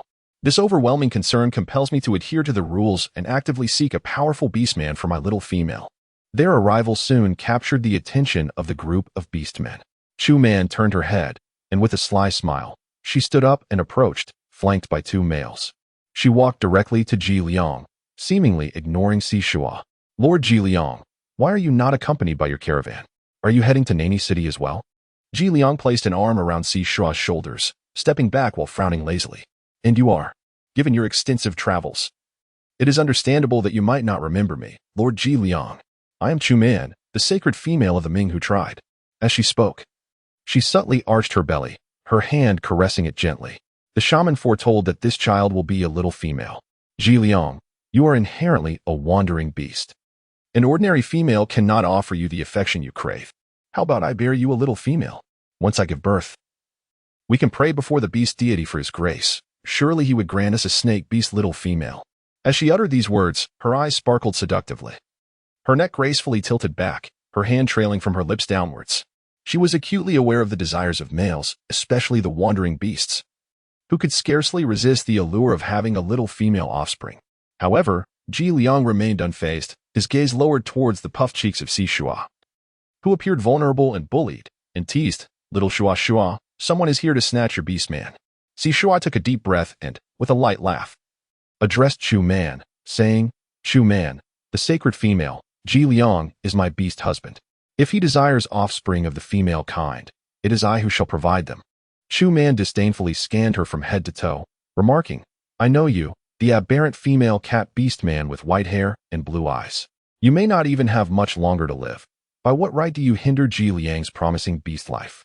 How dare you boast of granting him a female offspring?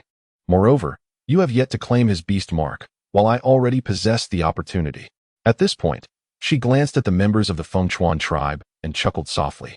"Ji Liang, in the past, you commanded a formidable merchant caravan composed of wandering beasts, renowned for your combat prowess and carefree demeanor, making you untouchable by others. But now, having parted ways with the caravan, can a mere 7th-level male like you truly compare to my legion of beast husbands? Today, if I seize you, what then?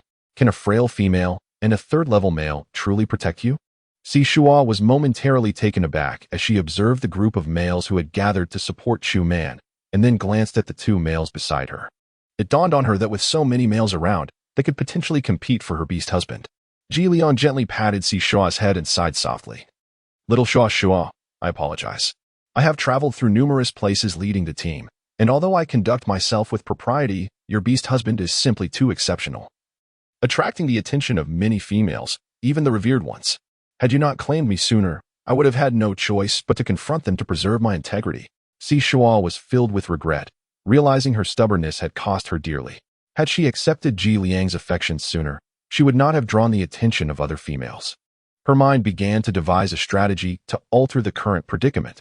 Su Qi glared at the pitiful Ji Liang and stepped forward, pulling the furrowed-browed Shuo into his embrace. "I will protect Shuo. You handle your own affairs." He gently patted her head and whispered, "There are many beastmen around. Ji Liang will be fine, and his strength is formidable. It's uncertain who will truly suffer. Shuo, do not worry." She understood Ji Liang's prowess, yet she pondered. No matter how capable a male might be, he was not invincible. Shuo bit her lip tightly, her fist clenched. She realized that she was still too weak.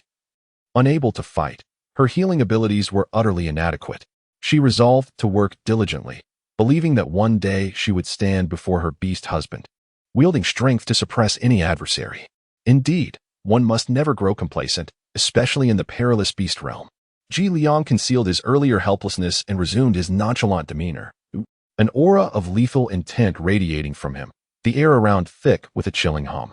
He coolly lifted his eyelids, inquiring whether they intended to approach him individually or collectively.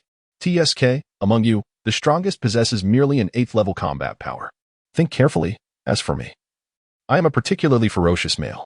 My strength has been honed through countless life and death struggles. If by chance I were to incapacitate or slay any of you, rest assured, this saintly female would not grieve. She could merely return to Nani City and procure another 10 or so." His words struck a chord. Males sought females not only for companionship, but also for procreation, while females too desired the protection of males. With the proliferation of beast husbands, the hearts of females grew increasingly fickle and demanding. They were willing to risk their lives for a female only when her existence was threatened, compelled by the bonds of the beast mark to protect her at all costs. Nowadays, females sought to claim males as their beast husbands, expecting them to confront life-threatening dangers on their behalf. No one was a fool. A silver-haired male, adorned with 2 yellow beast markings around his neck, stepped forward. "Ji Liang, I challenge you. If I win, you shall become Zhu Man's beast husband. Should I lose," he glanced at the somewhat embarrassed Zhu Man and continued, "you may freely choose your female companion. We shall not interfere." Ji Liang turned to see Shuo, raising an eyebrow, a triumphant smile gleaming in his eyes. As if to convey that no matter how formidable the challenge, he would effortlessly manage it, far removed from the earlier image of a timid little wife. Shuo ground her teeth, feeling that she had been led astray by Ji Liang once again. How wicked! However, with his influence, she truly needed to contemplate the idea of taking both of them as her beastly consorts. Ji Liang, without exchanging further words, transformed into his beast form and swiftly darted away in search of a worthy battleground. Ji Liang's reputation was formidable. One need not even witness it to surmise the outcome. Chuman watched Shuo with reluctance, thinking, if I were you and genuinely cherished Ji Liang, you should not bind him to your fragile female form. Are you even aware of how powerful Ji Liang truly is? Shuo nodded with a smile, affirming his understanding. Indeed, I am now more acquainted with him. I shall live a healthy life, allowing him to pursue the existence he cherishes, and I will also provide him with a female offspring and a home. Chuman's face flushed with anger as she turned her head and returned to her seat, begrudgingly reprimanding the feeble males around her. If they truly cared for her, they would unite to confront Ji Liang, rather than cower at his mere words. Su Qi took Shuo's hand, leading him to the edge of the group, where they cleared a space and kindled a bonfire. Behind them stood a robust ancient tree, perfectly shielding them from the gaze of the others, setting up a protective barrier. Su Qi knelt before Shuo, earnestly stating, Shuo, I possess an 8th-level combat prowess, honed through solitary training in the wilderness against ferocious beasts, surpassing the abilities of an ordinary 8th-level beastman.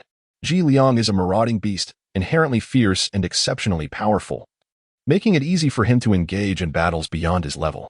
Previously, we reached a stalemate. Let us first dine, and then I shall assist you in refining your meridians. Shuo nodded gently, casting her gaze towards the distant flashes of extraordinary abilities that occasionally shimmered in the distance. While obediently enjoying her meal, she savored 2 skewers of grilled river seafood balls, a slice of corn and sweet potato cake, and sipped on some wild vegetable soup.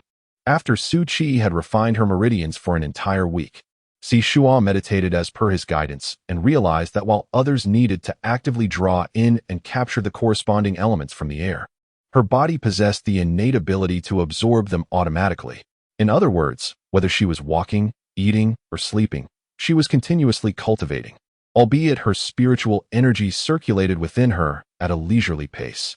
Yet, as the saying goes, even dripping water can wear through stone.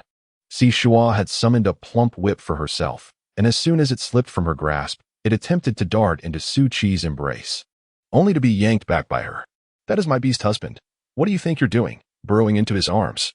Shuo remarked, pointing at the incessantly writhing whip with a cold snort.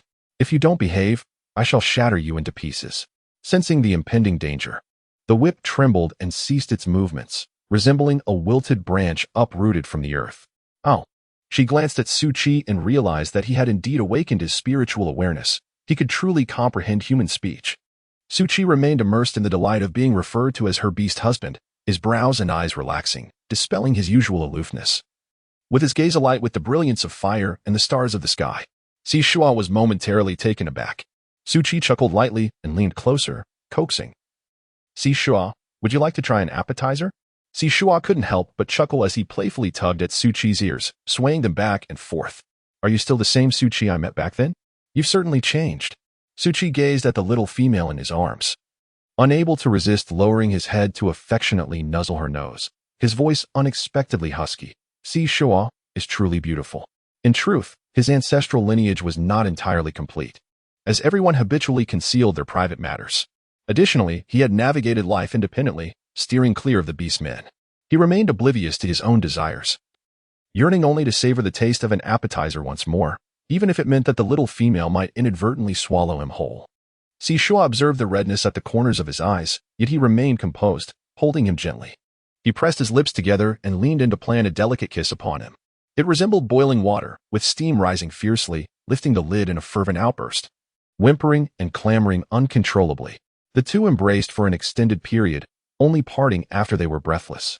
Shuo nestled in his embrace, gazing in the direction Ji Liang had departed, her hand playfully poking at the chubby whip that had coiled around her arm, reducing its size. Her fingertips released pure wood spirit energy, causing the whip to frolic joyfully. Su Qi also nurtured his own whip, in merely a day's time.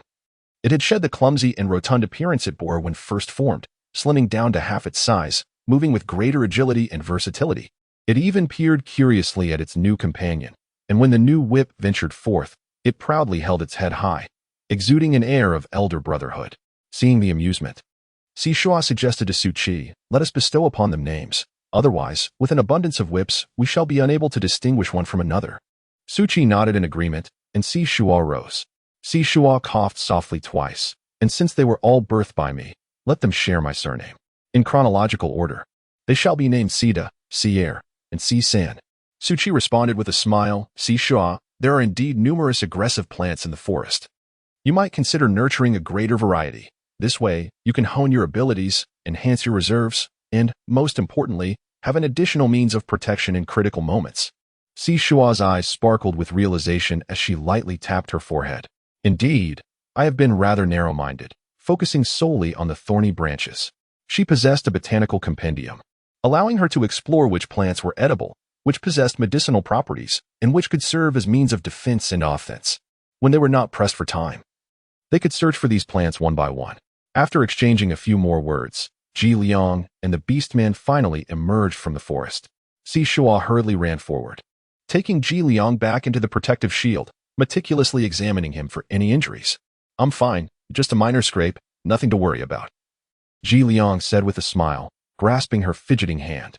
He leaned in close to her ear, hissing softly, "Little Shuo, please stop touching me. I cannot endure it any longer." Shuo bit her lip and glared at him with irritation. Although he did not have any severe injuries, she meticulously employed her healing abilities to mend him from head to toe. The sensation, akin to a gentle warm breeze brushing against the skin, made Ji Liang lean his head against Shuo's neck, unable to suppress a contented hum. As Shuo felt a flush of embarrassment. It was widely believed that serpent beast men were cold-blooded and savage wanderers, utterly unfit to be beast husbands. Yet among her 3 beast husbands, he was the one who brought mischief while skillfully navigating the delicate balance that kept her from disliking him, even bringing her moments of delight. Exhausted from excessive depletion of her spiritual energy, Shuo succumbed to fatigue and nestled into Ji Liang's embrace, drifting into a deep slumber. Ji Liang glanced at the serpent entwined around Shuo's arm, producing a cool, hissing sound. Sisson seemed to sense impending danger, shrinking and shrinking until she ultimately curled up to the slenderness of Shuo's pinky finger, obediently coiling around her wrist. Ji Liang grasped Shuo's wrist, forcefully channeling spiritual energy into Sisson's body. The whip, known as San, is intricately woven from numerous thorny tendrils, 2 of which are forcibly entangled with his eye's spiritual power. Ji Liang had just emerged from a fierce battle, with only half of his spiritual energy remaining. Thus, Sisson consumed a mere 10% of that residual energy, hissing in disdain. "So weak." Withdrawing his hand, he placed a crystal into his mouth and leaned against a tree, closing his eyes to recuperate. Su Qi, with a slight bow of his head, grasped Shuo's wrist, channeling wind spiritual energy into the 2 thorny tendrils of San. In recent days, Shuo had awakened each morning in Su Qi's embrace, rising to wash and dine before continuing their journey nestled against Ji Liang. Chu Man had refrained from causing them any trouble, yet her gaze frequently drifted in their direction, clearly indicating that she had not yet given up. With merely 3 days remaining until they reached Nanietching, they finally emerged from the expansive thicket of low shrubs, entering a boundless plain adorned with vibrant wildflowers. The flora reached Shuo's waist, and as the wind caressed the landscape, waves of green rolled forth beneath an azure sky, where even the clouds resembled fluffy cotton candy, offering a refreshing balm to the spirit. Occasionally, herds of sheep, cattle, and galloping horses graced the prairie, each creature significantly larger than those found in Shuo's previous world. As night fell, the group arrived at the riverbank, where the grass had already been thoroughly cleared by a previous wave of orcs. While they had passed earlier, a substantial flock of spiral-horned sheep had caught their attention. "Should we collaborate to surround and slay a few for roasting?" The orcs, pressed for time, typically consumed only 2 meals a day, both consisting of pre-prepared jerky and dried fruits. After a full day of running and spotting numerous wild beasts, they found it hard to contain their appetites, yearning for the taste of roasted meat. One orc called out, prompting many to rise in eager response. Ji Liang smiled as he tousled Shuo's hair, declaring, "I shall hunt 2 or 3 spiral-horned sheep and bring you some sheep's milk in the process." In the quiet confines of Shuo's space, only a barrel of freshly brewed goat's milk remained. Each evening, she had cultivated the habit of savoring a bamboo tube of it. Occasionally, when her cravings surged and water no longer sufficed, she would indulge in another. The goat's milk had been consumed the previous day, and she found herself yearning for skewers of lamb. With a smile, she had discreetly exchanged for some cumin powder and other seasonings in the marketplace. Ji Liang exchanged a knowing glance with Su Qi before they, along with the others, transformed into their beast forms and rushed back in the direction they had come. Many orcs remained, gathering around the campfire to boil water while retrieving jerky and fruits to satiate their hunger.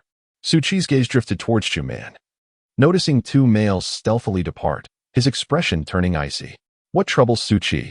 Si Shuo pondered, as she was busy feeding her spirit pet, Si San. This little creature had an insatiable appetite. No matter how much she offered, it always seemed to crave more. Perhaps it was merely her imagination. Yet she felt it was changing significantly day by day. Su Qi shook his head, pulling out some food from the sumi space, urging Si Shuo to eat something to tide her over. Si Shuo nibbled on a corn cob, her gaze meandering beyond the protective shield. While those outside the shield could not discern the figures within, the vision of those inside remained unobstructed. Suddenly, she tugged at Su Qi's sleeve and whispered, Su Qi. I recall that earlier, Chu Man dispatched 4 beastmen for hunting, and she should still have 8 by her side. However, 2 are now missing. I have finished this corn cob, yet those 2 have yet to return, although this was an expansive grassland. The level of danger was not inferior to that of the forest, especially at night. It was rather unusual for beastmen to stray from the group. Su Qi looked at the young female in astonishment, surprised by her heightened sense of vigilance. Indeed, he nodded, adding, and those 2 are among the more formidable warriors left behind. Si Shuo felt a tightening in his chest. Was something amiss? He had an unsettling suspicion that Chu Man was plotting something grand over the past few days. What was it that one feared most in the grasslands? A vague sense of dread washed over him as he paled and said, the Shuji, could they be attempting to lure forth some ferocious beasts from the plains? Numerous beastmen remained behind, and even though the male warriors surrounding Chu Man were formidable, they would not dare to act brazenly. At most, they would issue a challenge akin to the last encounter. Furthermore, the holy females were typically concerned about their reputations, seeking out powerful males to join their ranks seamlessly. This time, as they ventured to Nanieching, Chu Man would be particularly mindful of her reputation and would certainly refrain from discussing such matters openly. If a horde of ferocious beasts were to appear, while a mere 30% of the beastmen were out hunting, it would be exceedingly difficult for the seemingly third-tier Shuji to protect Si Shuo. Once Si Shuo encounters misfortune, Ji Liang will lose all resolve. Su's crimson eyes were cold and somber as he surveyed the surrounding darkness. The night prairie lay silent, akin to a ferocious beast with its maw agape, patiently awaiting its prey to unwittingly walk into its trap, only to be ruthlessly devoured. The large-tailed gray wolves of the prairie preferred to hunt in packs, and these creatures harbor a particularly deep-seated vendetta, showing no mercy to their foes, even if it were just Ji Liang and myself. Encountering a wolf pack of moderate size or larger would make it exceedingly difficult for us to escape unscathed. Si Shuo pressed her lips together, hoping that perhaps they were overthinking the situation. Surely, she could not be so selfish as to drag so many orcs down with her. Su Qi embraced her, gently patting her back, reassuring her, do not fear, for I shall protect you. Remember, I possess wings. The weight in Si Shuo's heart remained heavy as she gazed at the orcs gathered around the bonfire, laughing and chatting. She instructed Su Qi to temporarily lower the protective barrier. Taking a deep breath, she called out with a smile, Chu Man. It seems that 2 of your strongest warriors have been absent for quite some time. Are you not considering sending someone to search for them? There are numerous ferocious beasts prowling the grasslands at night, often in packs. We wouldn't want them to inadvertently lead these creatures back to us, would we? If Chu Man dares to act so recklessly, disregarding the safety of so many orcs, I shall have no choice but to tear her facade away. With her words, the orcs turned their gazes towards Chu Man. After traveling together for several days, the number of warriors accompanying the Saintess in their combat prowess had become a topic of great interest. Chu Man's expression darkened, yet she forced a smile. Our family is large, and the males require ample sustenance. Wu Juan and Ganmu, fearing we might lack food, have gone to pursue the hunting orcs. Si Shuo, I am aware that you harbor some grievances against me, but have your words not crossed the line? Amongst all of us beastmen, if there are ferocious beasts nearby, they will inevitably be drawn to us. How has this become a fault of my beastly husband? Si Shuo chuckled softly, expressing her desire to learn from Saint Maid how to coexist peacefully with so many beastly husbands. She had taken a keen interest and discovered that the most formidable males had all departed, which left her feeling concerned for you. After speaking, she gently patted Su Qi's arm and raised her protective shield once more. choosing to disregard Shu Man entirely. Shuo perused the items in the supermarket, contemplating which could effectively and affordably address the direst circumstances without revealing his true intentions. Shu Man, her chest rising and falling with agitation, whispered a few urgent instructions to those nearby, urging them to call the two back and to ensure they did not attract the pack of gray wolves. The male, glancing at the silent knight, furrowed his brow in response, and amidst the gazes of the others, transformed into a brown bear and dashed away. Yet, it was not long before the bear's departure that a beastman caught the heavy scent of blood wafting through the air, abruptly rising with a pale countenance and exclaiming, "This is bad. There must be a pack of ferocious beasts nearby." The group hurriedly gathered their belongings, the night thick as ink. A cat-eagle beastman soared into the sky to survey the situation and, upon spotting the numerous glowing pears the size of walnuts, trembled as he cried out, "We are surrounded by wolves. There are countless wolf beasts." As his voice faded, the large-tailed gray wolves responded with excited howls. Shouts echoed from all directions, even from across the narrow river. It was evident that more than just one or two beast packs had been drawn in, their numbers sufficiently overwhelming to instill fear even in high-ranking beastmen. Shu Man's complexion darkened to an extreme, as she felt 3 beast marks on her body burning with an almost suffocating intensity, only to gradually fade. No, it couldn't be like this.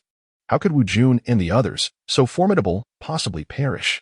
She couldn't help but shake her head, disbelief spilling forth in a piercing scream.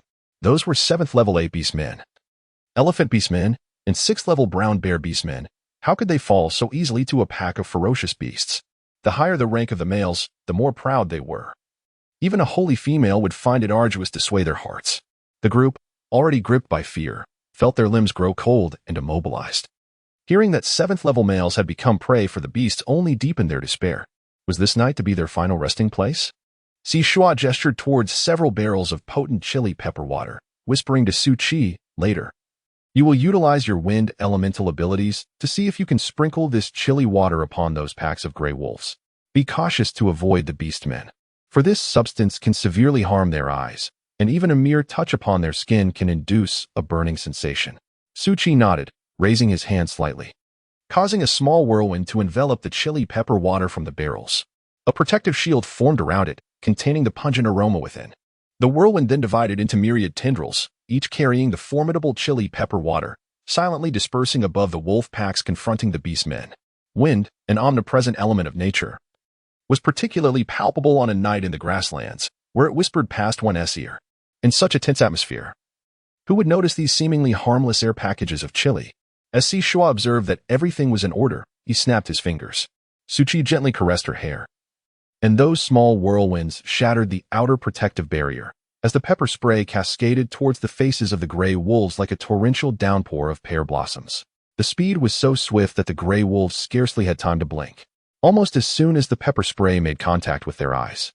The searing pain drove the wolves to writhe and howl in agony upon the ground. "What are you standing there for? Quickly take down the large-tailed gray wolves." Shuo cried out urgently, noticing the orcs still in a daze. Only then did the orcs spring into action, their faces lighting up with excitement. Except for those guarding the female orcs, the rest transformed into their beast forms and charged towards the large-tailed gray wolves. The temporarily incapacitated gray wolves were swiftly dispatched by the orcs with a single strike. Even those large-tailed gray wolves that managed to evade the initial assault posed no threat to the increasingly courageous orcs. The previous feelings of fear, despair, and resentment had, in that moment, transformed into a fervent battle spirit and a thirst for blood. As the battle neared its conclusion, the hunting orcs were summoned by the flying beasts, resulting in a pincer movement. Thousands of gray wolves were entirely exterminated. The heavy stench of blood wafted far and wide, this time. It was no longer an enticing lure, but rather a harbinger of death, as no ferocious beast dared to approach. The orcs had never experienced such exhilarating and overwhelming slaughter. Gazing at the countless corpses of the large-tailed gray wolves strewn across the ground, they gasped for breath, exchanging glances with their comrades, their initial excitement giving way to a profound sense of relief and lingering fear. Suddenly, a middle-aged male orc glared at Shu Man, exclaiming, "Shu Man, holy female. We demand an explanation." Shu Man, who had been weeping in a male's embrace, was incensed by the call-out. "What is there to explain? You cannot simply attribute the matter of these gray wolves to me based on what Shuo said." Ji Liang, Noticing that Shuo bore no trace of blame and appeared rather cheerful as he waved at him, exhaled deeply and smiled in relief. He had overheard the entire sequence of events and turned to Chu Man with a cold gaze. "You claim your two beast husbands pursued us to join in the hunt?" Hissing, he continued, "We had the cat-eagle orc surveying the surroundings, yet that cat-eagle orc has not returned, which likely indicates misfortune. The cat-eagle orcs have few natural enemies, especially at night, unless they have been deceived by familiar orcs. The demise of your two husbands may well have occurred during a struggle with the cat-eagle orc, as they were likely injured and overwhelmed by the pack of gray wolves." Chu Man gritted her teeth, refusing to concede. "That is merely your speculation. Regardless, you all stand here safe and sound, while my two husbands are dead. If the gray wolf pack was drawn by them, how could they have been caught off guard and perished? This is undoubtedly a conspiracy between you and Shuo, regardless of the circumstances. The cat-eagle orc and her two husbands had been torn apart by the gray wolf pack, leaving no evidence behind." Ji Liang raised an eyebrow. "The truth is that my Shuo used a specially concocted plant potion to save everyone, while also acquiring a bounty of gray wolf pelts and bones. Meanwhile, your two husbands' blood drew the gray wolf pack." The orcs echoed in anger. "Indeed. While on the journey, who has the luxury of being particular? One can eat what is available. Fearing hunger while sending two males to hunt is hardly impressive." They too fell prey to the wolves. "Do not assume that just because my night vision is poor, my hearing and sense of smell are compromised." The direction those two males took was entirely different from that of the hunting party. How pitiful it is that Yun was helping us scout the situation, only to be deceived and murdered by those malicious orcs. "We dare not travel alongside you for fear of being ambushed by wild beasts while we sleep. Yes, we cannot travel together. Otherwise, upon reaching Nani City, we can hardly be responsible for our words." Chu Man's face flushed with shame and fury. It was undeniable that her two husbands had perished and their blood had attracted the wolf pack. There was no way for her to refute this reality. Moreover, the truth was known well by her husbands. Once the males had vented their fury, they set about collecting the bodies of the large-tailed gray wolves, while the females, equally incensed, created a significant distance around Chu Man and her husbands.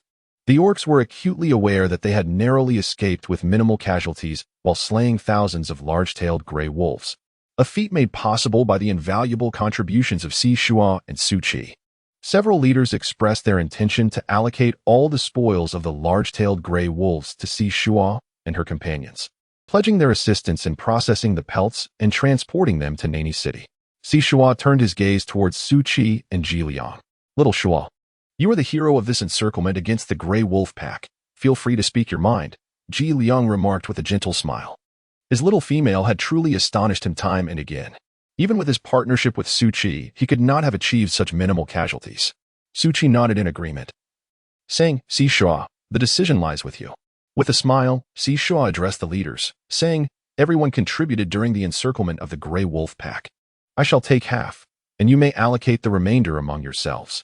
After a moment of courteous negotiation, all parties expressed their satisfaction with the outcome. The wolf meat, rich and robust, was delectable when cut into small chunks, skewered, and roasted, generously brushed with oil and sprinkled with salt, chili, and cumin powder, resulting in a truly delightful flavor. As dawn broke the following day, the orcs rose early to prepare for their journey, specifically requesting that Chu Man and her companions delay their departure by an hour. 2 days later, Shuo gazed at the towering, expansive city walls in the distance, her heart swelling with excitement and joy. Just the night before, she had received a drawing from Ji Lu, depicting this very scene. Indeed, before they could approach, a live snow leopard, moving with the swiftness of a shooting star, dashed towards them. "Ji Lu." Shuo leapt down from Ji Liang's back, standing on her tiptoes to wave. The snow leopard reached her and transformed into a handsome young man, enveloping her in a tight embrace, burying his face in the crook of her neck, inhaling the sweet fragrance of the young female. Unable to resist, he gently nipped at her, filled with joy and contentment. "Kitten, I have finally found you." Tears streamed down Shuo's face uncontrollably as she exclaimed, "Ji Lu, I miss you so much, more than words can express." He was the first male to show her kindness after her rebirth, and he had become her beastly husband. During the month they spent together, he had woven himself into the fabric of her existence on the Beast Realm continent, even though he had gone off to the spring hunt. The beast mark on her wrist brought her an unwavering sense of security. "Little kitten, do not cry. It is my fault. I promise I will never leave you alone again." For the past few days, Jilu had dared not close his eyes, relentlessly journeying day and night, consumed by inner turmoil and guilt. It was only when he held the small female in his arms that he truly felt her presence. Upon hearing his choked sobs, Shuo promptly patted his back and reassured, "I'm fine. See, I'm perfectly well." Jilu gradually released her embrace, gazing at the young female's face, which bore no trace of sorrow. Her smile was considerably brighter than before, prompting him to smile in return. He then shifted his attention to Ji Liang and Su Qi, tightening his jaw as he nodded towards them in gratitude. Ji Liang scoffed, "There's no need for that, Jilu. Little Shuo is also my young female. It is only natural for me to protect her." Su Qi remarked coolly, "See, Shuo is the female bestowed upon me by the beast god. I shall not allow her to come to harm." Shuo tugged at Ji Li's arm, exclaiming, "I'm hungry. Shall we head into the city? I crave seafood, grilled squid, spicy crayfish, stir-fried clams, braised hairtail, and so on."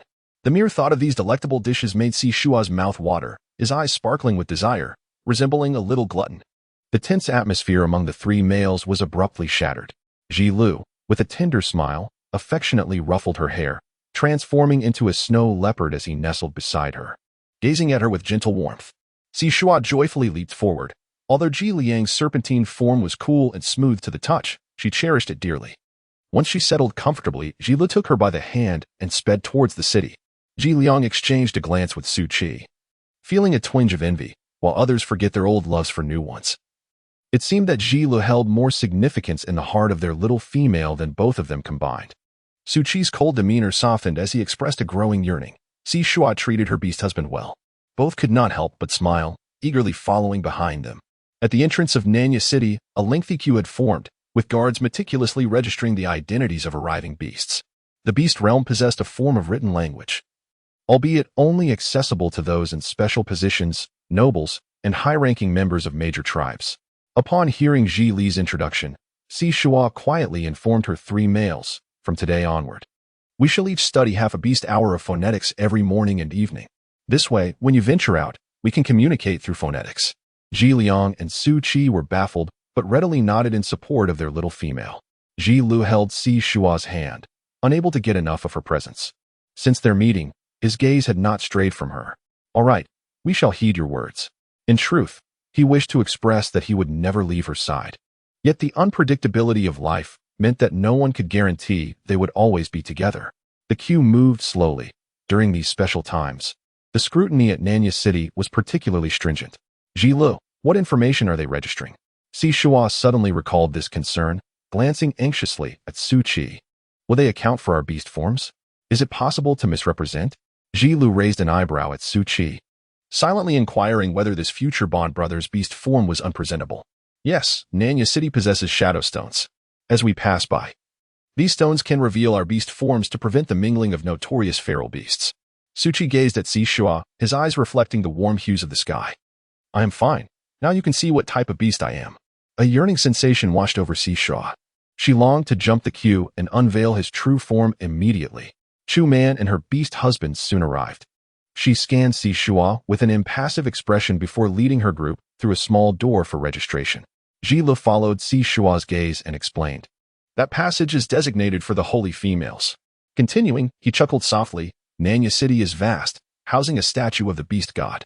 On the 1st and 15th of each beast month, the city's high priest bestows blessings upon the females. Each female beast has but one opportunity within her lifetime. And the day after tomorrow marks the 15th, Kitten will also ascend the platform to receive blessings.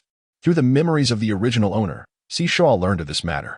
The condition of the blessed female body has improved to some extent, and her ability to conceive has increased. Fortuitously, she has even received the blessing of the beast god, gaining extraordinary powers and becoming a highly coveted holy female among the beast men. Shuo could not help but inquire of the system. "Can I receive the blessing of the beast god and become a saintess?" The system replied, "Host, it is indeed possible. Your nurturing capabilities are formidable, far surpassing the standards of a saintess. Naturally, you shall be favored by the beast god and bestowed with the blessing to become a saintess." Shuo is not particularly fond of ostentatious individuals. However, her mind is occupied with another matter, the system. "If I were to become a holy maiden, would I still be able to acquire a unique ability?" System. "Host, as long as the divine beast bestows upon you an ability that does not duplicate your awakened powers. It is theoretically possible. Shuo's eyes sparkled slightly as he shook Ji Li's arm. Ji Lu, I've heard that the beast god is exceptionally benevolent, always responding to the wishes of the holy females. Is that not so? Ji Lu smiled and nodded. Indeed, it is said that the granting of supernatural abilities, as well as the wishes made to the beast god after the holy female conceives, are remarkably effective. Shuo pressed her lips together, her gaze drifting as she pondered the implications of being chosen as the holy female. What extraordinary powers would she desire from the beast deity? She contemplated various options, her mind settling on a few possibilities. Yet, to the eyes of several males, this merely rendered her an envious figure. The little female was charming and well-behaved, intelligent and understanding, but fate had not favored her. Her frail constitution and low fertility left much to be desired. She wondered if the beast deity might be benevolent enough to grant her the blessing of bearing 1 or 2 offspring during her life as a beast. After enjoying a meal and a brief afternoon nap outside the city, they finally stepped through the city gates as dusk fell. The registration of Xiao and Ji Liang proceeded swiftly, their beast forms etched upon the silhouette stone, a testament to their transformation. Shuo stood before the shadow stone, captivated by the fluffy white cat with striking blue eyes and a majestic tail, utterly enamored. She tilted her head, stuck out her tongue, and flicked her ears, wishing she could take the shadow stone home. Why couldn't females transform? Yet, she also noticed her own unusually fluffy tail, which was, in fact, the convergence of 9 tails. The 3 males gazed at her with warm yet fervent eyes, admiring their female's playful charm, longing to cradle her close. As the moment of transformation approached, Shuo clenched her fists, fixated on the shadow stone, her mind swirling with myriad speculations. However, when a tall, strikingly beautiful and aloof deer materialized before her, she found herself momentarily stunned. The world of beasts was indeed wondrous. In her realm, deer were gentle herbivores, yet here they exhibited an alarming ferocity. Although Su Qi treated her well and possessed an air of noble aloofness, his combat prowess was not to be underestimated, honed through countless battles against ferocious beasts. Upon entering the city, Shuo glanced around anxiously, prompting Su Qi to set up a protective barrier to shield them from prying eyes and ears. Grasping Su Qi's hand, she curiously inquired, Su Qi, why is he a deer? Where are his wings? Previously, he feared others discovering his beast form. Why does he no longer fear the shadow stone? Ji Liang chuckled softly, pinching Shuo's cheek. Little Shuo, have I ever told you about the mysterious horned deer with wings? Shuo was momentarily taken aback as he gazed at Su Qi. Ji Lu also expressed his astonishment, exclaiming that it was indeed a horned deer. Su Qi, with a slight smile playing on his lips, nodded affirmatively, stating, yes, I am a horned deer. In front of the shadow stone, I concealed my wings using the obfuscating effect of the Shumi space. My kind dwells upon an inverted floating mountain in the beast world continent, rarely interacting with outsiders, which adds to our air of mystery. We are among the few non-avian beings possessing wings. Our inner crystal cores can be refined into Shumi space, and Ji Liang raised an eyebrow and interjected. If I am not mistaken, another reason for the horned deer's peril is that after having their heads severed, they can reattach the heads of other beast forms. Many beastmen are inclined to capture horned deer, so in their moments of impending death, they can affix their heads to those of the horned deer. You naturally cultivate at a faster pace than others, which is crucial for certain less fortunate beastmen seeking to defy fate. Am I correct? Su Qi replied with a soft hum, his expression serene and distant. Indeed, this is why the population of our horned deerkin is dwindling.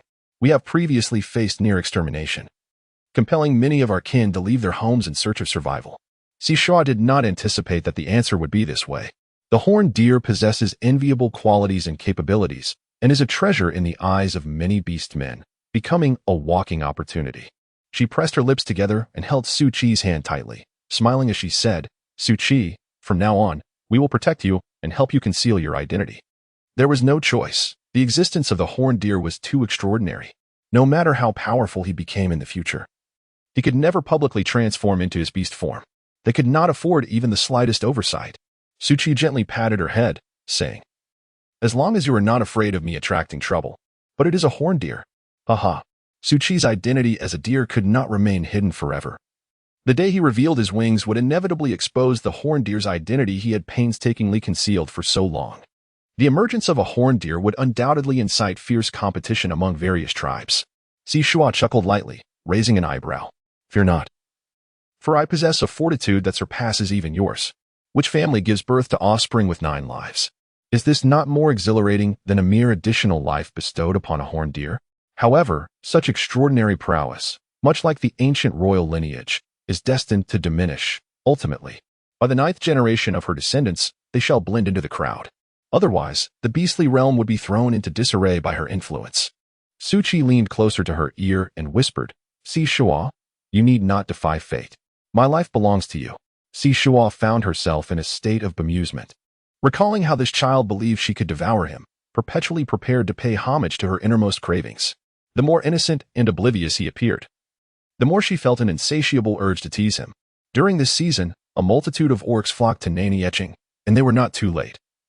With a variety of accommodation options available, Nani Etching was perched high atop a steep cliff, overlooking the tumultuous sea below, where the moist, briny breeze mingled with the roaring waves crashing against the rocks, accompanied by the cries of seabirds, setting the tone of the place.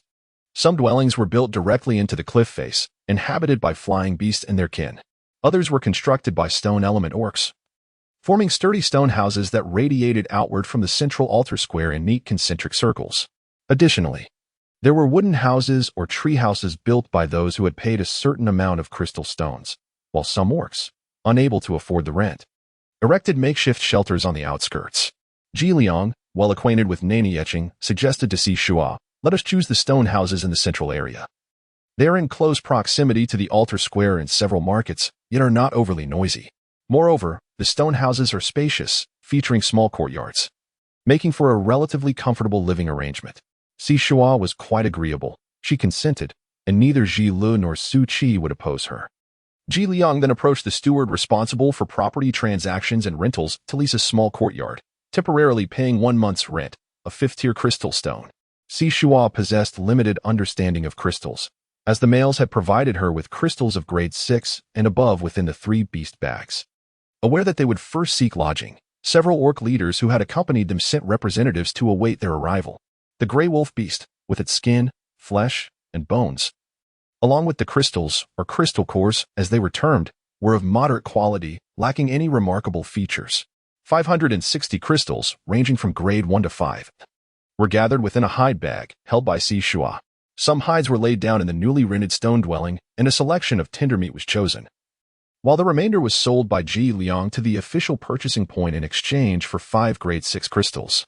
It was at this moment that Si Shuo truly recognized the preciousness of the 6th-tier crystal stone.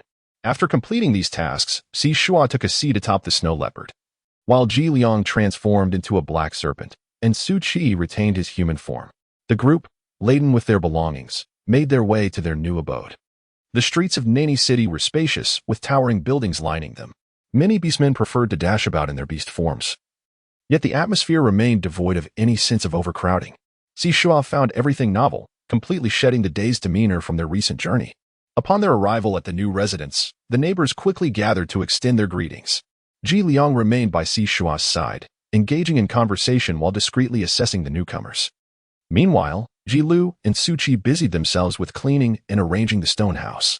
The neighboring females possessed moderate reproductive capabilities. One was named Shan Man, a long-eared pink rabbit, who brought a basket of pink and white bunnies for Si Shuo to play with. The other, named Hiju, was a female vermilion bird, accompanied by 3 small black wolf cubs. Si Shuo was utterly enchanted by the fluffy little creatures, her eyes sparkling with delight. Wishing fervently that these adorable beings were her own, her mind could not help but conjure images of her own little ones, a snow leopard cub, a baby snake, and a winged deer fawn. Si Shuo took out some warm corn and shared it with them. The corn was sweet and delicious, and everyone enjoyed it heartily. Agreeing to visit the market together the following day, the orcs, with their straightforward minds and devoid of ulterior motives, found camaraderie in their shared nature. Moreover, every female was doted upon by several husbands, their personalities largely simple, cheerful, and kind. Only a few, like Chuman, Yujiao, or Ma Hui, were the type to begrudge others' success. After bidding farewell to the neighbors, Si Shuo finally had the opportunity to survey the abode where he would reside for the foreseeable future. Upon entering, he found a courtyard of about 100 square meters, the ground composed of carefully cut and polished stone. Facing the entrance were 5 stone houses, each approximately 30 square meters, ample space to accommodate the beast forms of most orcs. One stone house served as a kitchen and bathroom, another as a dining room and parlor, while the remaining 3 were designated for each male. The room's furnishings were quite simple, consisting of a stone bed and a set of stone table and chairs. Jilu and Suchi began retrieving daily necessities from their respective spaces, and soon the stone house was infused with a sense of warmth and life. "Little kitty, what shall we have for dinner tonight?" Jilu inquired with a smile, looking at Shuo. Shuo cast a glance at Suchi, who snapped his fingers, enveloping their small courtyard in a protective shield. She craved braised pork rice, yearning for a taste of rice since departing from the Runi tribe, having not savored rice or noodles in quite some time. With determination, she retrieved a bag of rice and procured carrots, shiitake mushrooms, corn kernels, potatoes, pork belly, and sauces from the market, presenting them to the large earthen pot. Jilu kindled a campfire and scooped rice into the pot, rinsing it twice before adding water that reached a fingertip above the rice. Under Shuo's guidance, Suchi meticulously prepared the accompanying ingredients, arranging them atop the rice before covering it to simmer. The males, possessing hearty appetites, not only indulged in the braised pork rice but also roasted a gray wolf and a horned sheep. Meanwhile, Shuo purchased a roasting pan, requesting Suchi to carve her some meat slices to roast. Resting her chin on her hand, she admired her 3 diligent and handsome males, her heart brimming with happiness. The previous longing had dissipated, replaced by the joy of family reunion that blossomed within her. The braised pork rice, combined with various sauces, offered a multitude of flavors, ensuring that each male could find a taste to his liking, complemented by roasted meat and corn porridge. Dining became not merely a means to satiate hunger, but rather an exquisite enjoyment and a ceremonial aspect of life. Once the meal was concluded, Shuo produced a leather-bound notebook along with pencils and erasers, distributing a set to each male. She then brought forth a blackboard, chalk, and a chalk eraser, donning a pair of frameless glasses, and earnestly began to teach them phonetics. In the Beast World continent, writing existed, characterized by convoluted strokes that could bewilder the eyes. Thus, they would focus on a simpler method of writing based on pronunciation, known as pinyin. Pinyin consists of initials and finals, with the finals further divided. They would first learn 5 simple finals today, noting that the shape of the lips remains unchanged while pronouncing them. The 3 males listened, perplexed. It was of little concern, as rote memorization would suffice. After completing the lesson, Shuo assigned them homework, to write 4 lines for each final with tones. Observing them diligently writing, she relished her role as a teacher. It was truly exhilarating. Upon finishing her instruction, Ji Liang popped a crystal into his mouth, transferring its energy to Shuo. He and Suchi each grasped one of her wrists, aiding her in refining her meridians. Shuo had no time to explain to Jilu, focusing intently with closed eyes to harness her healing abilities and synchronize with the rhythm of the 2. Jilu observed for a while before closing his eyes to rest. After completing a full cycle of cultivation, Shuo independently channeled her spiritual energy, successfully completing 10 additional cycles, a daily requirement of her training regimen. Upon opening her eyes, she smiled and waved at Jilu, saying, "Jilu, I've created a nourishing whip for you." Only then did Jilu notice the lively whips swirling around Ji Liang and Suchi, joyfully drawing in spiritual energy. He raised an eyebrow in surprise. After a couple of glances, he realized that these whips had indeed awakened spiritual awareness. Although still in a nascent stage, the journey to fully develop this awareness would require considerable time, effort, and spiritual energy. Nevertheless, taking the first step was often the most challenging. Once accomplished, progress would merely be a matter of time. Once these whips were nurtured, their combat prowess would be extraordinary. More importantly, during their idle moments when not engaged in hunting, they could siphon off a portion of spiritual energy for storage, which would be beneficial for cultivation. At critical moments, this stored energy could even be life-saving. Who wouldn't covet such a naturally growing reservoir of spiritual energy? Shuo slightly raised his chin, and a handful of seeds materialized in his palm. The seeds sprouted at an astonishing speed, visibly intertwining and trembling as they grew taller and expanded, halting only when they reached a length of 3 meters and a width of a bowl. Without her uttering a word, the plump whip precisely burrowed into Ji Li's embrace, twisting playfully as it sought affection. Shuo glanced around, surveying the surroundings, yet deliberately avoided meeting Ji Li's amused gaze. Fei Bian, ever the affectionate and beauty-seeking individual, found it impossible to restrain her playful demeanor. At that moment, 3 males took turns bestowing their spiritual energy upon her. Once their task was complete, Jilu assisted Shuo to her feet and guided her back to their chamber. Shuo's heart trembled as she dared not look back at Ji Liang and Su Qi. After all, she had been apart from Jilu for quite some time. The sweet pangs of separation often surpassed the joys of a new marriage. She needed to comfort each one of them. Jilu retrieved the prepared bathing water from the space, neatly arranged her change of clothes and the beast's skin for drying, and then placed a gentle kiss on her forehead, suppressing his deeper yearnings as he stepped outside. Shuo had not indulged in a luxurious bath for quite some time. She sprinkled rose petals, poured in essential oils, applied a facial mask, and savored a glass of red wine while listening to soft melodies, reveling in a bliss akin to that of celestial beings. After preparing herself, she filled the bathtub with water and returned to find Ji Liang gently drying her hair, his gaze filled with tenderness for his beloved. His voice was slightly husky as he said, "Little cat, I am truly fortunate to be the first to encounter you." Ji Liang was a renowned merchant in the southern region of Dongye Forest, while Su Qi belonged to the formidable and enigmatic tribe of the horned deer beast men. Had it not been for his fortunate chance to become her first beast husband, it is likely that there would have been no place for him by her side. As Shuo nestled into his embrace, she chuckled softly, expressing her gratitude for encountering Jilu, pondering where she might have been otherwise. Jilu was indeed exceptional, possessing a kind heart, and the beast god would surely bestow blessings upon them. "Look," she continued, "you had previously remained at the 3rd tier of battle prowess, and now you have ascended to the 4th tier.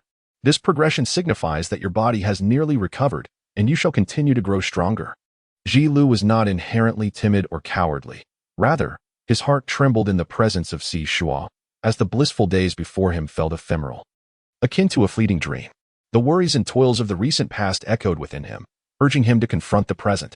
He tenderly brushed Shuo's nearly dry hair and laid her down upon the bed, where all their ardor transformed into the tumultuous waves crashing against a cliff, pulling them into a shared abyss.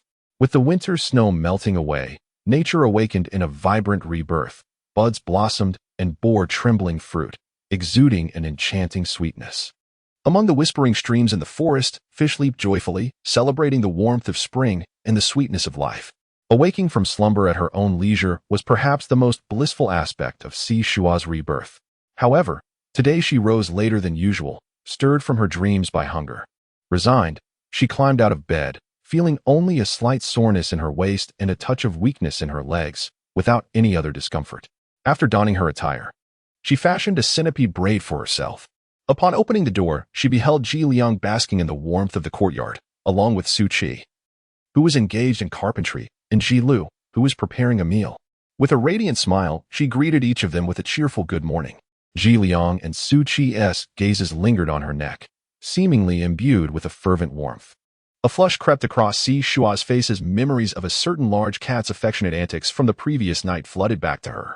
Hastily employing her healing abilities, she erased those lingering marks. After finishing her morning routine, Shuo had barely seated herself to dine when Shan Man and Hiju arrived, each accompanied by 2 males, calling her to join them outside. "Have you eaten? Let us share a meal," Shuo greeted with a smile. Initially, the 2 females intended to decline, but the allure of Shuo's cooking was irresistible. They settled down, openly declaring their intention to present Shuo with gifts later. Breakfast consisted of a delightful spread that Shuo had arranged with Jilu the night before, thin pancakes rolled with fried eggs and roasted meat, accompanied by finely chopped green peppers, a plate of sweet potato and sesame balls, a dish of pickled cucumbers, and almond goat milk. The flavors were so delectable that the 2 females found themselves momentarily speechless. However, after each enjoying a single pancake, they paused. Meanwhile, their male companions inquired with Jilu about the preparation of such dishes, intrigued by the uncommon culinary interest shown by their females. Though Nani City was situated near the coast and frequented by bustling trade caravans, offering a diverse array of goods including floating wheat, rice, and various fruits and vegetables, they appeared somewhat different from what Shuo was accustomed to. Jilu struggled to provide answers, prompting Ji Liang to step in with additional insights. After their meal, Su Qi remained at home, while Ji Liang and Jilu accompanied Shuo on a stroll through the city. Nani City was expansive. It took Jilu a good 7 or 8 minutes of swift running to reach the nearest marketplace. Inside, the atmosphere was vibrant, reminiscent of a bustling pedestrian street on a weekend in later times, where products from all corners of the world could be found. One of Shuo's hands was tightly grasped, and she gazed with great interest at the first stall. Anything she focused on for more than 5 seconds was promptly purchased by Ji Liang, who followed closely behind. Before long, the basket on Ji Liang's back was filled to the brim. The street also offered a variety of food, predominantly grilled meats, followed by fruits and vegetables. With only a small portion dedicated to selling pancakes, buns, and pastries, Shuo deliberately had Ji Liang purchase some. The orcs had yet to grasp the art of proper dough preparation, resulting in the baked goods being made from dead dough, and the flour used was whole wheat. In terms of texture and flavor, they fell far short of what Shuo had previously experienced. The pastries merely contained a touch of honey and nuts, lending them a faint sweetness. Shuo stood beside the pastry stall, savoring a treat while observing the incessant stream of customers, her envy palpable.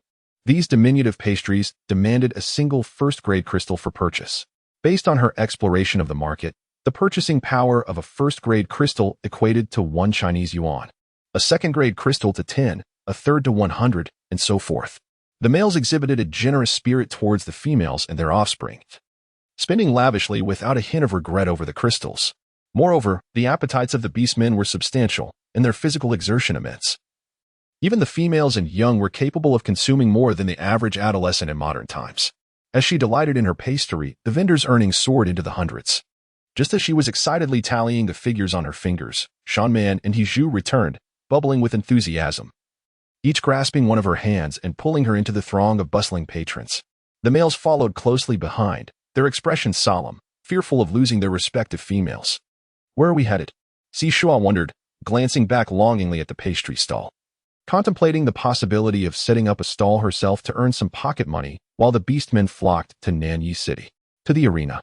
Shan Man exclaimed with a smile. Not only do we females come to Nanyi City in search of mates, but many formidable males also seek out females with high reproductive capabilities. Mere bravado and displayed prowess through beast patterns are insufficient. They may merely be facades built upon piles of crystals. Thus, the arena exists to captivate the attention of females. This time of year, it is particularly lively. Zhu nodded eagerly, her face alight with anticipation. If any female takes a liking to a male on stage, as long as the male is satisfied with her conditions, they can become mates. Many males gain the affection of esteemed females through their performances in the arena. Nearby, the other females clenched their fists, their voices tinged with excitement. I heard from the elder sisters in our clan that there is a magnificent creature from overseas, a large fish beast, that battles annually in the arena. Yet no esteemed female has claimed him yet. Why is that? Isn't here to find a mate? Each year, the beast god selects 3 to 5 esteemed females. Not to mention the numerous esteemed females arriving from various locales. With so many esteemed females, hasn't any caught his eye? Who knows? It is said he possesses extraordinary beauty, rivaling that of the merfolk. Listening intently, Shuo found herself captivated by the vibrant gossip swirling in the bustling crowd. Having distanced herself from electronic devices, her mental world had shrunk significantly. Yet, she resembled an inexperienced child, occasionally glancing back to see if her beastly partner was following. As they passed a stall, she picked up a mask crafted from bone, resembling a feline beastman, placing it on her face to obscure half of it, leaving only her azure eyes and lips, blooming like peach blossoms in spring, exposed. She playfully posed like a beckoning cat, smiling at Ji Lu, then turned to Zhuliang and let out a fierce meow. Her adorably soft demeanor stirred a surge of emotions in the 2 males nearby. Though they said nothing, it was evident that the masked female was particularly alluring. Zhuliang, ever perceptive, promptly handed the stall owner a first-grade crystal. As they neared the beast arena, the throng of beastmen grew denser, and the sounds of male voices, rough and boisterous, echoed from afar. A few bold females shouted out the names of several beastmen, all of whom were quite popular in the arena this year. Shan Man and Zhu had arrived a few days earlier than Shuo and were well acquainted with the surroundings, eagerly providing her with insights. While they could not compete with the esteemed females, the arena was filled with numerous males, many of whom would be suitable partners for them. Upon reaching the outskirts of the crowd, Zhuliang transformed into his beast form, lifting Shuo effortlessly to a height of 10 meters. Aside from the female perched atop a flying beast circling above, Shuo's view was quite expansive. Almost immediately, several serpent beastmen raised their heads, showcasing their females. A short distance away, Shuo spotted the esteemed female, Chu Man, seated atop a golden python beastman. The arena featured a dozen fighting platforms, each spanning around 100 square meters, protected by energy shields powered by crystals, with competitions taking place on every platform. Most males fought in their beast forms, with only a minority remaining in their human shapes. After days of travel, Shuo had put her collection tasks on hold, and having amassed a small amount of beast currency in the Fengchuan tribe, she had indulged her cravings to the point of depletion.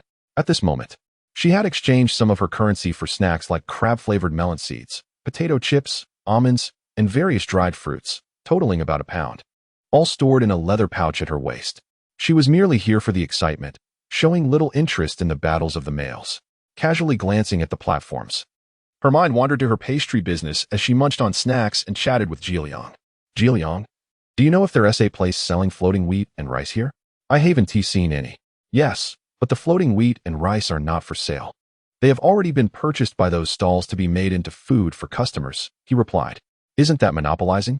Others can't compete for business without ingredients. Do those stall owners have powerful backgrounds? She was not merely browsing.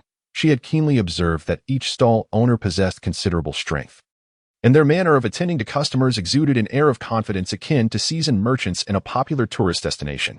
Jiliang, surprised by the young female's perceptiveness, nodded slightly and hissed. Indeed, Nani etching has thrived for several hundred beast years, and many stall owners have inherited their businesses through generations. The stalls are closely packed, with almost no vacancies. Because of this, the offerings in various markets are quite similar, following a similar model, with each market stabilizing its goods through numerous struggles, large and small. Shuo let out a faint sigh. In other words, if we set up a stall and our business falters, we might find ourselves unable to cover the stall fees, thus engaging in a venture that incurs losses.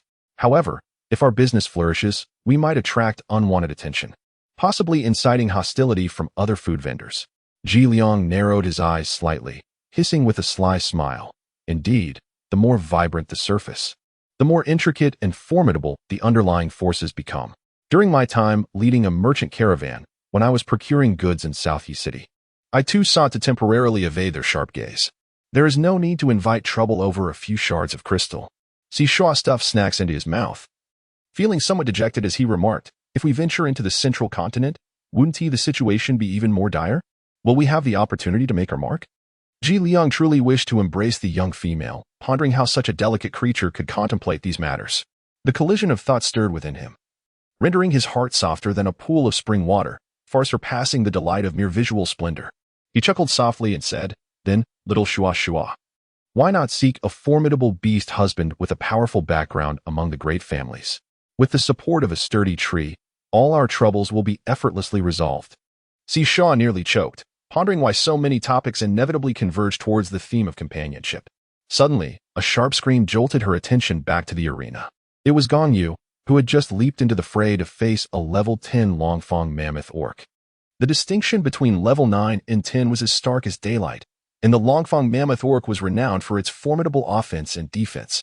A lean youth ascended to the center of the combat stage, his demeanor icy, exuding an aura reminiscent of millennia-old profound ice that sent shivers through the very soul. Yet, this sensation was fleeting. Upon a second glance, the crowd noted his strikingly beautiful and androgynous features. His tousled dark blue hair framed a face of exceptional elegance, complemented by deep green eyes that shone with an alluring intensity amidst the bold strokes of color. Indeed, he was a figure that left an indelible impression. Gongyu had never revealed his beast form, and Jiliang hissed. He emerged 5 years ago, initially possessing only level 5 prowess.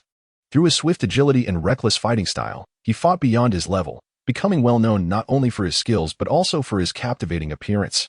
As Shuo listened to his acerbic tone, he could not help but stifle a chuckle and gently prodded him. No matter how sour you are, you cannot become a mate to him. Jiliang, in a state of resignation, lightly shook his head. Shuo, you are unaware of your own worth. How can you lack such confidence in yourself? Not to mention the clever and delicate charm of the little female, which endeared her to others. Her striking beauty alone made her stand out among the many beast men. She was on par with Gongyu. I am simply self-aware. Gongyu has been unattached for 5 years, without being claimed by any illustrious female. Do you believe he could ever be with me? Shuo had long cultivated a positive and optimistic mindset in his past life, never indulging in desires for what he could not attain. With the blast of a horn, Gongyu immediately surged forward. His speed was astonishing, quick enough that by the time the opposing male raised his arm to defend himself, a shallow cut had already been inflicted on his neck by Gong Yu. Though the wound was minor, it was profoundly humiliating. The male scoffed, transforming into his beast form, which instantly occupied the majority of the arena.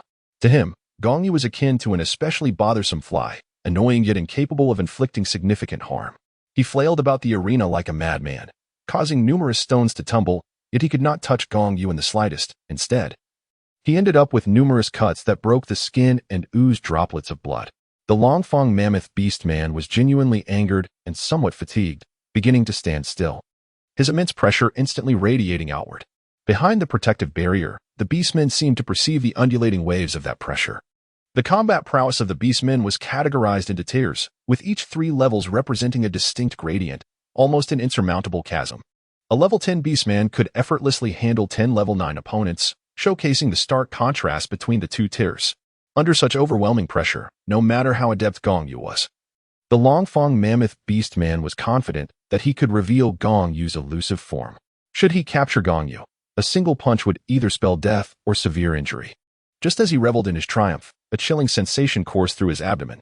He looked down to find Gong Yu's hand pressed against his belly, right where the crystal core lay. "You have lost." Gong Yu coldly smirked, stepping back and tilting his head with a raised brow. Although Gong Yu had withdrawn, the Longfang mammoth beastman still felt an acute chill, as if he had just circled before the beast god.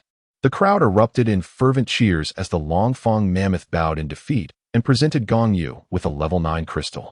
"Gong Yu, you are incredible."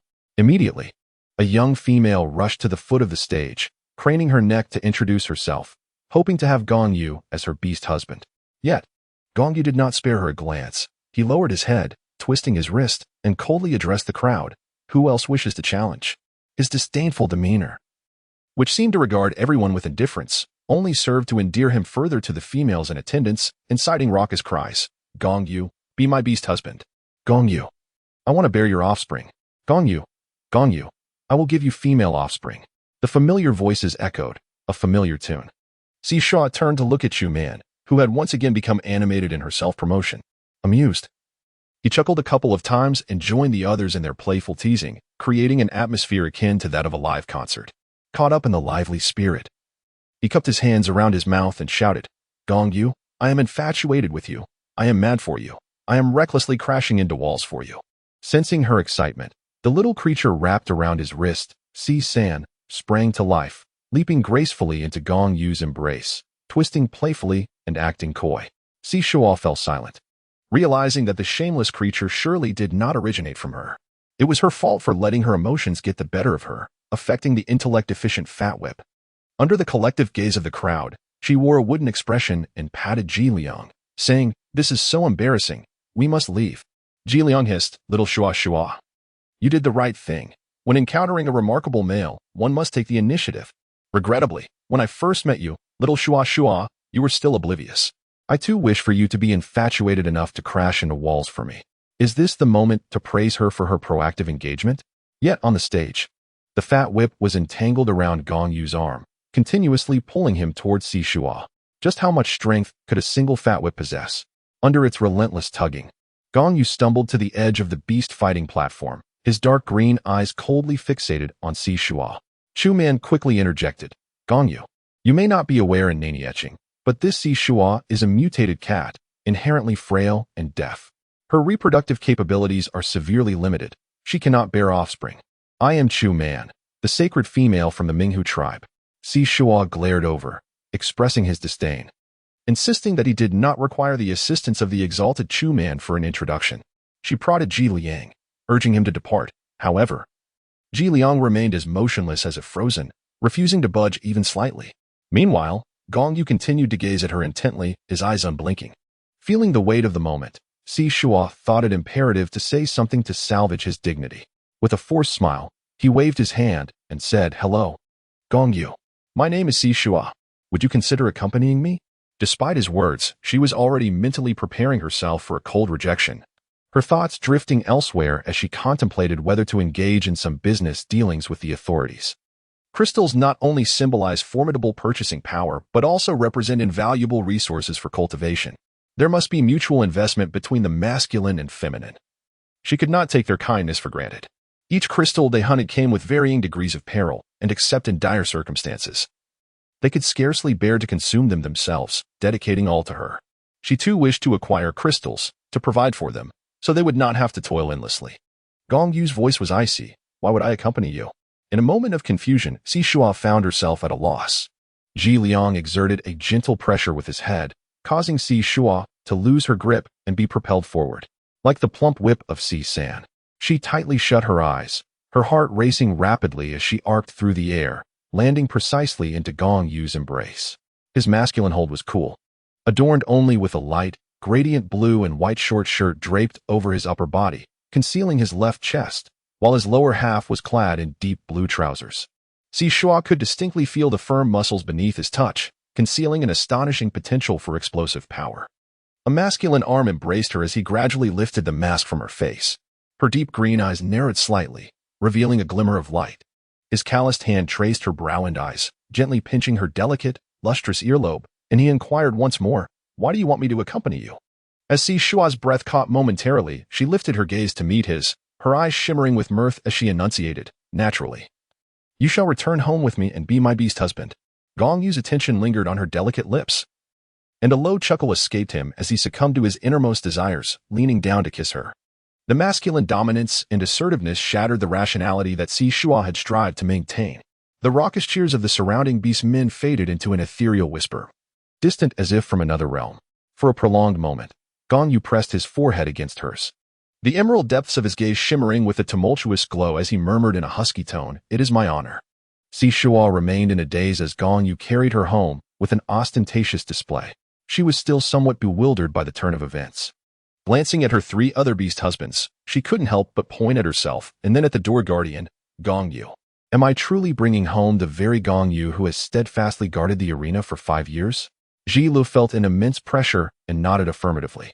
Indeed, the appearance of the little cat is deceptively charming. With just a hint of coquetry, few can resist her allure. Not all males prioritize the reproductive capabilities of females, nor do they all instantly harbor the desire to protect each other for a lifetime. Proud males are unlikely to easily relinquish their beast marks. Each beast husband chosen by our little cat is more formidable than the last, ascending in rank. Ji Liang raised an eyebrow with a hissing sound. I told you. Little Shuo possesses great charm, yet you remain oblivious. A mere gesture of your finger would suffice. Su Qi earnestly added, I would give my life for you. Shuo pressed her forehead, casting a fierce glare at Su Qi, and remarked, tomorrow evening, I shall feast upon you. If this child remains oblivious, he might turn this phrase into a habitual refrain. She still found it difficult to comprehend the swiftness of such matchmaking. With a gaze weighed down by Gong Yu's profound eyes, she timidly inquired, Gong Yu, might you be acting rather hastily in your decision? Gong Yu's lips curled into a faint smile, his amusement cool and detached. Among all the females in this arena, you stand out distinctly, your sincerity palpable. Besides, we have embraced, kissed, and up until now, I am quite content with my choice. He glanced at Ji Liang, the fastidious and cunning serpent beast man, who had also chosen her. Surely, she was superior to all the other sacred females. I do not perceive my decision as rash. This reasoning was quite compelling, and Shuo found herself persuaded. Ji Liang pulled her into his embrace, hissing softly with laughter, Little Shuo, tonight you must grant me a title, shall you not? Feeling the weight of numerous beastly gazes upon her, Shuo experienced a thrill of exhilaration. Her cheeks flushed, she buried her face in his chest and murmured, Today, while shopping, I purchased crimson beast skin. I shall craft 2 ceremonial outfits for us. After dinner, following our vows to the heavens and earth, we shall become a couple. Ji Liang could hardly contain his excitement, hissing twice in delight, I shall go prepare the garments immediately. This evening would welcome a new member into the household. As Shuo and Ji Liang prepared to unite as partners, the dinner was quite lavish, featuring an array of roasted meats and fruits. Under Gong Yu's fervent gaze, Shuo found herself unable to savor the flavors. After bathing, Su Qi dried her hair and even braided it into 2 centipede-like plaits. Shuo donned a crimson beast skin skirt, adorned with a headpiece crafted from beads. Under the flickering glow of the bonfire in the courtyard, she resembled a blooming poppy, igniting the hearts of the males around her. She gracefully approached Ji Liang, who was similarly clad in fiery red. Gone was his usual nonchalance. He gazed deeply into her eyes, a rare solemnity enveloping him. Shuo stood before him with a gentle smile, clearing her throat softly as she inquired, "Might I ask? Ji Liang, do you wish to follow the female before you, Shuo? Will you love her, protect her, bestow upon her your beast mark in union, and accompany her through the long journey of life, nurturing your offspring together?" Ji Liang's eyes quivered slightly, and he nodded earnestly, declaring, "I am willing. From this moment forth, Shuo shall be my sole deity." Tears welled up in Shuo's eyes. How fortunate she was to have perished from heart failure in the modern world, only to be reborn in the beast realm, where she received their protection and love. In a soft voice, she said to him, "It is now your turn to ask me." Ji Liang paused momentarily, then let out a low, hissing laugh, gazing at her as he inquired word by word, "Might I ask, Shuo, do you wish to accept the beast mark of the male Ji Liang before you, to become his mate, and together face the warmth of spring and the chill of winter, while nurturing our offspring?" Shuo nodded eagerly, exclaiming her willingness. She expressed profound gratitude for Ji Liang's presence in her life. Grasping Ji Liang's hand, she bowed deeply towards the vast ocean, paying homage to the heavens and the earth. Subsequently, she offered a respectful bow in the direction of the beast god, before the two of them bowed to each other and partook in a cup of mingled wine. With a broad smile, Shuo opened his arms and exclaimed, "The ceremony is complete." Ji Liang promptly lifted her in his arms, the bashful little female leaning close to his ear and whispering, "To the bridal chamber." Unable to contain his eagerness, he strode into the room, shut the door, and activated the protective barrier, gently tossing the little female onto the bed as he prepared to indulge in the long-awaited feast. The waves along the spring seaside surged with powerful tides, infused with the lingering warmth that followed a lengthy winter, embodying an endless entanglement of tenderness. The wind howled, intertwining with whispered fragments of sound. As dawn broke, Shuo felt as though he had scarcely slept before being coaxed awake by Ji Liang. The man, with a contented expression illuminating his features, patiently dressed her and attended to her morning routine. As the door swung open, the males in the yard turned in unison, their gazes fixated on the marks of blood adorning Ji Liang's neck. With a playful tilt of her head, she smiled, allowing them a clearer view, then touched the marks lightly, feigning innocence as she remarked, "Our little kitten has rather long claws. Ouch, they are quite strong." Shuo pressed her lips together, tugging at his collar, her hand brushing against his neck, healing the wounds she had inflicted upon herself without leaving a trace. Gongyu raised an eyebrow upon witnessing this, the smile at the corner of his lips deepening. He remarked that Ji Liang, this wandering beast man, was exceptionally astute. After all, what kind of worthy female would willingly offer her beast mark? Ji Liang, rare among men, embraced Shuo at the waist, admiring the black serpent beast mark behind her ear, feeling that his life as a beast man had reached its pinnacle. After they formed a partnership, Ji Liang also acquired a 2 cubic meter space, which consequently expanded the areas of both Shilu and Shuo by double. Moreover, an additional acre of communal planting area emerged, the rich black soil inviting delight. It dawned upon him what Shuo had previously meant when she spoke of equipping him with a space. Such a space is a treasure sought after yet rarely found, a priceless existence, apart from those beastmen possessing spatial abilities. Only the great families or tribes of the central continent could boast a few inherited spatial artifacts. Even after years of trading and forging numerous connections, and accumulating a considerable amount of crystal stones, he had only managed to recruit a spatial beastman into his merchant team. Hiss! How many more surprises could this little female bring him? After breakfast, they followed the throng towards the beast god statue square. Shuo sat atop the snow leopard transformed by Jilu, gently embracing its neck and whispering softly, "Jilu, if I were to be chosen by the beast god as a sacred female, what kind of extraordinary ability should I wish for?" Li's gray-blue eyes sparkled with mirth. For no matter how formidable the beastly companion she had gathered, in her heart, he was always unique. Such musings were reserved solely for her own contemplation. Moreover, just last night she had truly taken her second beastly consort, and it was under his tacit approval and blessing. One must wonder how many females would treat their beastly partners to such an extent. In an instant, Li's lingering unease dissipated, solidifying her resolve to grow stronger. He pondered thoughtfully and explained, "My dear, the abilities of the sacred females are rather exceptional. Females possess a delicate constitution, unlike males who, upon acquiring extraordinary powers, can enhance their combat prowess through daily battles with wild beasts. This is the reality. Hence, The abilities of sacred females tend to avoid combat-oriented powers, opting instead for supportive abilities such as spatial manipulation, healing, invisibility, teleportation, point-to-point transfer, or summoning companions. Shuo tilted her head, a smile dancing in her eyes. Had she truly acquired 3 extraordinary abilities, space manipulation, healing, and wood affinity? She murmured, "Shall I choose to summon a companion or opt for pinpoint teleportation? Let us go with summoning a companion. We cannot guarantee our presence at all times, and should the need arise, you can call us to your side at any moment. Sometimes, sheer strength can overshadow all other tactics." What Shirlu refrained from mentioning was the potential peril of pinpoint teleportation.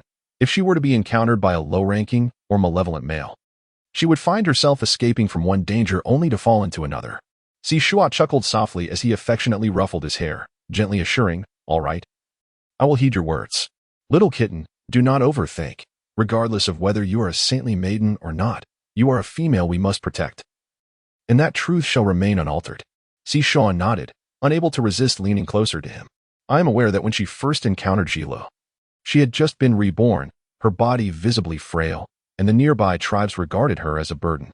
Without Jilo, even with the system at her disposal, it would be exceedingly difficult for her to avoid being led to the female cave without any skills or beast currency. Upon arriving at the square, a considerable number of females were already lined up with their beast husbands. "Shuo, come here." Several females from the Feng Chuan tribe waved to them.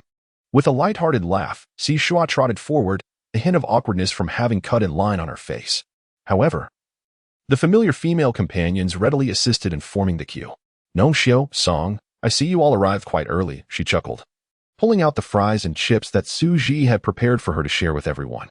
The females, smiling and unreserved, each took some, crunching happily. Without waiting for their inquiries, Shuo began to explain the method behind these delightful snacks. "Shuo, how is it that you are so clever? Who would have thought that one sweet potato could yield such a variety of treats? We shall bring you some in return." Gnome Xiao could not help but praise. Shuo chuckled softly, remarking that fries and chips were delightful. He suggested that they could transform the local tubers into fries and chips for sale, surely allowing them to earn additional crystal stones. The females, with eyes sparkling with excitement, nodded in agreement, envisioning the prospect of earning crystals to purchase exquisite furs and beaded necklaces for Shuo. Their notion of selling entailed transactions with stall owners or official procurement points, rather than individual vending. The price they received was merely a fraction of what tourists would spend at the stalls, yet despite this, the orcs arriving in Nanieching, laden with various specialties, felt thoroughly content. At this moment, Shuo recalled her thoughts from yesterday. She possessed a formula for crafting pottery, provided by the system, which utilized the intense heat generated by burning coconut shells. In Nanieching, pottery was scarce. Only 2 or 3 workshops existed in each market, and their scale was quite modest. With prices exorbitantly high, only the most powerful orc, with an abundance of crystal stones, would even consider purchasing them. This indicated that Nanieching had yet to master the art of pottery making and still relied on supplies from the central continent. She pondered how many crystal stones her pottery crafting formula might yield. The high priest of Nanieching led 2 teams to the platform in the center of the square. After a series of reverent bows before the statue of the beast god, the females were organized into groups of 10 to approach the statue and receive blessings. The statue of the beast god was immense, seamlessly integrated with the square below, devoid of any signs of craftsmanship, resembling a natural formation sculpted by the moist sea breeze over time. It bore similarities to the Xiaolong Shuo had encountered in modern times, featuring a blend of various beastly elements. The statue was crowned with a pair of majestic antlers, draped in delicate serpent scales, and adorned with rabbit eyes, crocodile jaws, eagle claws, tiger paws, and a fishtail. Despite the surrounding tempest, the statue stood resolute, untouched by the rain. The high priest, wielding a crimson scepter, chanted incantations, anointing each female with holy water, which shimmered with a faint golden glow as it absorbed into their foreheads. The females of the Feng Chuan tribe, having arrived in Nanieching, took their turns in line. Positioned towards the front, their turn came swiftly after 5 rounds. The males eagerly lifted the females onto the elevated platform of the square. Gong Yu stepped forward, scooping up Shuo, and as she clutched his clothing in slight panic, he could not resist leaning down to peck her affectionately, saying, "Little darling, you must begin to adapt to my presence." Shuo discovered that the males bestowed upon her a unique nickname, aside from the obtuse Suchi. When the name rolled off their tongues, it sent shivers through her heart, as if whispering sweet nothings that bespoke of boundless affection. She pressed her lips together and nuzzled against his chest, releasing a soft hum. Gongyu let out a gentle sigh, feeling the tender trust emanating from her, which stirred a deeper excitement within him, more so than any victory he had ever achieved. He lifted her onto the platform, patting her head and reassuring her, "Go ahead. I shall be here watching over you." Shuo smiled and nodded, walking with the other females to stand before the statue of the beast god to receive the blessing. She had observed this ritual several times from the audience, even though she had inquired with the system. When the high priest sprinkled the holy water upon her, she still found herself nervously clenching her fists and holding her breath. As the cool holy water cascaded onto her face, a sudden radiance of purity emanated from her being, enveloping her in delicate strands of luminous white silk, gradually obscuring her from the gaze of all present. Before her, the horizon expanded, revealing a world awash in vibrant shades of verdant green. The beast god, seated high upon the celestial clouds, gazed upon her with gentle eyes and spoke, "Little female, you are my destined one. I bestow my blessings upon you. May you find peace and joy in the days to come, with every peril offering a glimmer of hope. And may your sincere heart unlock the stone." As Shuo's heart contracted fiercely, he reverently clasped his hands together and knelt upon the ground, expressing gratitude to the beast god for bestowing blessings.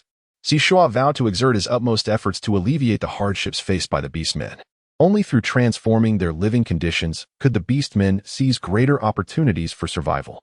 The beast god chuckled heartily, stroking his beard, remarking on the wisdom of this celestial visitor. "I decree the holy female to attract more males endowed with exceptional talents and strength to bear even more outstanding offspring. However, mere multiplication and superior breeding ultimately address only the symptoms and not the root cause. It is far better to be resourceful and dedicated to improving the living environment." "Oh, splendid. I eagerly anticipate how you shall bestow blessings upon the beastly continent. What do you wish to petition me for?" Shuo took a deep breath and solemnly declared, "I hope my beast husband can communicate with me through the medium of beast marks." The beast god smiled and consented. As his words echoed, the surrounding scenery shattered into fragments, swept away by the sea breeze, and Shuo found herself back in the plaza. The air was filled with the excited cheers of the crowd. "Saint Shuo. Saintus, I am a level 9 beast man. Choose me as your beast husband." "Saint Shuo. I am a level 10 black bear beast man. Please accept my beast mark." The deafening howls, akin to the crackling of fireworks, made her heart tremble with fear, prompting Shuo to hurriedly leap into Gongyu's embrace. Gongyu coldly surveyed the crowd below, gently covering Shuo's ears to shield her from the raucous declarations. Jilu and the others swiftly ascended the platform, surrounding the two in a protective stance. The high priest, finally regaining his composure, waved his hand, summoning a team of level 10 beastmen who leapt onto the stage, exuding a formidable presence. The plaza gradually fell silent, allowing him to respectfully bow to Shuo and smile as he said, "Congratulations, Shuo, on being chosen by the beast god as the saintess. Your safety in Nani City will be under the protection of our third guard team." A young male with golden hair stepped forward, his gaze earnest as he bowed and introduced himself. "Saint Shuo, my name is Shen Gao, and I am the captain of the third guard team. It is my honor to serve you." Bai Qi Zhiliang then interjected, explaining to Shuo, "In Nani City, the males are primarily occupied with hunting or earning crystal stones to support their mates and offspring. There are numerous guard teams within the city, each with distinct responsibilities, including those on standby to protect the saintess. These guards are mostly already mated and will not pose any disturbance to the saintess." Shuo silently breathed a sigh of relief, smiling as she expressed her gratitude to the high priest and the guards. She wished to escape the prying eyes of the crowd, who regarded her like a fat sheep. So after exchanging a few pleasantries, she urged the beast handlers to take her away. Upon returning home, she looked at Jilu and Jiliang, her eyes brimming with anticipation as she inquired, "Have you sensed anything different? I requested the beast god to grant us the ability to teleport to one another." Jilu paused for a moment, pondering the concept of mutual teleportation. Jiliang could not help but hiss in astonishment. The beast god agreed. Shuo nodded, perplexed, and inquired, "Really? What is the matter? Is it so strange?" Apart from Suchi and Shuo, who were unaware of the situation, the other three exchanged glances and nodded emphatically. Ji Liang immediately headed outside, stating, "I shall first seek a secluded spot by the seaside to see if little Shuo can teleport to my side." Shuo nodded, offering him a pink shell. Use this as a signal when you find the place. Ji Liang held her hand tightly, understanding her intent, and smiled while nodding in agreement. At this moment, Shuo felt a surge of excitement within her. Not only had she truly become a holy maiden, but she had also acquired a skill beneficial to the entire community. Moreover, since forming a partnership with Ji Liang, the shared space among the three of them had expanded to 2 cubic meters, along with the addition of a communal planting area. Although it spanned merely an acre, she did not consider it inadequate. After all, space is inherently progressive. Suddenly, she recalled that in her drowsy state last night, she seemed to have heard the system's voice. She had completed the main quest 3. Shuo hurriedly inspected the task rewards. A finely crafted compact crossbow powered by crystal stones, a recipe for firing glass, 2 resurrection elixirs, a manual on planting in the beast realm, as well as 10 large beehives and the necessary rearing tools. Additionally, there was a credit of 2,000 beast coins. The 4th main quest was also unveiled, to pair with a male warrior of level 8 or above. Unable to contain her joy, she hummed cheerfully. Today is a splendid day, as surprises continued to rain down upon her. She caught sight of Suji and Gongyu, seated in a row, stitching red wedding garments. And with a light laugh, she settled beside Suji. With a mere snap of his fingers, Suji enveloped the two in a protective shield, effectively isolating them from the auditory and visual stimuli of the other 2 males. Suji, will you behave tonight? She inquired, nestling into his embrace and wrapping her arms around his neck. Suji contemplated the mark on Shuo's neck from the first day and the scratches on Ji Liang's neck from the second day, pursing his lips before nodding. If Shuo truly requires nourishment for the little one, I shall not shy away. Who said that only males are enamored by docile females? Suji, how can you be so obedient? So much so that I find it difficult to tease you, she remarked, pecking his lower lip softly. Suji held the back of her head, returning to kiss gently and decorously, his breath quickening. Don't hold back. Deep within, he harbored an insatiable longing for Shuo. Though he remained uncertain how to articulate it, perhaps he genuinely wished to be drawn into her very essence. She had not received the fairest treatment from Jilu and Ji Liang, so let him be the one to care for her. After indulging in each other's company for a while, Shuo finally allowed Suji to lower the protective barrier, cradling a plate of strawberries purchased for 30 beast coins from the market. She munched on them while advising Suji and Gongyu that their attire could be adorned with pearls and could also be pieced together with various furs, boasting diverse styles. Naturally, she did not forget to feed a few of the beast husbands in turn. The strawberries were tangy and delectable, a hybrid cultivated by countless researchers. And even the meat-loving beast husbands could not resist indulging in a few more, leaving some for Ji Liang. Shuo sensed the presence of a pink shell in Ji Liang's designated space. As her fingers grazed the beast mark behind her ear, she murmured, I must find Ji Liang. Suddenly, everything before her blurred, compelling her to shut her eyes. After approximately 5 seconds, the cacophony faded, and she found herself tightly embraced by Ji Liang. Shuo chuckled softly and looked up, expressing his willingness to try again to take her to find Jilu. Before he could finish his sentence, Ji Liang leaned down and kissed her gently, whispering, Little Shuo, it's just the 2 of us here. We can return later. Shuo recalled the tender moments of last night, as she clung to his arm, her body relaxing. However, from the corner of her eye, she noticed that Ji Liang had already prepared a cozy nest, having just gained a semblance of space. And aware that the little female possessed the extraordinary powers of the holy female, Ji Liang discovered a means to discreetly evade the other bonded brothers, seeking personal advantage. By the time the 2 returned to the small courtyard, it was already afternoon. Shuo slept soundly in Ji Liang's embrace, her small face flushed with a rosy hue, and a faint smile gracing her lips. However, Suji caught sight of the marks on her delicate neck, his lips pressed tightly together, unable to fathom how these 2 could be so cruel to the young female. Dear readers, the holiday has arrived, and I have additional chapters in my stockpile. So I have decided to release an extra chapter. I encourage you all to engage more, whether through comments or votes, so that the author can witness your presence. Writing in solitude is a form of cultivation. After finishing her afternoon nap, Shuo realized it was already time for dinner. From the males, she learned that the so-called ability of the holy females to teleport their companions was merely a one-way transfer of the males to the side of the holy females. However, she had requested a two-way teleportation from the beast god, which was tantamount to possessing 2 distinct abilities. Having gained such a significant advantage, Shuo felt elated. In her joyous state, she couldn't resist the urge to celebrate, and what better way to do so than with a drink? Shuo selected a bottle of exquisite discounted wine, low in alcohol content, and poured a modest amount into small glasses for everyone.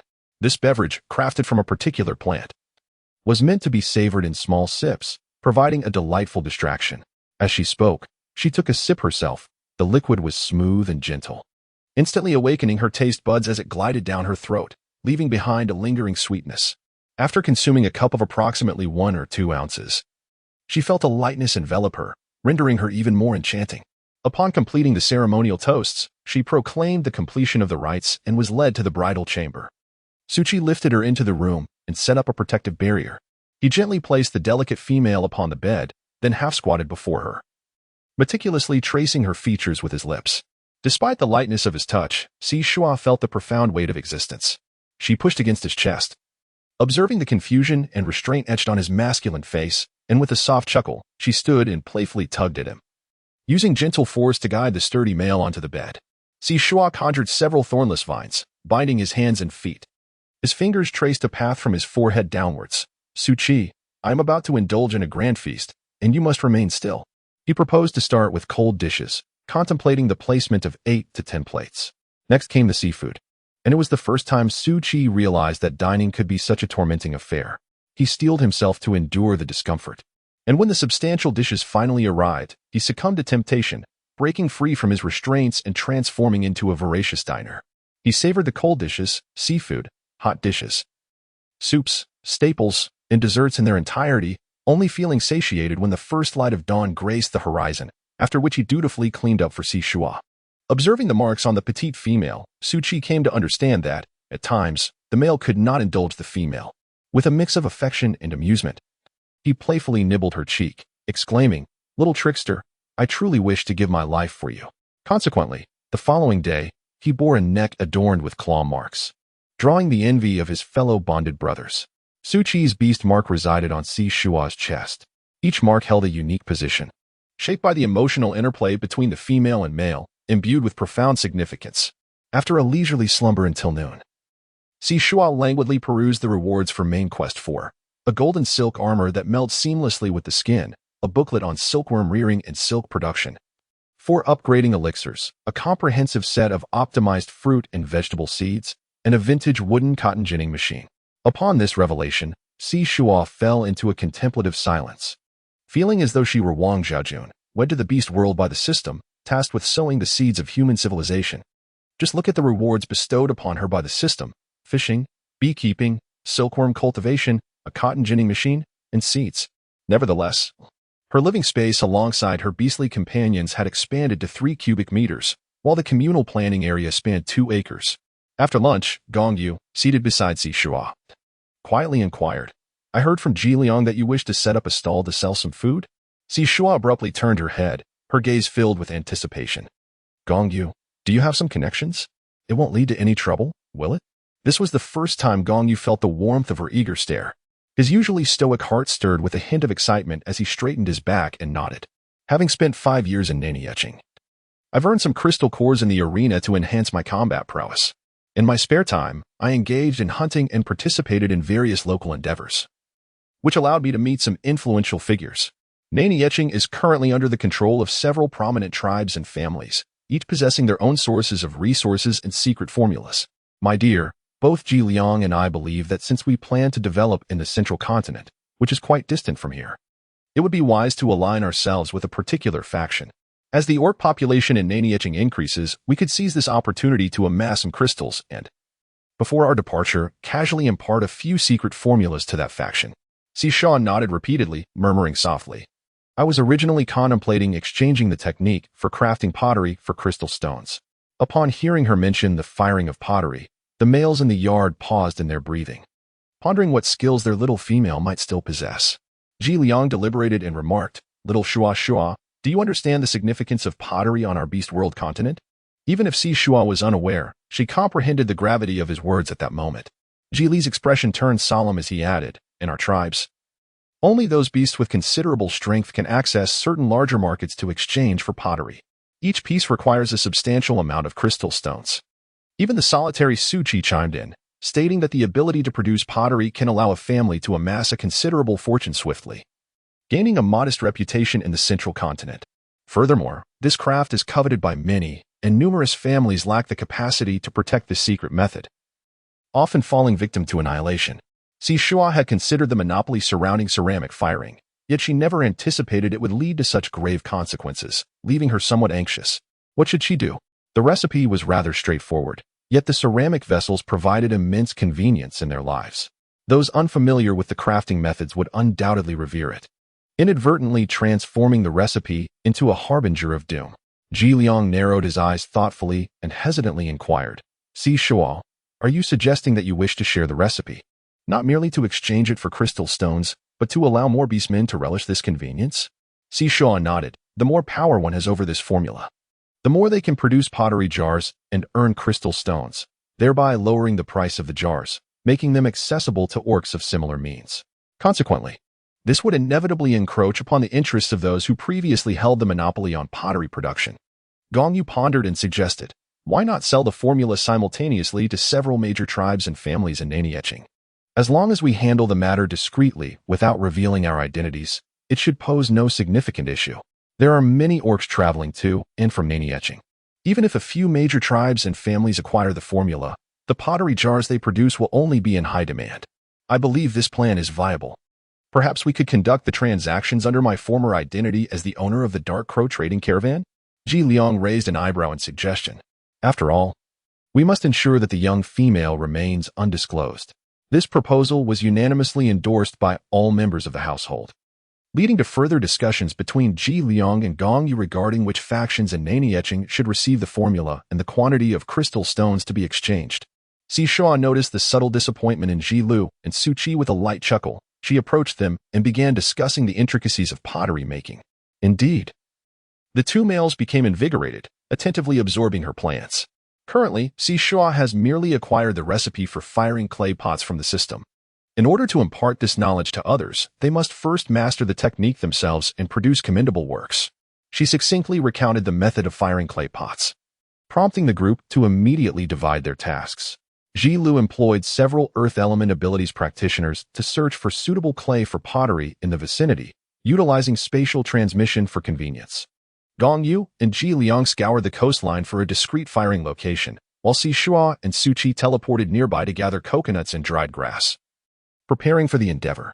The coconut trees on the Beast World continent are towering. Ji Liang transformed into a black serpent, coiling around the coconut tree at Shuo's behest, ascending to the treetop to pluck coconuts. Shuo purely accompanied for amusement, while Ji Liang opened his mouth to bite down on coconuts the size of basketballs, collecting them into the communal planting area of the space. Su Qi, below, retrieved the coconuts from the space, storing the coconut water and the flesh scraped from the shells, leaving only the empty husks behind.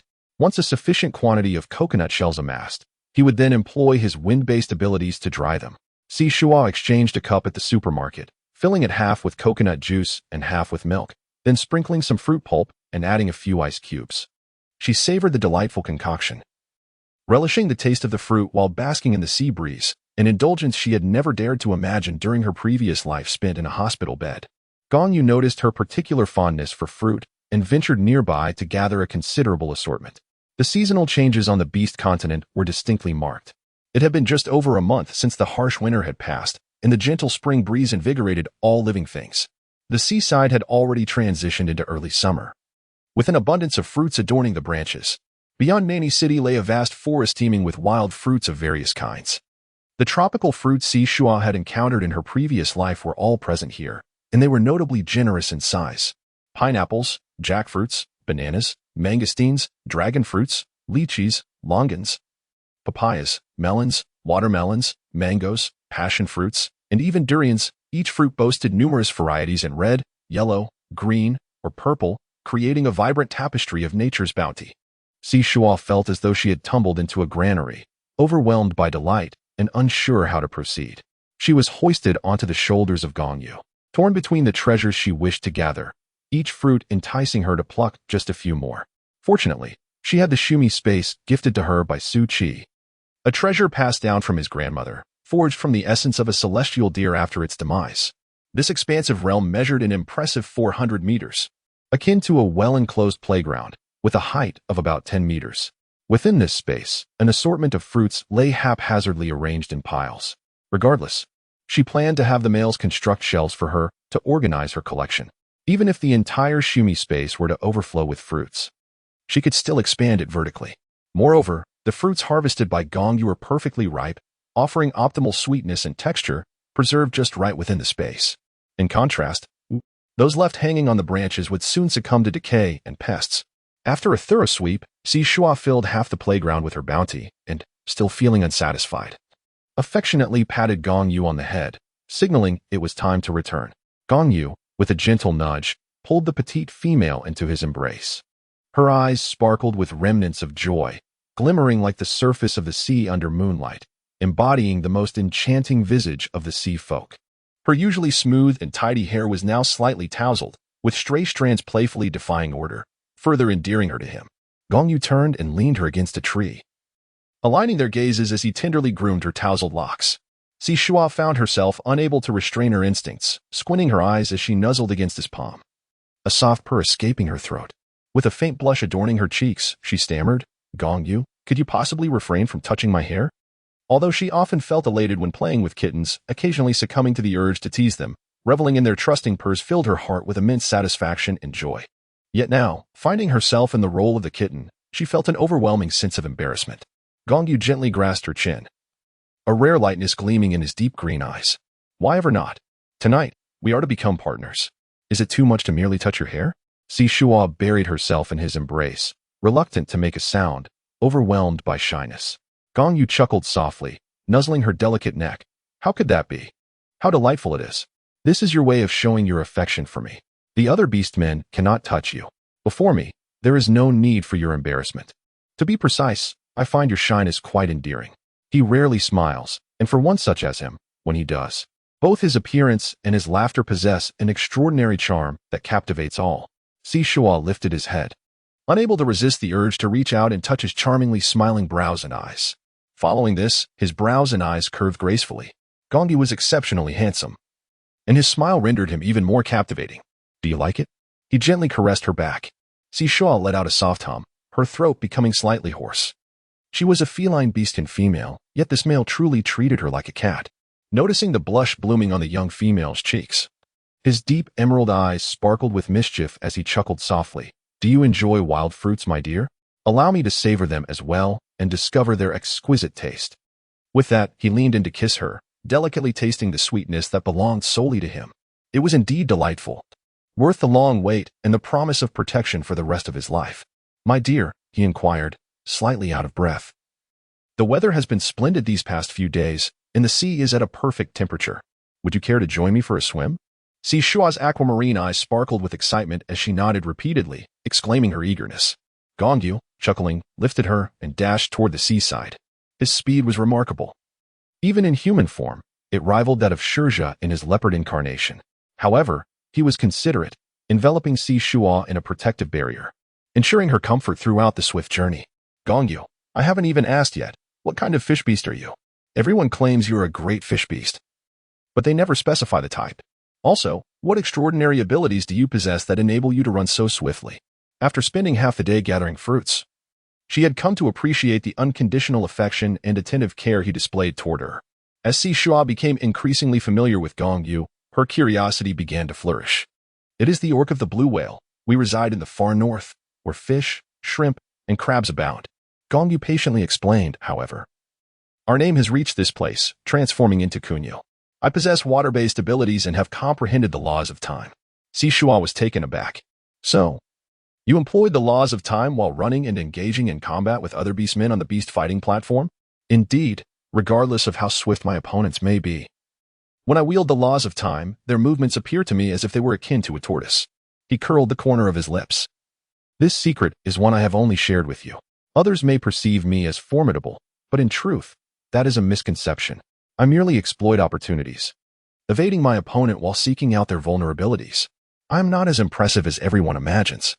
Even my water-based abilities only suffice to keep me at a distance from the sea, allowing me to live like an ordinary beast man.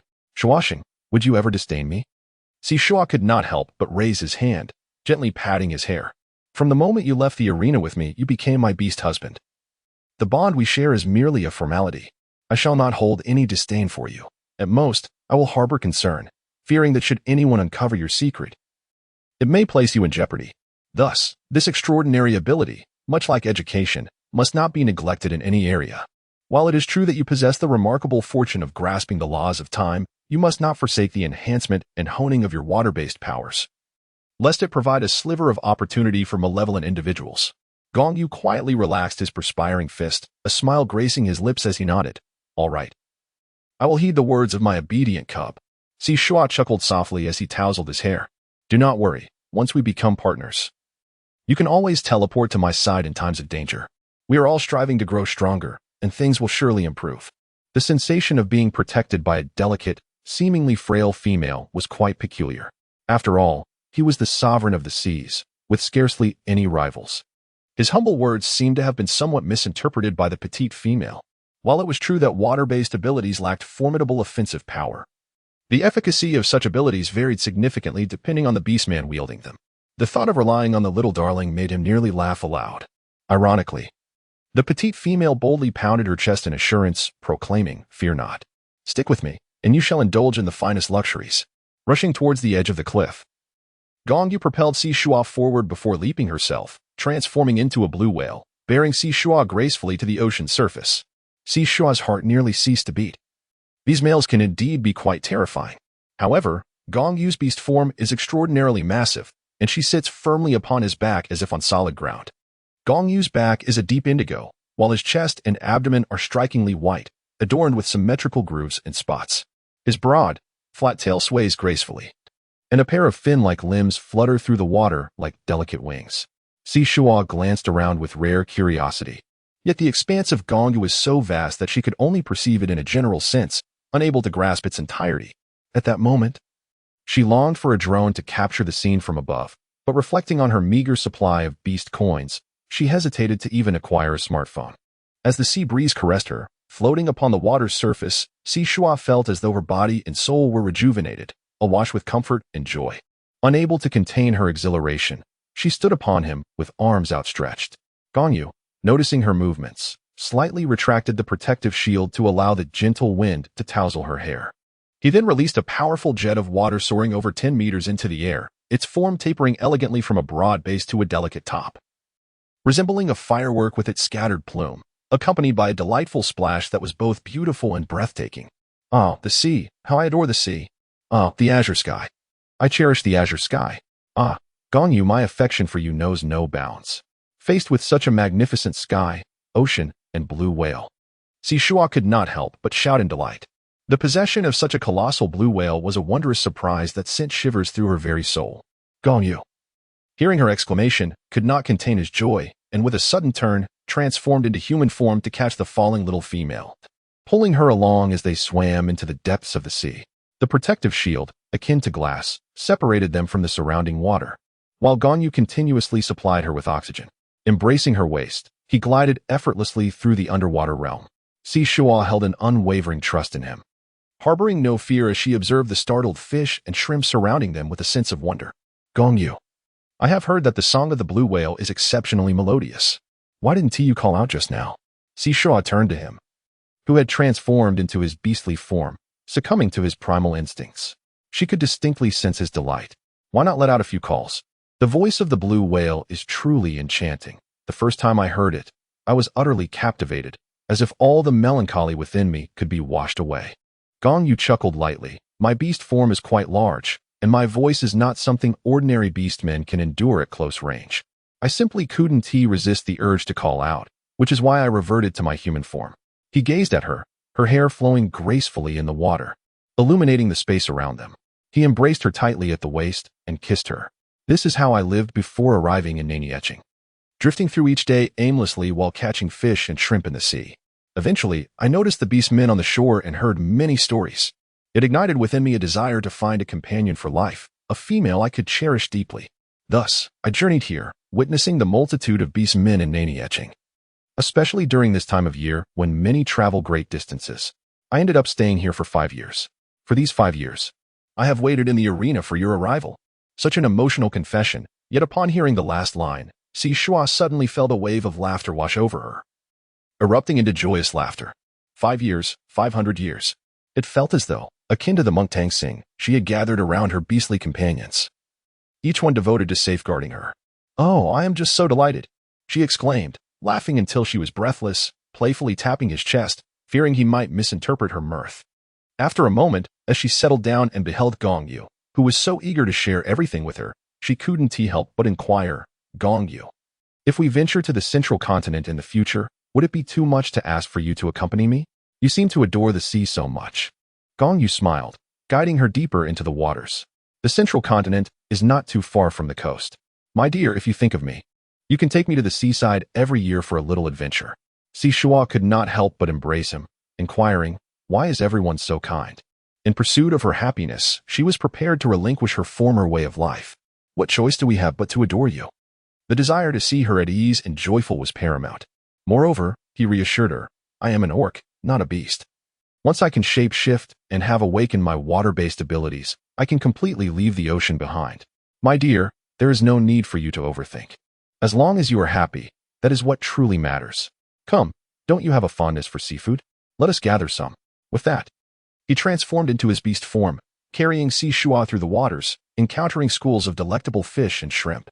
He would open his mouth to draw them in, filtering out the water, allowing Shuo to store them in her spatial realm. Thus, Shuo's dimensional space housed an abundance of tropical fruits on one side and a myriad of seafood on the other. By the time they reached the shore, twilight had descended. Shuo, still yearning for more, turned to the male beside her and asked, "Gong Yu, did you employ time manipulation today?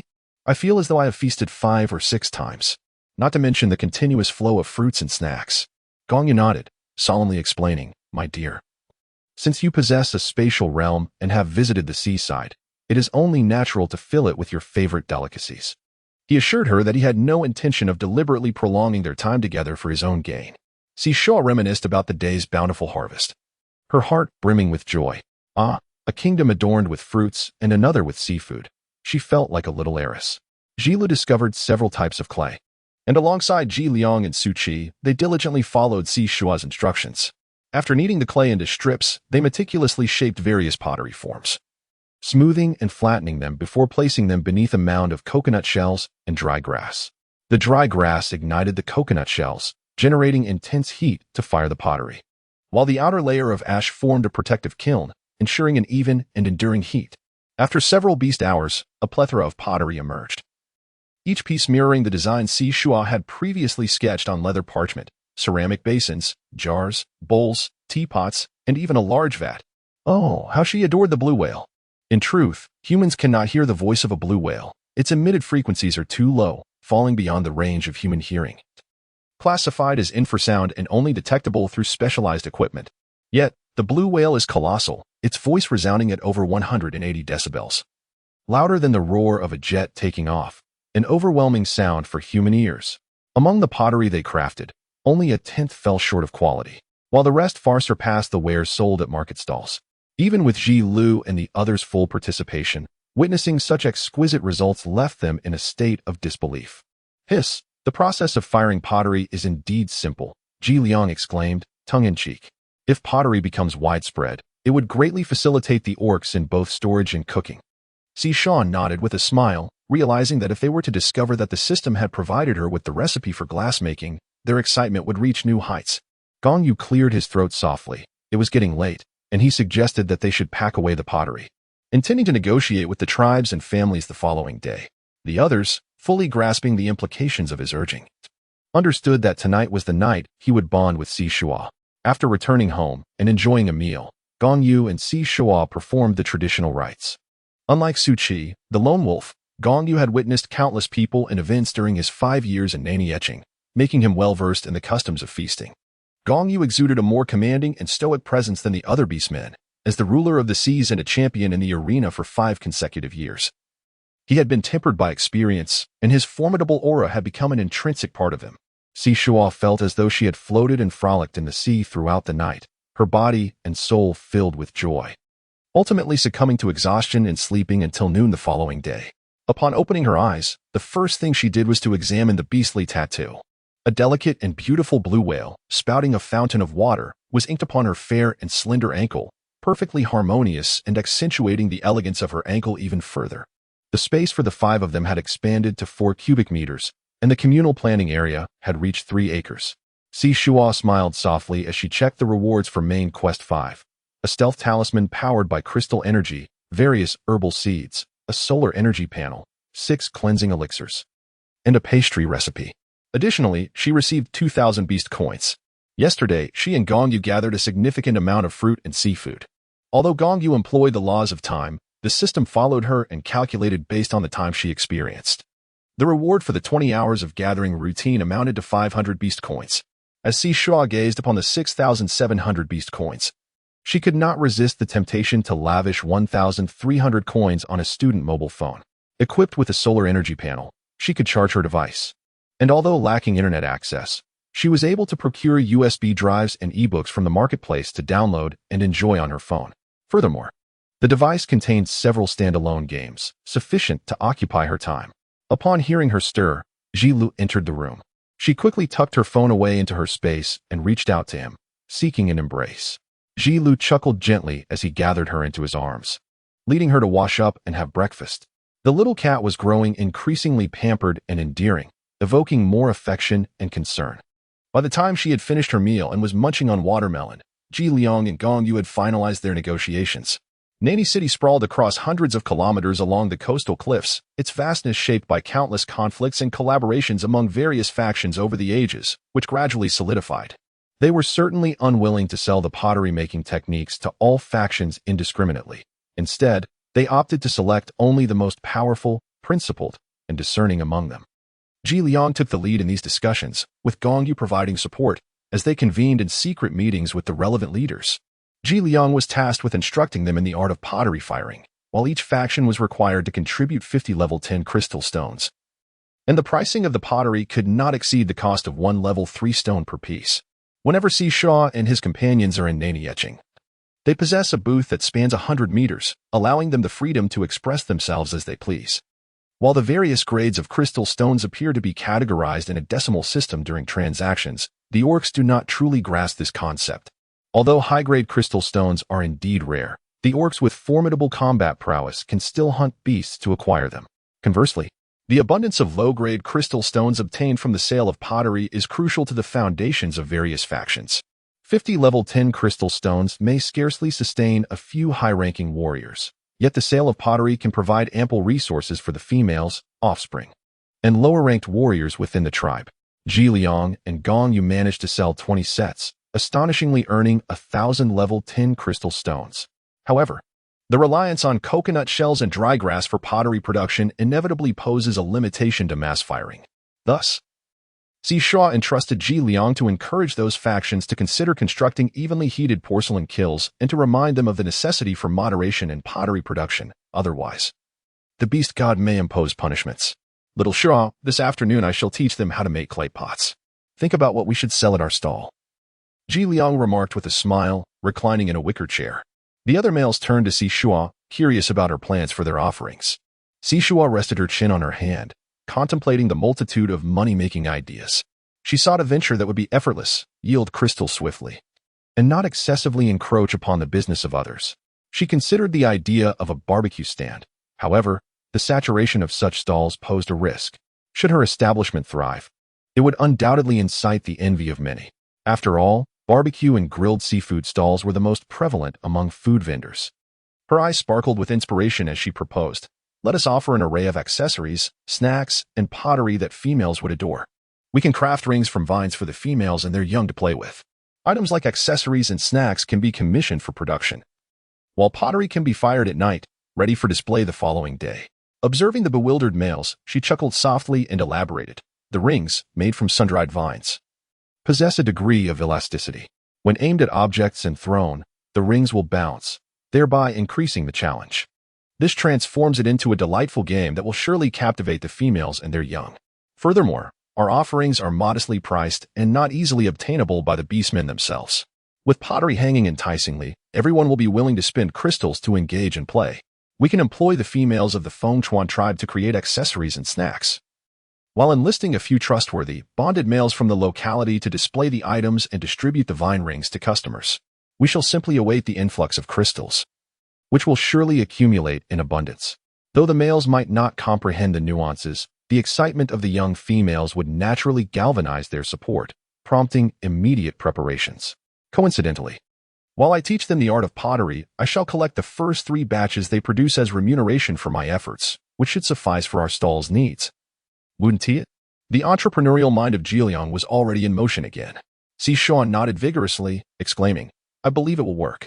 Su Qi set off to summon the members of the Fengchuan tribe for a council.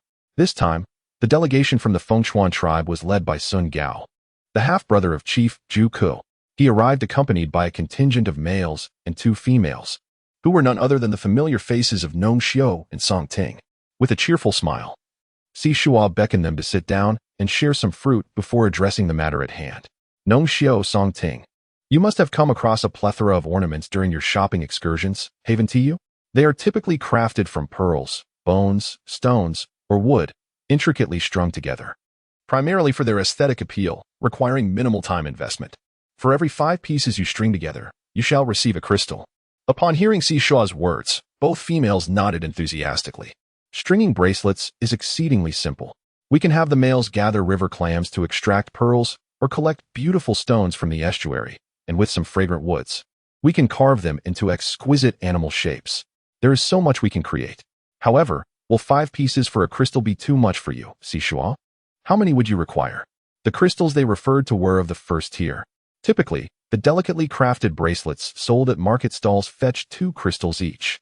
Yet, when produced by the females themselves for sale at stalls or to the authorities, they could exchange 10 bracelets for just 1 crystal. Even so, not all the bracelets crafted by the females found buyers. Shuo smiled and said, "There is no limit. Whatever you produce, we shall take." You brought quite a bit of sweet potatoes and corn to eat this time. Haven't you sold them yet? Nong Xiu and Song Ting shook their heads in unison. Not yet. We were initially busy processing the hide and meat of the large gray wolf. Afterward, we strolled through the market and participated in the beast god's blessing. Upon hearing that you were making snacks, we decided against selling them. Shuo replied, "Once you have prepared the snacks, refrain from selling them elsewhere." "I shall take them all. Sweet potatoes and yams transformed into chips, corn into popcorn, and fruits into dried delicacies, all packed into these large wicker baskets." Shuo gestured to indicate the size of a coarse ceramic bowl. "For such 5 baskets, we can consider it as 1 crystal stone, whether it be chips or popcorn. They appear quite voluminous, yet the actual ingredients consumed are rather minimal. When she and Gongyu were foraging for fruits yesterday, they came across a considerable amount of seasonings, including chili and Sichuan pepper, which they also gathered." With this in mind, her eyes sparkled as she recalled their discovery of a vast sugarcane grove yesterday. Perfect for boiling sugar and pairing with fruits to create candied hawthorns. The orc with ice-based abilities need not fear the melting of the candied treats. Conveniently, she possessed a cultivation guide that detailed the methods for growing sugarcane.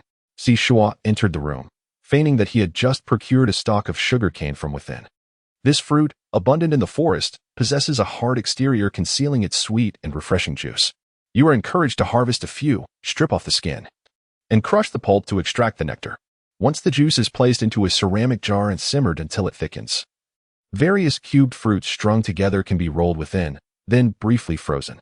These 3 delicacies alone are sufficient to sustain half a stall, while the remainder can be adorned with an assortment of pottery. The preparation of these dishes is not overly complex, and the male and female members of the Fengchuan tribe present on this occasion are more than capable.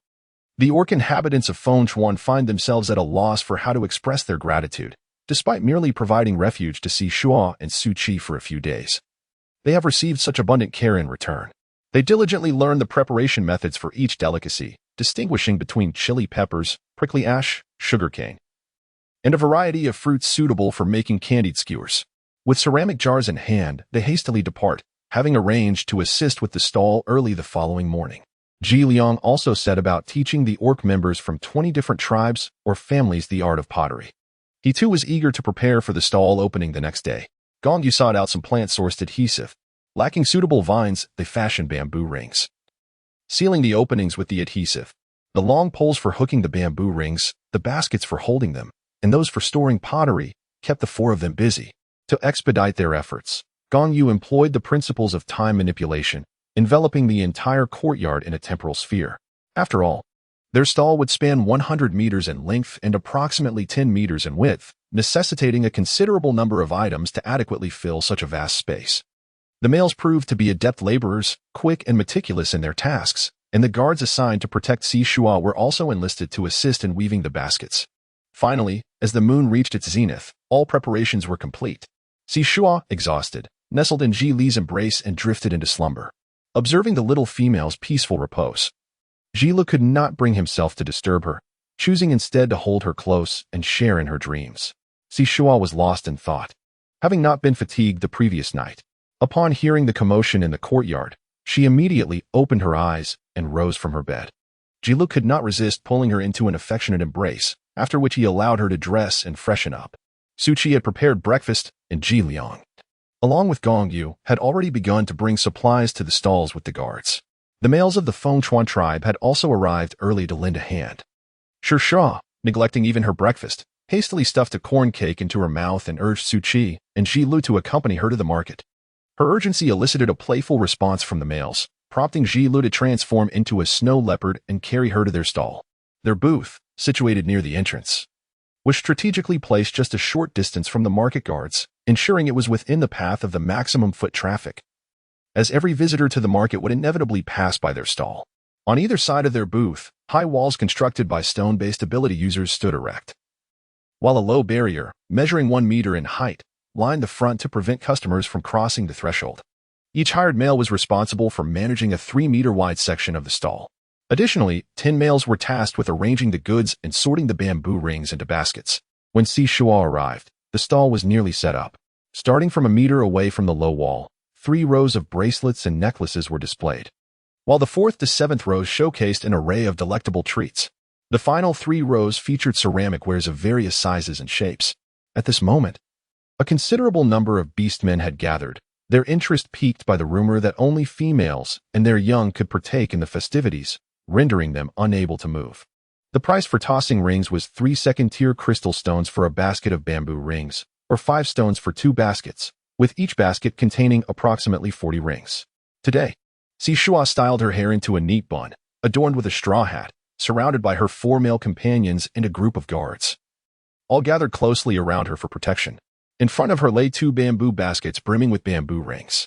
In contemporary society, as living standards have risen, the year is filled with numerous festivals and activities, resulting in a gradual loss of the festive spirit. Yet, no temple fair would be complete without the ring toss game. For modern individuals, the countless porcelain cups, bowls, and jars cluttering their homes are mere trinkets, whereas for the orcs, they represent valuable treasures that cannot be purchased with money. Shuo has always found immense joy in this activity. Shuo stood in place, hands clasped in prayer, murmuring a wish for good fortune. He then retrieved a bamboo ring from a wicker basket and aimed it at the bracelet in the front row, tossing it with precision.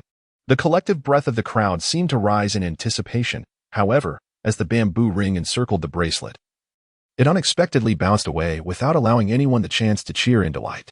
Shuo tossed the bamboo rings one after another, managing to encircle only 2 or 3 out of 10, and this was under the best of conditions during her annual practice on the streets.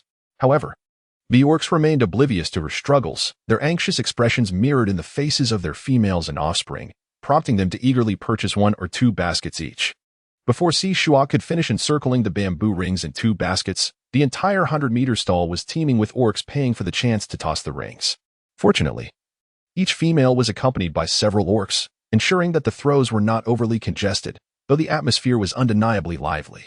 In the realm of domestic affairs, it was predominantly the males who took charge, while the females indulged in good food, drink, and entertainment. The stall offered an array of items favored by the females. Yet the males were unable to assist, leading to their mounting frustration as they directed the throws with animated gestures, eager to join in the fray themselves. Some barked commands, others hopped in agitation, while a few cheered with excitement, their exuberance drawing in even more customers. With each passing wave, ceramic items dangled enticingly, as most opted to spend 5 level 2 crystal stones to acquire 2 baskets of bamboo rings for the enjoyment of their females and young ones. Shuo had returned to the treehouse nestled within the tree at the center of the stall, indulging in a delightful fruit platter while gazing down at the bustling scene below. The males took turns to accompany her. Ji Li enveloped her in his embrace and whispered, "Little cat, once business stabilizes here, we shall prepare to take turns hunting in the forest." Our journey to the central continent is long and fraught with unknown dangers. We must not allow ourselves a moment of complacency. Although we have 4 bonded brothers, even in our busyness, it remains insufficient. Nani Etching is vast, teeming with formidable orcs. Even with the guards assigned to the holy female by the city, we cannot rest easy. We must always leave 1 or 2 of our strongest members to watch over her. Shuo recalled the 6 cleansing pills he had acquired the previous day. He extracted one and placed it into his mouth, maintaining a composed demeanor as he remarked, although the beast god is quite occupied and oversees many matters. He has noticed my efforts in imparting the art of pottery and has graciously rewarded me with these exquisite treasures, 6 in total, and we shall share them. With that, he also offered himself a pill. The cleansing pill dissolved instantly upon contact, releasing a wave of pure, vibrant energy that coursed down his esophagus into his stomach, gently soothing every hidden injury within his body, purging impurities, and expelling toxins.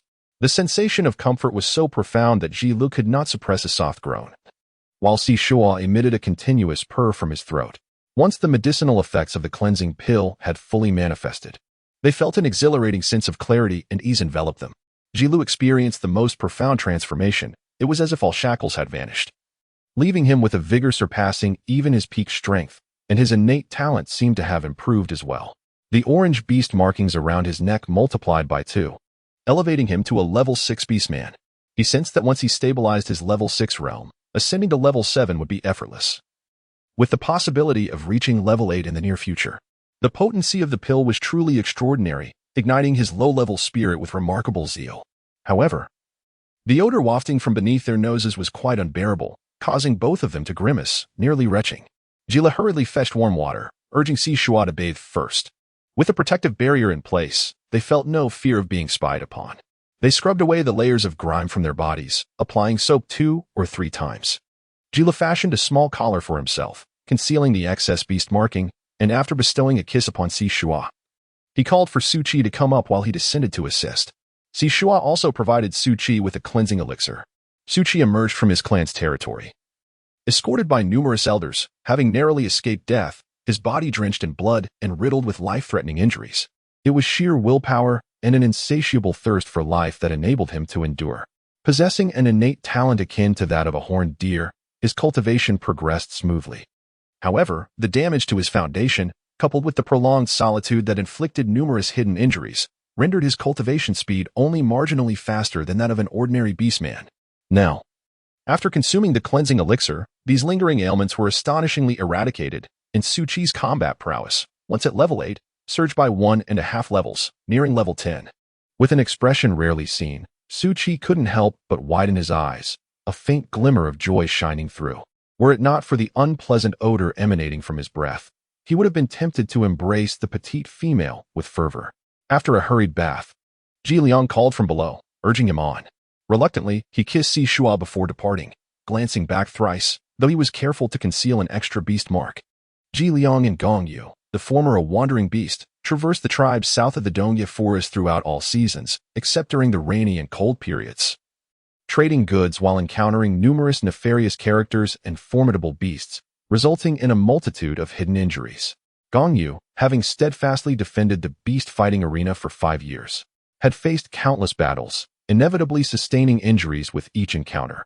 Both consumed the cleansing elixir, with Ji Liang ascending 2 levels to become a level 9 beastman. Gong Yu's beast mark on his neck transformed from yellow to green.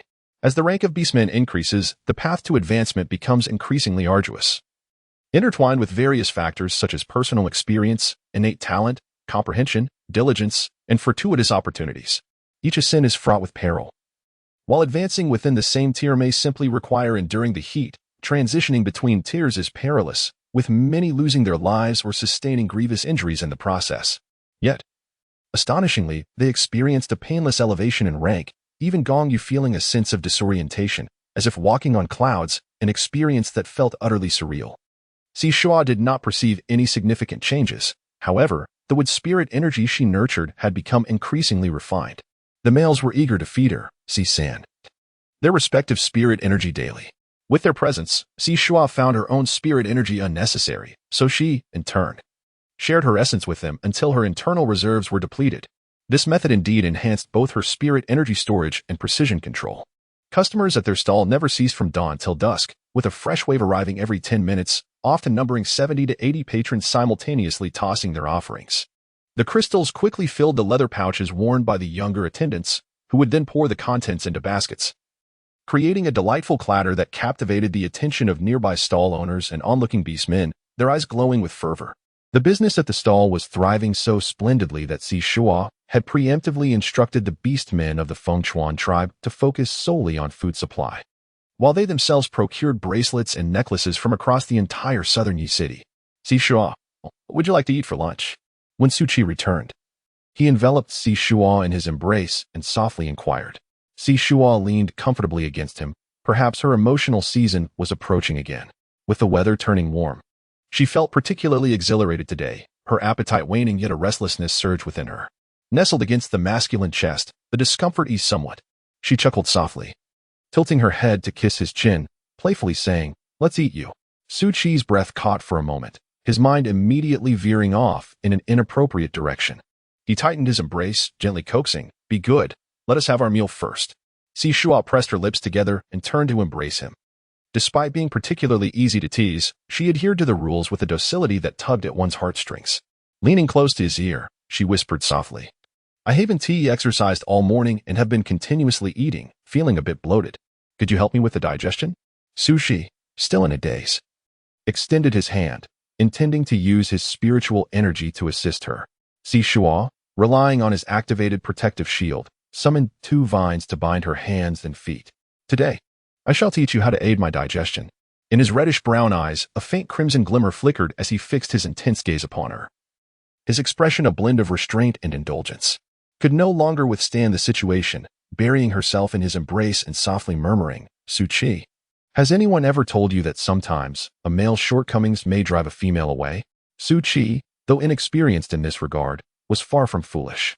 Upon hearing her words, he ceased to hold back, breaking free from restraint to envelop her in his arms, whispering with a playful laugh near her ear, "Shall I show you my flaws?" At present, the storage box still had the capacity to accommodate more, so let us continue to add. Where is the applause? Where are the votes? In truth, the quantity of votes holds little significance. What truly matters is witnessing the lively presence of the lovely ones. After a refreshing rain, S' spirit was greatly lifted. Following their meal, she nestled in Su Qi's arms for a midday slumber. On their first day of setting up shop, they had been operational for a staggering 26 hours, equivalent to 13 beast hours. They had accumulated over 20 baskets of crystal stones, each containing approximately 2,000 to 3,000 pieces. A total of over 62,000 second-tier crystals is an impressively substantial figure. They exchanged these for over 600 fourth-tier crystals. The fourth-tier crystals, neither too high nor too low in rank, are the most favored level among the beast folk, and they remain quite liquid even within the beast world continent. Fourth-tier crystals possess considerable purchasing power, making them the mainstream choice for the beast folk. Furthermore, once exchanged, they occupy no physical space.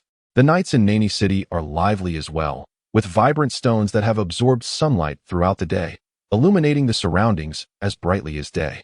As the tide recedes in the evening, numerous females and their offspring accompany the males to the shore to gather sea treasures. In the hospital room, during a night of discomfort, Shuo clutched her phone, engrossed in live streams, particularly captivated by hosts wielding buckets and tongs as they ventured to the sea. On her way home after the day's toil, she eagerly observed the throngs heading toward the coastline, fortuitously encountering Nong Shuo and Song Ting, who had just emerged from their labors. Forgetting about dinner, she joined the group, accompanied by Gong Yu and Ji Lu, as they merrily made their way to the beach. The waters near Nani Etching were particularly bountiful, with an abundance of seafood left behind on the sandy shores and shallow waters after the tide receded. They sprinted along the coastline for half an hour, until the numbers of the foraging orcs began to dwindle, finding a smooth, fine sandy beach. The young females brandished luminous stones and grasped wooden sticks, diligently scouring the sands for marine treasures. After Shuo had Ji Lu set up a protective shield for her, she eagerly ventured to the supermarket to exchange for a hat equipped with a flashlight, a bucket, iron tongs, and rain boots. Fully armed, she joyfully bent down to collect seafood. The males could not comprehend her simple joy, especially Gong Yu, who could catch an entire school of fish with a mere flick of his jaws. He found little interest in her meager collection. While they observed the female, Gong Yu and Ji Lu engaged in hushed conversation, the sea breeze granting them a sense of tranquil satisfaction reminiscent of simpler times. At this moment, Ji Liang could no longer contain himself and teleported over, leaving Su Qi to guard the premises alone. In a low voice, Ji Lu remarked, "The kitten should be entering her heat soon. She seems particularly excited today. Be mindful when you sleep near her." Previously, when she had been seen, she appeared extremely frail, akin to a mere kitten. Hearing of Si Shua's previous attempts to feign deafness to avoid the jealousy of her sister, which nearly resulted in her being sent to the female den, Gong Yu felt an unusual surge of resentment. Ji Liang sighed softly. "Neither Jilu nor I expect her to bear offspring for us. It is unexpected that she has been chosen by the beast god as a sacred female. Offspring will come in due time. For now, let us focus on nurturing her health." Gong Yu nodded, acknowledging that procreation was a responsibility shared by every beast man. However, he prioritized spending a lifetime with the beloved over the prospect of numerous offspring. He was not yet ready to consider the future. He cherished her enough as she was and wished to avoid dividing her attention with children. Observing the cheerful figure of the young female, Ji Liang chuckled. Indeed, she seems to yearn for the central continent, where the living conditions are undeniably superior to ours. The beastmen there possess high combat levels and are adept at withstanding the rainy and cold seasons. Once we settle there, we can discuss the matter of offspring with Si Shuo. He paused momentarily, then cleared his throat. However, upon our return, Ji Lu, make sure to advise Su Qi thoroughly. This mate of yours has journeyed alone from the farthest east and may not grasp many matters. Clarity is essential. Ji Lu rubbed his forehead and responded with a smile. Si Shuo picked up 3 iron buckets, feeling content as Ji Liang slowly headed back with her. Lying atop Ji Liang's head, with the cool sea breeze caressing her, Si Shuo gazed at the star-studded sky. She couldn't shake the feeling that the joyous days before her seemed particularly surreal, as if she were enveloped in a beautiful dream just before the end of her life. What is little Shuo thinking? Sensing her mood was somewhat subdued, Ji Liang gently tilted his head. Si Shuo turned over again, resting her head gently against him, pondering that she might be entering a sentimental phase. Allowing her thoughts to wander, Ji Liang's body was cool to the touch, an exquisite comfort. Unable to restrain himself, Ji Liang transformed into his human form. Embracing her horizontally and pressing her against the nearby coconut tree, kissing her tenderly. With a hint of grievance, he remarked, "The last time you were in this sentimental phase, you wouldn't even let me cross the threshold." Si Shuo wrapped his slender arms around his waist, chuckling softly. "Are you reminding me that you won't let me in this time either?" Ji Liang glanced at the nearby stone cave, smiling. "All right, if we can't enter through the door, let us take refuge in the bridal chamber." Along the seaside stone cliffs, numerous abandoned or hastily excavated caves could be found. He carried her into the cave, setting up a protective barrier and laid several layers of animal hides on the stone bed. Then, with utmost seriousness, he infused her with spiritual energy. Si Shuo gently caressed her cheek with his cool hand, a temperature that Si Shuo yearned for the most at that moment. Unable to resist the urge to lean in closer, his voice carried a hint of huskiness as he said, "Xiao Shuo Shuo, you can tell me when you feel overwhelmed." It brought to mind the time when they had just met. She was in the throes of emotional turmoil, a particularly arduous period that was far from an exaggeration. Yet, this little female, relying on his infusion of spiritual energy, managed to endure it. Heaven knows how much he was captivated by her at that time. Unable to bear being apart for even a single night, he lingered by her side until dawn broke. Thus, hearing Ji Lu mention her emotional struggles stirred an excessive excitement within him. Si Shuo puffed her cheeks, yearning to be transported back instantly. Yet, the male before her belonged to her, and she rarely paid attention to any male, so how could she bear to abandon him? She slightly narrowed her eyes, a playful smile gracing her lips, instantly embodying a performer. In the dim light, her deep blue eyes shimmered with tears, and before Ji Liang could comfort her, she appeared frightened and retreated. "Who are you? My beast husband is not here." Ji Liang's golden eyes narrowed slightly, hissing a few times, "Little female, I have given you the beast mark. Your husband is right here." "No, don't come closer. I don't recognize you." "Very well, I shall remain here," he replied. Sitting at the edge of the bed, a distance of 2 fists away from Si Shuo, smiling as he added, "If you cannot endure it any longer, I can readily offer you the beast mark." After struggling for a few moments, Si Shuo timidly inched closer to him, gripping his clothing and lifting her delicate, beautiful face with a hint of pleading as she stammered, "Please, please help me." Ji Liang could hardly withstand such a display from her. He tightly embraced the little female, eager to attend to her every need, whispering, "Little Shuo, I would gladly give my life for you." Shuo allowed herself to be led into a state of surrender, listening to the waves crashing and the wind howling outside. Her entire soul trembled at this palpable sensation, which whispered to her with undeniable clarity, "Everything is real, and the lover before her is indeed genuine." When Shuo awoke, she found herself at home, her body feeling as though it had been crushed, despite having been fed with 8th-level crystal stones by Ji Liang during the journey. She felt utterly lethargic and devoid of strength. Remembering how she had clung to the males the previous night, her face flushed beneath the animal skin. And this was merely the first day. Jilo entered with a basin of water, gently lifting her, the obedient little female, from the bed and cradling her in his arms. After assisting her with her morning ablutions, he tenderly massaged her weary body. The beastmen who had helped out during yesterday's market were now quite adept at their tasks. It was merely a matter of us taking turns to supervise 2 guards by the side. Given your unique circumstances these days, it would be prudent not to mingle too closely with the crowd. Shuo's voice was somewhat hoarse as he inquired curiously, "Why?" Jilo kissed her forehead, his warm breath enveloping her, causing Shuo to feel a peculiar sensation once more. In the lively surroundings, the presence of numerous males would inevitably have an effect on her. Shuo paused for a moment, burying her head in his embrace. She had never contemplated this matter. Gong Yu suggested that after lunch, he would take her to the nearby island, which had recently become a bustling hub due to the influx of orcs in South Yecheng. It was the realm of the merfolk. Shuo was invigorated. Mermaids, those extraordinarily mysterious and exquisitely beautiful beings, only exist in modern mythologies. Do mermaids truly possess a half-human, half-fish form? What hues adorn them? She inquired with curiosity.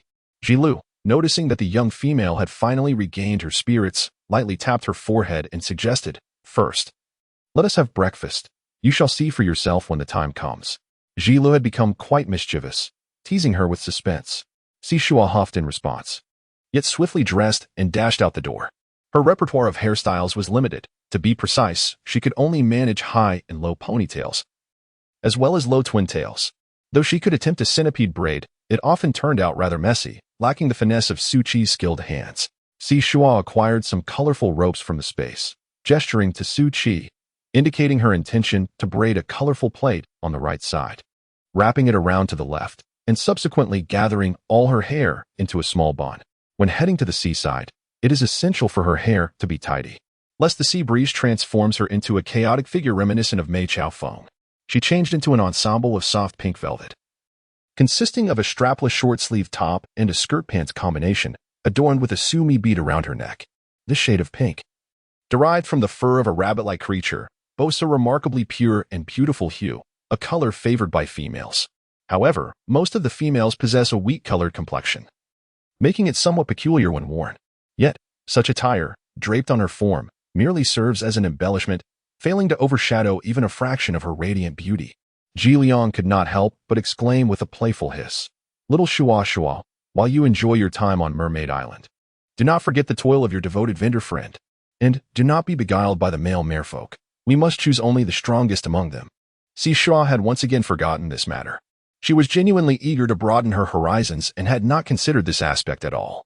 However, this time, she cleverly refrained from voicing her thoughts, content with the presence of a blue whale and unwilling to disturb the sea-dwelling beastmen, who were urged to remain distant from the ocean and follow her to the mainland. The blue whale, being a marine mammal, could not sustain its massive form on land.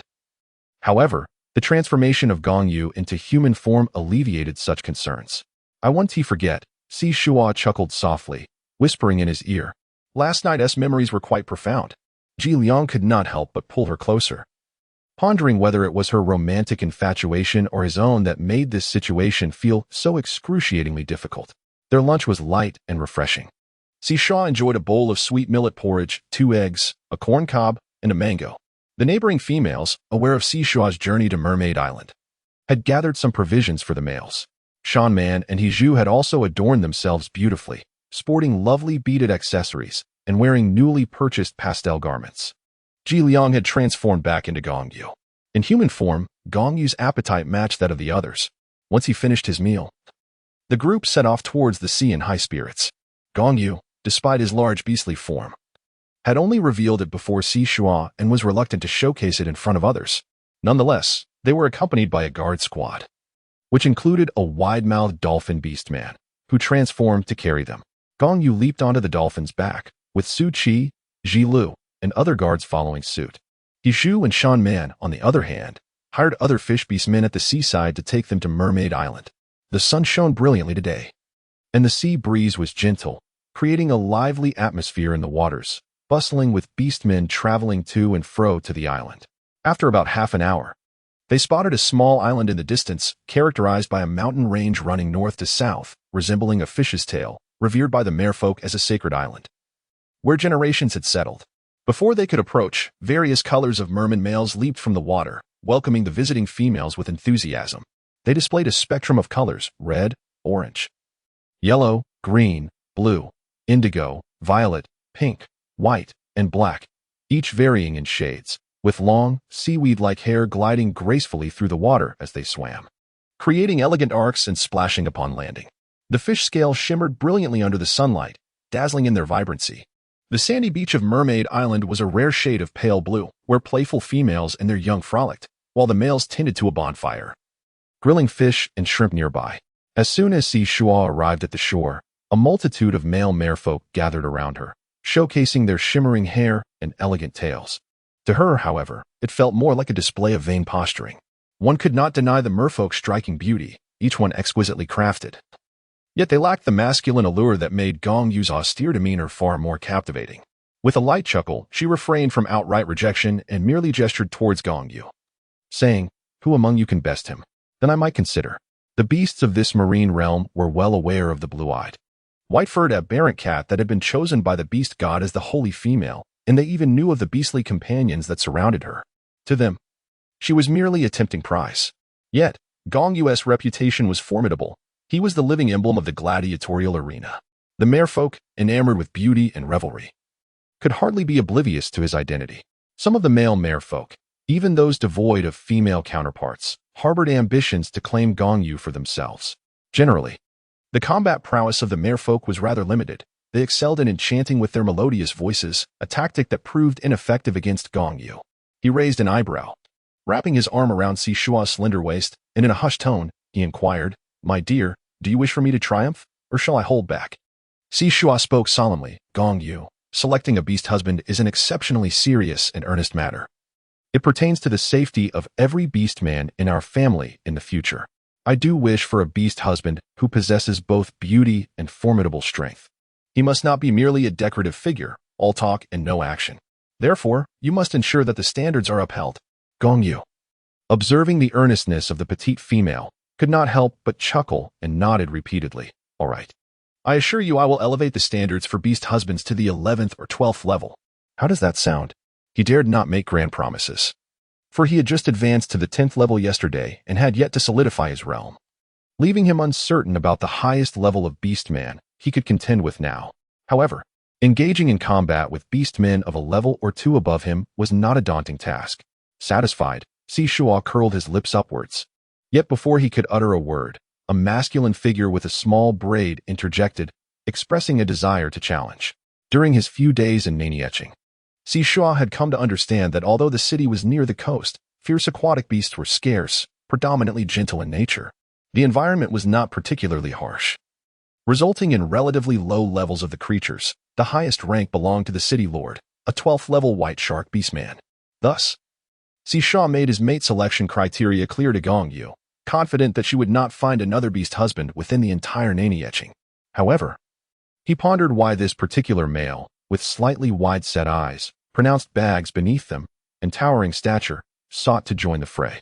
With narrowed eyes, he inquired of Captain Sheng Gao, the guard leader, "Do you recognize this male?" Captain Sheng nodded, speaking in hushed tones. "He is Zhang Yushi, who has recently arrived from the deep sea.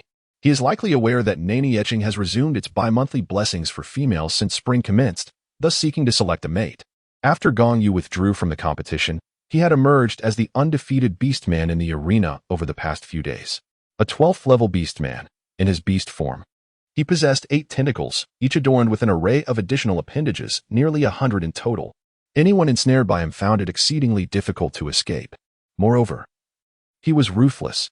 Even those who pleaded for mercy found themselves incapacitated. Numerous capable beastmen, unable to bear the sight, had attempted to challenge him. Yet none succeeded and were instead humiliated.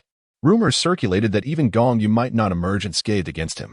Upon hearing this, Shuo felt a twinge of anxiety, questioning whether he had inadvertently caused trouble for Gong Yu. However, Gong Yu placed a reassuring hand on her shoulder, chuckling lightly. It just so happens that I have not had a proper fight since my promotion. This will serve as a good practice. In the future, as we journey to the central continent, it will bolster our confidence. Shuo nodded, advising her to exercise caution and retreat swiftly if they were unable to prevail. She had already devised a plan for her escape. As long as they mastered phonetics, they could communicate effectively in public planning areas. In the face of danger, they would scatter in different directions, as it was improbable for the enemy to pursue each individual. When the enemy drew near, they would initiate a teleportation. Gong Yu grasped her hand, exclaiming with a hint of exasperation, "My dear, your beastly husband has yet to engage in battle. Have you already secured our escape route?" Shuo whispered to him, "Regardless, if I declare that you have lost, I shall take him as my beast husband. His appearance falls outside the realm of my admiration." Gong Yu raised an eyebrow at her, unable to suppress a chuckle. "Should I feel fortunate that I am deemed somewhat pleasing in the eyes of a good child? Otherwise, no matter how formidable I may be, you would never acquiesce, would you?" Shuo touched his nose and confidently declared, "Indeed. The first impression between the female and male is of utmost importance. Surely, when Gong Yu first laid eyes on me, it was my appearance that captivated him. Yes, yes. Our dear child possesses remarkable insight. Henceforth, we shall pay attention to males who are both handsome and powerful." Gong Yu concurred. "Ah, these beastly husbands are exceedingly considerate and generous." Shuo found herself at a loss for how to graciously decline. Yu Xie, noticing their disregard for his presence, couldn't help but raise his voice once more. "Shuo, the holy female, I challenge Gong Yu to become your beastly husband." Gong Yu, with a cold smirk, stepped forward, casually rotating his wrist as he replied, "What is this? I have barely emerged from the beast arena for a few days, and now every Tom, Dick, and Harry dares to challenge me? You wish to covet my female? Let us see if you possess the strength to surpass me." Yu Xie brushed his braided hair, a sinister smile creeping across his face. "Everyone praises your innate talent and formidable combat prowess, but they fail to recognize that you have yet to encounter me. Today, we shall undoubtedly engage in a fierce contest." He then cast a scrutinizing glance at Shuo, his eyes swirling with malice, prompting Gong Yu to darken his expression and shield Shuo behind him. TSK, but without the arena's protective formations and devoid of the various disruptive regulations. If I were to strike with too much fervor, and Gong Yu were to be harmed or incapacitated, I trust that Shuo, the holy female, would not be too saddened. I am merely eliminating a worthless contender. You ought to be grateful to me." Shuo chuckled. "You are Yu Xie, aren't you? Do you think the guards in Nani Etching and on Mermaid Island are mere decorations, allowing you to brazenly seize the holy female? Even if you were to win, with your despicable nature and combative disposition, I would resolutely reject you. As for my beloved Gong Yu, he is dear to my heart, and I will not tolerate any slander against him." Gong Yu's emerald green eyes flickered as he subtly squeezed her hand from behind, reassuring her, "Do not worry. I will be fine." He then coldly declared, "Let us battle in the sea, so as not to disturb the nearby females and their young." "That suits me perfectly."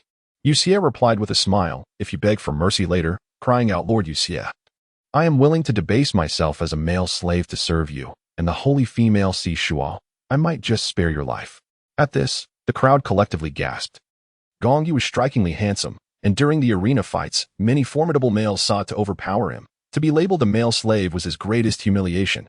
In the beast world, the ratio of females was significantly higher, and some males, unable to find females, would resort to capturing beautiful males, who were then referred to as male slaves. Some unscrupulous males indulged in both genders.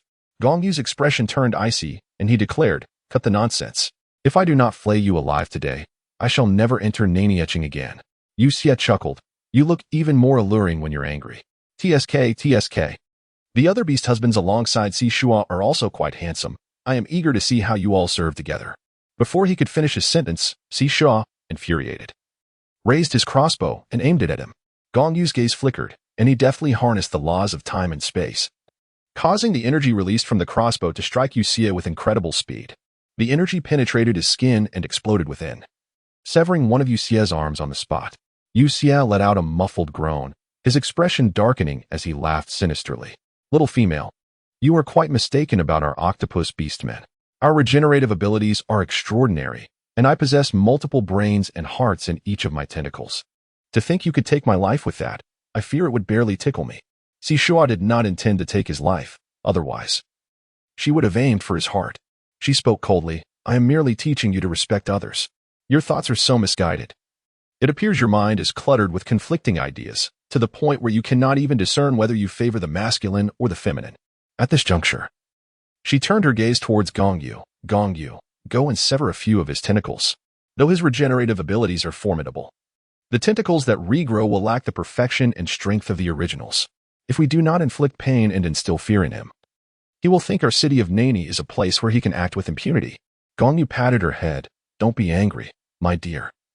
I shall swiftly remove his claws to relieve your grievances.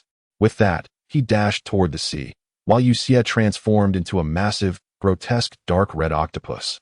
Hastily pursuing Gongyu, Su Qi and Ji Lu stood closely by Si Shua's side, and the once lively beach took on an air of solemnity.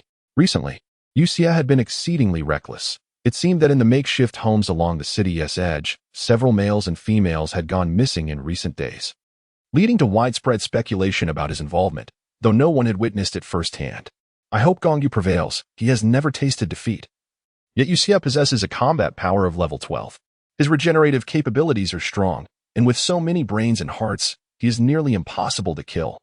Should Yuxia emerge victorious, what fate would befall Si Shuo, the sacred female, and her beastly consorts? The beastmen would surely feel a surge of dread. Si Shuo pressed his lips tightly, pondering the curious twist of fate.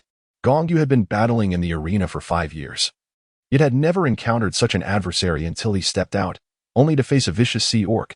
Once far from the coast, Gongyu engaged in a fierce struggle with Yuxia. Spectators could only see the massive octopus rolling tumultuously at the ocean's surface, even from a distance. The waters were churned violently, crashing against the shore. Many females with flying beasts sent their beast masters soaring high to observe the clash. Shinkao, a white-tailed sea eagle orc, transformed into beast form, carrying Si Shuo in his embrace as they soared above the fray. Gongyu did not dive into the depths but instead glided across the surface, evading Yuxia's grasp. Most oceanic orcs possessed water-based abilities, facilitating their search for females on land. In the depths, they relied on primal combat methods. Yuxia, with his colossal form, wielded formidable tentacles equipped with powerful suckers, capable of ensnaring even the largest fish or beast, making escape nearly impossible. His tentacles, entwining with incredible strength, could draw prey to his beak and deliver a venomous bite. In the deep sea, he represented a formidable presence, one many ferocious creatures dared not provoke. However, Gongyu refrained from transforming into beast form, opting instead for a smaller, swifter figure, making it difficult for Yuxia's numerous tentacles to locate him. Frustrated, Yuxia exclaimed, Gongyu, you cowardly fish orc, why do you not reveal your true form in the ocean? If you have the courage, transform into beast form, and we shall engage in a fair fight. In silence, Gongyu clutched the exquisite crossbow Si Shuo had given him. This small yet intricate weapon could harness the energy from embedded crystals, transforming it into powerful arrows capable of striking down foes. Its only flaw was its limited attack power, which could be taxing against well-defended opponents. This crossbow suited his current needs perfectly, circling Yuxia several times to ascertain the positions of his brain and heart. Gongyu loaded a level 10 crystal into the bow, aiming for the tentacle that housed Yuxia's head. The sudden, sharp pain caused Yuxia to thrash violently, emitting a mournful cry, his rage intensifying. In that moment, he realized that while the arena was limited in size, providing no escape for his opponent, the ocean was his domain, yet it also favored Gongyu. As long as Gongyu remained in his smaller form, Yuxia's massive body became an obvious target. Before he could fully comprehend this, Gongyu unleashed a flurry of arrows, each striking true at the location of Yuxia's brain on his tentacle. The ocean's azure deepened as the tentacle that concealed his brain was obliterated, writhing in defiance before being overwhelmed by a horde of fish drawn by the scent of blood. Yuxia was left with only his head, racked with pain as he continued to roll and scream. Gongyu dragged him back to the shore, aiming the crossbow at Yuxia's remaining head, and coldly inquired, are the recent disappearances of males and females near the coast connected to you? Think carefully before you respond. Yuxia, exhausted and sprawled on the sand, gasped for breath, muttering, in the end, we all face death. Does it matter whether it is my doing? I should never have been persuaded to come ashore. Indeed, you are all treacherous and cunning. avoiding a fair fight with your underhanded tactics. Who persuaded you? Gongyu narrowed his eyes, demanding an answer. Xie remained silent. Gongyu scoffed lightly. Rest assured. Sometimes death can be a release. If you answer my question, not only will I spare your life, but I will also ensure you are protected from being devoured by fish and seabirds until tomorrow when your new tentacles regrow. After all, they will lack a brain and be powerless. In his current state, Xie could no longer contemplate his future. Submitting, he confessed. It was a tabby sea turtle orc who often comes to the shore. He is well informed. He told me that the time for the beast god to seal females has come, and mentioned a particularly beautiful female this year. The missing males and females were indeed taken by me, but I did not anticipate their frailty. Gongyu's brow furrowed. The tabby sea turtle orc? Is it Wanju? Yes, that's him. Xie nodded vigorously, wincing in pain as he aggravated his wounds. Gongyu turned to Shanggao. The rest is in your hands. With that, he approached Shuo, having already returned the crossbow to the communal armory for use in emergencies. All is well, dear one. In the future, we shall keep those males you dislike at a distance, he said, embracing Shuo gently, patting her back. Were you frightened just now? Shuo nodded repeatedly, exclaiming, Indeed. He is quite frightening in appearance. Our Gongyu is far more beautiful, someone I truly adore. Gongyu chuckled softly, replying, I am aware. While savoring the seafood grilled by Su Qi, Shuo perched upon a rock, observing the courtship rituals of the males and females below. Unable to resist, she discreetly captured numerous photos with her phone. Naturally, she did not forget to take selfies alongside her beloved beast husbands. As dusk deepened, they began their return. With Su Qi sensing that the little female in his arms was becoming drowsy and restless, incessantly tugging at his clothing and clamoring to join him for a meal. Enchanted by beauty, Shuo noted an improvement in her well-being and quality of sleep. Not one to endure hardship, she rarely experienced mornings after her rebirth, as her beast husbands would often rouse her from her slumber, concerned she might miss lunch. Nibbling on corn, Shuo watched as Gongyu approached and casually inquired about his whereabouts. This morning had seen Su Qi closing his stall, while Shuo prepared the meal, and Ji Liang had taken it upon himself to awaken her. Gongyu settled beside her, taking a bite of corn and mumbled a question in return. Do you have a history with the female Zhuman of the Ming who tried? Ji Liang paused in fanning Shuo, recounting their encounter on the road to Nanyi City, his expression darkening. Was it she who orchestrated Xie's incident? Although he phrased it as a question, his tone carried a weight of certainty. Gongyu nodded, affectionately tousling Shuo's fluffy hair. Yes, Wanju is quite seasoned in beast years, visiting each year in search of a female. He has long since lost his beast mark, and the females, lacking discernment, are easily lured by a few crystal stones to return to his den. This time, Zhuman sought him out, promising to bear his eggs, coaxing him to the deep sea to spread the good word of their offspring. The deep sea is fraught with fierce and brutal stray beasts, Xie being one of them. I too learned this after finding Wanju, through coercion and temptation. Ji Liang scoffed. She lost 2 formidable beast husbands and has yet to learn her lesson, now attempting to scheme against us again. This time, we cannot allow her to escape easily. Gongyu replied with a cold smile. I cast her into the deep sea. There is no need for Wanju to relay messages. Wouldn't it be better if she sought him out herself? Shuo pressed her lips together, realizing that jealousy indeed drives one to madness. Zhuman, as the sacred female, occupied a height that many females could only aspire to throughout their lives. With her identity as a sacred female so effortlessly displayed, what sort of beastly husband could she not attract? There was truly no need to stubbornly cling to one or two, as it only resulted in her own torment. Shuo felt no sympathy for her. If it weren't for her formidable beast husband, she would currently be submerged in the depths of the ocean. Nevertheless, she reminded herself to be content and not to yearn for unattainable people and possessions. Business at the ring toss stall had only been flourishing these past few days. With females and their offspring particularly enamored with the game, they felt uneasy if they did not visit at least once a day. Numerous beast men, unconcerned about crystal stones, purchased several baskets of bamboo rings, all in hopes of winning pottery. Each day, Shuo could earn several hundred level 4 crystal stones. Among the 4 males, one managed the stall while 2 kept her company in playful antics, and 1 ventured into the forest for hunting practice, rotating every half day. Although the hunting grounds were quite distant, they could easily resolve this issue by utilizing beast marks for teleportation.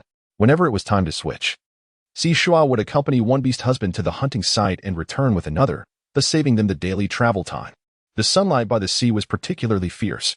After her emotional period, Shuo still felt somewhat languid, preferring to nestle in a male's embrace, dozing off under the eaves.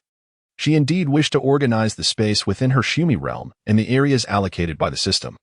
Yet her husband's dedicated half of their time to rigorous training in the forest to level up and the other half to managing the stall and keeping her company.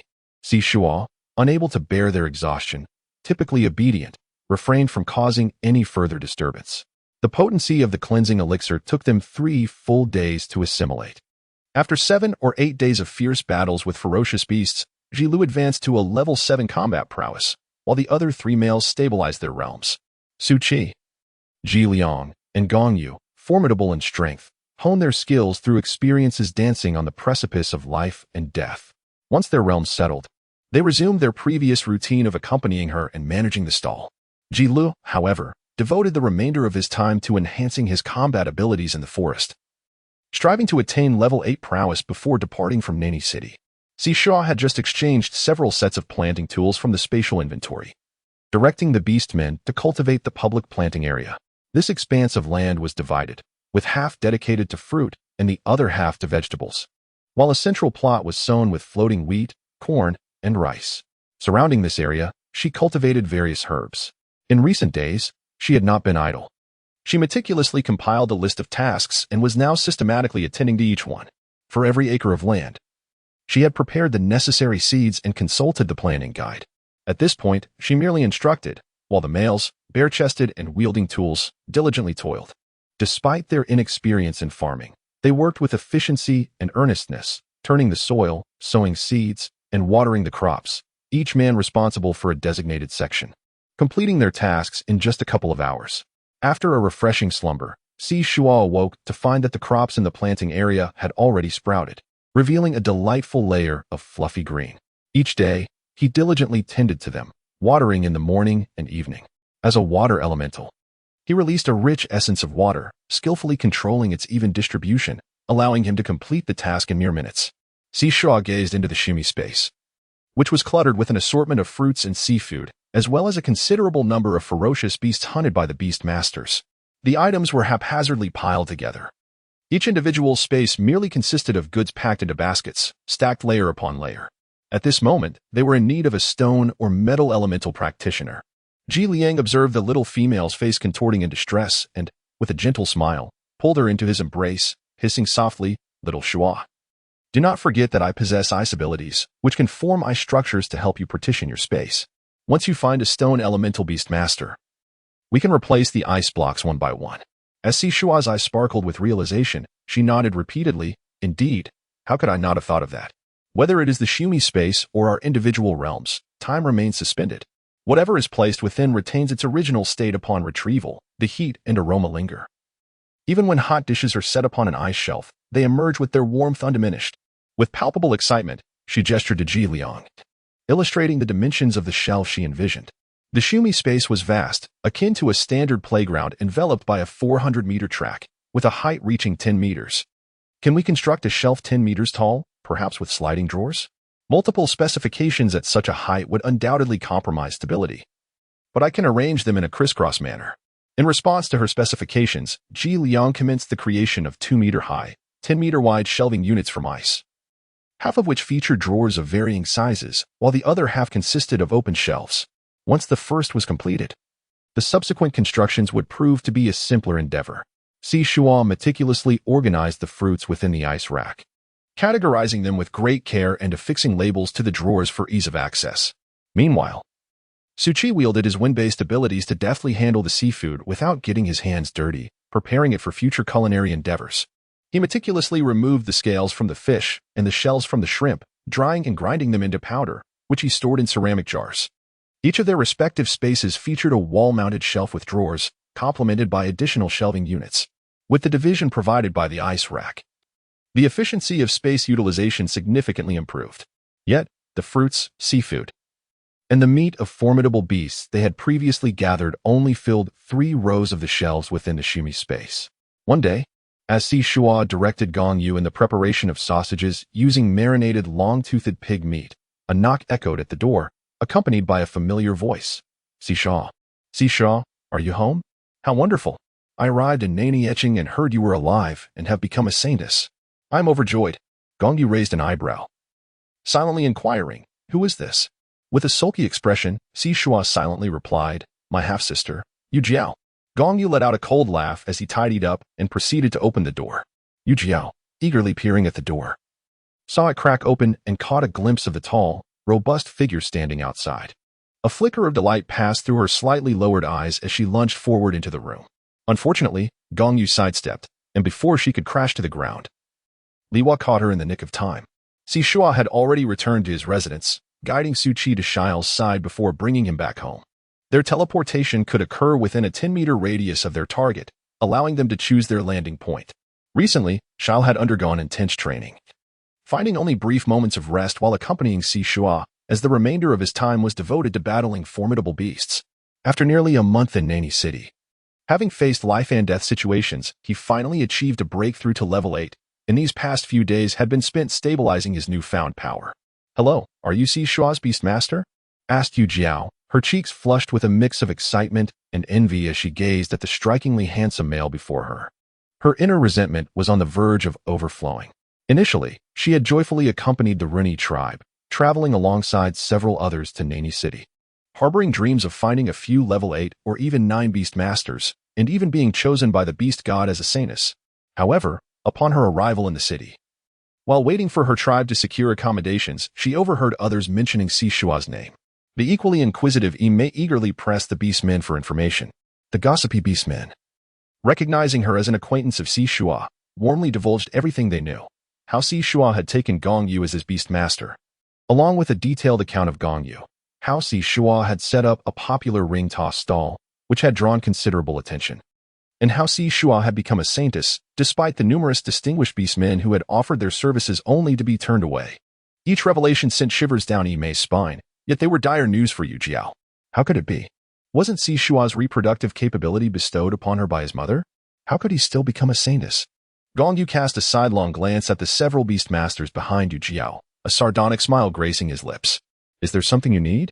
Yu Jiao chuckled lightly and nodded. But before she could speak, Imei galloped over on a gray lion. Her voice choked with emotion as she cried out, Shuo. Shuo emerged from the house, smiling and waving. Imei, it has been a long time. Imei leaped down from the gray lion and rushed into the courtyard, enveloping Shuo in a tight embrace. Weeping softly, Shuo, it is such a relief to see you alive. Why were you so foolish back then, leaving the chance of survival to me? I have been particularly anxious these days, fervently praying to the beast god for your safety. If anything were to happen to you, I would find it unbearable to continue living. Shuo gently patted her back, chuckling helplessly as he comforted her. Am I not doing well? He then inquired. By the way, what brings you to Nani City? She noticed that Koba was holding a bamboo basket, within which lay 3 adorable, dark brown, fluffy creatures that had yet to open their eyes, making delightful sounds. Are these your and Koba's little ones? Imei, wiping away her tears, straightened up and nodded with a smile. Yes, they were born just 3 days ago, and we haven't named them yet. Shuo, could you assist us in naming them?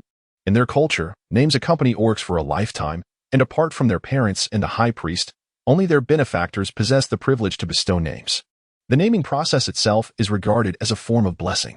Shuo gently tapped the heads of the 3 little creatures with her fingers. They seemed to sense her affection, nuzzling against her fingertips with their soft warmth.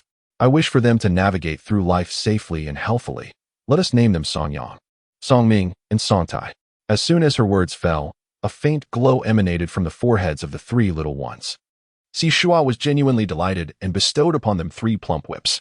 The plump whips, in their innocence, transformed into slender vine loops that encircled the little one's neck. Imei and her 4 beastly husbands, believing this to be a manifestation of her power as the holy femininity, expressed their gratitude with great joy. Shuo pulled Imei down to converse. In truth, Imei possessed limited fertility and was initially unqualified to accompany the tribe to Nani City. However, she was preoccupied with thoughts of Shuo, believing that the advancements in information within Nani City would surely allow her to glean news of him. Furthermore, having become pregnant and with the attention of several beast husbands vying for her, she was ultimately able to arrive here. Shuo's emotions were complex. The female body was inherently frail, and with Imei carrying a child, her relentless journey to Nani City was nothing short of reckless. The little one in Yi-Mei's womb was long anticipated by her and her beastly husbands, and should this pregnancy falter, the prospect of future offspring would become uncertain. You may call me foolish, but are you not equally so? Since I am protecting you, you must strive to survive. Is it truly worth risking the chance of bearing children for my sake? Yi-Mei gazed at her with a smile, affirming that it was worth it. I firmly believe that the beast god will surely watch over the benevolent Shuo. This place is the closest to the beast god, and I have resolved that if I do not hear news of Shuo in a day, I will kneel before the statue of the beast god to pray for you. If the tribe departs, we shall build our own home on the outskirts of the city and await your return. As long as I see Shuo safe and sound, I will be at ease. After the blessings from the beast god tomorrow, we will spend a couple of days exploring Nani City before returning with the tribe. As Shuo's gaze descended, he beheld Yi-Mei's knees, where scabs had fallen away to reveal tender new flesh. He pressed his lips together, momentarily at a loss for words. The emotions of the beastmen were profoundly sincere and fervent, possessing a purity that ignited warmth within the heart. The holy females favored the grand tribes and towns, and Yi-Mei surmised she would not return to the Runi tribe. Instead, she sincerely wished her well, refraining from making any demands to accompany her. This comfortable distance between friends was truly delightful. She smiled and beckoned Yi-Mei to sample the fruits of Nani City. Upon hearing that Ji Liang was at the market, Koba inquired about the location, then bid farewell to Yi-Mei before transforming into a rattlesnake and departing. Yu Jiao, who had long been treated as invisible, clenched her fists, realizing that Shuo was neither deaf nor stuttering. Furthermore, with several formidable beastmen protecting her, she exuded an increasingly radiant confidence that replaced her previous timidity. Indeed, Shuo, I was nearly frightened to death. I saw the flying beasts in the sky and wished for one to whisk you away to safety. Little did I know there were eagle beasts among the stray beasts. My good intentions nearly led to misfortune. Thankfully, you survived and have gained a powerful beastman. Otherwise, I would have lived the rest of my days in guilt. Yu Jiao said with tears of joy streaming down her face. Shuo then turned to her with a smile and said, "Oh, who might this be?" Yu Jiao was momentarily taken aback. Shuo, I am your sister. How could you possibly forget me when you recognize Yi-Mei? Shuo nodded earnestly and said, "Indeed. I fell ill and upon awakening, I forgot many things, retaining only a few scattered fragments. It was Ji Lu and Ji Liang who helped me restore some of my memories. Strangely, if you are my sister, why do I remember Yi-Mei but not you? I have become the holy matron, and many have come forward claiming kinship, which is truly burdensome." Yu Jiao smiled as she pulled Li Hua closer, saying, "This is Li Hua, the brother of Ji Lu. We are biological sisters from the same mother, not merely distant relatives. Is it our mother who has stripped me of my procreative abilities to grant them to my sister?" Shuo tilted her head and asked coolly. Yu Jiao's body stiffened, and she tugged at the corners of her lips. "Shuo, what are you saying? How could one possibly strip away procreative abilities?" Shuo propped his chin on his hand, casually savoring the sweet and sour segments of the mangosteen, and remarked, "Do you expect me to believe in the beast god while doubting you? The beast god had informed me that my fertility was once robust. But due to a close relative's interference, my reproductive capabilities were compromised, leading to my frail state, nearly resulting in my demise before I could find a formidable beast husband to protect me." The gazes of Ji Lu and Gong Yu pierced through the air like icy blades, directed sharply at Yu Jiao. They were unaware of this matter. Yu Jiao's complexion turned pale, her body swaying unsteadily as she struggled to articulate, "But the beast god never mentioned me. I do not comprehend what has transpired." Shuo nodded with a smile and remarked, "In truth, I am rather indifferent. After all, I have been chosen by the beast god as the holy female, and my original fertility has not only returned but also been enhanced. The female who previously usurped my fertility will face retribution. She ought to be anxious, as she will reap what she has sown." The terms retribution and reap what one sow strike her heart like a hammer, threatening to shatter it into 1,000 pieces. The beastmen revere the beast god. The blessings bestowed upon females each year in Nani etching alone attests to the efficacy of such reverence. Yu Jiao, unwilling to accept this harsh reality, said, "Shuo, we have just arrived in Nani etching. Let us settle in first, and I will seek you out for a conversation later." Unable to remain any longer, she hurriedly departed with several beast husbands. Throughout the encounter, Li Hua and Ji Lu exchanged only a cold glance and a nod. With the unwelcome presence gone, Shuo resumed her conversation with Yi-Mei, saying, "You have come all the way to Nani etching. You must queue for the beast god's blessings and select 2 or 3 formidable beast husbands to take back with you." This time, it was Yi-Mei who blushed. Her eyes sparkling, she nodded. I have heard that male merfolk are exceptionally handsome. Indeed, Shuo agreed. With tails of various colors, their singing is melodious. And they possess a gentle nature. She wished to continue her praises but felt the surrounding temperature dip slightly. Turning her head, she noticed Gong Yu's cool smile. Shuo smiled softly, her lips pressed together. Indeed, while the beastmen were magnanimous, jealousy was an inevitable sentiment. However, Shuo quickly shifted her tone. When it comes to beastmen, choosing beauty is futile, strength is paramount. Besides, would you dare to send a male merfolk into the Winterai forest for hunting? So, indulge your eyes on the merfolk, but do not be swayed by their flattery. She emphasized that a fierce avian beastman must be chosen. Ime listened intently, taking Shuo's advice to heart. No merfolk. Choose the avian. Having a flying beastman at home was indeed impressive, allowing one to observe the lively happenings from above. After lunch, Ime reluctantly departed, agreeing to meet the next day at the beast god statue square. Once she was gone, Shuo nestled into Jilu's embrace, chuckling softly. Do you feel a sense of vindication? Have you released the frustrations you once bore? The former Liwa often wore an air of superiority, yet now, witnessing Jilu's combat prowess not only restored but elevated to level 8, his expression darkened, drawing several curious glances from Shuo. Jilu held her close, burying his face in her fragrant, soft neck, murmuring, I adore this little cat. I harbor no regrets or sadness. All I desire is to protect you by my side. For our family to be blissful and joyous. Suddenly overwhelmed by his confession, Shuo felt elated, affirming, yes, our lives will only get better. After their embrace, Shuo turned her attention to Gong Yu, who had been casting peculiar glances her way. Gong Yu produced some dried fish, feeding her piece by piece. Shuo, a feline beastman, possesses an innate weakness for dried fish. Nestled by the sea, where an abundance of seafood varieties flourish, each with its unique flavor. She has been indulged by Gong Yu, her palate tantalized by the exquisite taste of certain deep-sea delights. Gong Yu has stockpiled quite a collection, all housed in his makeshift granary, just beyond Shuo's reach. Whenever the two are together, he delights in presenting a small jar, taking his time to playfully feed her. Does the obedient cub desire a flying beastman? Shuo's body stiffened as she playfully bumped her head against his chest, indulging in delectable treats. Let us not speak of pressure. In search of a beast husband, can we not leave it to fate? After all, no one in Nani Etching has ever laid a hand on you. I desire no other orc. Gong Yu chuckled as he gently pinched her cheek. Recently, they had been nourishing her well, and her face had gained a charming roundness, resembling a delightful dumpling that invited a gentle squeeze. According to Ji Liang, their journey to the central continent would lead them through an expansive grassland, even larger than what you encountered in Nani Etching, where formidable eagle beasts abound. Perhaps we could select a formidable one from among them then?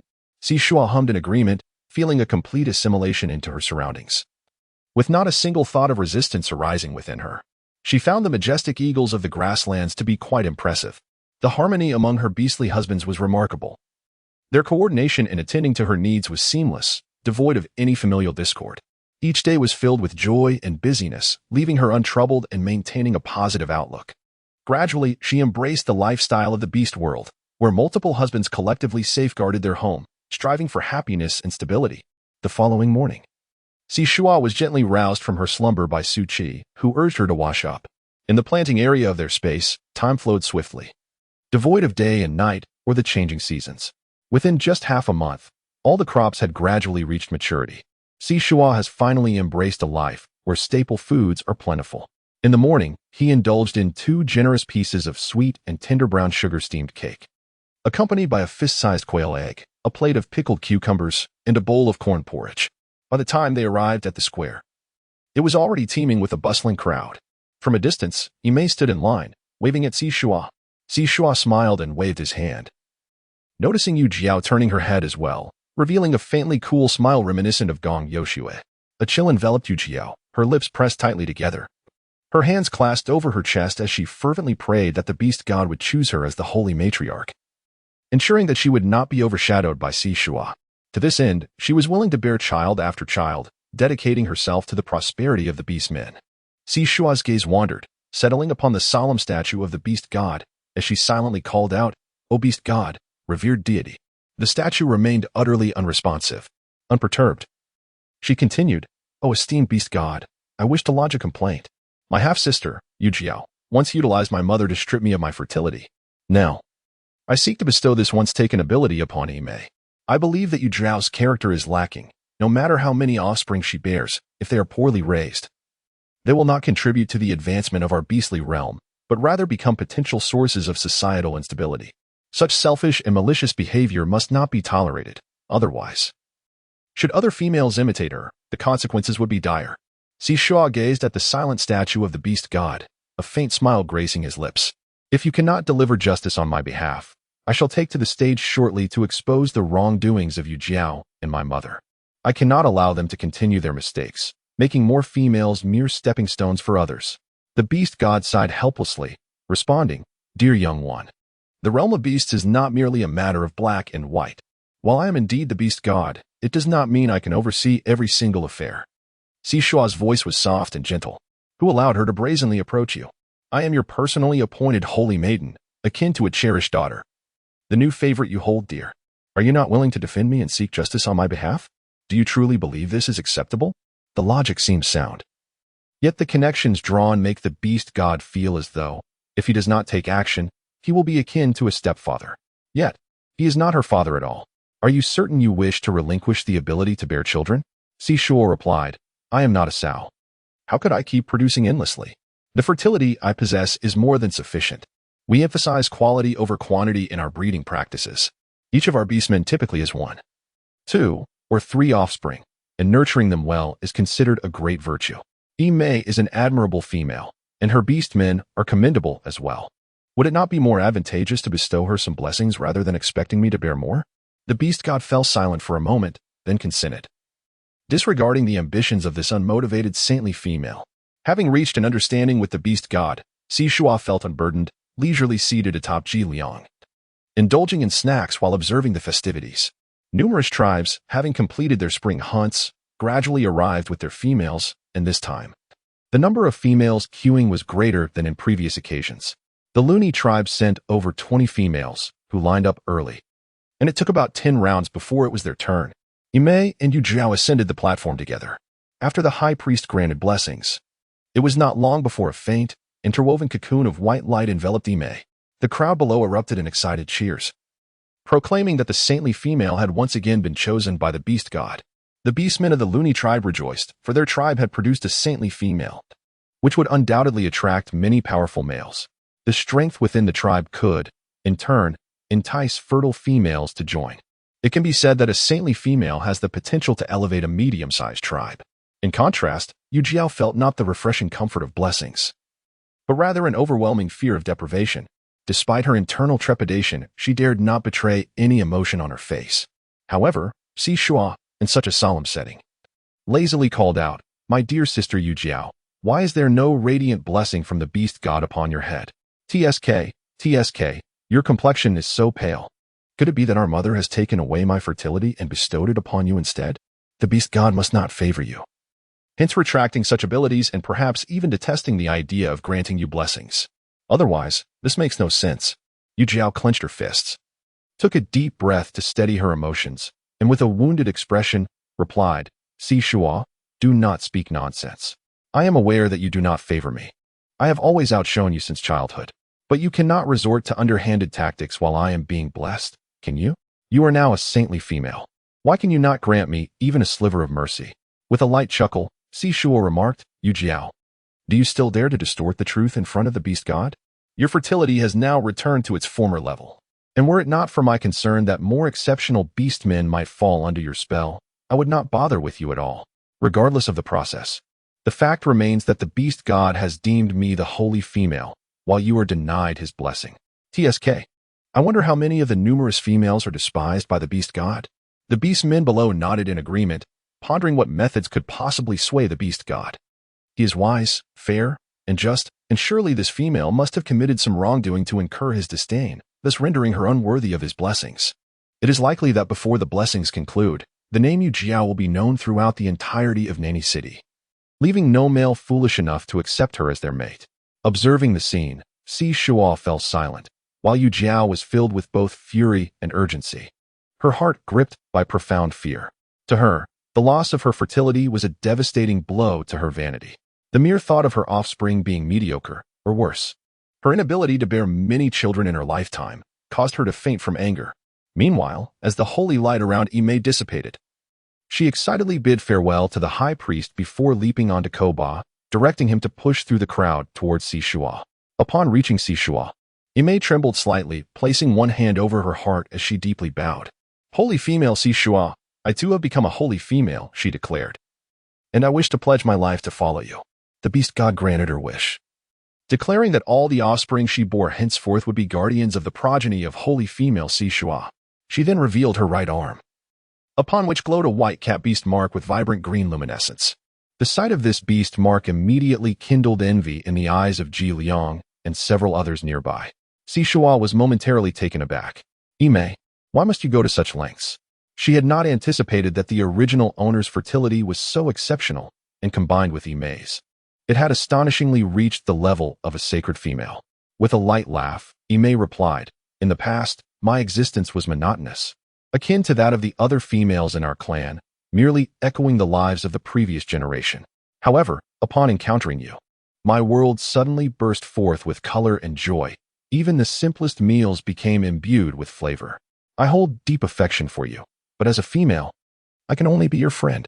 Later, when you were captured by the stray eagle beast while trying to protect me, I harbored immense self-loathing. By the grace of the beast god, you are safe, and now I wish to do something for you. Previously, I lacked the standing to do so, but now, as a sacred female, I can stand beside you, following and guarding you." Shuo extended his hand and gently touched the beast's seal, indeed feeling a closer bond with her. "Have you made up your mind? I shall not return to the Rooney tribe, nor will I linger long in Nani etching.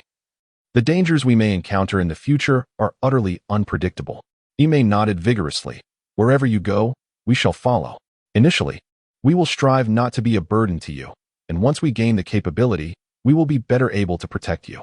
Shuo extended his hand, clasping hers, and leaned closer to her ear, whispering, "Let us embark together towards the central continent. It is said that the orcs there can cultivate their own fruits and vegetables, as well as raise poultry and livestock, allowing them to enjoy meat, milk, and eggs without the need for hunting. Even during the rainy season and the bitter cold of winter, they remain undaunted." Imei felt her very soul quiver.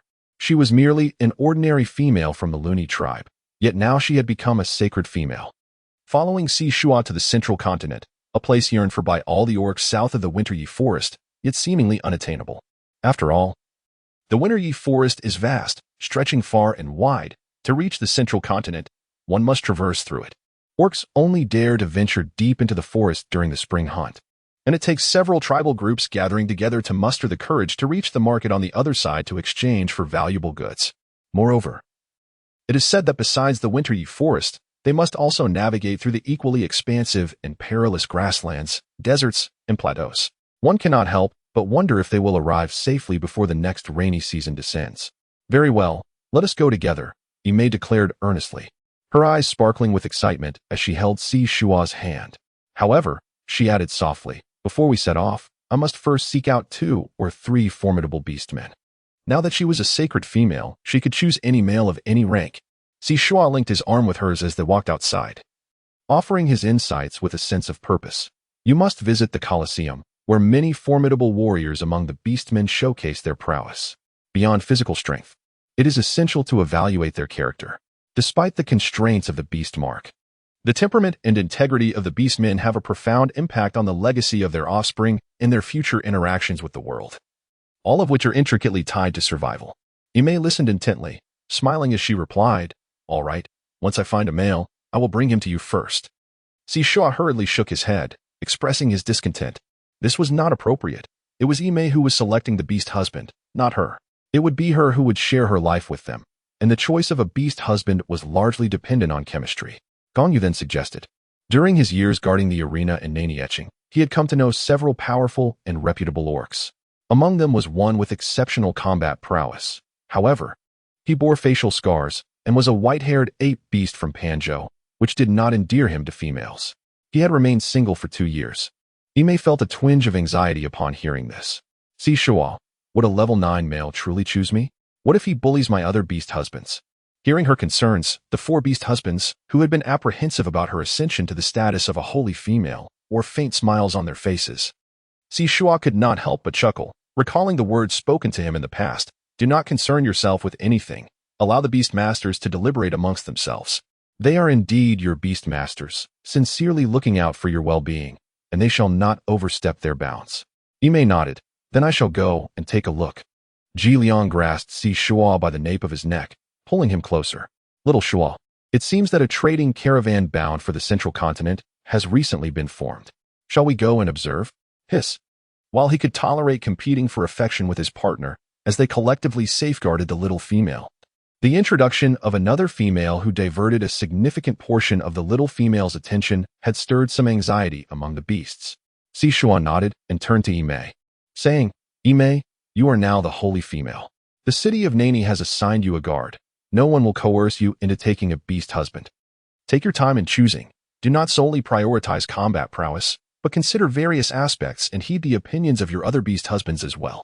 I will first check on the merchant caravan. Once we finalize the team, we can determine our departure date. At that time, we can gather some provisions. It will soon be time for us to set off. Ime responded with a smile, waving to her as she led her beast husbands and guards towards the arena. Many males, seeing this, quickly followed, eager to showcase themselves before the newly appointed holy female. Shuo sat atop Ji Liang, accompanied by Gong Yu and Su Qi, as they made their way to the eastern market of Nanieching, a bustling hub for traveling merchant caravans.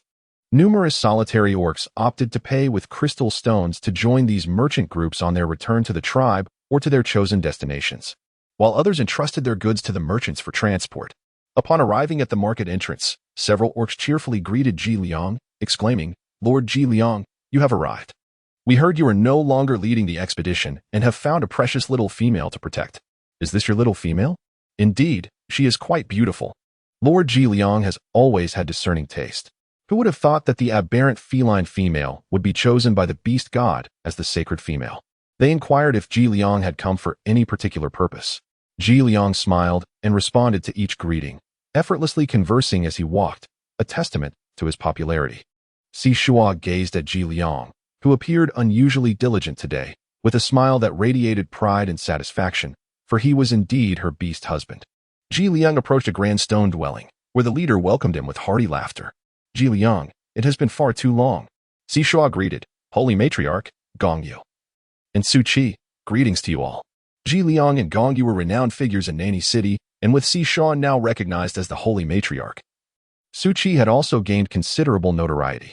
Setting Shuo down, Ji Liang transformed into his human form, embracing her waist while cheerfully introducing, this is Su Lai, the Golden Tiger Beast Man and the esteemed leader of the Eastern Continent trading caravan.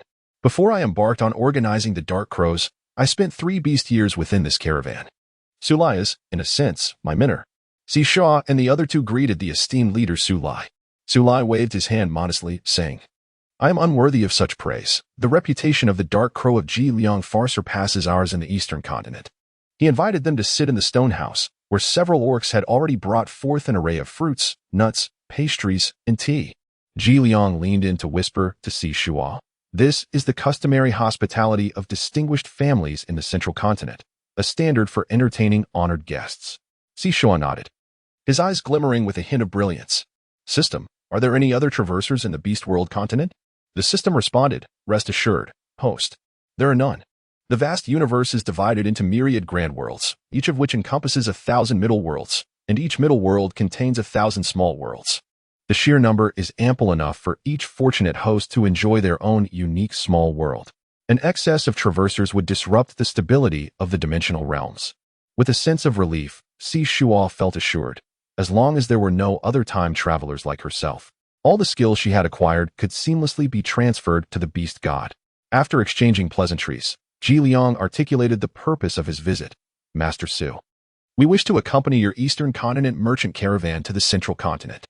Su Lai was not surprised. Many holy females had recruited formidable beastmen, all aspiring to settle in the Central Continent.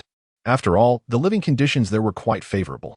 The beastmen could farm, raise livestock, engage in handicrafts, and trade, achieving self-sufficiency without the constant peril of battling ferocious beasts in the forests, thus avoiding a life of incessant anxiety. Moreover, the beastmen in the Central Continent were of higher rank, with some reaching as high as level 15. Naturally, the females, drawn to strength, sought to attract beastmen of such caliber to showcase their allure. Have you all considered this carefully? Ji Liang inquired. You are aware that although you will be traveling with us to the central continent, all aspects of your journey, food, clothing, shelter, will be your own responsibility. We may assist you in times of danger, but if we cannot, you must rely on your own abilities. Just because we are accustomed to this route does not guarantee your smooth passage to the central continent, which is not as idyllic as many believe. There, the beastmen place greater emphasis on combat rankings, familial or tribal affiliations, and even the species of the beastmen, with a strict hierarchy that values lineage and heritage. It is challenging for those of us from here to establish a foothold there. After all, every family and tribe venerates multiple holy females, and even the reproductive capabilities of ordinary females are above average. The holy females who are highly sought after here may not enjoy the same status there. In fact, if they take a liking to a female, they may force her to submit to their family or tribe, and the female's original beastman partner would be compelled to sever their bond, rather than simply addressing Ji Liang. Su Lai's words served as a warning to Shuo and her companions, making them understand that the journey to the central continent was fraught with challenges that required careful consideration. Ji Liang held Shuo's hand and nodded with a smile. Master Su, I have indeed contemplated these matters. If the central continent were such a paradise, why would so many beastmen venture there? Difficulties surely accompany its advantages. Now that I have my own female, I wish to find a suitable place to settle, and the central continent is my first choice. Su Lai's final statement startled Shuo. The thought of a beastman being forcibly separated from his partner, leading to a significant loss of lifespan and combat prowess, was a devastating blow. It could be said that such a life would be irrevocably shattered. The enthusiasm for traveling to the central continent felt as though it had been doused with a bucket of cold water. The more time she spent with them, the more Shuo felt unable to bear even the slightest harm befalling them. Nevertheless, Ji Liang's words illuminated a path for her amidst the long journey ahead. She had never been one to resign herself to fate. When she was born, the doctors predicted she would not survive past 6 years. Yet she had persevered until the age of 24. The central continent could offer her a better platform to showcase her abilities, where the beastmen had the time, energy, and capacity to embrace new ideas, and the merchant caravans traveling to and from the central continent could gradually disseminate these influences to other regions of the beast world. With a smile, she resolutely declared, Master Su, if we lack the courage and determination to face all that awaits us in the central continent, we would not have come to seek your guidance. In a place where strength dictates all, I have faith that my beastmen are valiant and undaunted. Unwilling to settle for mediocrity, I shall also strive to ensure that I do not become a hindrance to them. Gongyu raised an eyebrow. In all of Southeast City, there are none who can withstand a challenge. I too am eager to witness the prowess of the strong in the central continent. Su Qi also chimed in. The beastmen of the central continent generally possess higher strength. There must be a reason for this. I have traveled to many places over the years and wish to see the central continent myself. Su Lai found himself momentarily at a loss for words. Indeed, these males exuded a formidable aura, and even in the central continent, they would not be easily bullied. He realized he had misjudged the situation. Furthermore, Ji Liang was not one to engage in unprofitable ventures. With a smile, Su Lai nodded. Very well, it seems I have been overly concerned. Since you are well aware of what lies ahead, I shall refrain from further admonishment. Our eastern continent merchant caravan has been anchored here for nearly a week, and many beastmen, including several holy females, have signed up to join us. Our journey will involve many stops, taking at least 4 to 5 beast months to reach our destination. We also need to prepare for the prolonged rainy and cold seasons, so we cannot afford any delays. We shall depart in 3 days. Use these 2 days wisely to gather provisions, as we will have no time for hunting in the 4 to 5 days leading up to our arrival at the next market. Ji Liang was familiar with all this, and upon receiving confirmation, wasted no time. After bidding farewell to Su Lai, she took Shuo's arm and left. Although they had been preparing for their journey to the central continent, there were still numerous matters to attend to. Ji Liang leaned in and whispered to Gong Yu and Su Qi, let us transfer the ring toss shop. We should divide it among the 20 factions. The popularity of our shop these days is evident to all, and we should be able to secure a decent price. Gong Yu nodded. We can collect the crystal stones earned from the spring and summer seasons over 2 years, approximately. Ji Liang smiled. Having already calculated the numbers on a calculator purchased for Shuo, each year has 9 beast months, each beast month has 30 days.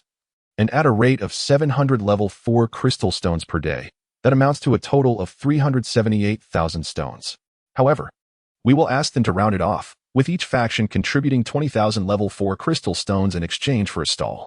Shuo raised her hand and said, "We can also sell them the recipes for making French fries, potato chips, popcorn, and candied hawthorn, as well as the cultivation techniques for sweet potatoes, corn, and sugarcane.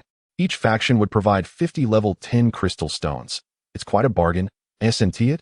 Ji Liang pinched her cheek and replied, "Indeed, a recipe that can produce crystal stones would be fiercely contested by the various factions. They have likely prepared their crystal stones, waiting for us to make our offer. I will handle this matter," Gong Yu said in a deep voice. "Then I will gather more seafood for our little darling." Although the central continent also has seas, the types of seafood vary greatly by region. I will collect some fruits as well. Suchi should also take on some tasks. It's quite far from the central continent, and who knows when we will return. Since we have the space, we might as well stock up. Ji Liang nodded. "All right. I will take little Shuo to explore the market and see what else she wishes to purchase." Within the space of Shuo, there lay an array of ornaments and various animal pelts. However, in the absence of certain items, the supermarket served as a suitable supplement. She gently linked her arm with his and proposed, "Ji Liang, would you take me for a stroll in the woods? I wish to gather some unique flowers and herbs. They might prove invaluable in a critical moment." Previously, while the males were preoccupied with enhancing their combat prowess and stabilizing their realms, she had only accompanied Gong Yu to the forest's edge to collect fruits, without encountering any plants that caught her fancy. Now, equipped with their teleportation abilities, escaping from danger was no longer a concern. Ji Liang smiled in agreement, saying, "Sure, let us inform Jila. During my previous ventures into the forest, I came across several plants that could serve as aids. Be sure to gather their seeds. Once you have acquired another beast husband, the extra plot of land in the cultivation area would be perfect for planting these flora, and the seeds harvested could serve as your protection." Sishuan nodded thoughtfully. Upon returning home, she meticulously documented the methods and precautions for planting and preparing food, transcribing them in pinyin and placing the notes in the shared space with Gong Yu. The beastmen had now fully mastered pinyin, and whenever there was a matter to convey, they would write it down with pen and paper. After completing these tasks, she instructed the guards to leave a message for Yi Mei and then, accompanied by Ji Liang, transported herself to Ji Li's side. Having not seen the young female for over a day, Ji Lu was taken aback when he saw her suddenly appear before him. His stern brows instantly softened. He bore a strong scent of blood, accompanied by sweat and dirt, yet he restrained himself, standing beside her and inquiring softly, "What brings you here, little cat?" With a smile, Shuo took his hand and led him to a nearby seat, offering him a sweet melon while softly discussing the upcoming departure in 3 days and the arrangements made. Jilu had stabilized at the 8th level of his realm, yet he was quite hard on himself. Taking advantage of the understanding of his fellow bond brothers, he spent the majority of his time in the forest battling. Apart from accompanying Shuo, "I'll take a shower and then join you in searching for plants," he said. Having reunited with Shuo at the southern gate of Nani City, untouched by the peril of being besieged by a pack of giant gray wolves, the young female possessed special abilities, and it was prudent to have multiple means of survival. The weather here was scorching and humid, fostering an array of extraordinary flora, each with its own unique capabilities for survival. Before venturing into the forest for hunting, the males had already inquired about various precautions in Nani City. And after spending over half a month honing their skills within, they had developed a profound understanding of several plants. Under the suggestions of Ji Lu and Ji Liang, Shuo collected a total of 5 peculiar plants from the forest outside Nani City. One was called a dream through a curtain, a vine capable of producing numerous dense aerial roots. These roots, though slender, were remarkably tough and resilient, capable of easily snapping the bones of ordinary ferocious beasts when tightly entwined. Its potency depended on Shuo's control and the reserves of his spiritual power, serving as a skill for mass slaughter or disruption. Another was the hetesarum, a particularly small and exquisite flower resembling a cluster of beautiful, colorful birds. This plant possessed a unique characteristic. Once infused with spiritual energy, the flower could truly detach from the stem, soaring in search of ferocious beasts rich in spiritual power, burrowing into their flesh. While the hetesarum did not inflict significant damage, the excruciating pain it caused could diminish the combat effectiveness of a beast by 20 to 30%. The clock vine had a distinctive appearance, with large petals, but was rather timid. If multiple ferocious beasts approached and sensed vibrations, it would emit a piercing scream, thus disrupting its foes. The fragrant vine was also a climbing flower, adorned with a plethora of beautiful little blooms, releasing an intoxicating aroma that could mesmerize both beasts and beastmen alike. Lastly, there was the green cloud vine, an extraordinarily rare bluish-green flower, strikingly beautiful yet possessing a visually enchanting and dizzying effect. Suddenly, Shuo felt as though she were immersed in an online game, having acquired a skill with extensive supportive capabilities that inflicted various negative effects on her adversaries. Additionally, she had gathered a plethora of other plant seeds, determined to harvest anything deemed useful from the botanical compendium. After spending 2 days in the forest, they finally teleported back home. Gong Yu and Su Qi each returned with abundant spoils. However, these two males had become quite astute, one possessing a vast food storage compartment, and the other his own spatial realm. Rather than sharing their hoarded seafood and fruit with Shuo, they chose to keep their treasures to themselves, intending to present them to her during their future interactions. After a meal, Gong Yu gently pulled Shuo aside and whispered, "My dear little one, would you care for another adventure in the sea?" As a landlubber, Shuo found it impossible to resist the allure of diving. Leveraging their teleportation ability, they ventured once more to the secluded spot where they had previously entered the ocean, this time at dusk when the tide was rising. Many marine beings also avoided the water during this period, yet Gong Yu was undeterred, guiding Shuo through the waves with ease. As twilight descended, the nocturnal waters revealed a beauty distinct from the daylight. It felt as if she had plunged into the Milky Way, with the luminescent fish, shrimp, and crabs below resembling twinkling, flowing stars, their radiant colors enveloped in a halo of ethereal beauty. Shuo was so delighted that she clung to Gong Yu's arm, her vivacity surpassing that of the smallest fish. To the eyes of the great fish beast, this scene was akin to a captivating, fluid masterpiece yearning to be cherished. After indulging in a lavish seafood feast, Shuo experienced a new flavor that sent tingles along her spine and resonated within her very soul. The following day, upon awakening, she found herself cradled in Su Qi's embrace as they raced alongside a merchant caravan. Noticing her stir, several beastmen paused in their tracks, waiting for her to freshen up. After a meal to aid digestion, they resumed their pursuit of the main party, with Gila facilitating the chase. Gong Yu lazily invoked the laws of time, and they maintained their previous pace, managing to catch up in a mere 10 minutes. Shuo observed the grand procession of several hundred itinerant merchants, reminiscent of the makeshift coalition they had formed with several tribes when journeying to Nanietching.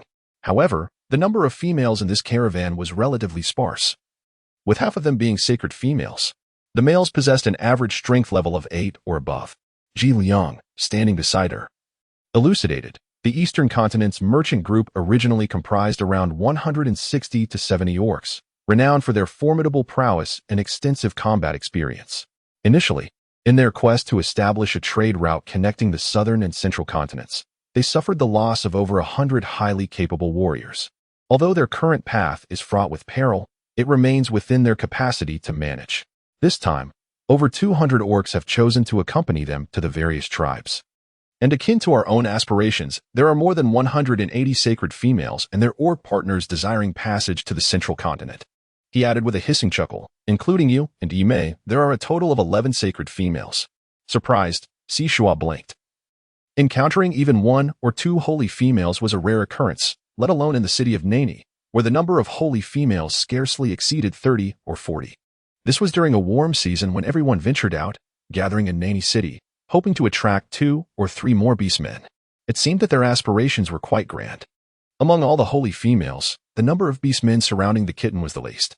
Gila chuckled softly, expressing his helplessness.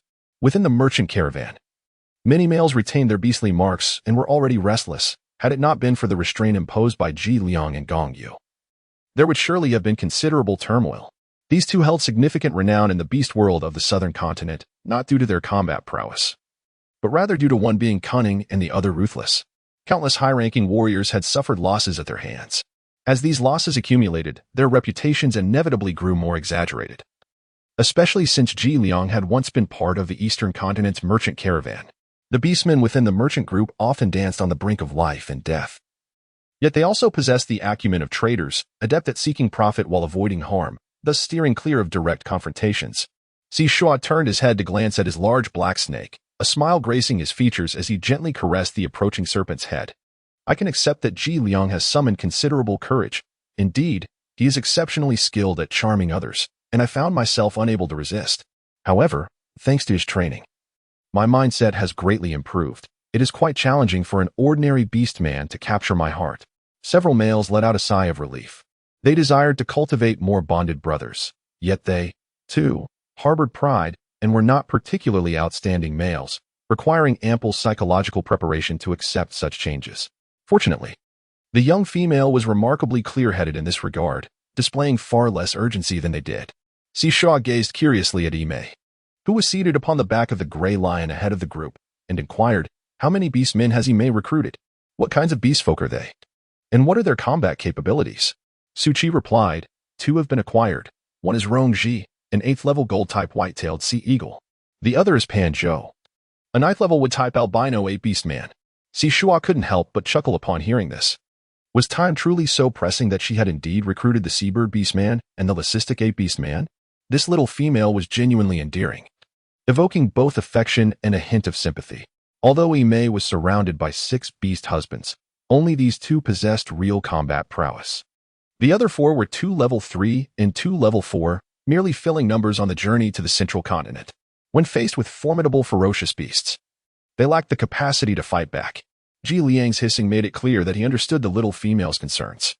Ji La Qian Baomei Liang remarked, "Captain Su is a principled leader. The Eastern Continent trading team he oversees comprises numerous formidable warriors and steadfast beastmen." Shuo gazed at Ji Liang, who wore a serious and solemn expression, struggling to contain her laughter. What a proud serpent beast he was. Yet he possessed the unexpected potential of a matchmaker. Ji Liang's golden slit-like pupils narrowed as he shot her an irritable glare. "You still dare to laugh? I am only concerned for her sake, as she has chosen to follow you. While you may not wish to take on additional beast husbands, she requires a formidable male to protect her. We cannot allow the small female, whom you risked so much to save, to perish on the journey to the central continent." Shuo nodded repeatedly, affirming the words of Lord Ji Liang. With a radiant smile, she added that it was quite thoughtful of him. Whenever she had a thought, even before her brow could furrow, Ji Liang had already presented her with various solutions. Ji Liang, with a soft hissing sound, longed to embrace the little female and cherish her affectionately. The broad and gentle back of Ji Lu resembled a large bed, allowing Shuo to roll about freely. Ji Liang stayed close by, shielding her from the sun's rays. While everyone else was focused on their journey, Shuo, protected by a shield, began to rummage through the seeds she had collected as they lingered at the rear of the group. Her spiritual energy was limited, yet it was of a purity unattainable by others. It could be said that during battles, while foes rushed towards her, she could only anxiously and helplessly take her time to extract a feather from her backpack to irritate her enemies. Shuo does not aspire to possess the formidable prowess of the males, who can vanquish foes with ease. However, she is capable of nurturing a few diminutive assistants, daily feeding them the pure essence of wood spirit energy. Just yesterday, after being bestowed with a 10th-level crystal core by Gongyu, Shuo selected the seeds of the heliconia flower and cradled them in her palm to encourage their growth. The seeds sprouted rapidly, sending forth vibrant shoots that blossomed into clusters of resplendent little colorful birds, their petals quivering in lively exuberance. Yet, one cannot help but wonder why these heliconia flowers differ from their wild counterparts, still reflecting an abundance reminiscent of the corpulent whips. Shuo grasped the Hekwalwa's thick whip, which was attempting to make its escape towards Ji Lu, and with an amused gesture, tapped its branches. "You must behave from now on. You shall be known as He." She extended her arm, pointing to the obedient sea san, who lay curled above. He hesitated, swaying its branches gently and gradually. Its limbs began to shrink, transforming into slender, red tendrils adorned with delicate, colorful bell-shaped flowers that chimed sweetly as they swayed. It was indeed quite a sight. Shuo twirled her wrist, captivated by the enchanting display, eager to share the delight with several beastmen. Alas, he had already exhausted all its magical energy. Shuo, feeling somewhat unsatisfied, took out her phone to indulge in a game of Tetris, occasionally popping a piece of dried fruit into her mouth. However, after she consumed one, Ji Liang leaned over, requesting to be fed. After she savored another, Gongyu also sidled up to watch her. When she reached for yet another piece, she turned her head to the now-closed Suchi, smiling as she offered it to him. They continued their playful camaraderie until the evening twilight enveloped the horizon, at which point they discovered a mountainous area to settle down and rest. Shuo had dozed off for the entire afternoon, her head now languidly resting in Ji Li's embrace, resembling a small kitten, which made the beast master's eyes glisten with a hint of redness. Whenever she was utterly exhausted, she would snuggle softly against them, nuzzling her neck to express affection and complete dependence. Who could possibly resist such a sight? One's heart felt as if it could be offered to her. As the campfire flickered to life, Koba approached Ji Liang for a conversation. Shuo sipped on honey water, invigorated. Her curiosity piqued as she gazed intently at Ji Liang. With a smile, Ji Liang drew her into his embrace and softly remarked.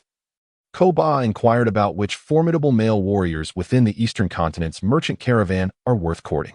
Indeed, it is no surprise that the ideas of the young associates nurtured by Lord Ji Liang align so closely with yours, Shuo replied with a chuckle. In a caravan that traverses between the southern and central continents, one cannot possibly find any weaklings. Moreover, their extensive networks ensure they do not falter in the central continent. Precisely. However, I advise him to allow Ime to only recruit one. Ji Liang continued, having an exceptionally strong beast husband beside Ime, while also maintaining ties with the Eastern Continent's merchant caravan, is sufficient. In a household, each beast husband must possess an irreplaceable position. This not only enhances the family's resilience to risks but is also pivotal for harmony and stability. With only one female and numerous beast husbands, if there are males of similar prowess, one will inevitably overshadow the other. This is unjust to the beast husband. And enduring prolonged neglect is a significant safety concern that should not be overlooked. Ji Liang elaborated patiently, imparting to her the standards for selecting a beast husband. Shuo nodded, acknowledging the truth that every beast master deserves to be treated equally. No one would be foolish enough to give selflessly without expecting anything in return. Thus, he observed as Ime entered a freshly carved stone cave alongside a level 10 Earth-type pangolin beastman, Yuhang. The rapidity of their movement was astonishing, causing Shuo's heart to race and his cheeks to flush, prompting him to burrow closer into Ji Liang's embrace. Ji Lu gently lifted her and whispered into her ear. Little cat, you've ventured into the caves outside with Ji Liang several times, haven't you? And you've also enjoyed the sea with Gong Yu. Would you care to join me in the nearby woods to catch some fireflies? Shuo could not resist nibbling on his chin. Was he inviting her to venture into the grove? However, she found herself unable to withstand the allure of catching fireflies. Aren't you weary from running all day? Meanwhile, Ime and Yueheng were eager to solidify their bond, marking their relationship with a beast mark, ensuring both parties felt secure. Ji Lu chuckled softly. Are you worried that I may lack stamina? What strength does your beast husband possess? I thought you had a profound understanding of it. Shuo hurriedly covered his mouth, exclaiming, Aren't you supposed to take me to catch fireflies? Shao transformed into a snow leopard, greeted his fellow companions, and then swiftly carried Shuo along the riverbank. The banks were lush with verdant grasses, and the river shimmered under the moonlight, casting a delicate, luminous glow over the surroundings. The agile snow leopard leaped gracefully through the scene, startling a cluster of concealed fireflies, each the size of a glass bead, their bellies aglow with a luminous green light, resembling a rain of fireworks falling amidst the cool moonlight. Shuo exclaimed in delight, her majestic feline companion shedding its usual aloofness. It playfully bounded about, creating a flurry that sent fireflies spiraling helplessly through the air, unable to find a resting place. Zealously, he transformed into a human form, cradling Shuo as they tumbled into the grass. Gazing upward, they beheld a darkened canopy adorned with a moon that glimmered with a purple halo, surrounded by twinkling stars and a myriad of dancing fireflies. It was a breathtaking sight. She could not resist extending her hand, where a firefly delicately landed on her fingertip, its abdomen flickering and illuminating her slender digit with a soft pink glow. Jila nestled his head against her neck, and unbeknownst to her, he had laid a layer of animal hide beneath them and summoned a protective barrier around their vicinity. Dear little feline, now that we have settled in the central continent, will you grant me the joy of bearing a litter of offspring? Shuo chuckled softly as she wrapped her arms around his back, expressing that they might not be able to have a whole litter, perhaps just one or two. When the time comes, I shall pray to the beast god, asking for the best qualities to be bestowed upon just one or two of our offspring. The promise of bearing young was the most heartfelt and genuine expression of affection a female could offer to a male. With a low growl, Jilu conveyed his overwhelming joy, demonstrating his feelings through actions. Shuo generally awakens around noon in Su Chi or Gong Yo Wai's embrace. After completing her morning routine and having a meal, she transitions to practicing birthing techniques with diligence, whether it be on the Jila or Ji Liang. In addition to the bell-shaped red bracelet made from the heck flower, she now carries the timid yet vocal clock vine at her waist, a curtain of dreams adorning her collar, and the ever-changing fragrance vine, which whimsically alters its color and shape like a floral crown. The beastmen tend to be rather clingy, leaving her with little time to converse with Ime. It is not only the females who exhibit a competitive spirit, the males do as well. The females in their group spend approximately half of their time sleeping, with the remainder devoted to eating, admiring the scenery, and engaging in conversation, while the evenings are reserved for intimate moments with the beastmen. Of course, Shuo and her beastmen do not neglect their studies. They take turns feeding her crystal stones to help her refine her meridians, subsequently transferring 20% of their spiritual energy to their respective breeding vines. After nearly a month of care, the vines have begun to sprout blossoms atop their heads, becoming more astute and capable of understanding simple commands. The days swiftly passed, and they arrived at the second beast city of the southern continent, Puchong City, just after Nani City. Sulai's previously tense expression finally softened into a smile. "Everyone," he announced, "we have arrived at Puchong City. The Eastern Continent merchant caravan will remain here for 3 days. Please find your own accommodations and stock up on provisions. We shall gather here to depart at sunrise in 3 days.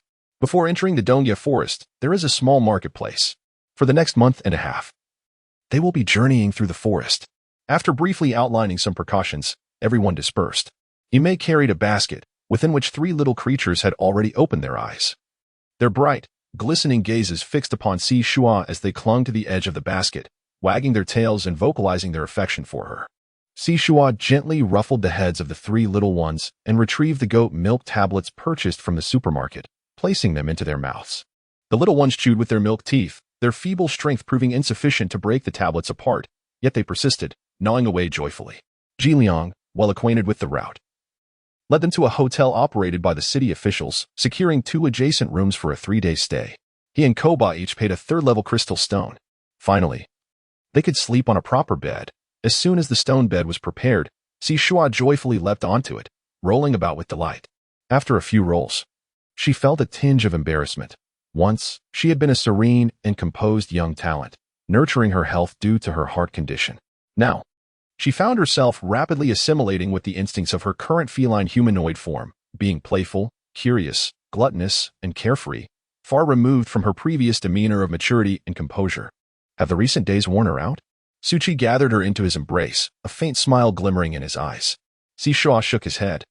Having been on the road for an extended period, I had been anxiously following him, but now I felt a sense of relaxation wash over me.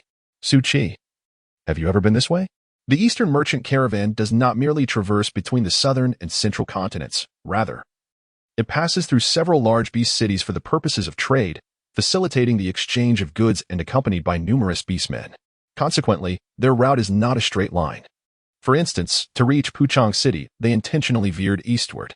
I have been here before, Suchi affirmed. There are no shadow stones in this area, so I have no fear of revealing my beast form. I usually accumulate some unused materials from ferocious beasts, which I sell in exchange for crystal stones. Puchong City is situated in the heart of the southern continent, and for reasons unknown, the female beasts born here tend to possess commendable reproductive capabilities. They have thus developed a route from the southern to the central continent. However, as Ji Liang informed me, many of these routes overlap, having been jointly established by Puchong City and the Eastern Merchant Caravan. Each year, a portion of the female beasts is sent to the central continent, and annually, some return home to visit. Shuo harbored a keen interest in all matters concerning the beast world continent. However, upon lightly brushing her fingers against Suchi's brow, she sensed an underlying concern. It was indeed rare to witness Suchi, the young gentleman, troubled by anything. Grasping her hand, he bestowed a gentle kiss and remarked with a smile, "It's nothing of great consequence. It is merely that the orcs of Puchong City are increasingly influenced by the lifestyle of the orcs from the central continent. Their way of life and ideologies are gravitating towards that direction. Yet, in our southern continent, the living conditions are harsh. Every tribe's orcs are engaged in slaying ferocious beasts to hone their combat skills. Yet, they primarily focus on agriculture, raising livestock, weaving, and engaging in commerce. Just a moment ago, I made inquiries and discovered that this year, they have not even organized the orc spring hunt." Shuo felt a twinge of anxiety. "I have heard that the reproductive capacity of ferocious beasts is quite formidable. After a prolonged rainy season and harsh winter, their numbers can multiply exponentially. The spring hunt serves as a means of regulating the population of these beasts. Otherwise, in just a month or 2, they would mature and expand their territories, vying for dominance and engaging in fierce battles. Under the influence of their inherent brutality, they may perceive nearby tribes as threats encroaching upon their domains or potential prey. Suchi gently patted her head, affirming, "Indeed, this is the case." Thus, in regions frequented by ferocious beasts, if the local tribe lacks sufficient strength to mitigate their numbers, they are easily overrun by beast tides. This is by no means an exaggeration. I have traversed numerous areas and have encountered beast tides of varying magnitudes dozens of times. The ferocity of the beasts during these tides is particularly alarming. Their eyes gleam red, stripped of rationality, and their combat prowess can increase by 30 to 40% compared to their usual state. While Puchang City aspires to emulate the central continent, they seem oblivious to their own circumstances. It is likely that, once the spring hunt commences, the orc tribes, having long evaded beast tides, will mistakenly believe this regulation to be mere formalities. "Suchi, do you sense something?" Shuo inquired, biting her lip. "Yes. Our antlered deer possess a heightened sense of perception compared to others. I am feeling somewhat restless at the moment," Suchi replied, gently embracing her. "But do not worry. Shuo, should we encounter a beast tide that we cannot confront, I can carry you away swiftly. With the temporal laws of Gongyu, the eagle beasts will be unable to catch us." Shuo nestled closer into his embrace, remaining silent. She had now become the sacred female, and it was likely that the entirety of the southern continent, particularly the larger beast cities, were aware of her and the information concerning her beast husband. As of now, she lacked a beast husband capable of flight. Should she be whisked away, even if they erected protective barriers to shield from prying eyes, the more perceptive beastmen could easily connect Suji with her husband. For Suji's sake, she needed to acquire a flying beast husband. However, before that, how could they possibly address the impending beast tide that loomed on the horizon? Sensing her melancholy, Suji patiently elucidated, "Shuo, you have spent your time in the tribe and have not witnessed the harsh realities of the outside world. The onset of the beast tide is not entirely a misfortune. Our existence as beastmen and fierce beasts has always been a delicate balance. The beastmen of Puchang City live in complacency, ensnared in their own fabricated illusions. No amount of our words can compare to the profound impact of their first-hand experience with a beast tide." Sushi's understanding was rooted in inheritance and his experiences over the years. Having been truly tempered, he now regarded the laws of nature with detachment. And he bore no attachments, observing the relentless beast tides with a cold indifference. To him, fierce beasts and those beastmen who viewed the stag as an opportunity were indistinguishable. Neither could be considered his kin, now that he had his own little female, as long as he could ensure the safety of his family. He remained unconcerned about anything else. Shuo raised his head, grasped his ear, and pulled the other person close to meet his gaze. He spoke earnestly, "Suchi, you are no longer alone. Your thoughts must carry a touch of humanity. Living too clearly can rob one of the joy of existence. Unlike the ferocious beasts, we orcs possess our own spectrum of emotions: joy, anger, sorrow, fear. It is not wrong to indulge oneself a little. I do not expect you to become a saint, always extending a hand to those in need, but the threat of the beast tide is too severe. There are many good males and females in the city. If we are aware of the impending beast tide and do nothing, the casualties among the orcs will be tremendous. The lessons learned from such tragedies are painfully harsh. How many males and females will lose their partners, and how many cubs will be deprived of their fathers and mothers? The mistakes of a few should not be borne by all orcs in the city. You, Suchi, are so admirable. You ought to immerse yourself in the beauty of people and things. At the very least, you should strive, so as not to harbor regrets. I cannot bear to witness this vibrant and bustling city transform into a hell on earth. Furthermore, upon reaching the central continent, your rigid adherence to survival principles may lead to alienation and disdain from other orcs. Much like the inherently aloof stray beasts, yielding to instincts can render one unreliable in matters of life and death, which is a grave error. Even if Suchi's beliefs cannot be swayed, he should at least learn to conceal such perilous thoughts from others. Suchi gazed at the young female, resonating with her words. The thought of losing partners and family stirred up unwelcome memories, and his brown eyes darkened nearly to ebony. Shuo smiled and planted a kiss on his lips. "What I mean is, Suchi must try to trust us and not shut his heart away. We will guard your secrets together."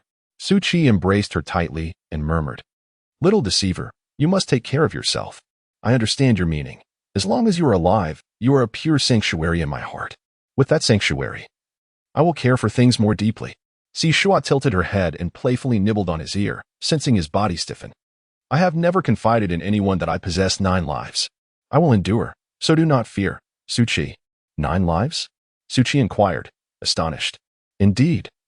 Just as your kind, the horned deer clan, can give birth to winged offspring inherently imbued with the laws of space, and possess the ability to forge a realm within their dandion, how could it be that I, an extraordinary cat, cannot have 9 lives?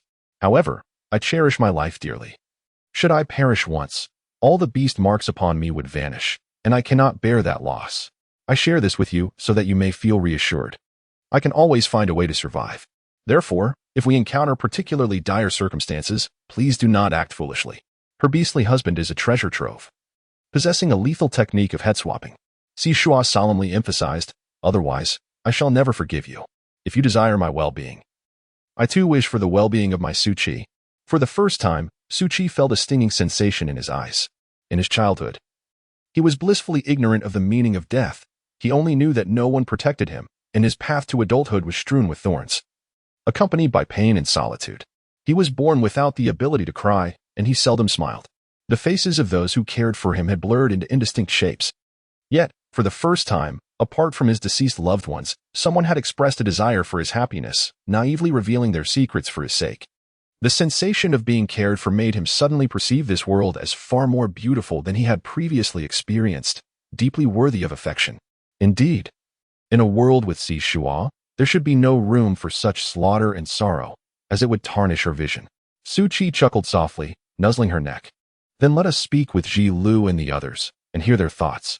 Shuo pondered as he conveyed the alarming news of the impending beast tide during their meal. The three of them exchanged solemn glances, their expressions turning grave. Indeed, many females in the southern continent were aware that this was the season when numerous teams journeyed towards the central continent. A multitude of holy females and those with commendable reproductive capabilities accompanied their beast husbands, hastening in this direction. Should Puchang City fall, the repercussions would be significant for the entire southern continent of the beast realm. Zhila nodded. Puchang City was originally established by the convergence of several tribes, and the surrounding hunting grounds are vast, teeming with ferocious beasts concealed within. Should a beast tide occur, its scale would be nothing short of staggering. Once this region succumbs, the beasts within the tide will be driven into a frenzy by the sin of blood, advancing relentlessly along the trails of the beastmen.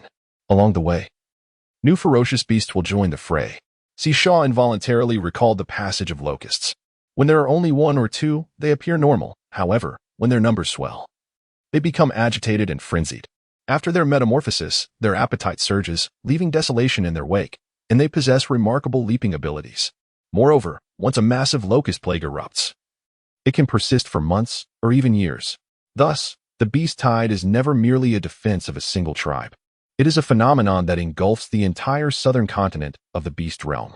Gong Yu, with a stern expression, remarked, since my entry into the city, I have discerned an incongruity among the orcs in Puchang City, with their beast patterns and combat prowess not aligning. This discrepancy arises from a hunting intensity that has been insufficient for some time. They have likely grown complacent for several beast years, perhaps even a decade or more. The number of fierce beasts has surged, and even though the orcs venture out to hunt frequently, such efforts are negligible compared to the burgeoning population of fierce beasts during the rainy and cold seasons. Should the beast tide truly arrive, Puchang City would possess no capacity for resistance. Shuo turned his head to look at Suchi. Are you able to discern the precise direction of the beast tide? If we dispatch flying beasts for reconnaissance, we should be able to uncover something, correct? If there are beast men with teleportation abilities accompanying us, we could gain some time to prepare ourselves. Suchi shook his head. I can only sense a restlessness.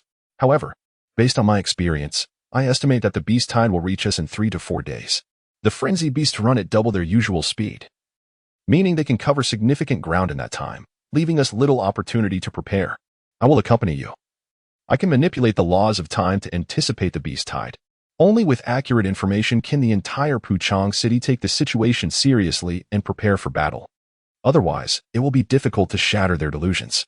Gongyu remarked indifferently, I can also investigate the strength of this wave of beasts in advance. Perhaps I can resolve some issues along the way. It is a pity that the fur of the frenzied beasts is of poor quality. Their flesh infused with chaotic and sour spiritual energy, and the energy within the crystals is muddled, offering no redeeming qualities. The beasts joining the tide will be 1 or 2 levels stronger than usual due to beast pattern upgrades. The southern continent does not produce particularly formidable beasts.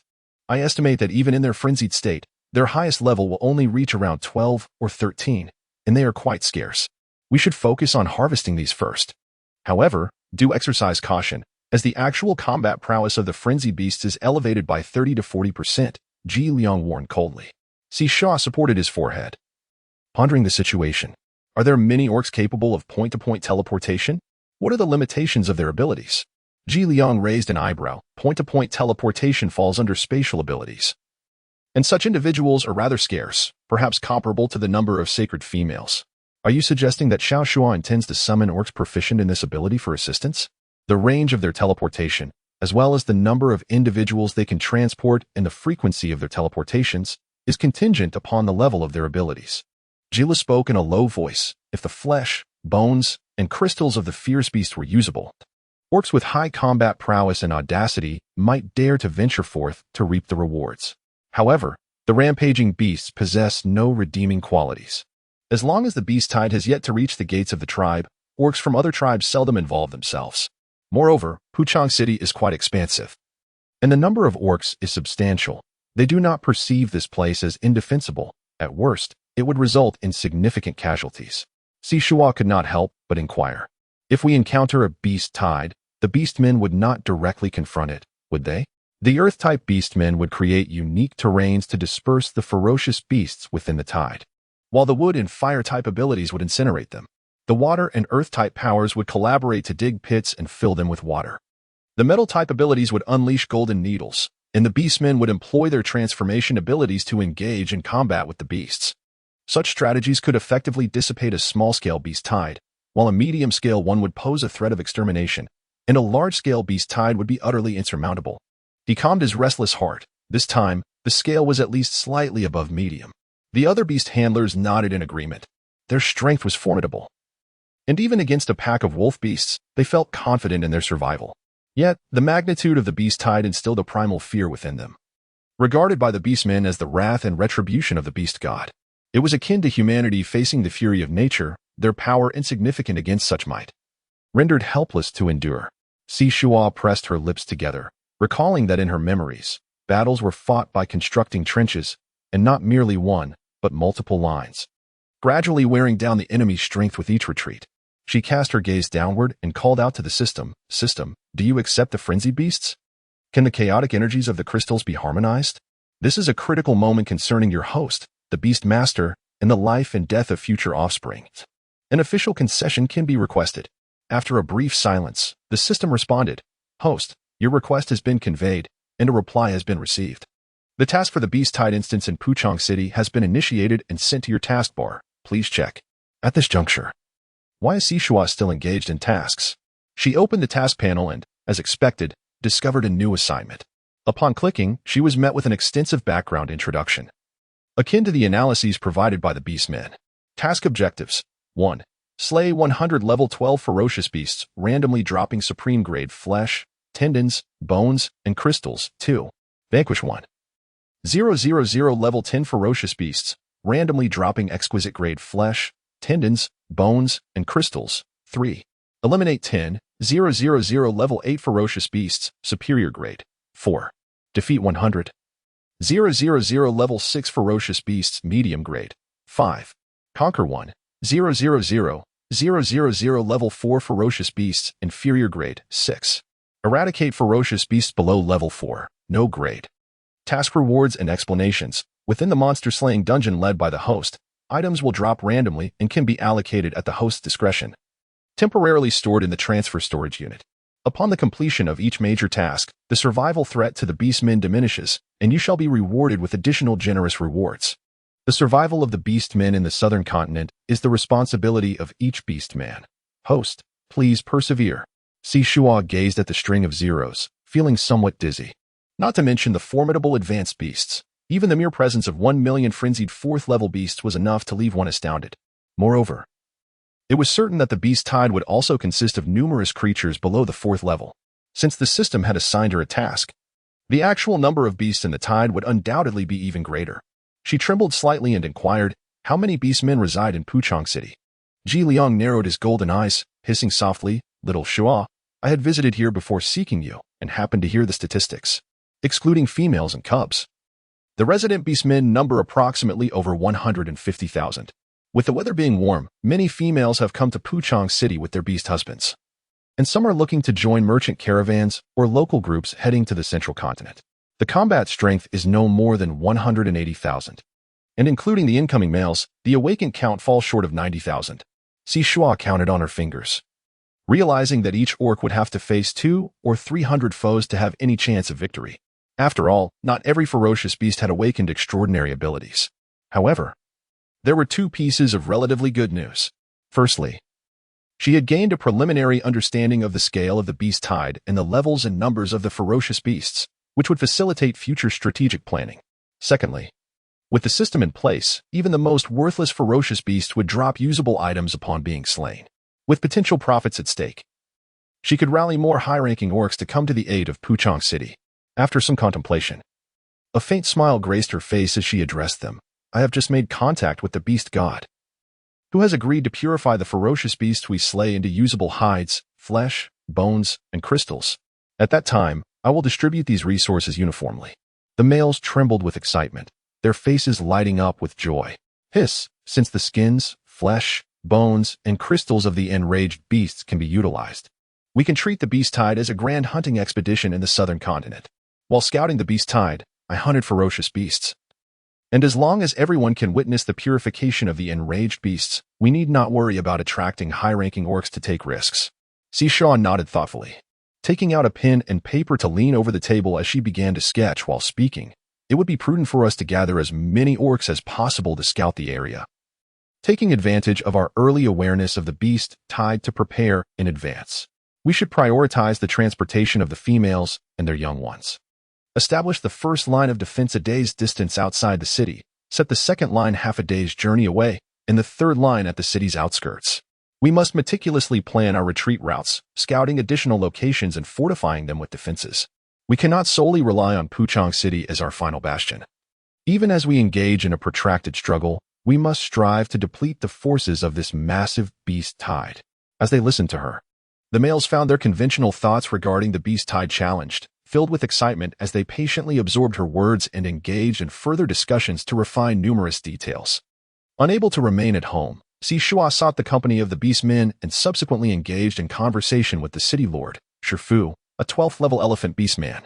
Shuo was quite unlike any beastman Shuo had encountered. He appeared as a plump, affluent gentleman, exuding a congenial smile that, however, did not reach his eyes.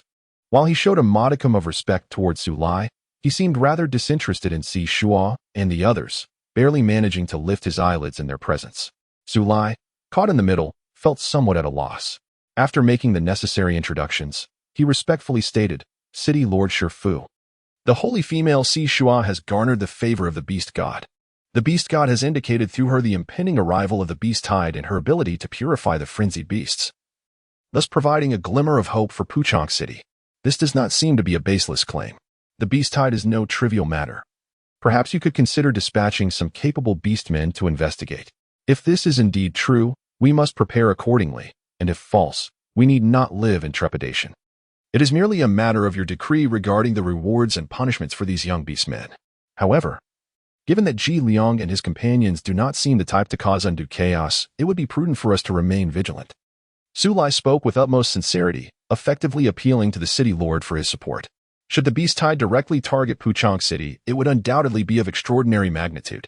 Even if they chose to disregard the situation and proceed towards the central continent, they might still find themselves swept up in the aftermath of the beast tide. Shuo chuckled, Suda, when did you become so credulous? With hundreds of thousands of beast men in Puchang City, is there truly not a single capable individual who could sense the beast tide? They have barely arrived in the city before causing such an uproar. In the central continent, such behavior would be deemed a grave offense against the hearts of beasts.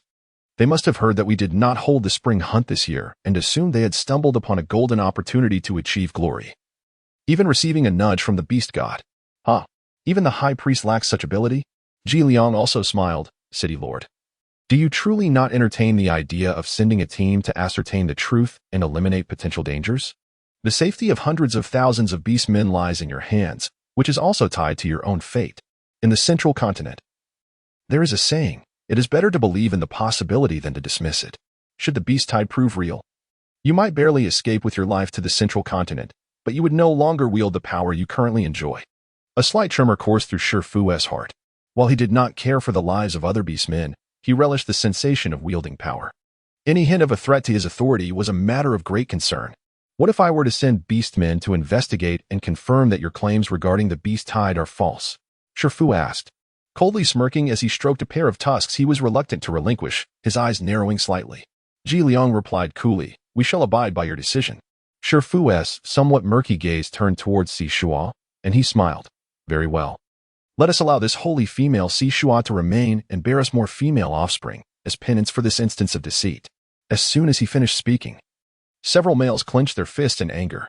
They believed in Shuo and Su Lai. And the heads of the hundreds of thousands of beastmen in Puchang City were already poised for the harvest. However, they could not tolerate the disdain and humiliation directed towards Shuo. Shuo grasped the front of Gong Yu and coldly inquired, "What if a beast tide truly occurs?" Shuo chuckled softly, remarking, "How long has it been since there was a beast tide in Puchang City? It is hardly likely that a single missed spring hunt would result in such misfortune." He scoffed, "Then I shall heed your arrangements. What do you propose?" He was rather curious to see what schemes they would devise. Shuo nodded. "Indeed, if a beast tide truly arises, we must possess absolute command during its management." Upon hearing this, Shuo could not suppress his laughter any longer. "Do not tell me that you are orchestrating this yourselves. Hastily driving a herd of wild beasts towards Puchang City, or employing some method to summon a minor beast tide from elsewhere. Then, you would direct the orcs to subdue the tide, allowing you to parade your prowess in Puchang City and usurp my position?" Shuo raised an eyebrow and chuckled lightly. "My lord, not everyone is like you, consumed by thoughts of power, constantly eyeing your position. With over 1,000,000 frenzied beasts in this beast tide, do you truly believe we possess the capability to confront it? Were it not for the sudden and ferocious nature of this disaster, the beast god would not have provided me with such guidance." Her words carried a tone of certainty that stirred unease within Shuo's heart. With a wry smile, he replied, "Very well. Should the scale of this beast tide be moderate or greater, you shall lead the resistance against it." Is a beast tide of moderate scale or above something that can be easily suppressed? I have never encountered anyone so recklessly courting disaster. Shuo narrowed his eyes slightly and continued, "We are concerned that the city lord has not engaged in actual combat for an extended period, which may hinder our efforts and jeopardize the optimal timing for resisting the beast tide. In truth, our defense of Puchang City ultimately benefits you, the city lord, while we are merely transient visitors to the central continent." Sure, stroking his ivory visage, appeared contemplative as he replied, "If the situation is indeed as you have described, and you successfully defend Puchang City, then I am willing to grant you a property located outside of Guangzhou City in the central continent. Guangzhou City is the largest beast city in the beast world, renowned for its vibrant civilization and flourishing economy. Surrounding it are nearly 100 various beast cities and large tribes, forming an unyielding stronghold for the orc community. In the border districts, fierce battles against ferocious beasts take place, with every orc family within this bastion tasked monthly with slaying these formidable creatures. Truly, the cities situated at the heart of the realm offer greater safety, and Guangzhou City stands as a coveted sanctuary within the entire beast world, attracting throngs of people. Here, every inch of land is invaluable." Shuo has also established connections in his own territory by annually supplying a significant number of holy females and fertile females to the central continent. Shuo glanced at Ji Liang, and upon seeing the latter nod, he acquiesced. This matter demanded meticulous attention. They directly summoned the high priest Nguan, a 12th-level beastman of the vermilion bird lineage. In the presence of Su Lai as a witness, they forged an agreement before the statue of the beast god. Subsequently, Ji Liang unceremoniously selected around 100 beastmen, each possessing unique skills, exceptional capabilities, a sense of responsibility, and an inclination to obey orders. He produced animal hides and charcoal pins, meticulously illustrating the terrain surrounding Puchang City. "This is Puchang City," he began. "To the north lies the Dongyi Forest, a mere 6 days' journey from here. Should a beast tide erupt, the ferocious creatures within will undoubtedly be influenced, even with the Tailu mountain range as a barrier. For numerous ravines provide passage. We must preemptively establish defensive lines in these areas to prevent being besieged from both flanks. To the east flows a river that empties into the sea. Though it spans 10 beast lengths in width and its waters are tumultuous, many ferocious beasts are adept swimmers. And in their frenzied state, they are utterly fearless. This river serves as a natural barrier that can mitigate the onslaught of the beast tide. We shall establish defensive lines along both banks, which will provide a viable escape route. Collaborating with other tribes, we will set up multiple defensive lines to wear down the beast tide. To the west lies a thicket, a haven for serpents, rodents, insects, and other venomous creatures. We shall dispatch earth elemental practitioners to clear pathways in advance, employing fire attacks when necessary to concentrate the flames without incinerating the entire thicket. Our greatest threat looms in the vast forest to the south, the primary area we intend to investigate as the source of the beast tide. After analyzing the terrain, he pointed to the southern part of the city, which has historically been a favored location for the beast men during the spring hunt. This area is quite expansive, and considering the distance that frenzied beasts can cover in 2 to 3 days, it forms a considerable arc. However, given the scale of this beast tide, we shall proceed directly to the vicinity of the central line for reconnaissance. It should be relatively easy to detect any anomalies. After Ji Liang concluded his briefing, he dispatched a group of beast men, including a dozen capable of teleportation, to conduct the investigation. He further assigned tasks to the remaining beast men, awaiting precise reports from Gong Yu and his team. Nevertheless, he did not allow anyone to remain idle, taking advantage of their abundant spiritual energy. They commenced fortifying the defensive structures outside the city, which is of utmost importance and must never be overlooked. Shuo remained beside the beast god statue. Guarded by Jilu and Suchi, numerous beasts had teleported to the southern forest to scout, traversing the area one by one. They soon discovered the frenzied and mutated beasts gathering in droves, their numbers swelling beyond the small scale, approaching medium size, with more and more ferocious creatures converging. The thunderous sound of their stampede resonated like a rumble of distant thunder, causing the earth to tremble. The beast surged forward, enveloped in swirling clouds of yellow dust. Immediately, some timid orc scouts, frightened and disheveled, teleported back to the city, collapsing in panic with trembling teeth, exclaiming, "The beast tide is coming." Many frenzied beasts from the southern forest are heading this way, a vast swarm like rolling clouds. By the time they reach us, they will surely flatten our city. Their shrill voices shattered the evening calm of Puchang City, casting a veil of dread and despair over the orc hearts. Yet, Ji Liang, Shuo, and the others stood calmly on the platform, awaiting the impending chaos. At that moment, Ganyo, riding a white-billed eagle, had spotted an 8th-level frenzied jumper and swiftly launched a bolt at its forehead. The arrow, composed of energy, penetrated an inch into the beast's skull before exploding, causing it to convulse and collapse. The system chimed with notifications. Ding. A high-quality gift package has been randomly dropped from Ganyo's kill. The notifications echoed in Shuo's mind, prompting her to quickly silence them. With a subtle smile, she clasped her hands in prayer before the beast god statue, then settled into a lotus position on the ground. With a mere touch, she acquired a well-preserved high-quality hide, flesh, sinew, and an 8th-level crystal. Glancing at the wide-eyed Shifu and the high priest Luan beside her, she waved her hand again, summoning additional low and unranked materials, along with crystals of level 4 and below. Without needing to utter a word, more orc scouts returned, bringing several trusted confidants of the city lord and the high priest. Their faces were pale, trembling with lingering fear as they stammered their report. The beast tide was approaching, and the frenzied beasts hunted by Ganyo had vanished. Shifu was momentarily stunned, staggering backward, pointing at the items on the platform, asking, "Can you confirm if the vanished frenzy beast remains are among those?" The orcs exchanged glances, nodding in shock. Ji Liang then calmly inquired, "Lord of the city, do we have the authority to command the defense against this beast tide?" Without hesitation, Shifu nodded vigorously. Yes. You may act as you see fit. As long as we can protect Puchang City. I will even add a second-floor shop in Guangzhou City for you." Ji Liang wasted no time, swiftly gathering the remaining orc scouts in the city, instructing them to relocate the females and cubs while spreading the news to see if any orcs would join the large spring hunt, and to call upon other scouts as well. All defensive measures were promptly heightened. Shifu, following Ji Liang's orders, pressured nearby tribes affiliated with Puchang City to participate in the construction of defensive works against the beast tide. The imminent threat loomed large, so immense that the orcs, relying on their escape speed, feared they might not evade it at all. Though the orcs in Puchang City had grown somewhat complacent, faced with the specter of life and death, under the leadership of Ji Liang, Ji Lu, Su Lai, Shifu, and Luan, they united and adhered strictly to commands. Only Su Qi remained steadfastly by Shuo's side. She sat cross-legged in the square, occasionally tossing out packages wrapped in animal hides. each inscribed with the beast script of their rightful owners, further solidifying Juan's belief that this was all the beast god's benevolence. In this realm, the high priest's authority and prestige far surpassed that of the city lord. His faith meant that the orcs of Puchang City would follow suit. As Shuo filled the entire square with packages, the news of the beast god presiding over this massive beast tide spread throughout the southern continent of the beast realm. Carried by the busy scouts, the orcs worshipped the beast god to the utmost degree, willing to brave fire and water to face peril without hesitation. Their fervent devotion transcending description.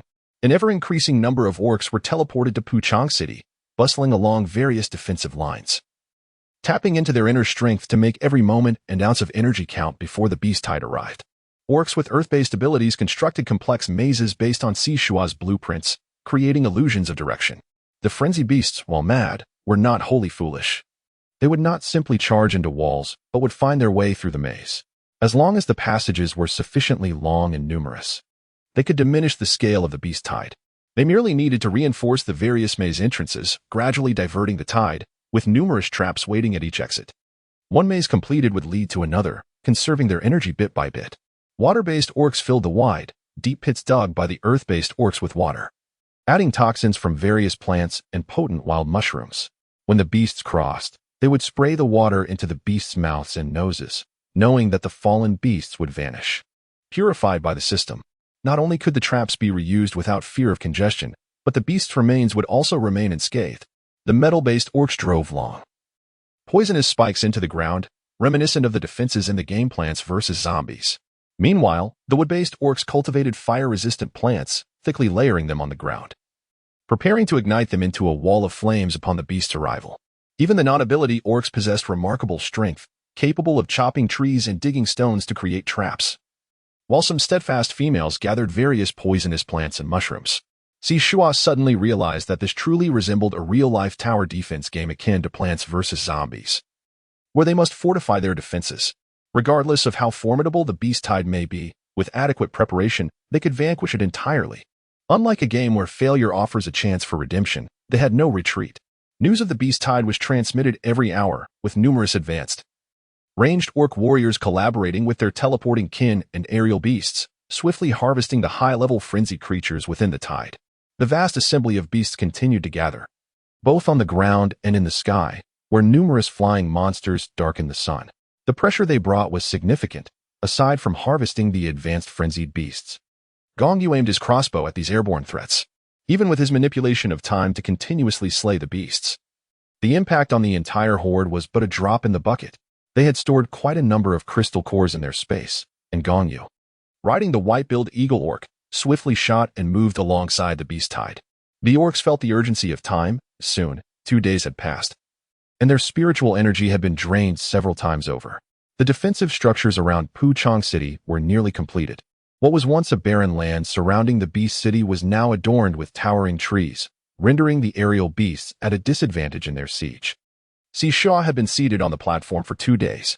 After the square was filled with packages wrapped in animal skins, she ceased to rummage further, appearing as if engaged in a game of chess with the beast god, her heart anxious for Gong Yu and Ji Liang. Fortunately, she had paid a substantial fee, allowing her to watch the live broadcast through the system, thus keeping an eye on the safety of the beast tamer while also absorbing the entirety of the beast tide situation. Amidst the tense and anguished anticipation of the crowd, the beast tide finally reached the first line of defense. There, in addition to various fortifications, the elite ranged orcs awaited, accompanied by orcs capable of activating teleportation at a moment's notice. Through the screen, Shuo could sense the terrifying tide of beasts, akin to a surging mudslide, rendering one's legs weak at the mere sight, compelling an instinctual urge to flee. Fortunately, the orcs, seasoned in combat, maintained resolute gazes, awaiting the onslaught of the beast horde. The orcs had painstakingly constructed their first line of defense, with heavy, deeply embedded stone walls adorned with poisoned metal spikes. The ferocious beasts, in their relentless assault, drove these spikes deep into their flesh, the venom swirling through their blood, causing several to vanish in an instant, while others, their eyes aflame, continued to charge forward. The initial wall held firm against 5 waves before collapsing with a thunderous crash. The subsequent walls could withstand only 6 or 7 assaults. With the orcs possessing the greatest aptitude for earth manipulation, the walls were both long and thick, comprising a total of 10 fortifications. Beyond this lay a labyrinth, densely packed with walls still armed with poisoned metal nails, where the orcs set traps at the entrance. The labyrinth was ingeniously designed with a wide entry, capable of engulfing the majority of the beast tide, creating multiple passages to facilitate an initial diversion of the frenzied creatures. The walls of this labyrinth were exceptionally thick, equivalent to the thickness of 5 or 6 previous walls. Moreover, in the preceding days, Shuo had selected various plants with calming, soothing, and intoxicating properties. The females gathered some, while the wood-affiliated orcs catalyzed a portion, grinding it into powder to be sprayed along the beast tide by flying creatures. In the winding corridors of the labyrinth, the frenzied beasts were unable to run freely, instead becoming agitated as they pressed forward. Unlike traditional mazes with a single exit, each path in their labyrinth had its own exit, thus eliminating the risk of beasts becoming trapped. Having been pruned by the poisoned steel spikes, Shuo's temporary storage space rapidly filled, and the beast tide diminished by a noticeable 10%. The creatures emerging from the maze found themselves plunged into pits teeming with toxins, stepping over poisoned spikes, then entering another labyrinth before encountering the city walls. By the time they breached the walls and gathered, they were further ensnared by creeping vines and seared by flames. Nearby, the senior orcs launched ranged attacks, preparing to join the teleporting orcs as the beast tide approached the next defensive structure. Upon reaching the base of the city, the beast tide had been reduced by nearly 60%, equivalent to the scale of 4 or 5 medium-sized beast hordes. The outer defenses did not suffer from limitations regarding the number of teleporting orcs, as they were crafted with the collective strength of the entire city's orc population. One labyrinth after another bewildered the frenzied beasts, and with the application of plant powder, the redness in some beasts' eyes gradually faded. By the time the creatures overcame layer upon layer of obstacles to reach the city walls, the orcs were already poised and ready. The males, including Ji Liang, took turns standing beside Shuo, while the other 3 joined in the effort to harvest the beasts, collecting hides and crystals for their females. When the last of the frenzied beast was slain, the onlookers remained in a dreamlike state. Had it not been for the orcs who had witnessed the relentless advance of the beast tide, who could have imagined that such an overwhelmingly terrifying and despair-inducing force could be so thoroughly diminished? The gathered crowd, still yearning for more, converged at the plaza of the beast god statue, fervently gazing at Shuo and her companions.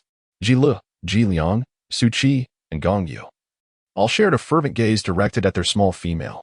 Shuo cleared his throat, standing atop the high platform, holding the resonant purple sound spiral. With a solemn expression, he proclaimed, "Although we have emerged victorious this time, repelling the beast tide, the beast god, in his effort to save Puchong City, has expended considerable divine power to capture and purify the ferocious beasts. It remains uncertain how long it will take for him to recover. While the beast god has aided us this time, he cannot intervene a second time. Without his divine assistance, no matter how many fortifications we construct, the accumulation of beast carcasses will render our walls, moats, tangled vines, and labyrinths utterly ineffective. Thus, we must abandon any notions of luck. We must recognize that the spring hunt is a delicate balance forged through the sacrifices and bloodshed of our ancestors over countless generations." The orc warriors nodded vigorously, for beneath the joy of victory lay a profound sense of relief and trepidation. Had the beast god not intervened to save Puchong City, they would have faced the grim fate of a city drenched in blood. Shuo spoke only of these 2 matters, and it is believed that the orcs have learned a profound lesson this time, no longer daring to imitate foolishly. The progression of civilization is always incremental, reckless advancement, disregarding one's own circumstances, may not yield brilliance and glory but could very well lead to ruin. Now, it is time for us to confer rewards. Our venerable beast god has already inscribed the names of the vanquished on the packages, and I shall distribute them one by one, Shuo said cheerfully. The orcs then erupted in joyous cheers. The beast god remained silent for a moment, and then remarked, "Shuo, my name flows from your lips with such ease?" Shuo chuckled softly and said, "Beast god, the statue in Puchong City is dedicated to you. They revere you. Can you bear to witness the destruction of Puchong City? If I do not invoke your name, the orcs would hardly yield to me. I am merely borrowing your authority, which further embeds you in the hearts of your orc subjects." The beast god had never anticipated that such a capable female would emerge. Had it been someone else, even with external assistance, it would be quite challenging to achieve such a remarkable victory with minimal losses in Puchong City. As the beast god, he possessed the ability to forewarn the orcs, yet divine beings adhere to their own principles and seldom intervene in the affairs of the orcs unless prompted by prayers, in which case he might respond to one or two. He was deeply concerned for the orcs, tirelessly devoted to their propagation and survival. Observing their plight with a heavy heart, yet his actions remained limited. This time, Shuo performed exceptionally well. Do you have any wishes to present to me? Shuo was contemplating how to distribute rewards to the orcs when she paused, her eyes sparkling with delight. She certainly could not push away the rewards that had come knocking at her door.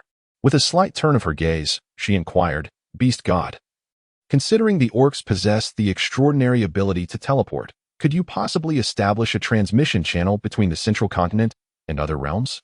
The calamity that befell Puchang City, to put it plainly, stemmed from everyone's yearning for the central continent, yet they had only grasped its surface and failed to integrate it with their own circumstances. However, it cannot be denied that the central continent has achieved a degree of self-sufficiency, provided that the wild beasts in the border regions are consistently managed. Puchang City was originally formed by the amalgamation of several tribes, and had they not overly imitated the central continent, they might have developed quite well. The beast god chuckled softly, saying to Shuo, do you believe this matter is feasible? Shuo understood in her heart that this was a significant issue. How could such a monumental shift occur merely by her speaking? How could it possibly be feasible? The beast god could at least contemplate it. For did you not inquire about my wishes? I was merely envisioning a life of farming and weaving upon reaching the central continent. Perhaps even opening a shop to sell rare items from both the south and the north. Without an established channel, how would I conduct business? I certainly cannot have Ji Liang following Su Lai back and forth between the central continent and other realms year after year, can I? Shuo spoke with undeniable confidence. The beast god understood her strategy. She first proposed something he could not agree to, then took a step back to present her actual needs, compelling him to decide how to proceed. Given your significant contribution in saving nearly 200,000 beast men in the entire Puchang City, I shall grant you the privilege of allowing each of your beast husbands to select one additional special ability. This includes future beast husbands and offspring as well. The beast god fell silent once more, realizing how quickly this little female was pushing her advantage, all while feigning innocence in her negotiations. He gritted his teeth and reluctantly agreed, fearing he might waver. Yes, as long as it is the beast husbands bonded to you and your offspring. They shall not only be able to teleport with you, but also choose an additional special ability. Shuo clapped her hands, sealing the deal. Now she and her cubs could communicate with one another, allowing her beloved offspring to return and visit their old mother whenever they pleased. The beast god could not help but rub his forehead, realizing he had been ensnared by her charm. For Shuo, it was indeed a delightful surprise. Having spoken the words, the beast god nodded, affirming that during her lifetime, her progeny would enjoy these two privileges. Very well, henceforth, unless it is a matter of life and death, do not summon me again. Yet, this time, it was he who had leapt forth, eager to commend her efforts. Shuo murmured, the beast god holds me in high regard, but maintains his aloof demeanor, I understand. Upon reflection, she felt quite magnificent. What does it mean to turn the tide? She and her splendid beastly husbands accomplished it. The mere thought exhilarated her, ever since the onset of the beast tide. Her mind had been in constant motion, clinging to the unwavering belief of victory over defeat. Deep down, they too harbored uncertainties, reluctant to confront the dire consequences of failure. The beast god unilaterally severed their connection, pondering the audacity of this little female, who had grown increasingly bold, now boasting before him. Shuo continued to examine the rewards within the storage compartment of the instance transfer, which were broadly categorized into three main sections. The first portion contained rewards specifically assigned to the orcs based on who had dealt the killing blow. The second encompassed resources expended on defensive fortifications, distributed evenly among all contributing orcs, while the final section comprised the remains of ferocious beasts that had perished without any designated owner. Her assistance in combating the beast tide did not imply that she was a saint. She refrained from taking any stones for herself. Consequently, Shuo claimed 10% as her compensation for her and the orc warriors, which was deposited into her dimensional space. With over 3,700,000 ferocious beasts, her share amounted to over 370,000 packages. Observing Shuo with her eyes closed in contemplation for a moment, she then picked up the purple sound spirit conch and cheerfully remarked, the rewards from the tribute are the most substantial, yet since we must venture to the central continent, it is inconvenient to carry them. I have requested the beast god to allow us to retrieve them upon our arrival in the central continent. The same applies to my other orc warriors. During these past few days of confrontation, Gong Yu wielded a crossbow powered by crystal stones, which exhibited tremendous lethality. Harnessing the principles of time, he dedicated his energy to accompany her during meals and moments of recuperation, while devoting all other time to slaying the ferocious beasts. When he rested, the other males continued the hunt with their crossbows. They particularly favored targeting higher-tier beasts, and it could be said that they had vanquished half of the 6th level or above ferocious beasts. Within the instance transfer storage compartment, more than 250,000 ferocious beasts had been harvested by her valiant orc warriors. In total, the couple had laid claim to 630,000 ferocious beasts, filling their dimensional space to nearly its full capacity. With a smile, Shuo continued, "Now, we shall distribute the rewards. Those orcs who have slain beasts during the beast tide, please gather around, ensuring there is ample space. As long as you remain within the confines of the city walls of Puchong, it is best to partner with someone familiar. This will facilitate both supervision and the transportation of your rewards. After receiving your prizes, do not rush to depart. Besides this, we will also have a raffle for all orcs who participated in the defense efforts. Those who receive packages should not be hasty in unwrapping them. These packages possess a preservation function lasting 3 months. Once opened, the effects will dissipate, and the meat inside may spoil if not consumed promptly." At this moment, the orcs placed their complete trust in her, as she conveyed the will of the beast god. They obediently found suitable spots to stand. After approximately half an hour, seeing that the crowd had dispersed, Shuo waved her hand, and large packages materialized beside each orc who had slain beasts.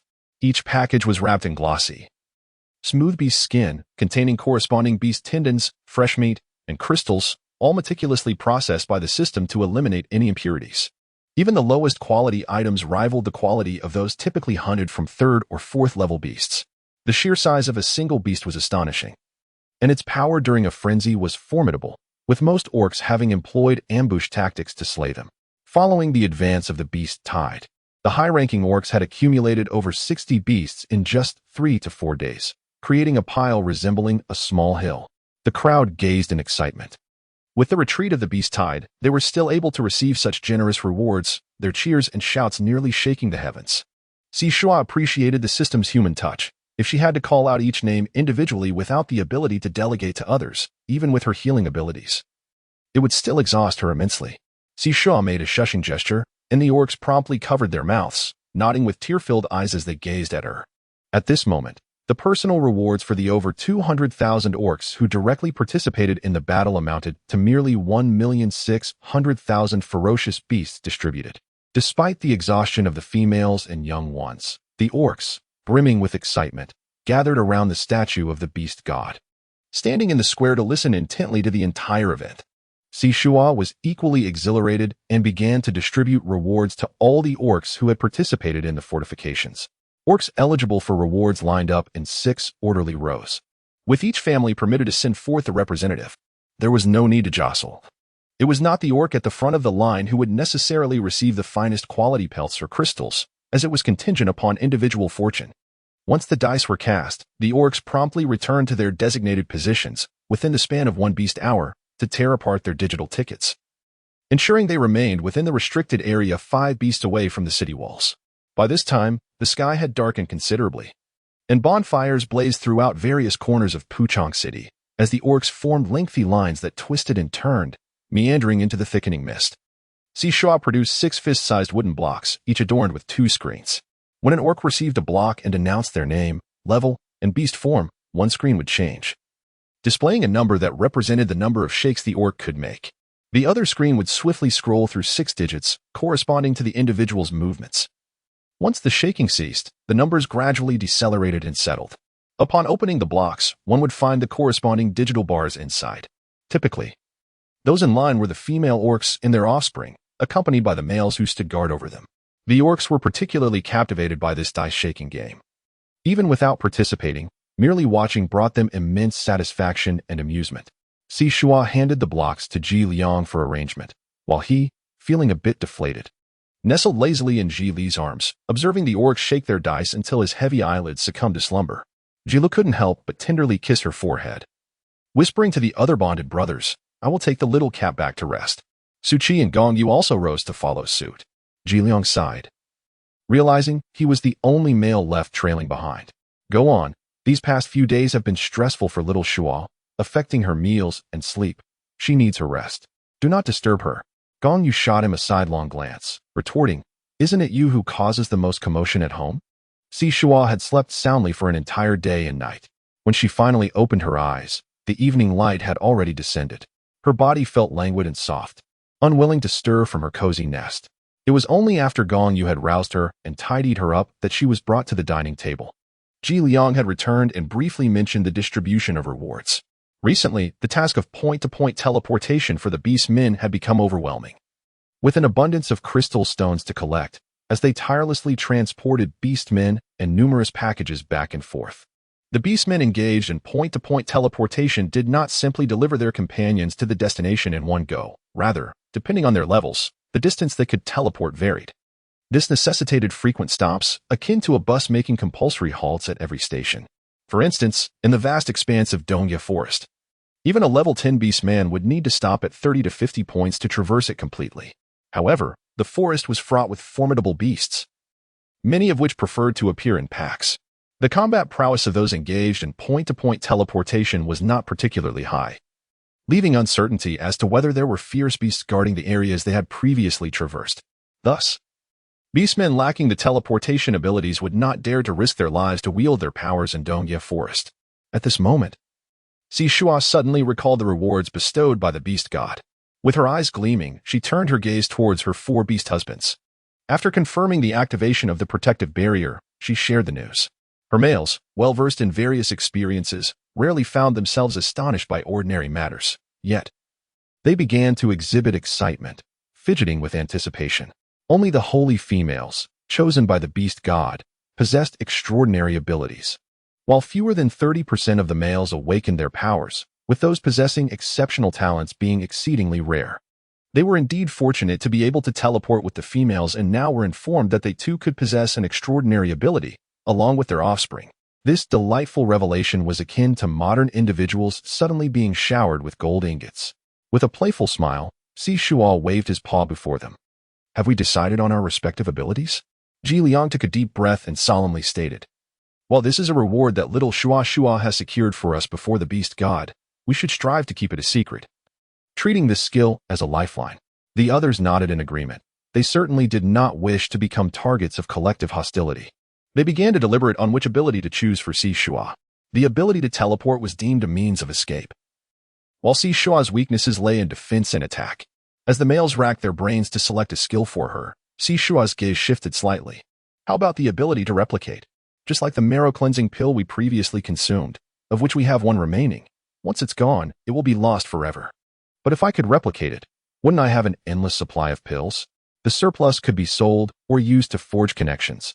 As for defense, I possess a set of gold and silk armor, and with all of you by my side, my defense and attack would merely be ornamental. The system has provided many valuable items, yet some are limited in quantity. I still have 2 resurrection pills and 4 upgrade pills unused." The little female had clearly expressed her stance, and the males naturally nodded in agreement. As Si Shuo settled down, a warm breeze enveloped her, as if something had changed.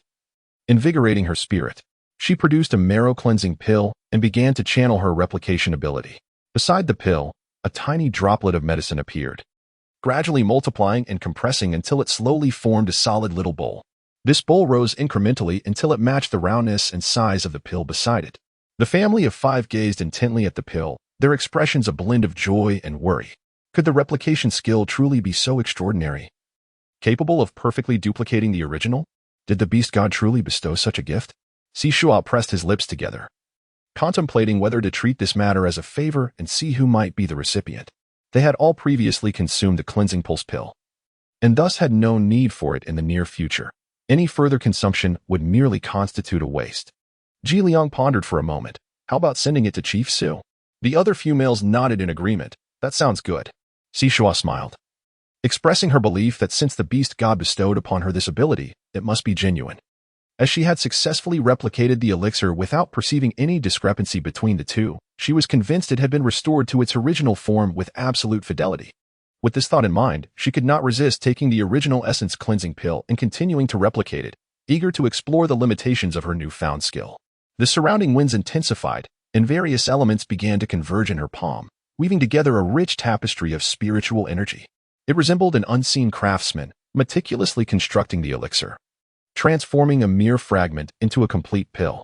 Shuo replicated 3 pills, and when he attempted to utilize his extraordinary abilities, there was an unexpected silence. He handed 1 to Su Dajie and 2 to Yimei's family, subsequently presenting all 3 replicated elixirs to Ji Liang. His eyes sparkling with curiosity as he inquired of the 4 males in the household, "What powers will you choose?" Su Qi, the corner of his lips curving slightly, responded, "Shuo, why not select one for me?" The 3 males could not help but cast him a sidelong glance, wondering when he had become so astute. Previously, upon learning that they could acquire an additional skill, they had been exhilarated. However, upon reflection, they recognized their own formidable combat prowess and their preference for engaging in battles with ferocious beasts to steadily enhance their strength. Thus, the extra skill seemed more of an embellishment to them, and they believed it would be more beneficial for the young female to make the choice, facilitating their future endeavors. Seeing that they all shared the same sentiment, Shuo said, "Then I shall choose for you." Jilu gently rubbed her head and encouraged, "Go ahead.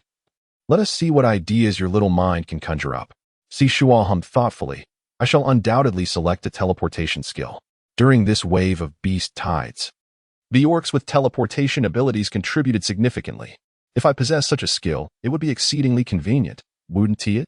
Ji Liang nodded in agreement. "I shall claim this skill. Upon reaching the central continent, should we decide to establish a business, I might find myself outside half the time. With the teleportation ability, I could save considerable time, avoiding the back-and-forth rush, thus freeing up precious moments to spend with little Shuo. The other males expressed no objections.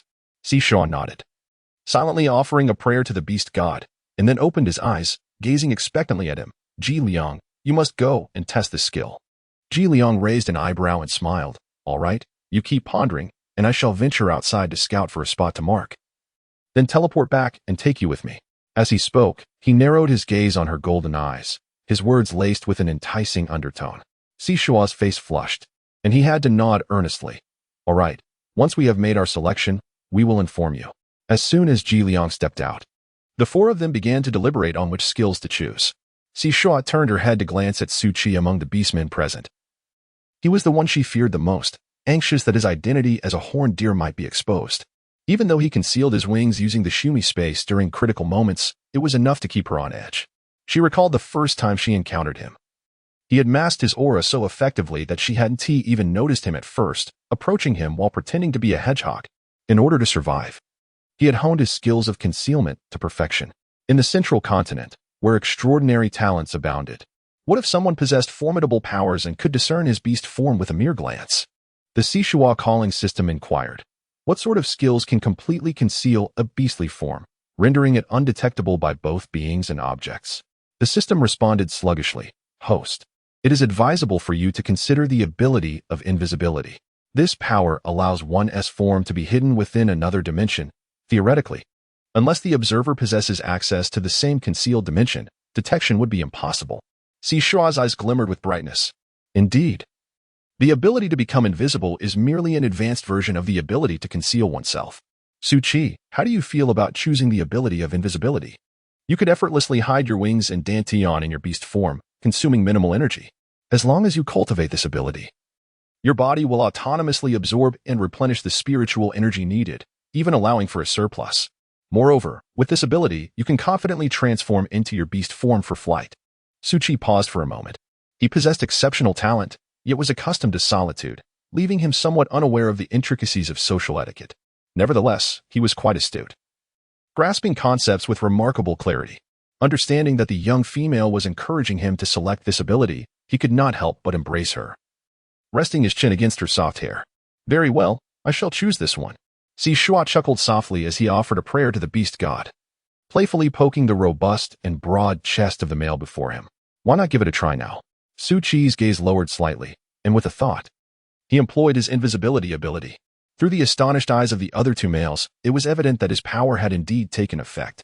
Yet, the little female in his arms looked up at him with eager anticipation, awaiting his grand display of prowess.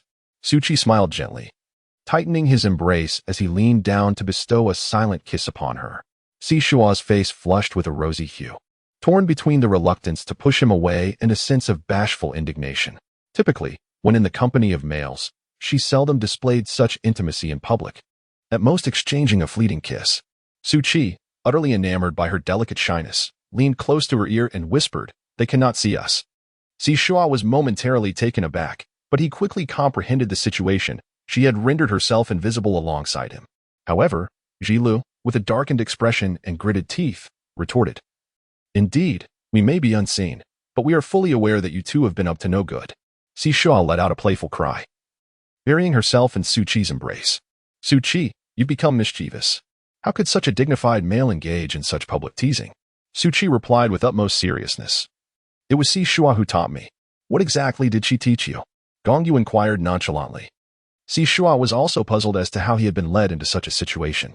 Shuo answered candidly. What Shuo mentioned was that the male was not to be trifled with. The remainder of his words were muffled by Shuo's hands. If the two of them heard it, she would truly be unable to cope. Jilu let out a soft sigh, realizing that the little cat had developed a secret with me that could not be shared. Gongyu remarked nonchalantly, "Ultimately, those who arrived later could not compare to the profound connections of those who came before." Shuo could not be coaxed, not in the slightest. Fortunately, they were merely teasing her, not taking it to heart, nor probing deeper. Although they were a family, each harbored their own secrets and private matters. Gongyu Chong waved at the air before him. "Come here, little kitten. Choose an ability for me as well." As Shuo emerged from Shuo's embrace, she finally revealed herself. Upon taking a few steps and glancing back, she discovered that where Shuo had been seated was merely a space of air, utterly invisible. Her eyes sparkled with fragments of joy. Shuo observed her with a slight movement in his gaze and gently brushed against her neck as he rose. Shuo froze momentarily, startled by the unexpected touch yet instinctively yearning to purr with comfort. She hurriedly dashed into Gongyu's embrace, earnestly contemplating the type of supernatural ability she should bestow upon him. Gongyu, a blue whale, reigned supreme in the ocean, yet on land. His water-based abilities lack sufficient offensive power. He relies on his profound understanding of time to maximize his speed and identify his opponent's weaknesses. While others remain oblivious to his true capabilities, the orc population in Nani City is highly mobile. Competing in arenas merely serves to attract the attention of females, devoid of any life or death stakes. However, in the central continent, the environment may appear tranquil, yet danger lurks in the shadows. Orcs no longer expend excessive time battling ferocious beasts for survival. Instead, they engage in conflicts over familial, tribal interests, and personal rights, making it all too easy to encounter life-threatening situations. Hence, enhancing his offensive capabilities is of utmost necessity. Shuo squinted his eyes, reminiscing about the science fiction films he had previously watched, where the protagonists wielded laser swords in dazzling combat, while Gongyu could utilize a crossbow. Its damage was notoriously difficult to control, as it involved energy penetrating the skin and exploding. The crossbow, being an external weapon, lacked potential for enhancement. It could swiftly dispatch beasts and orcs of level 10 and below, but against foes of higher levels, it would merely inflict severe or even minor injuries. Instead, Gongyu possessed a formidable ability with lethal potential that could be enhanced through practical experience. "How about we choose the laser ability, Gongyu? Its incinerating power is immense, capable of manifesting as blades for weaponry. Combined with your mastery of time manipulation, it could inflict significant harm upon adversaries." Gongyu raised an eyebrow, realizing her thoughts, and chuckled softly as he pressed his forehead against hers, appreciating how well she understood and cared for him. "Let us go with that one." Seeing his satisfaction, Shuo smiled and chatted with the beast god for a moment before turning his gaze to Gongyu, eager to witness his display of prowess. Gongyu set her down and stepped into the clearing, his demeanor shifting to one of sternness. With a deft flick of his wrist, a radiant, violet-blue sword of light began to coalesce in his palm. This luminous blade could morph in length, width, and shape according to his will, even dimming its blinding brilliance. Its flowing light shimmered as though forged from the finest metal. It was not only Shuo who felt a surge of excitement. Every male present was captivated.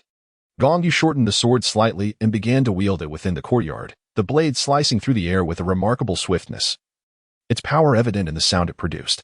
With just a gentle exertion, the sword swiftly cleaved through the stone table, leaving behind a neatly cauterized incision. Gongyu was exceedingly pleased.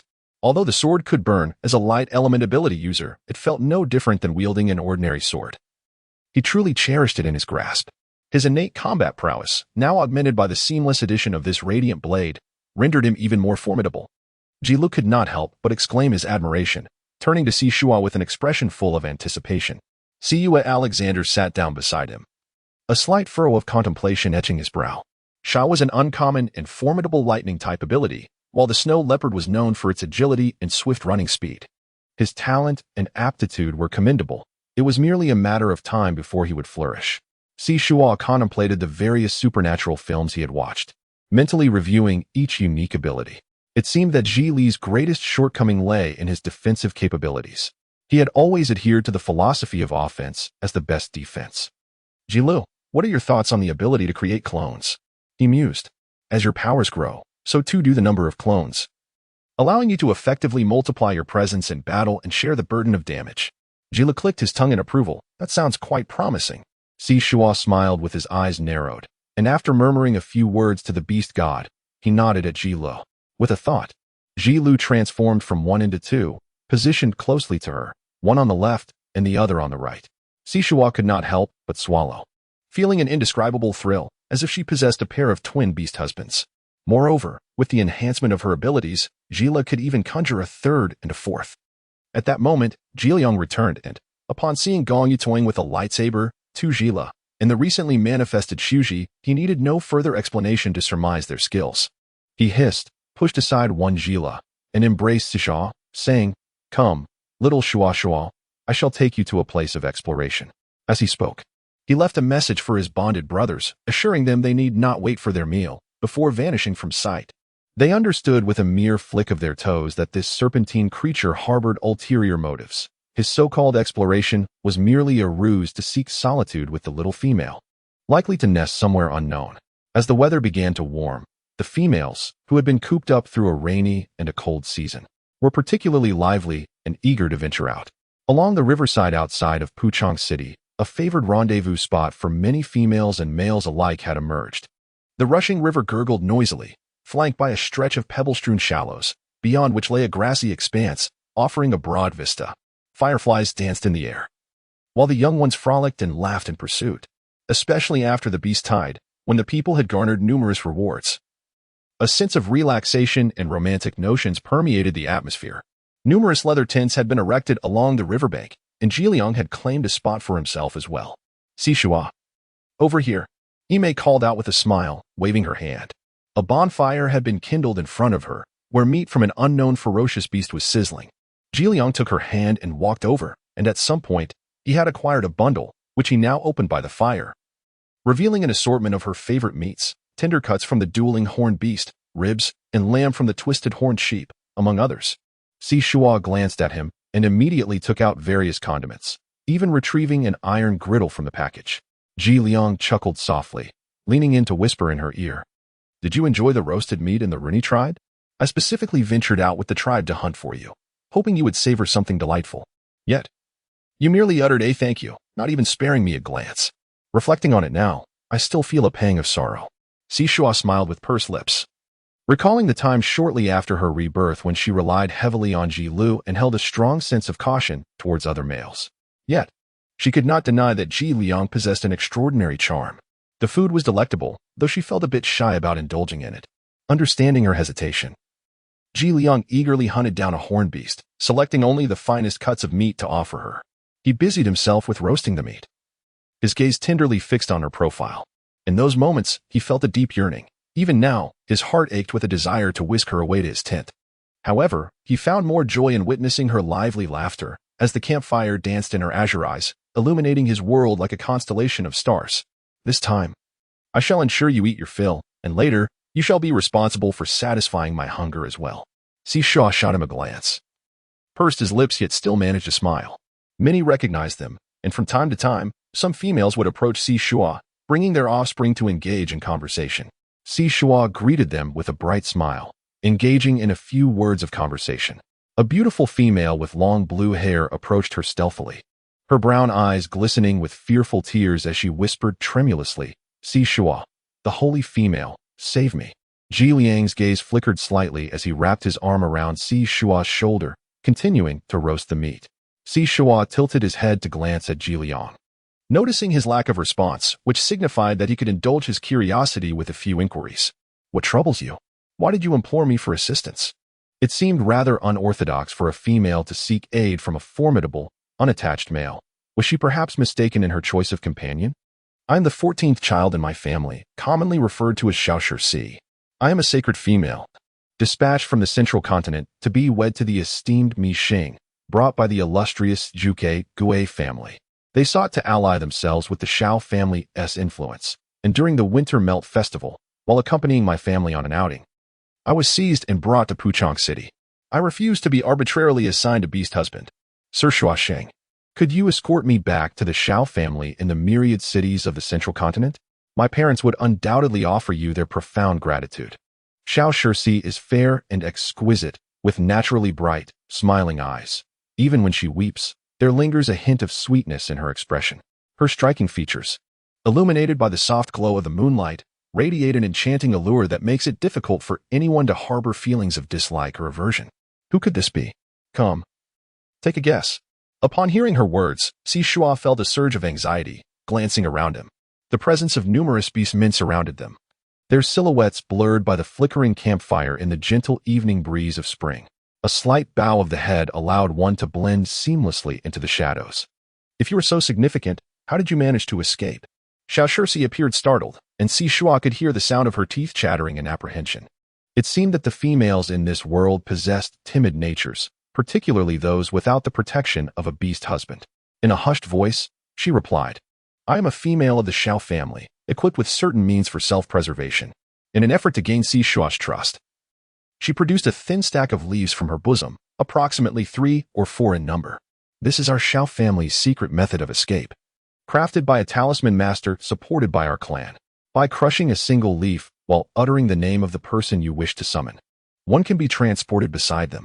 However, the individual must not be too distant, otherwise, the spell will fail.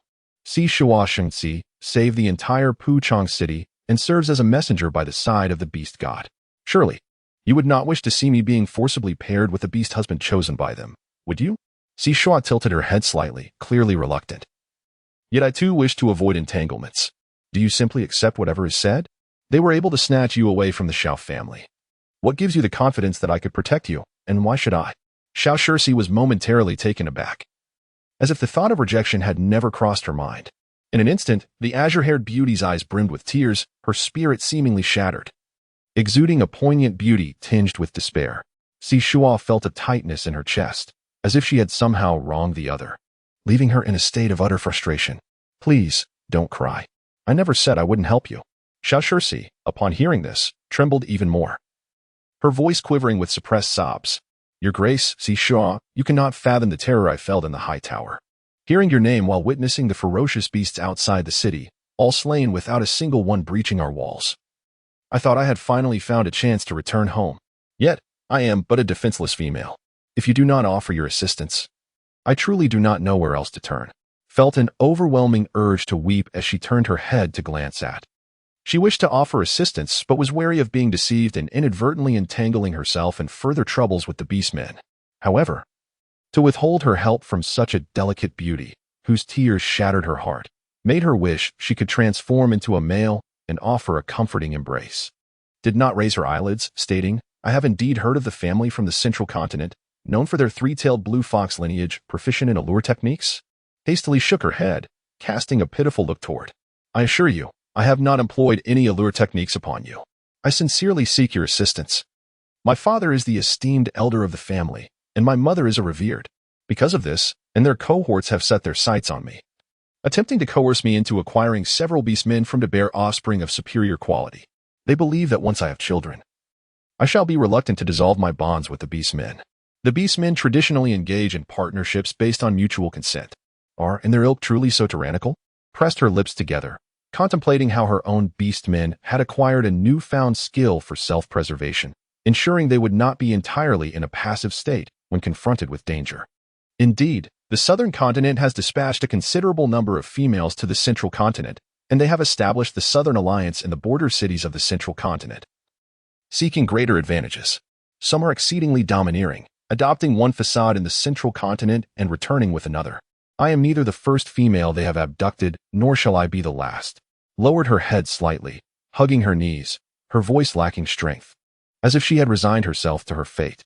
Shuo narrowed her eyes, seemingly having grasped the reason behind the fertility of females in Puchong City. However, she had no desire to delve deeper. After all, every place harbors its secrets. Darkness and corruption lurk everywhere. For now, she relied on the protection of the beast men. And it was only within the premise of ensuring her own safety and that of her companions that she intervened to save Puchong City from the beast tide. At that time, they had advanced and retreated alongside the inhabitants of Puchong City, but should she investigate this matter further, it would inevitably encroach upon the secrets and interests of certain individuals within the city. Puchong City was not lacking in beast men of level 11 and 12, and there might be others concealing their true strength. Nonetheless, this situation served as a reminder for her. In the future, when they possessed the capability, or if this matter were to come to light, they could lend a hand without inviting calamity upon themselves and their companions. Ji Liang handed the roasted meat to Shuo, embracing her and planting a kiss on her forehead. Little Shuo, feeling bored on the journey, would appreciate an additional companion. The Shuo family in the central continent possesses considerable influence and wealth. When the time comes, we can exchange her for some benefits. Shuo sensed that Xiao Shixi's ears perked up as he leaned closer to Ji Liang, whispering, "Will this provoke any trouble?" After all, they were accompanying a merchant caravan to the central continent, and there were numerous females among them. Moreover, having been delayed for several days due to the beast tide, it was highly probable that they would travel alongside a convoy heading to the central continent from Puchong City. Ji Liang raised an eyebrow, remarking, "We can simply confine her somewhere. If she wishes to return to the central continent, she must make some sacrifices." Xiao Shixi nodded eagerly, demonstrating remarkable obedience as she said, "Saint Female Shuo, I am willing to do anything as long as I can escape from here and avoid being compelled into a partnership. Is it not merely a matter of being confined in a basket for a few months? I can manage by sleeping a bit more each day. After all, during our journey, did not the female Shuo also sit throughout?" Shuo pursed his lips. "Shall we bring her along then?" Ji Liang responded with a slight acknowledgement. Mi Xing and the others exerted immense effort yet failed to win her heart. "We cannot squander the opportunity to forge a connection with the Shuo family that has presented itself to us. Call Ji Lu over to escort her home, and let us resume our barbecue." Shuo murmured softly as she entered the tent, her fingers brushing against the snow leopard beast mark on her wrist. In just 5 seconds, Lu appeared out of thin air, embracing her and planting a gentle kiss. "Did the little feline miss me?" Shuo chuckled softly as she embraced him, recounting the events concerning Xiao Shixi. Ji Lu raised an eyebrow, regarding her with a peculiar expression. "A female three-tailed blue fox?" Shuo nodded slightly, inquiring, "What is it? Is there an issue?" Ji Lu smiled and shook his head, replying, "No problem at all. Since Ji Liang has agreed, it indicates that the matter is not of great concern. I shall escort her back." Observing Ji Lu walking out alongside Shuo, Xiao Shixi appeared momentarily dazed, his gaze toward Shuo growing increasingly fervent. Ji Liang explained in a calm tone, "This is a teleportation ability granted by the beast god as a reward." Xiao Shixi curled his lips into a soft smile. Shuo, a virtuous and beautiful female, had rescued numerous beast men in Puchong City and thus deserved such a commendation. As he watched Ji Lu and Xiao Shixi depart in succession, Shuo noticed that Ji Lu was of above-average height among the beast men, while Xiao Shixi was also quite tall, surpassing even the tallest female she had previously encountered. Ji Liang gently turned her face back, exclaiming, "Now that the rather bothersome beast men have taken their leave, let us continue to indulge in our roasted meat." Shuo savored the tender, pan-seared beef, momentarily setting aside his concerns. That night, the two of them slumbered peacefully within the confines of their tent. Shuo had developed a habit of waking in a different location. Indeed, during mealtime, she overheard the males discussing the forthcoming journey of the East Continent trading caravan, which would be traveling alongside the convoy to Puchong City. She cast a glance towards the demurely eating Xiao Marin. Indeed, Xiao Shixi was a true reflection of the three-tailed blue fox clan, possessing both exquisite beauty and a tall, graceful figure. Even as a female herself, she could not help but steal glances at her from time to time. It was no wonder that Xiao Marin had been lured to Puchong City by Mi Xing and his companions. Were it not for the bonds of partnership with her beastly mates, marked by the beast seal, Shuo would hardly dare to keep such a captivating presence within her sight. With only a day remaining before their departure, Xiao and the other orc members of the trading caravan were busily shuttling back and forth between their homes and the marketplace, making the final preparations for their journey. The cleansing and pulse-stabilizing elixirs that Shuo had replicated the previous day had already been consumed by Su Lai and Imei's two beastly partners, including Koba. The effects of the elixirs were indistinguishable from those dispensed by the system. Shuo pulled Su Qi into the room, prompting him to activate the protective shield before he began the process of duplicating a resurrection pill and 2 enhancement pills. The efficacy of the enhancement pills diminishes progressively, rendering them nearly ineffective for the orc warriors after 3 doses. Therefore, Shuo was not inclined to administer them to the orc warriors unless absolutely necessary. The benefits of consuming enhancement pills increase with delay. For instance, advancing from level 8 to 9 is a vastly different experience compared to progressing from level 18 to 19. Shuo recalled that he had completed the Beast Tide instance, but had yet to examine his rewards. The system announced, "Congratulations, host. For completing the first task of the instance, you have received 10,000 locating talismans. Each talisman can pinpoint 2 locations, allowing for a total of 10 round trips. For completing the second task, you have earned 10 human skin masks, 10 puppet talismans, 10 swift talismans, 10 wind and rain talismans, and 10 thunderous talismans."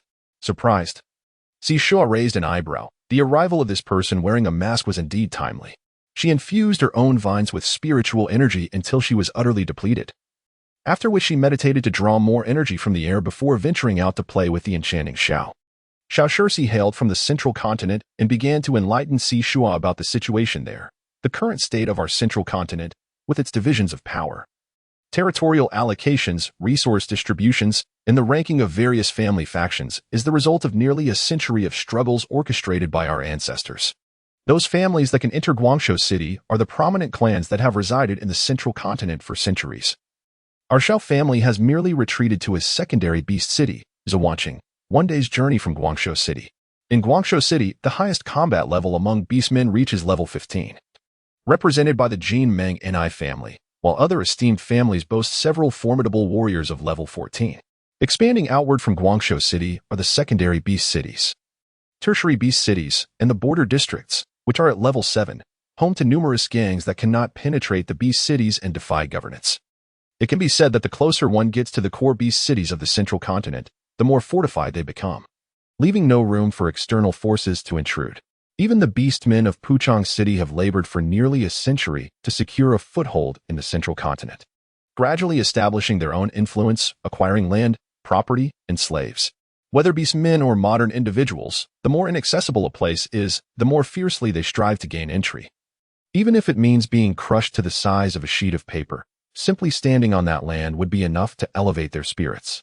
Fortunately, Shuo and her companions were gifted a manor and a 2-story shop by the city lord, and they would proceed to pursue their ambition slowly. After conversing for a while, the two had already begun to address each other as sisters, with Shuo as the elder sister and the 4 months younger Xiao Shursi as the younger sister. Shuo rested his chin on his hand, scrutinizing Xiao Shursi for a moment before smiling and ushering her into the room, deliberately leaving Su Qi behind. Xiao Shursi appeared somewhat self-conscious, standing awkwardly with her head nearly buried in her chest, fidgeting in a manner entirely unbefitting her tall, slender frame. "Please sit here. I shall transform you," Shuo said, guiding her to a stone chair. He then gathered her long blue hair, securing it with a net, and adorned her with a particularly sturdy chestnut-colored wig, styled into a 10-centimeter-long wolf tail.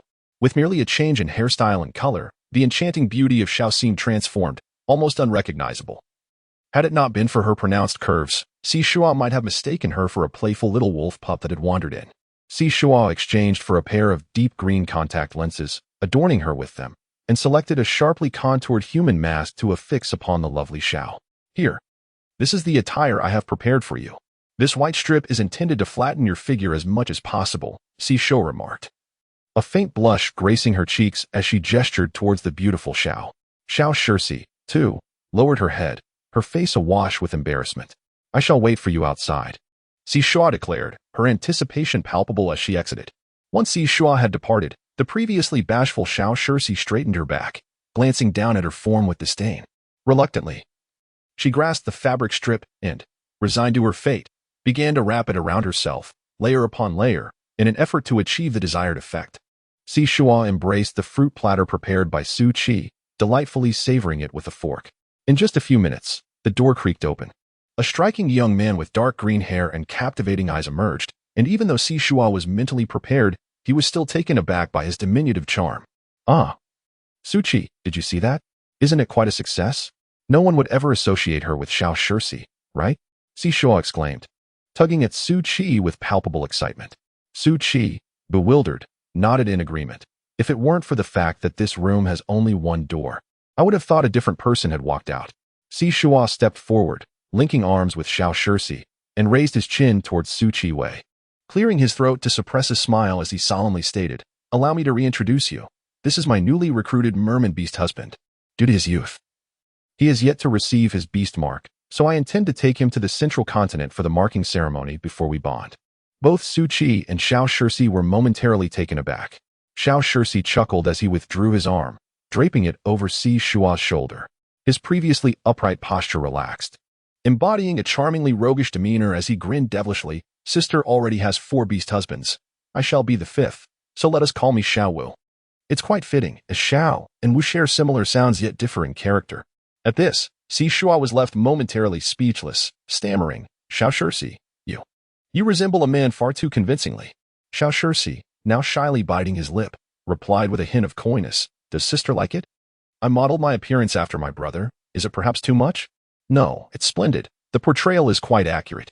A merman beast man should gracefully serve as an ornamental figure, charming the females effortlessly," Shuo remarked as he gave her a thumbs up.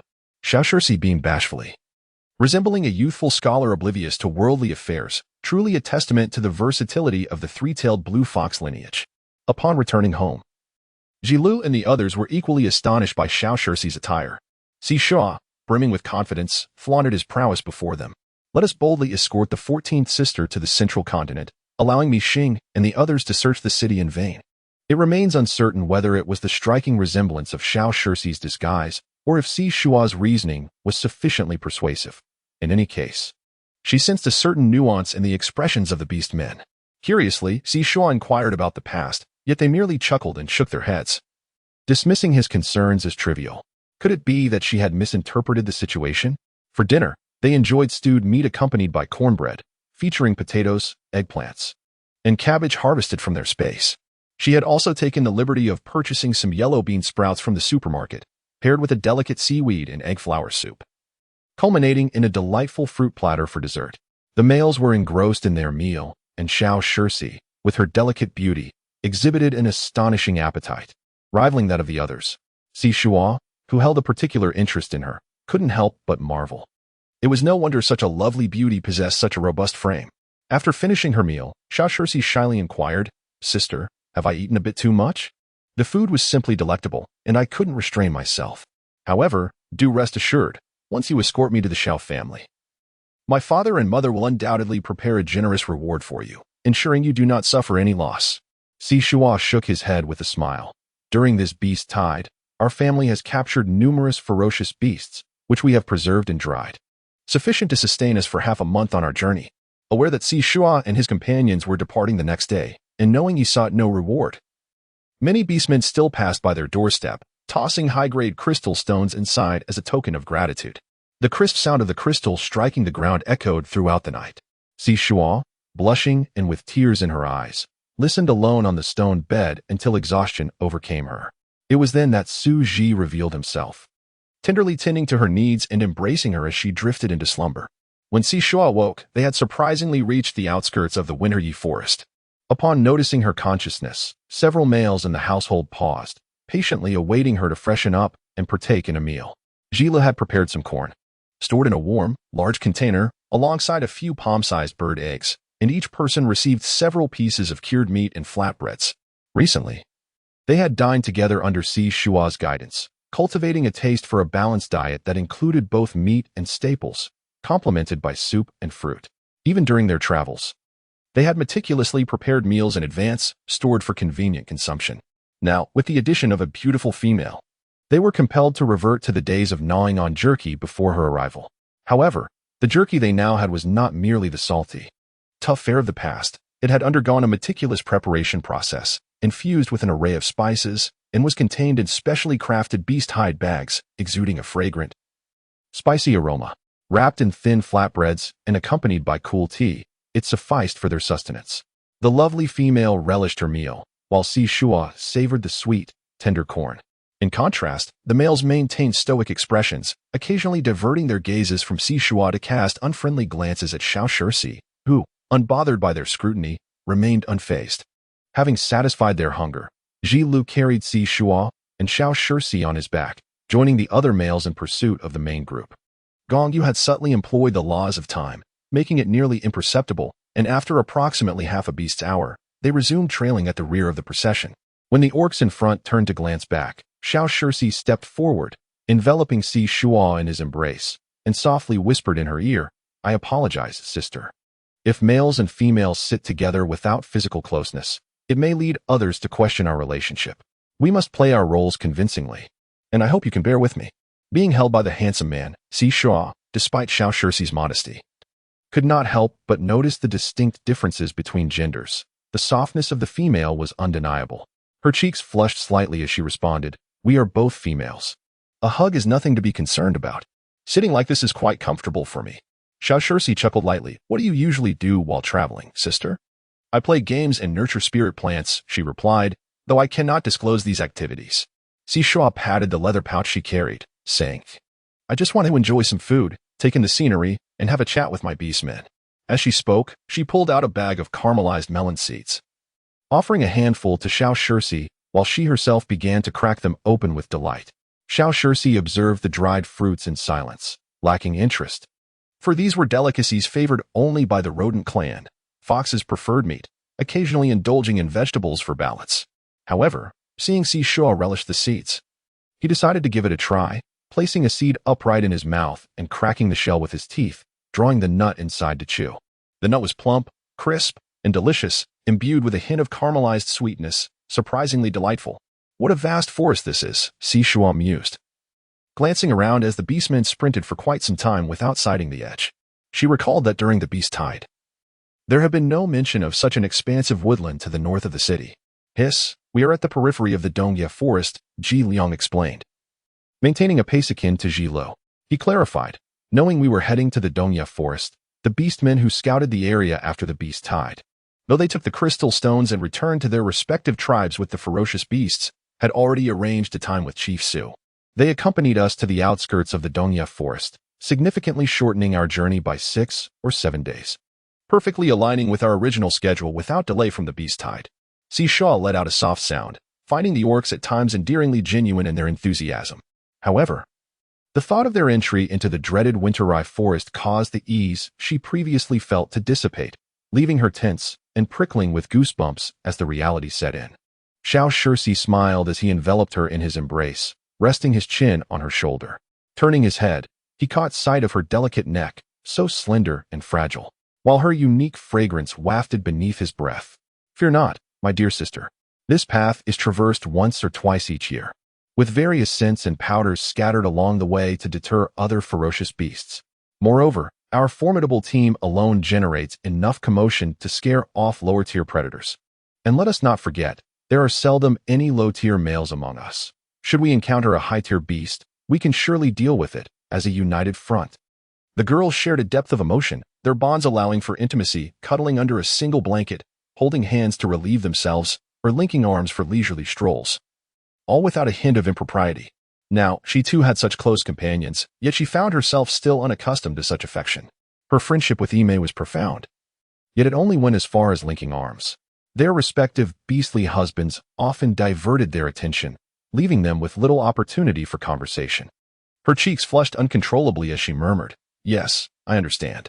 It's just that I feel a bit anxious. After all, everyone harbors trepidation regarding this place." Each of their families possessed means for self-preservation. She felt no fear, for she had talismans at her disposal. Just last night, she had utilized a long-distance positioning talisman, with one location set in Puchong City, allowing them to teleport back in moments of peril. If they safely reached the central continent, she could set another positioning point, granting them 10 opportunities to traverse between the southern and central continents. Even though their two teams had traversed this route countless times, employing various strategies to mitigate danger, they remained on high alert, their nerves taut. They ran until the forest dimmed entirely, finally pausing by a lakeside to rest and replenish their energy. Gongyu took Shuo from Shuo's arms and led her to the water's edge. "My dear, shall I roast some fish for you?" There are also some small shrimp here. Didn't you mention wanting them fried to a crisp with lard and chili, to be enjoyed entirely, shell and all? Shuo nodded, gesturing to him. Gong Yu, could you take a look at the lakebed for loaches and eels? They delight in burrowing into the mud, resembling snakes yet rarely biting, and they do not grow excessively long. Gong Yu raised an eyebrow, his dark green eyes narrowing slightly as his fingers traced circles, his head instinctively swaying along, resembling a mystic in his mannerisms. Shuo pressed his lips together, silently chuckling, intrigued by his actions yet hesitant to disturb him. Within a mere 10 seconds, he abruptly opened his eyes, and at that moment, the surface of the lake erupted with a splash as several yellow eels and loaches, along with the foul-smelling silt from the lake's bottom, were ensconced in a cascade of water bubbles and tossed onto the shore. Shuo was momentarily taken aback. Could it be that this water-based ability could be utilized in such a manner? Previously, Su Chi had employed a whirlwind to capture fish and shrimp from the lake. And now, Gong Yu wielded his water spirit power with equal prowess. This truly was an essential skill for the feline clan's foraging endeavors. The river delicacies were placed into a large, rounded ceramic jar, while the excess water was deftly returned to the mud with a flick of Gong Yu's hand. After 3 or 4 trips back and forth, the shrimp, eels, and loaches inside the jar began to thrash about energetically, creating quite a lively scene. Jilu approached, effortlessly scooping out the tiny shrimp and stunning them with a strike, rendering them unconscious. The diminutive shrimp required only a few washes, a brief marination in ginger, scallions, and salt, followed by a coating of egg batter and frying in lard, finished with a sprinkle of fresh chili. The eels and loaches needed to expel their mud and sand for 2 days, and Shuo worried that the journey might prove too strenuous for them, leading to their demise. Gong Yu employed the principles of time manipulation, enveloping the large jar. The range of the ability was limited, yet the effects were markedly observable. The salted eels and loaches convulsed as they expelled mud and froth, their bodies twisting into ephemeral shadows. During the waiting period, Shuo had Gong Yu encapsulate numerous rice snails and water spheres, each as large as a walnut. Su Chi meticulously scrubbed each one, wielding a wind blade to sever their tails before rinsing them again. In the pot, oil was heated to saute chili and ginger, followed by a vigorous stir-fry of the snails, with several spoonfuls of soybean paste added for continued cooking, along with water, cinnamon, and bay leaves for simmering. Within the span of a beast hour, the eels and loaches had thoroughly cleared their insides of mud and sand. After removing their innards and cleaning them, they were chopped into small segments and sauteed in oil, followed by the addition of a block of hot pot base for further stir-frying before being simmered with water. The savory aroma of the stir-fried dishes wafted through the air, particularly when the chili was added, and the keen-nosed beast men could almost all sense it. Even before the meal was ready, a gaggle of young ones surrounded, whining in impatience. The females were swallowing saliva continuously. The males, unable to resist their blushing embarrassment, approached with crystals in hand, hoping to trade for a taste of the delicacies. However, after a day of toil, the males at home were famished, having worked tirelessly. The offerings were hardly sufficient for their appetites. Why would they part with food for mere crystals, especially for those they had no connection to? Jiliang hissed softly. Without uttering a word, he conjured a protective shield to contain the enticing aroma, preventing it from wafting outside. Xiao had already buried his head in his meal, using a bamboo skewer to extract the snail meat. The piquant and spicy flavors ignited an uncontrollable excitement within him. His own female and young were to be nurtured by him. Coveting the food of others was truly a sign of indulgence. Did he not think of his own brothers as mere decorations? Sister, wouldn't you agree? The fruits of our brother's labor are naturally for sisters to enjoy. How could we allow other females and young to benefit? Shuo cradled a ceramic bowl, savoring the crispy and spicy river shrimp. Taking advantage of the soundproofing capabilities of the protective shield, he leaned in with a playful smile and whispered, "Little five sister, are you not another female besides me?" Xiaoshirsi's lips were already slightly swollen and reddened from the spice, her eyes glistening with moisture. Even though she wore a layer of human skin as a mask, her alluring demeanor was undeniable. How can I be the same? I am currently your unwed male companion. If I were to dine with you, it would blatantly suggest that our relationship is a facade. Furthermore, I can have my father and mother calculate the crystal stones for you. My utmost concern lies with my sister. My eyes do not linger on my brothers. Shuo smiled with her lips pressed together, perhaps because they were both female. Coupled with Xiaoshirsi's experience of being abducted and forced into a union with a male, as well as her triumph in leveraging the name of the beast god to quell a colossal beast tide, Xiaoshirsi's gaze seemed to linger solely upon her. Wherever she went, those beautiful brown eyes followed. Not at all. Once you return to the central continent and encounter formidable males, you shall hardly remember me. Shuo teased Xiao Shirsi, emulating the playful banter of the other females. Xiao Shirsi huffed. What is there to admire in a rough and unrefined male? I prefer my sister's softness. With that, she glanced at several nearby males, inching closer to see Shuo, and whispered in her ear, Sister, if I were a male, would you accept me? No sooner had the words left her lips than Xiao Shirsi felt several piercing glares directed her way. Shuo nearly choked, coughing softly a couple of times. Xiao Wu, could we refrain from discussing such chilling topics during meals? In the realm of the beast world, where females are scarce and males abound, some lower-ranking beasts or those whose forms do not appeal to females often find themselves alone, lacking female companions, and thus choose to cohabit with handsome males. This has become a rather commonplace occurrence. However, she had never heard of two females developing feelings that transcended mere friendship. Xiao Shirsi earnestly implored, Sister, could you just entertain the thought for a moment?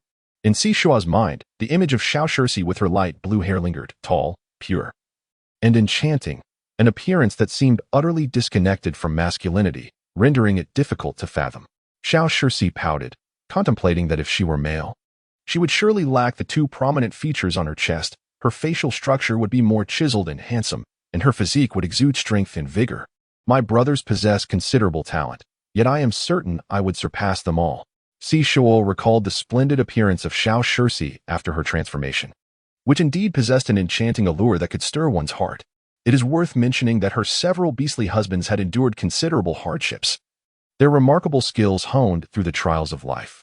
In contrast, Xiao Shirsi appeared to have been well guarded by her family, even after being abducted. Her eyes still sparkled with innocence, and her smile radiated like the brilliant sun of a summer morning. In her previous life, Shuo's days were fraught with anguish and solitude. The more one lacks something, the more one yearns for it. Yet, as she gazed at her four beastly husbands, she chuckled softly and articulated her two criteria for choosing a partner. First and foremost, he must possess exceptional combat prowess and intellect. We are a united family, and our cohesion is paramount in enhancing our collective resilience against adversity. This is of utmost importance and a fundamental reason for my selection of a beast husband. Were it not for this necessity, 1, 2, or 3 beastly companions would suffice. To put it plainly, adult life demands pragmatism. Akin to modern individuals evaluating material conditions in courtship, in the beast realm, a male's strength is a non-negotiable criterion. Xiao Shirsi nodded enthusiastically. That is indeed the case. The more formidable the brothers, the higher the caliber of beast husbands my sister could attract. With one female and numerous offspring at home, it would be impractical to keep a mere decorative male, wouldn't it? As for the second criterion, at that moment, Gong Yu sat beside Shuo, delicately extracting the meat from the river snails. The piquant aroma was particularly satisfying and invigorating. Shuo comfortably leaned against Gong Yu's shoulder and continued. The second requirement is that he must be aesthetically pleasing and must captivate my heart. She was indeed a connoisseur of beauty. If he lacked charm, he would not catch her attention. However, mere beauty without a spark of attraction would render him unfit for a lifelong partnership. She sought a companion, not just a friend. Xiao Shirsi slurped a few snails and cheerfully remarked, I have a sibling who resembles me closely. My sister will surely take a liking to him. Shuo cast a glance at Xiao Shirsi, snorting, We are returning you to the Xiao family for the promise of substantial rewards and the influence of your clan. Yet here you are promoting your brother. Xiao Shirsi savored the river shrimp, delightfully tender and crisp with a hint of spiciness, devoid of any fishy taste, utterly delectable. Sister, the gratitude for saving my life is rather unreliable. I should forge a union with a distinguished male from the Xiao family. That way, the Xiao family will become my protective shield, she reasoned. Ji Liang interjected with a hiss, Little Shuo, the blue fox with 3 tails is truly enchanting. Its fur pristine white with tips tinged in blue. The Blue Fox clan is one of the 9 ancient beast clans, and even after countless generations, the legacy of their lineage bestows upon their descendants an innate superiority, allowing them to achieve combat prowess exceeding level 10 upon maturity without the need for arduous effort. Moreover, the reproductive capabilities of the Fox clan are commendable, which family in the central continent lacks a trace of fox lineage. Gong Yu nodded in agreement. Indeed, my dear. Just by looking at Xiao Shirsi, one can tell. When we escort her back home, there will undoubtedly be a multitude of striking males from the Xiao family, and you should challenge the most formidable among them. Xiao Shirsi felt a pang of anxiety, wanting to grasp Shuo's hand, but upon glancing at her greasy paws, she could only look beseechingly at her sister. Sister, there is a saying in the central continent, one may know a person by their appearance, yet not their heart. And time reveals one's true nature. The journey from Puchong City to the central continent will take several beast months. You will surely come to understand what kind of beast man I truly am. Is the male I recommend truly flawed? Must it necessarily be the one with the highest combat power? Shuo raised an eyebrow. Why not? My dear kitten, before forming a true bond. Selecting the most capable male is entirely reasonable. Even Suchi chimed in, see Shuo, the males who dedicate their beast marks to you will wholeheartedly cherish you. The level of their combat prowess is merely a reflection of their character, the most straightforward criterion for assessment. Si Shuo understood that everyone was speaking the truth while also teasing Xiao Shirsi, and she nodded with a smile, saying, all right, I will heed your words. She merely assumed that the beast men were feeling envious over a female. Xiao Shirsi, feeling somewhat anxious, inquired, Sister, do you choose the beast men, or do they choose? I select the beast men, but it is also essential for them to choose their partners and brothers, Si Shuo replied earnestly. A harmonious family values their opinions just as much. Gong Yu chuckled softly and leaned in to kiss her forehead, saying, our darling is the best. Rest assured, as long as you truly like them. We can accept even if their combat prowess is not up to par. Hiss, at worst. Little Shuo can find a few more to make up for the combat strength, Ji Liang added in his cool voice. Si Shuo quickly shook her head. She was already struggling to manage the 4 beast men, each of whom she held in great affection. She would not allow herself to be blinded by fleeting beauty, bringing home a mere decorative vase that could stir discord among her family members. The males were united by her, their formidable strengths fostering mutual admiration, appreciation, and collaboration. Xiao Shirsi bit her lip and continued to focus on her meal, reassured that her sister would inevitably learn of her brother's presence. Earlier, while they were catching river delicacies, several of Yime's beast men had also joined the fray. Si Shuo produced some bean paste and hot pot base, explaining the method of preparation. They also activated a protective shield, isolating themselves from all external sights and sounds. Naturally, Si Shuo forgot to ask Ji Liang to deliver some to Master Su. And as for the other beastmen, she regretted that she was not well acquainted with them. If they desired something to eat, they could prepare it themselves. Aware of Si Shuo's fondness for freshwater delicacies, Suji subsequently cooked a generous portion of river shrimp and pond snails for her to enjoy as snacks along the way. Within the winter night forest, the beastmen dared not show the slightest negligence. They paused to rest for merely 3 or 4 beast hours each day, with the remainder of their time spent sprinting along the established paths. Occasionally, they would encounter formidable beasts, yet as long as those creatures did not initiate an attack, the group would not come to a halt. After an arduous month, Si Shuo felt as though her legs were on the verge of collapse. She could scarcely manage a few hundred steps each day, and upon descending, she felt as if she were floating. At last, the trees began to thin, revealing signs of beastman activity. The females and their cubs perched upon the backs of the males could not contain their jubilant cheers, startling Si Shuo from her slumber.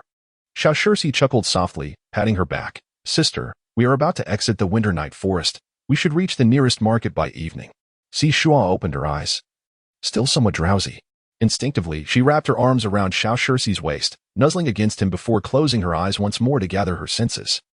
Xiao Shirsi gently pinched her delicate ear, his brown eyes deepening with intensity. Sister, we are already on the outskirts of the central continent. The market outside the forest is quite expansive, and each year after the spring hunt, merchants from various regions converge here to procure the furs, crystals, and meats acquired by the nearby tribes during the hunt. They also bring with them an abundance of pottery, textiles, crops, and an array of beaded ornaments.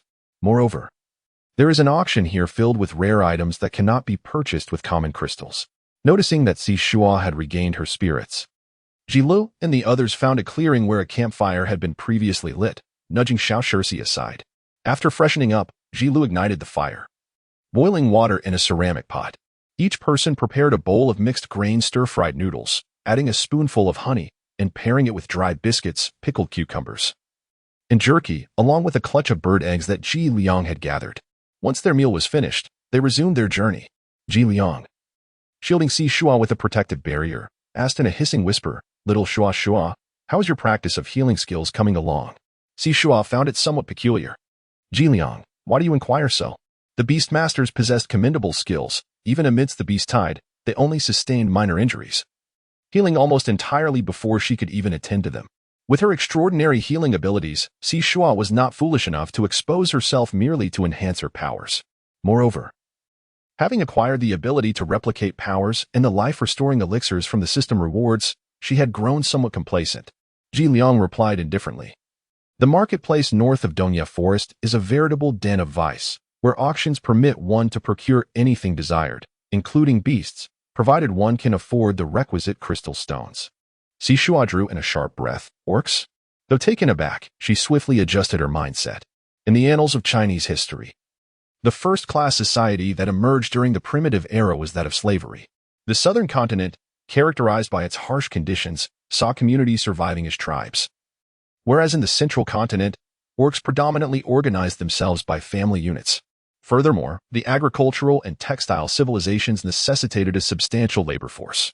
As the orcs distanced themselves from the constraints of hunting and gathering, they began to employ others for various tasks, including washing and cleaning. Indeed, Ji Liang's description diverged from her initial thoughts. In that realm, there existed low-fertility female slaves as well as formidable male slaves who were temporarily subdued. The former served to satisfy the needs of the males, while the latter were designated for families that were influential yet faced challenges in reproduction. Shuo poked Ji Liang's head and inquired, Ji Liang, do you mean we should go and explore for bargains? Ji Liang chuckled with a hissing sound. Indeed. It is about finding bargains. This place is in close proximity to the Winternight Forest, and the vendors who can set up stalls here possess considerable influence. They are also quite formidable in combat. Families from the central continent, accustomed to a life of comfort, rarely venture this way. The male slaves available for sale here may very well have been captured from their families or tribes. Shuo was unexpectedly reminded of the game of Do Shou Qi, where the formidable elephant, being the mightiest piece on the board, could dominate the entire game, yet was solely constrained by the tiny mouse, capable of being devoured by any piece. It mirrored the frail female, who, relying on the male's beast seal, held him tightly in her grasp. She couldn't help but embrace the serpent's head of Ji Liang and remarked, Ji Liang, wasn't it perilous when you were a wandering merchant with the beast seal? Ji Liang chuckled softly, nodding with a hiss. Indeed, however, my combat prowess was rather insignificant on the central continent at that time. Yet, I found myself pursued by certain females eager to take me as a child groom. Additionally, with the intention of amassing a fortune for our future offspring and a desire to find you sooner, I assembled a merchant caravan to carve out a reputation for myself. Shuo sighed as he leaned back, expressing his thoughts. I once believed that a solitary female would be in grave danger, susceptible to being taken by a male with ulterior motives. However, it seems that even a formidable male bearing the beast mark is not immune to peril. Indeed, in our southern continent, the greatest threats arise from the ferocious beasts that inhabit our surroundings, as well as the scarcity of provisions and heating supplies during the prolonged rainy and cold seasons. Yet, in the central continent, the most significant danger lies within the hearts of the beast men, especially during times of power struggles and disputes over resources within families and tribes. The array of cunning tactics employed is overwhelming and difficult to guard against. It is likely that these female and male slaves have fallen victim to such machinations. Shuo turned his head to glance at Xiao Shirsi, who was dozing on Ji Li's shoulder. This was a readily available example. For a moment, Shuo found himself uncertain whether accompanying the beast men to the central continent was a wise decision. Noticing the little female above him growing somewhat pensive, Ji Liang chuckled softly.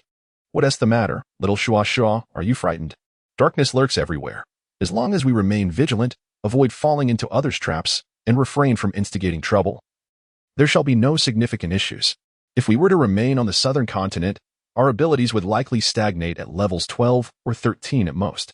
The central continent may be intricate, yet if we can establish a firm foothold, little Shuo will lead a more comfortable life, and our group can continue to enhance our strengths. Shuo smiled and shook his head, saying, with you all here, what do I have to fear?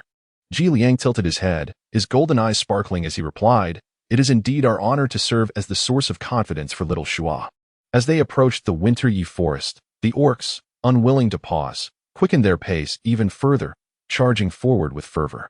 By the time the sun was still bright, they had already emerged from the sparse woods, revealing the vast expanse of the grasslands. Stretching as far as the eye could see was a patch of animal skins, which they referred to as the Market of Winternight. After spending over a month under the dappled sunlight of the forest, the sudden openness lifted Shuo's spirits immensely. He felt an overwhelming urge to shout joyfully. Indeed, Some orcs transformed into their beast forms and howled excitedly, while the young ones chimed in with soft, delicate calls. By the time their emotions settled, they found themselves at the outskirts of the market. Shuo shifted from Ji Liang's head to Ji Li's back, continuing to nestle within Xiao Shixi's embrace. Although the marketplace operates seasonally and is open for merely half a month, it is surrounded by an expansive stone wall, fortified and elevated annually by Earth-type ability users. The scale of this construction is astonishing, rivaling that of Puchang City. Shuo was slightly taken aback, as were the other orcs visiting for the first time. Who could have anticipated that a mere temporary market outside the forest could rival the second-largest orc city in the southern continent? Observing their naive expressions, the orcs accustomed to the market merely scoffed with disdain. Has there been a disaster in the south this year? Quite a number of orcs have come here with their families. Truly, it seems that anyone and everyone dares to venture into the central continent, thinking that having traversed the winter night forest guarantees a peaceful life here. How naive. Yet, that may not be the case. Those arriving were primarily robust females of good breeding potential, with a handful of strong males to hunt in the woods and assist with heavy lifting and farming. They could certainly make a living. Eager to offer their labor, they would bend low and grovel, but that was not our concern. The orcs of the eastern continent's merchant caravans were already accustomed to this, moving towards their encampment with unruffled expressions. In contrast, the accompanying orcs wore flushed faces, scarcely able to lift their heads, wishing they could turn back, devoid of any previous aspirations to compete with others. A sense of inferiority, unfamiliar and overwhelming, engulfed them like a tidal wave. Shuo, on the other hand, felt a sense of curiosity as she observed the surroundings. Ji Liang and a few others closely shielded her. The distinction between the southern and central continents was indeed striking. Upon arriving here, she experienced a sense of having finally emerged from the wilderness. Various pottery of different sizes and shapes adorned the stalls, alongside cotton and linen, and even ready-made garments. There were also an abundance of quality animal hides, crystal stones, and ornaments. Furthermore, numerous vendors offered seeds, medicinal pills, eggs, dairy products, and livestock. Xiao Shixi glanced at Ji Liang and, leaning closer to Shuo, playfully inquired in a whisper, "Sister, what did Ji Liang say to you just now? Why have you activated the protective barrier against me?" Shuo chuckled softly, pressing her lips together without uttering a word. He was teasing me. Xiao Shixi playfully nudged her head against hers, laughing as he remarked, "Look at how sister smiles so enchanting. Could it be that she fancies brother Ji Liang? I, too, excel at being charming." Shuo tilted her head and chuckled, questioning whether the playful antics of a woman were akin to those of a man. She was indeed a woman, and her flirtations were reserved solely for her own beastly husband. Though she may feign delicacy and resistance, it did not imply her affections were indiscriminate. Xiao Shixi, after indulging in a bit of banter, returned to the previous topic, her eyes narrowing as she casually remarked, "In truth, dear sister, even without your words, I could surmise much. You are all kin, and though I stand as an outsider, I am merely a female devoid of any competitive edge among you. Thus, if Ji Liang were to dote upon you, there would be no need for concealment. Unless it pertained to matters I am not privy to, such as fears of me vying for your beastly husband. At the auction in the marketplace, there are indeed male slaves up for sale. Is it your intent to select one with formidable strength among them? Truly, you are quite the cunning fox, able to deduce such things." Shuo cast a fleeting glance at Xiao Shixi. "So, Sister Shixi, are you truly intent on competing with me?" Xiao Shixi gritted her teeth and replied, "I shall not compete, but I demand to be prioritized." Shuo chuckled softly, "Have you set your sights on me? Unable to become one with me, you resort to promoting your brother instead? Do not great families place significant emphasis on marital unions and the merging of strengths? Each male and female within a prominent family, seeking the shelter of their lineage, must adhere to the arrangements of marriage. Am I mistaken in this regard? As merely a female from the southern continent, accompanied only by a male of the highest rank of 10, I am hardly a worthy companion in the eyes of your esteemed family. How could I possibly merit the attention of such an exceptional male as your brother? The Xiao family's three-tailed blue fox lineage boasts commendable reproductive capabilities, so it is highly unlikely they would entertain the notion of supporting an outsider like me." Xiao Shixi interjected with a huff, "As my sister mentioned, it is only the weak, those unwilling to forego the protection of their family, who are manipulated into forming unions. My brother, possessing considerable talent, would never stoop to barter himself in such a manner." "Hiss, come now, little Shixi, enlighten me. Without the status of a prominent family, what competitiveness does your brother possess? Ji Liang scoffed coldly. There are countless handsome and powerful males in the central continent. Your brother is far from the only option. Xiao Shirsi gazed up at Shuo with a pitiful expression. Sister, for the sake of my endearing and gentle nature, could you not grant my brother a chance? Even if upon meeting you find him unappealing, I vow I shall not utter a word. Shuo was overwhelmed, exclaiming, 14, it is your brother who chooses the females. Not you. Gong Yu chuckled lightly and remarked, back when I was competing in the arena, this obedient little one directly claimed me, professing an infatuation that was akin to crashing headlong into a wall. Such fervent affection was something I, a mere fish beast, simply could not refuse. Shuo's cheeks flushed. Taken aback by Gong Yu's remarkable recollection, could she truly share with him that these were the confessions most cherished by the modern fanbase? Sushi nodded. When I first encountered Shuo, she was inseparable from me. Her fear of the beasts lurking in the forest made her cling to someone who appeared harmless. Shao chuckled softly. As the first beast husband of this little cat, my emotions are naturally unique. For my sake, she has delayed accepting a second or third beast husband, insisting on my approval first. Her feelings toward him were reminiscent of the imprinting phenomenon. Having just been reborn, she was still bewildered by this world.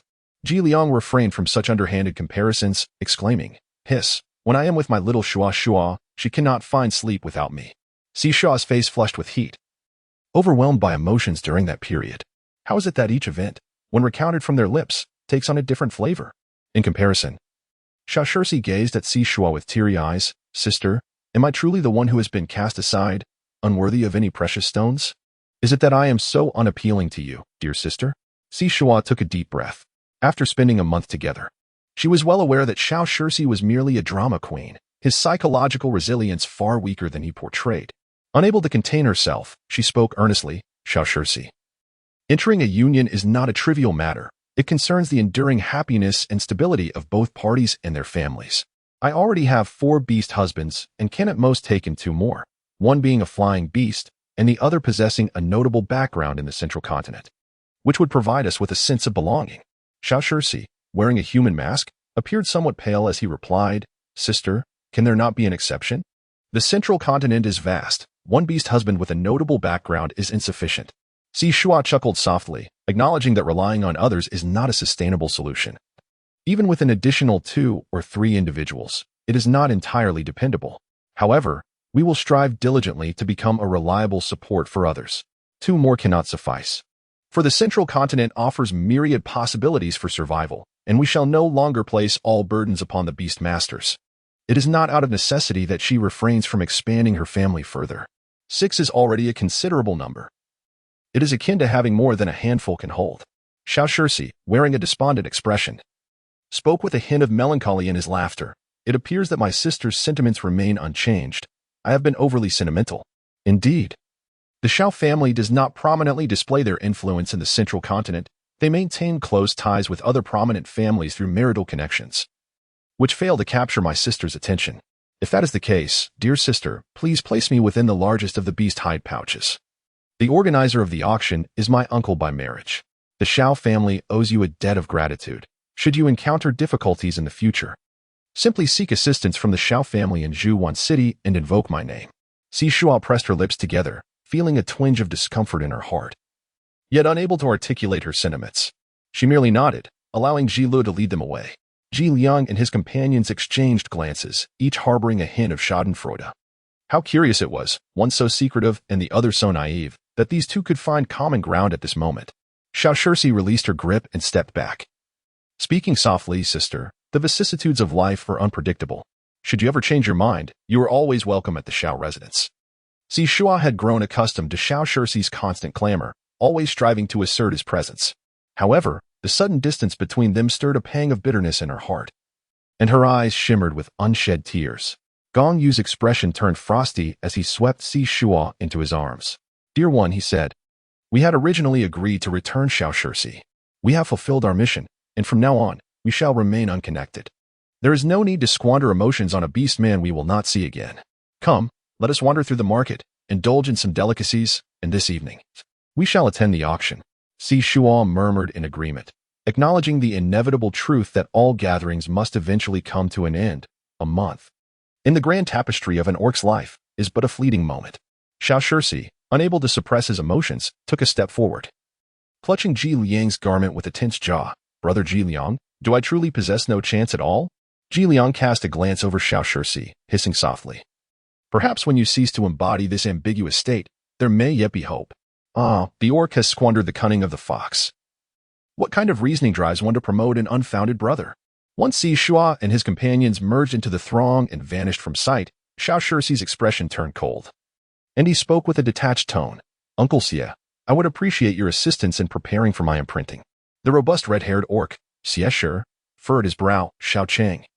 Have you truly thought this through? Your family wishes for you to receive the beast god's blessing, to become a holy female. They've even selected suitable male candidates from the prominent families of Central Continent. Xiao Cheng chuckled lightly. From the very beginning, I have never aspired to be a dependent female. My longing has always been to battle fierce beasts and protect those I cherish, even if it requires the sacrifice of my life. It is preferable to being a puppet within my own home. Contributing to the family does not solely hinge on a singular path. The Blue Fox clan possesses the unique ability to choose their gender upon reaching maturity, excelling in reproduction. However, the clan has faced a significant imbalance over the centuries, with far more females than males. While they seem to have infiltrated the powerful families of the Central Continent, wielding considerable influence over numerous formidable males. This mindset of dependence merely gnaws at the very backbone of the Blue Fox lineage. A family devoid of ambition cannot hope to survive or endure. Xie Shi nodded. Your aunt dotes on you. When she learned of your disappearance, she suspected you might disregard the family's plans for your imprinting. My journey to Dongya's workshop was also her request, hoping that you could seize the opportunity she once missed. But one thing is certain, do not regret your choices, nor hastily select unworthy females for your beast imprint. Xiao Cheng furrowed his brow slightly, muttering bitterly, it is not entirely my choice. It depends on whether they desire me. Xie Shi laughed heartily, giving Xiao Cheng a playful shove that nearly sent him staggering. Ha! Your aunt once found me too rugged, scarcely glancing my way. Yet look what transpired. I carried her back to the tree hollow to bear our offspring. As for males, the greatest fear lies in not encountering a female willing to receive their beast imprint. When the opportunity arises, one must pursue it relentlessly. Aren't you Blue Foxes adept at playing with hearts and minds? With your considerable talents, is there not a female you cannot win over? Xiao Cheng couldn't help but nod in agreement, laughter escaping him as he realized. I am no less striking than they. My combat prowess is not inferior. Why should they be able to stand beside her in protection while I cannot? Once I secure my imprint, I shall remain by my sister's side, persisting until she concedes. By the way, uncle, among the male slaves sent by the Xie family, are there any formidable flying beasts? He inquired, narrowing his eyes. Xie Shi nodded. Indeed. We have a 13th-tier hunting falcon. At this juncture, his expression grew somber, and he lowered his voice. The power of the prairie tribes has been on the rise, leading to continuous friction with our central beast city. Several families have banded together, seizing the opportunity of the spring hunt to ambush the Eagle clan. Xiao Cheng. Do you know who this hunting falcon is? Xiao Cheng's brow darkened, a scoff escaping him. The flying beasts of the Eagle clan have virtually no natural enemies. They are renowned for their ferocity, reigning as the dominators of the prairie.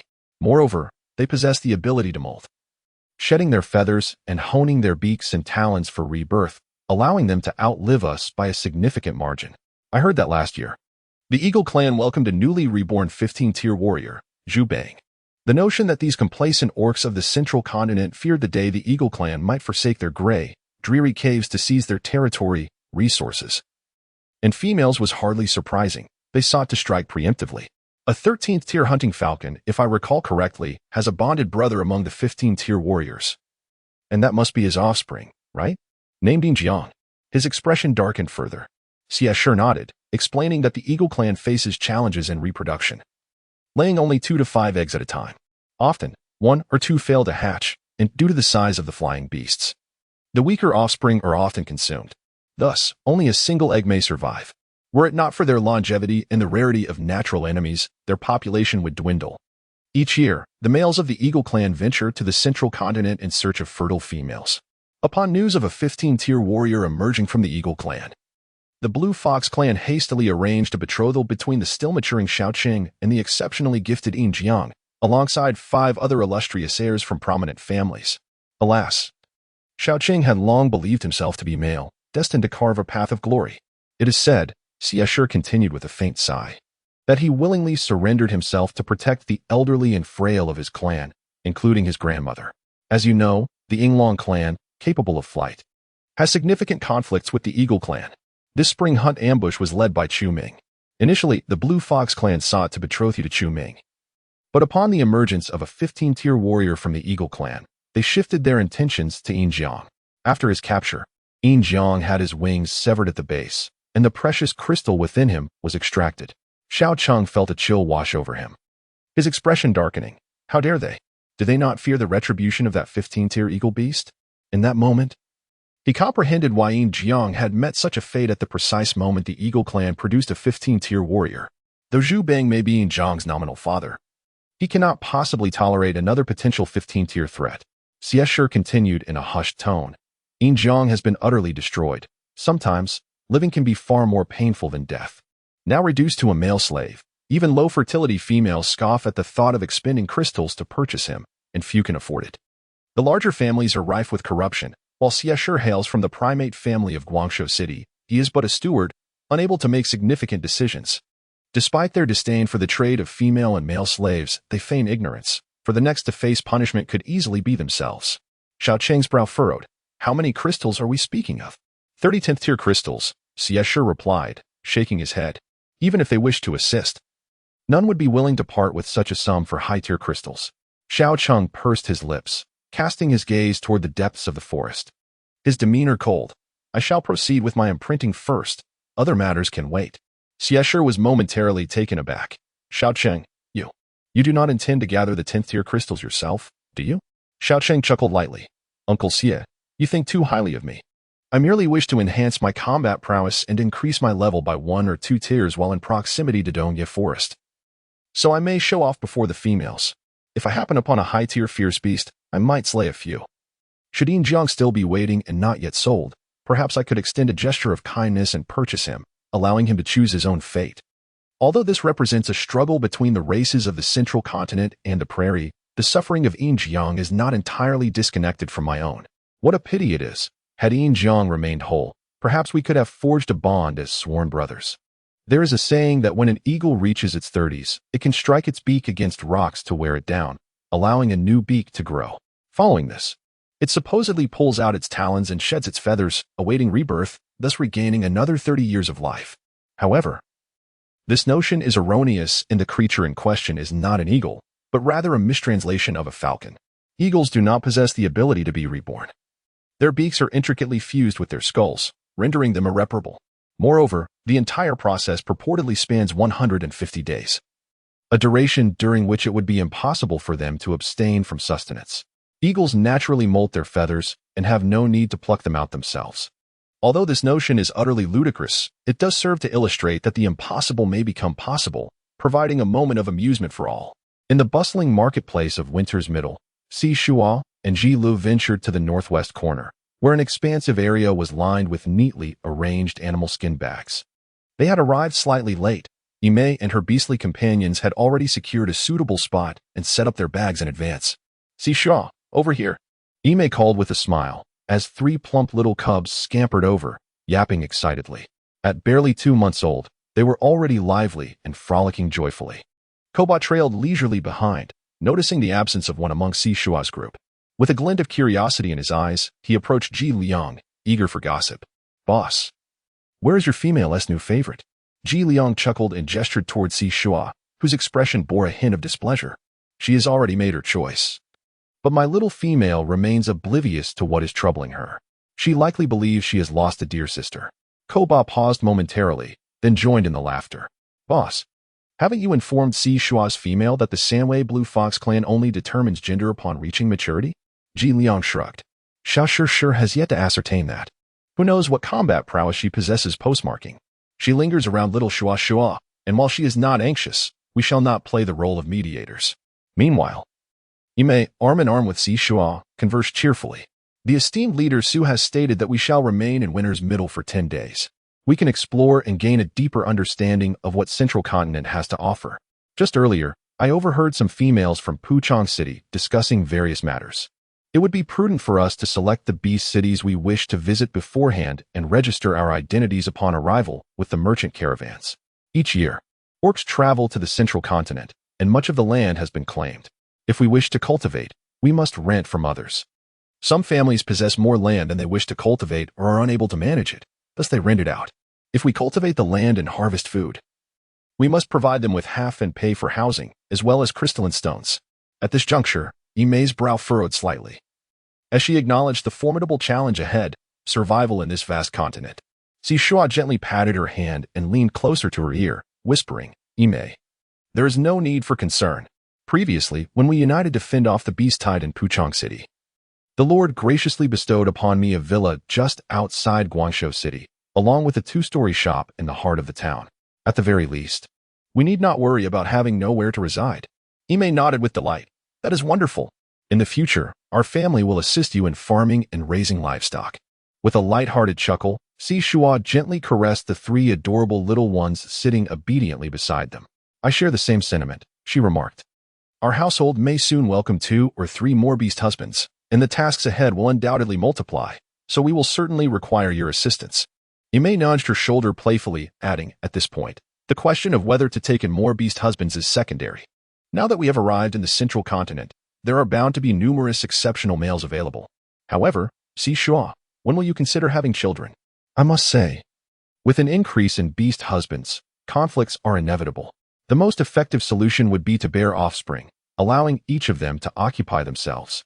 Shuo was momentarily taken aback. Is that really possible? Imei raised her chin slightly. Of course. Look at how considerate my Ko-Ba has become, attentively watching over the little ones. Meanwhile, my other beastly husbands are entirely focused on ensuring I bear their offspring. The weather is just right for me to conceive again. Once the little ones grow a bit stronger, it will be the rainy and winter seasons. If we have sufficient supplies at home, perhaps the little pines can have even more siblings. Shuo could not help but swallow hard. 3 children in a year. Isn't that rather alarming? Imei chuckled and replied, it's not too bad, I suppose. With so many beastly husbands at home, I must bear 2 offspring for each of them. If my fertility had been low in the past, that would have been one thing, but now I am a sacred matron, and I cannot squander the blessings bestowed upon me by the beast god. Moreover, a female's affection for a male is often expressed through the gift of offspring. Shuo, you are exquisite, and your beastly husbands are undeniably handsome. Your offspring are surely splendid. Shuo touched his nose, and whenever he contemplated the prospect of carrying a child throughout the year, he swiftly shook his head in fright. Perhaps I should opt for 1 or 2 births annually, allowing myself ample time to recuperate. If I nurture my body well and maintain sufficient nutrition, it is likely that the offspring will possess commendable qualities. Imei pondered this notion and concurred. In the central continent, it seemed that agricultural practices emphasized rest and rotation. Planting the same crop continuously on a plot would result in diminishing yields the following year, necessitating a period of rejuvenation for the soil. Similarly, when we conceive, it is the male that sows his seeds within our bodies. The finest sustenance we consume is dedicated entirely to nourishing the life within us. If we fail to care for our health, the potential of our offspring may also be compromised. Thus, should I also limit myself to 2 births a year? It aligns perfectly with our impending responsibilities in the central continent. I shall give birth once the rainy season arrives. Shuo chuckled lightly and nodded. Indeed, as females, we should not let our minds dwell solely on males and offspring. We must engage in pursuits that bring us joy and fulfillment. Life is long, and we cannot afford to squander our time. I will follow your lead. Shuo, Imei replied with an affirmative hum. The sun had begun its descent, casting a warm, golden glow that mingled with the fragrant breeze carrying the scents of grass and unknown wildflowers. The 2 of them strolled through the marketplace, where the culinary offerings surpassed those of the southern continent by a considerable margin. This was likely due to the diminished direct threats to survival, allowing the orcs more time and energy to invest in enhancing their quality of life. Consequently, the central continent was witnessing the emergence of fine cuisine, healthcare, culture, economy, and technology, all poised for rapid development. A variety of snacks and flavorful roasted meats delighted the orcs who had journeyed from the southern continent. However, for Shuo and Imei, the flavors still fell somewhat short.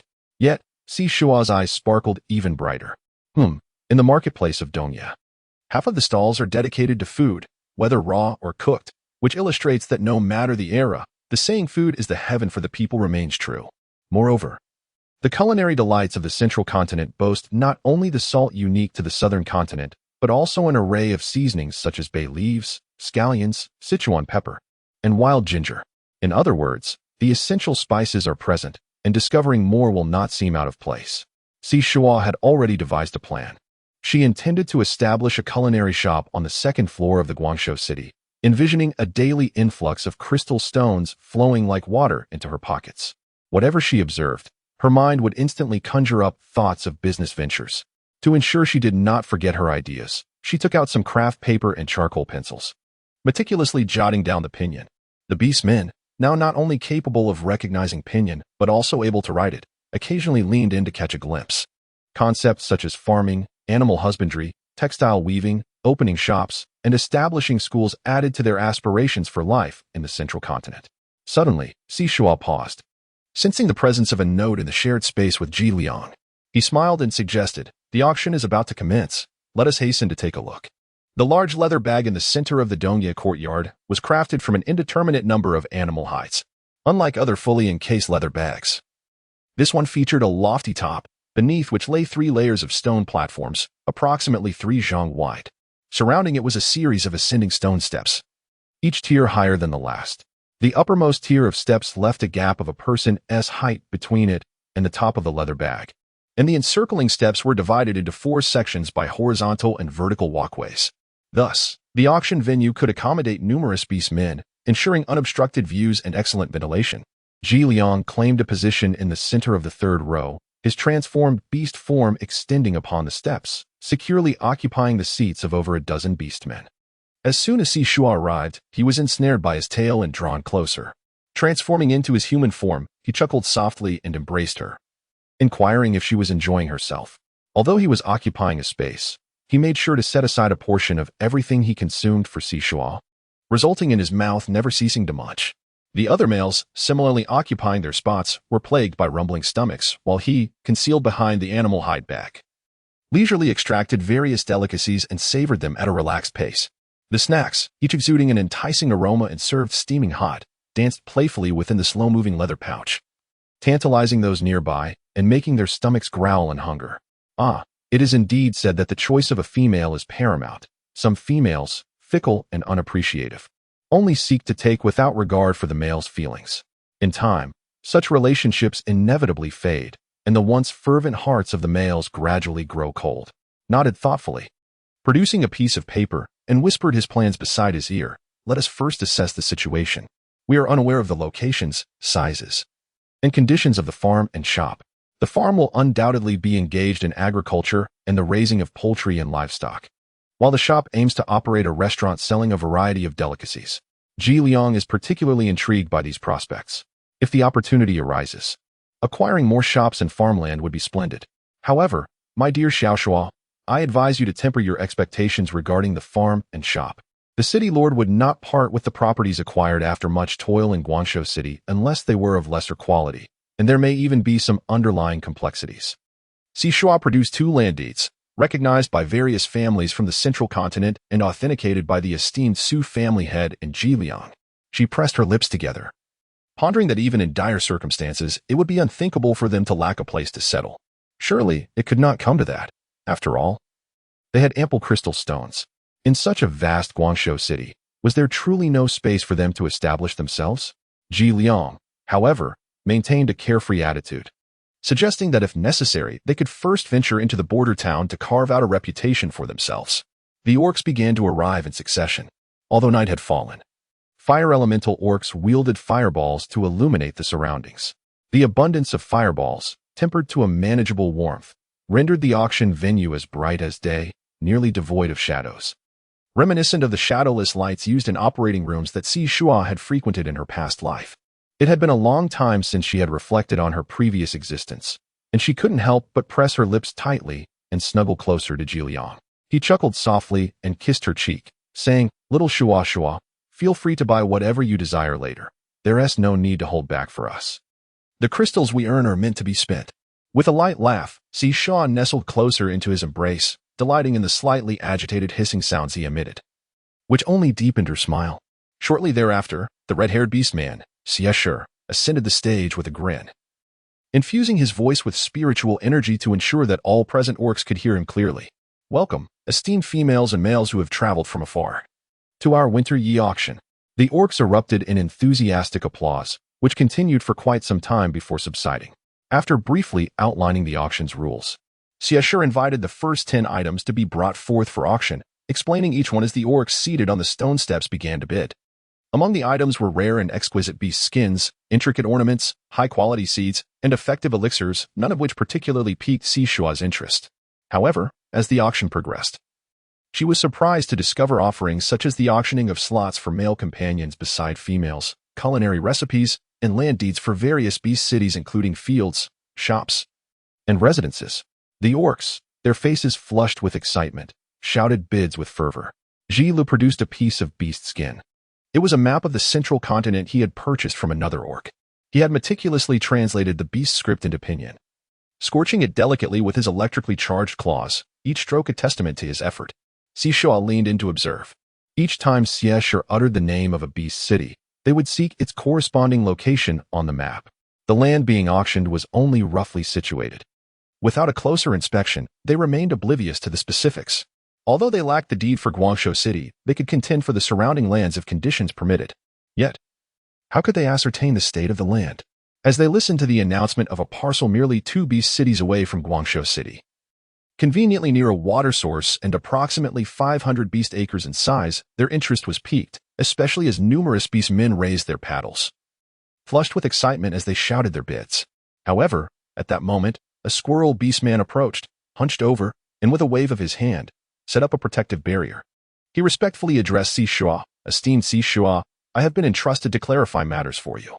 Although this piece of land sounds appealing, it is, in fact, a barren expanse, unfit for cultivation or livestock, and the beastmen residing there tend to exhibit volatile temperaments.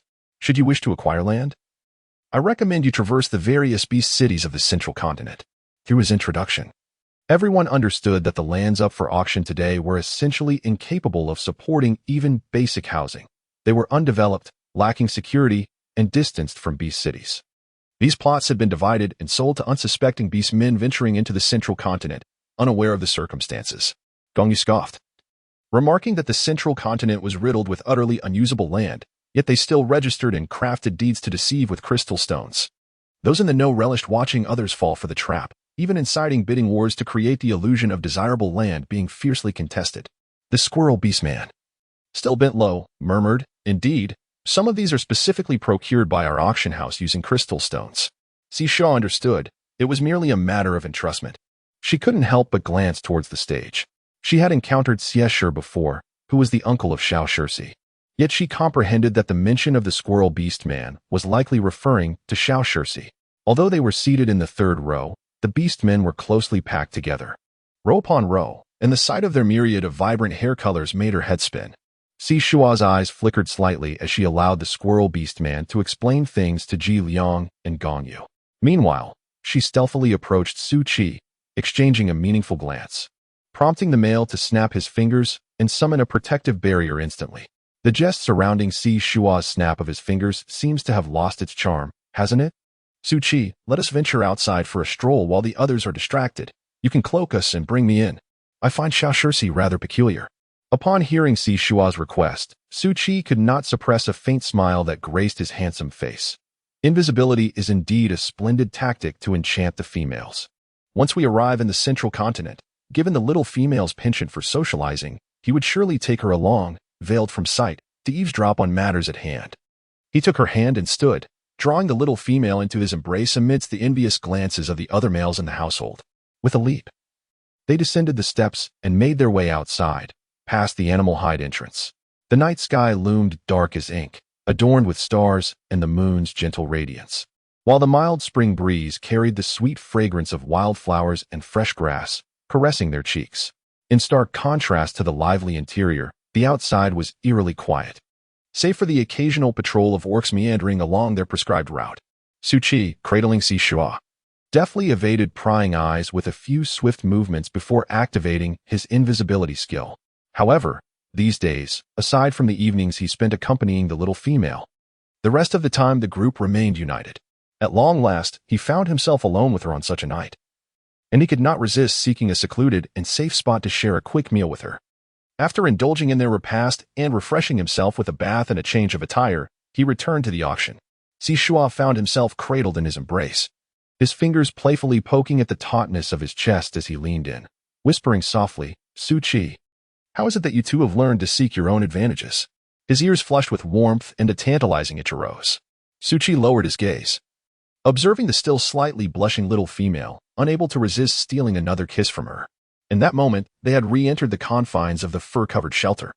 Surrounded by their fellow beastmen, Shuo tugged at his garment, lightly pounding his chest, yet the male seemed to grow increasingly exhilarated. Once they had descended the steps, Su-Chi leaned closer, a smile gracing his lips as he replied in her ear, "Saintly female Shuo. Even a male who lacks awareness can intuitively navigate the company of a beloved female. Do not think too highly of me. I long to hold you like this forever." Shuo smiled softly, leaning against his neck, expressing her fondness for his embrace. No amount of eloquence could rival the fervor and sincerity of their shared hugs and kisses. Their mutual affection drew them closer.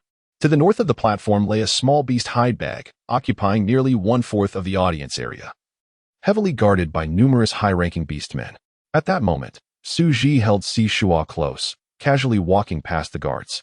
Even though Shuo was aware of Su-Ji's ability to become invisible, her heart raced with excitement. Had it not been for Su-Ji's power to mask her presence and muffle sound, her concealed form would have undoubtedly been detected. She clung tightly to Su-Ji, exhilarated by the thrill, especially as he playfully kissed her twice, causing her heart to race to the point of wishing she could simply vanish. As they entered the small beast hide bag, they noticed that several corners concealed formidable beast men, while two patrolled vigilantly, anxious to prevent any mishap. Various items up for auction and beastmen were meticulously arranged, and indeed, after a circuitous exploration, Shuo and Su-Ji were delighted to spot Xiao Shirsi, who had returned to his original form. Shuo gently patted Su-Chi, signaling him to come closer and find a vantage point for observation. Su-Chi, cradling her, silently approached the bronze cage where Xiao Shirsi was stationed.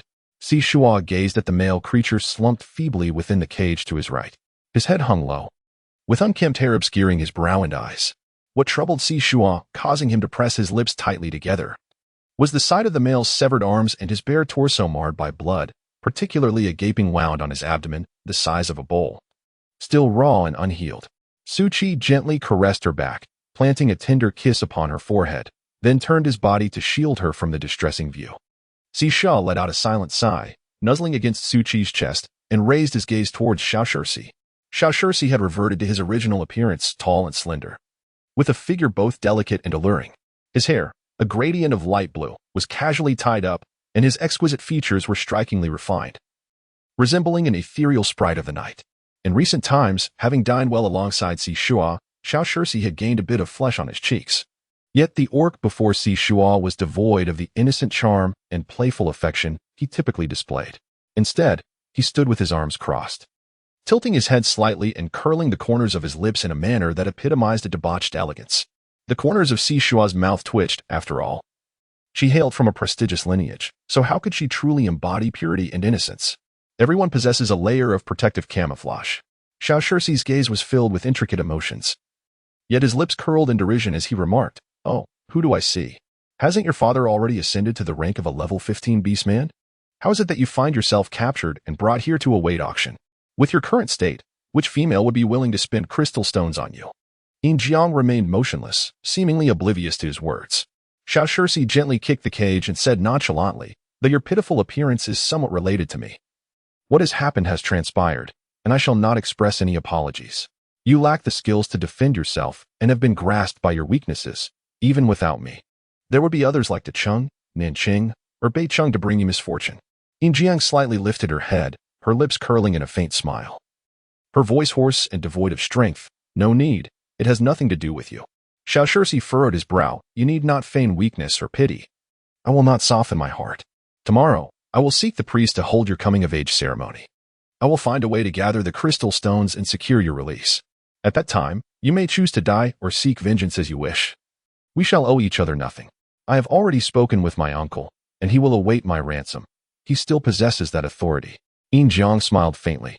Her complexion is pale as parchment, the sharpness in her eyes now as still as a tranquil pond. "There is no need. There exists no connection between us. And you need not shoulder the burden of responsibility. The contract was arranged by our families. but I never intended to sacrifice my life as significant events for the benefit of the clan. The Eagle tribe has long been at odds with the Yinglong clan.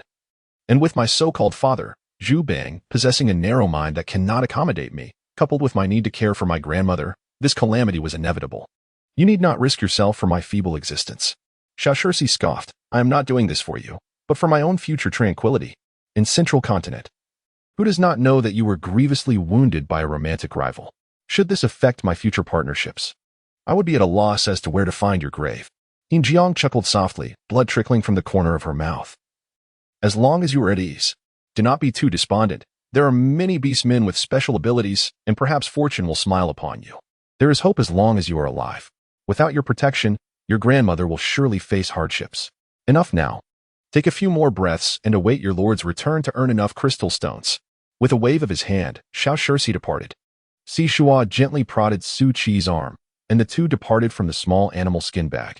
Upon reaching the exterior of the auction venue, where Su Qi had set up a protective shield, Shuo finally dared to take deep breaths. I never anticipated that Xiao Shirsi could be so contradictory, clearly deeply concerned. Yet her words were laced with venom. Alas, she is pitiable, having been abducted herself, while her partner is left in a state of mere survival. Su Qi's lips twitched. Which I did the little female use to perceive Xiao Shirsi's concern for that male, even if she did care. It was certainly not in the manner the little female imagined. Su Qi remained silent, leaning against a pillar, observing the little female as she anxiously paced back and forth. Although Xiao Shirsi could be a touch petty, preoccupied with thoughts of me becoming her sister-in-law, having spent over a month in her company, I found her to be a rather delightful and endearing young female. I initially believed she was living well within the Xiao family, but it now appears she may have been lying. Even if we were to deliver her to the Xiao household, they might not acknowledge our goodwill. That male, so gravely injured, would fetch but a few crystal stones, and Xiao Shirsi would need to devise a plan to scrape together some semblance of aid. After all, she had been calling the little female her sister for a month. Shuo, witnessing the earlier scene, felt as though he had just watched a heart-wrenching romance unfold, and his heart was still in a knot. It is often said that one should assist others to the very end. If one is to send a Buddha, let it be to the West. At the very least, she must ensure Xiao Shirsi's safety. Su Qi, do you think Xiao Shirsi can truly abandon that male after redeeming him? She is undoubtedly a sharp-tongued, yet tender-hearted individual, and I wonder what scheme she might concoct to gather crystal stones. Perhaps we should lend her a discreet hand? Su Qi chuckled as he pulled her back, urging her to stop her restless pacing.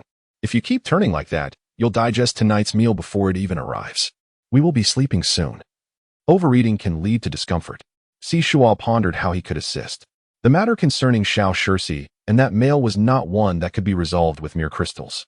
He must have been a flying beast, with both arms severed and the crystal at his dantian excavated, rendering him utterly incapacitated and with little hope of recovery. Upon hearing of the male's dire plight, Shuo could not help but embrace him tenderly. Su Qi, he murmured, I increasingly feel that my encounter with you is an extraordinary stroke of fortune. To find someone one cherishes in this world, and to be able to stand by them, truly requires immense luck. Su Qi held her tightly in his arms, replying, Indeed, little female, you are my greatest fortune. Shuo felt a sweet ache in her heart.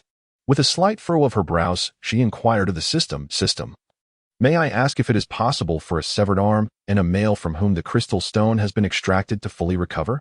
Is the resurrection elixir effective? The system replied, Host, the resurrection elixir merely allows one to snatch back life from the grasp of the King of Hell, enabling any creature that has perished within the last half hour to return to life. However, the extent of bodily restoration is contingent upon individual constitution. There is no possibility of regrowing severed limbs or reconstructing the dantian. Nonetheless, you might consider taking this 13th level Hawk Beastman as your beast husband and bestowing upon him the ability of regeneration. The initial resurrection produced by the beast god can restore the Hawk Beastman to his prime. Shuo was taken aback by the bold and unrestrained words of the system, causing her to cough repeatedly. Su Qi gently patted her back to help her regain her composure, helplessly advising, Be careful.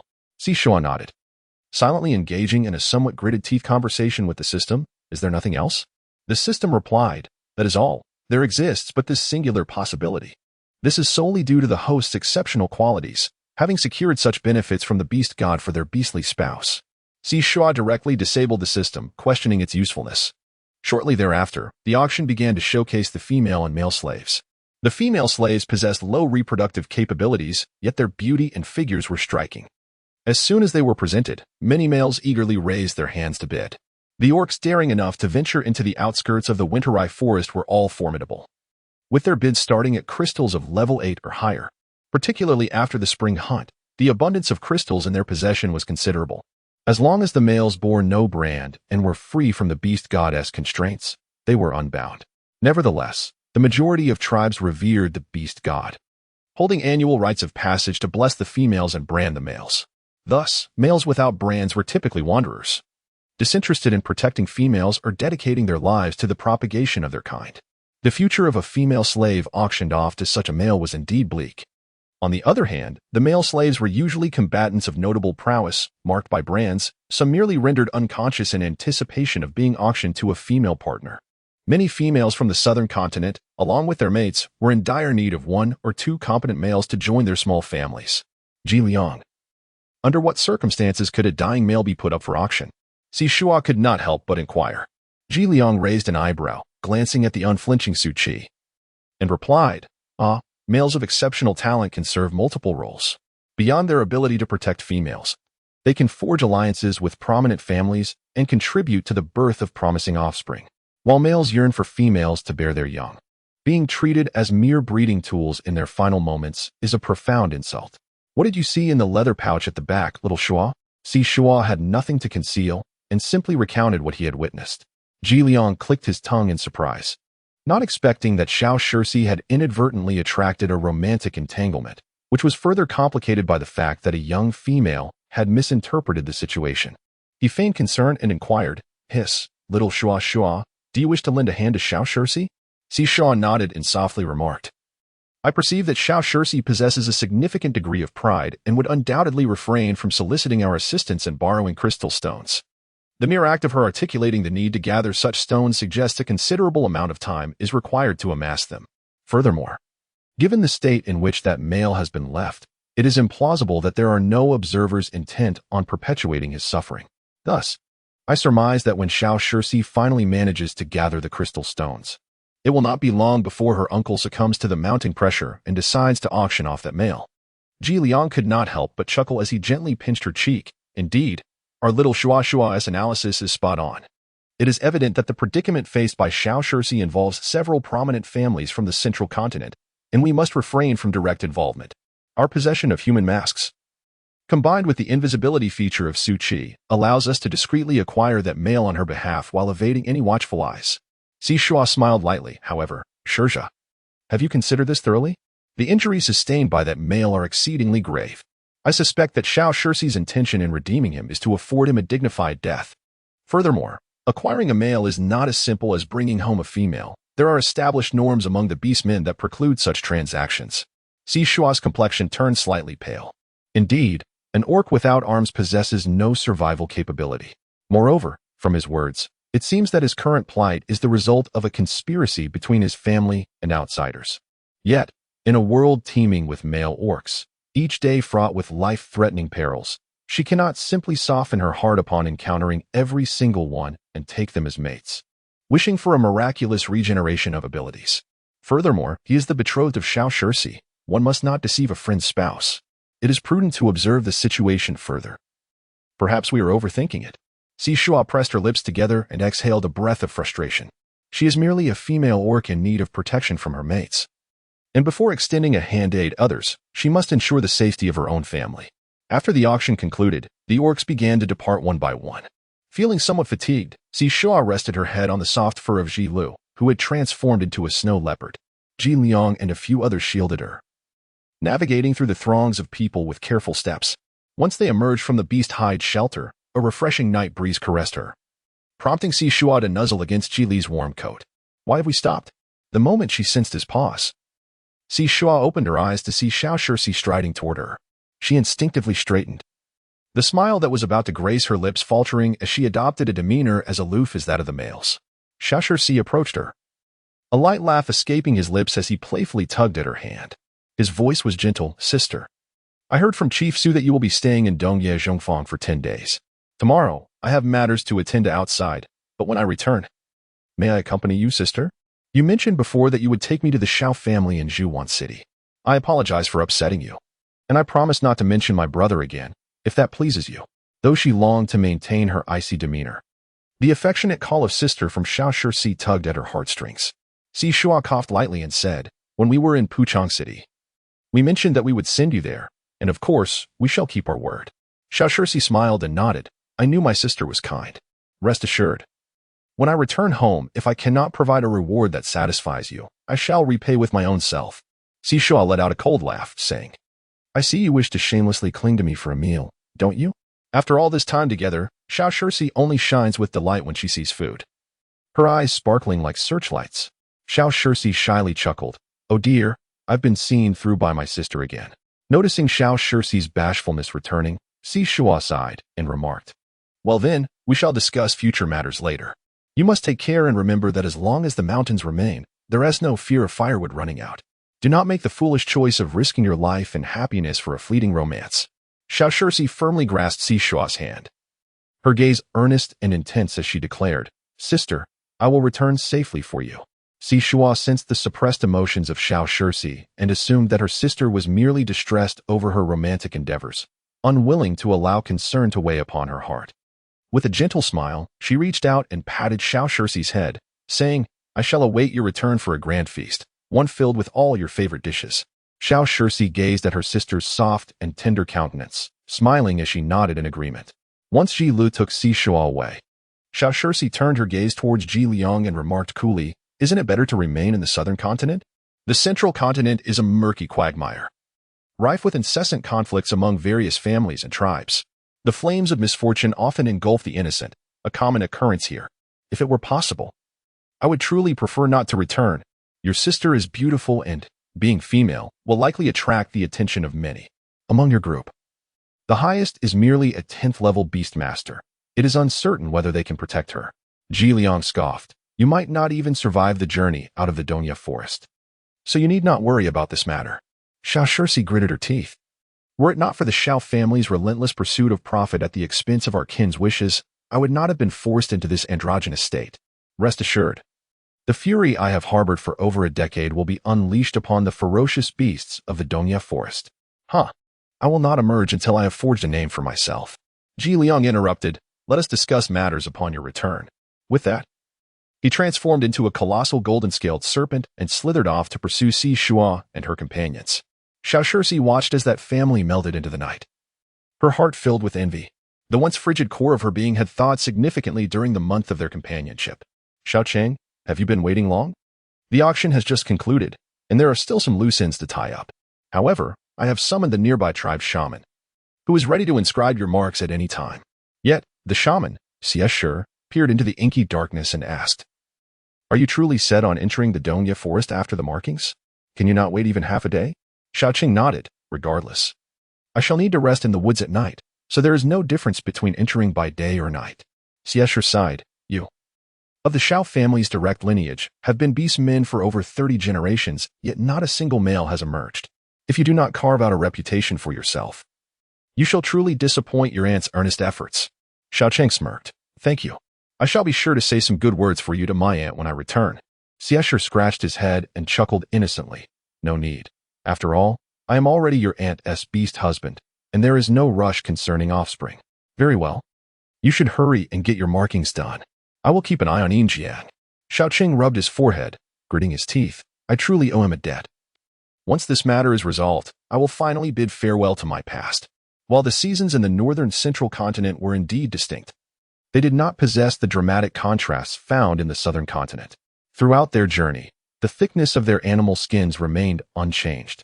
Recently, Si Shuo found herself in a state of emotional reflection, awakening with a sense of restlessness and languor. Upon hearing her stir, Gongyu entered the room with a smile. Embracing her and sensing an even greater fervor from the little female than usual, instinctively leaning against him, he applied gentle pressure with his hand, restraining Si Shuo's restless movements. His voice husky as he murmured, My dear, I long to soothe you right now. But today marks the day when the major tribes from the Central Plains gather for the spring hunt. This morning, 5 prominent tribes have already arrived. Si Shuo looked up in confusion. Spring hunt. Hasn't it already concluded? Gongyu chuckled and nodded. Indeed, There are two spring hunts each year in the central continent. One takes place in the vast forests of the western and northern regions, where numerous beast cities connect. This area borders the beast city outskirts. And beyond lies the frigid north, my birthplace, the home I roamed before arriving in Southeast City. The combined area of the western and northern forests surpasses that of the winter forest, yet the scarcity of orcs results in a relatively abundant population of fierce beasts. To prevent the hard-earned beast cities from falling into ruin, each household sends half of their beast men to the border cities to battle these ferocious creatures throughout the year. In addition to the scheduled spring hunts, the second hunt occurs in the winter forest, separated by vast grasslands where there are few tribes. Yet they help to mitigate the fierce beasts within the forest. Moreover, each year, orcs from the southern continent arrive, distanced from this marketplace, alleviating further concerns.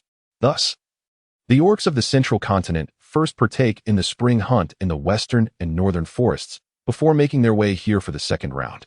Noticing the subtle excitement in Gong Yu's voice, Shuo smiled and inquired, "Is there more to the spring hunt than meets the eye?" Gong Yu lowered her gaze, her eyes glistening with a gentle blush during her estrus period, exuding a sweetness akin to molten sugar. Unable to resist, he pulled her onto his lap, caressing her neck and kissing her, watching as she became dazed. With a soft chuckle, he said, I truly have no way with you. Allow me to comfort you first, but you mustn't gaze at other males indiscriminately." In the chaotic mind of Shuo, who initiated this? After satisfying his hunger, Shuo felt revitalized, engaging in his morning routine while listening to Gong's discourse. It resembled a gathering of males and females, akin to a grand matchmaking event, where those who found mutual attraction would directly form partnerships. However, the spring hunt in the winter night forest possessed its own unique characteristics. The beast city, being quite expansive, could not be entirely governed by just a handful of families and tribes. Thus, it necessitated the enlistment of formidable orc warriors to assist in its administration. My dear, since we are destined for Guangzhou City, the four of us have conferred and decided to participate in the spring hunt in turns, in hopes of securing a position within the city. Today, Shuo adorned herself in a delicate light pink velvet jumpsuit, her hair styled into a graceful bun secured by a matching plush scrunchie. Even without makeup, she resembled a finely sculpted porcelain beauty, her youthful roundness enhanced by a touch of softness. She inquired, her eyes sparkling, "Gong Yu, what positions are available, and what are the selection criteria? Will your commitment to protecting me affect your participation in the spring hunt?" Though their family possessed an abundance of crystal stones, securing a position in the city, even as a mere gatekeeper or patrolling soldier, would serve as a valuable layer of protection. Moreover, each of them was exceptionally capable, potentially paving the way for remarkable achievements. Gong Yu playfully pinched her bun and chuckled, "It's inconsequential. The assessment period spans 4 days. With groups of 10 entering the forest, they will evaluate our wilderness survival and teamwork skills, along with our ability to return relatively unscathed and the quantity and caliber of beasts hunted. We can teleport back at any moment, so we plan to send 2 individuals each time, ensuring they join different groups to enhance our chances of selection. Our aspirations aren't lofty. Surely one of the 4 males can be chosen, as we cannot allow our dear one to lose face." Shuo felt a surge of tension. In her previous life, due to her physical limitations, she had adopted a rather laid-back approach and had never participated in any of the brutal eliminations within the school or society. How many orcs were they actually seeking? And how many individuals were competing? Stepping out from her leather pouch, Shuo munched on corn, her curiosity still piqued. Jilu sat beside her, serving her a bowl of creamy fish soup, adorned with flecks of oil and sprinkled with small scallions, exuding an exceptionally delectable aroma. There are quite a few, especially since the spring hunt in the northwest has just concluded, which resulted in the loss of numerous orcs. Although the orcs in the central continent generally possess formidable combat abilities, we 4 do not hold any significant standing. Yet, we are certainly not without merit. The safety and stability of the beast city require the vigilant protection of many orcs, and such warriors must meet a certain level of combat proficiency. Fortunately, all 4 of us are above the 8th level threshold. It is possible that our selection merely indicates we are ordinary soldiers. Shuo chuckled softly, gently nudging his shoulder. Being selected is already quite impressive. Moreover, you are all still so young. Who knows how far you can rise in the future? I wholeheartedly support your aspirations, but remember, safety comes first. The group of young men nodded solemnly in agreement. Ji Liang chuckled lightly and remarked, "Rest assured, Shuo, we are fully aware of our circumstances. Our participation in the spring hunt selection is solely to ensure a more stable life for our family and to protect what we hold dear. without life. All else is meaningless. Shuo turned to Ime, who was playing with the little one, and asked, Ime, is your beast husband also going to participate in the spring hunt selection? Ime nodded with a smile and replied, indeed, we have several beast husbands. But only Rongji, Panzhou, and Yuhong are qualified to participate. The three of them are divided into two groups, since there is an opportunity. It is always worth attempting. Ime had 7 beast husbands, yet only 3 of them, acquired after she became a holy female, were truly formidable. Gathered during her journey to Nani City and on the way to Puchong City. With powerful males leading the charge, Koba and his companions felt a sense of urgency, dedicating every moment they could to rigorous training. Panzhou had experience from previous competitions, while Yu Hang, as a traveling merchant, had ample encounters with ferocious beasts. And they alternated in training their bonded brothers. Remarkably, within just a month, Koba and his companions managed to break through 1 or 2 levels. This time, Shilu, Gongyu, and Yu Hang participated together, carrying only a modest beast skin bag containing some jerky and water. Shuo could not help but pull Jilu and Gongyu into the leather bag, meticulously retrieving items while explaining, this is the revitalization pill. If a person passes away, as long as it is within the time it takes to boil 2 pots of water, they can be snatched back from the beast god. This is the ascension pill, which should not be consumed hastily. Each orc may only ingest it 3 times, with each effect diminishing in potency. Thus, I have refrained from presenting it, intending to assist you during your moments of struggle. However, should you encounter extraordinary circumstances, a single ascension pill may very well alter your fate. Here are the leather masks, the swift rune, the thunder rune, and the puppet rune. Although I can replicate these, we should not excessively rely on external means. Consider them merely as tools for survival. The two nodded earnestly. Naturally, each of them was also equipped with a crossbow. The craftsmanship of the crossbow is exquisite. I can only replicate 1 per day. The more items the female presented, the more serious the expressions of the males became. There is no wall that does not have cracks. The uniqueness of the female will eventually be revealed, so they must hasten their path to strength. Previously, they had no means of support, but now armed with these, their spirit's sword, ready to fiercely compete for supremacy. After 4 days without meeting, Jilu and Gongyu lingered with Shuo for a few minutes before reluctantly merging into the crowd to register. Shuo had grown accustomed to the companionship of 4 beast masters, and now, unexpectedly deprived of 2, a sense of emptiness enveloped his heart. Ji Liang gently embraced the drooping shoulders of the little female, chuckling softly, little Shuo, in 4 days, both Su Qi and I shall embark on the spring hunt. You cannot dwell on the departing beast masters while turning a blind eye to the ones before you, can you? Shuo nestled in his embrace, her small face slightly furrowed. Ji Liang, once we arrive at Beast City and settle down, will you also need to spend half your time hunting in the border district? Ji Liang gently stroked her hair. Beast City mandates that 2 capable beastmen must remain by the side of each female. Additionally, half of the beastmen who are able to work and hunt will participate in maintaining safety in the border district. The beast soldiers who uphold order in the city share a similar nature of work, all contributing to the safety of the entire central continent's beast city. In other words, as long as one of us 4 males becomes a beast soldier, we need not be separated from little Shuo for long periods.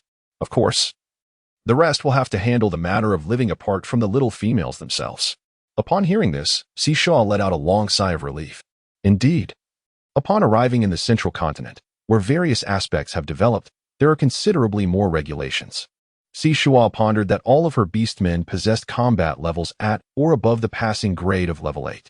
If just 1 beastman were conscripted as a soldier, there would be no need for them to take turns venturing to the border city for hunting tasks.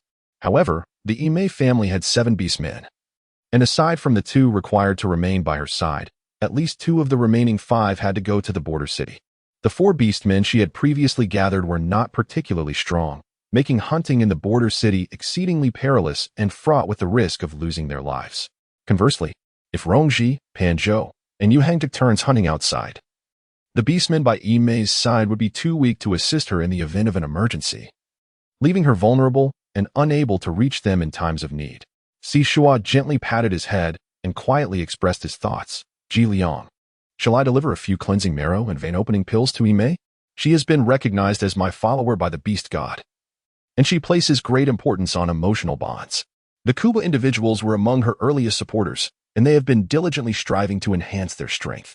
However, their inherent talents limit their potential, ensuring that their future combat capabilities will not reach great heights. With the cleansing marrow and vein-opening pills, their lower levels might allow them to advance several ranks, enabling them to swiftly attain level 8, thereby ensuring their self-defense. Jiliang pinched her cheek, saying, "Little Shuo, you can make your own decisions. Their increase in combat power will, to some extent, benefit us as well."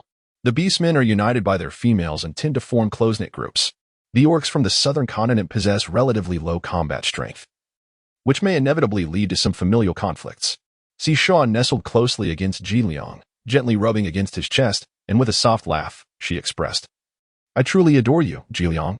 Jiliang placed a tender kiss upon her forehead, his golden eyes shimmering with the warmth of the rising sun. "Hiss. I am aware that you, my little Shuo, hold a unique affection for me. Rest assured, even if you were to seek out a formidable beast husband, I shall not feel a twinge of inferiority. Rather, I shall strive to surpass him. However, I do hope that you will shower me with affection when the time comes. I am quite easy to coax." Shuo murmured affectionately, "My dear snake is not only considerate and intelligent, but also exceptionally formidable. I cherish you the most." Jiliang felt a slight surge of excitement, yearning to draw the little female into the tent. However, the bond between the female and the male transcended mere intimacy. He was not a superficial beastman. Gently caressing her lustrous, rosy ears, he pecked her softly and chuckled, "Little Shuo, tell me, have you not declared your love for every one of our beastly husbands?" Shuo playfully bit his chin and chuckled, "Jiliang, seeing through it, but not speaking of it, huh?" The rules of this world had hardened her heart, transforming it into something akin to a durian. With every beastmaster standing on the very tip of her heart, she was completely unaware of her potential to be a sea king. Yet, her sea was not vast enough to harbor many fish. Jiliang's words were merely a jest, intended to make her pay more attention to her affections for him. After a playful exchange filled with laughter, Jiliang took Shuo's hand and led her toward Imei. Suchi, who had been resting nearby, stood upright and followed suit. Imei was busy crafting clothes for the little ones. Upon seeing her arrival, she smiled and patted the tree stump beside her, then presented a basket of wild fruits, all gathered by the children and their father from the outskirts of the forest. Shuo turned his head to glance at Suchi, who smiled and snapped his fingers to set up a protective shield. Imei felt a slight tension and lowered her voice, asking, "What is wrong with Shuo?" Shuo chuckled lightly, saying, "It's nothing, as you know. Jiliang has traveled extensively and possesses numerous valuable items. Behold, this small porcelain bottle contains a total of 11 essence cleansing pills. Each member of your family can have one, which will slightly enhance your physical constitution." Imei carefully accepted the palm-sized white jade porcelain bottle, cradling it against her heart while smiling with pursed lips. "Shuo, after being chosen by the beast god as the holy matriarch, I made a wish for an extraordinary ability, healing powers. The males possess commendable self-healing abilities, as long as the injuries are not life-threatening, they can endure. However, we females are not so fortunate. Even the slightest discomfort can escalate into severe illness or even death if not promptly addressed, regardless of our reproductive capabilities during childbirth. Every female must present herself before the beast god, particularly during the first few deliveries, where only 2 or 3 out of 10 females may be spared by the beast god. Thus, I have made plans. Once we settle in Beast City, I will set up a stand at my doorstep to provide medical care for the females. The amount they offer in crystal stones is of little consequence. What matters is that we gain a reputation, and I will also hone my extraordinary ability." Shuo nodded repeatedly, expressing her approval of the plan. "Ah, my unique ability allows me to accelerate plant growth and recognize various herbs and edible plants. We could establish a clinic together, which would be quite fitting. Regardless of the era, the status and reputation of healers are consistently esteemed. Moreover, being a healer is not arduous. It provides them with meaningful engagements, preventing their lives from revolving solely around the beast men and their offspring. I must return to compile a list of essential emergency remedies, addressing ailments such as colds, diarrhea, pain relief, and hemostasis, to ascertain which herbs can be cultivated." Suddenly, a rhythmic sound of drums echoed from a distance, prompting everyone to rise and gaze in anticipation.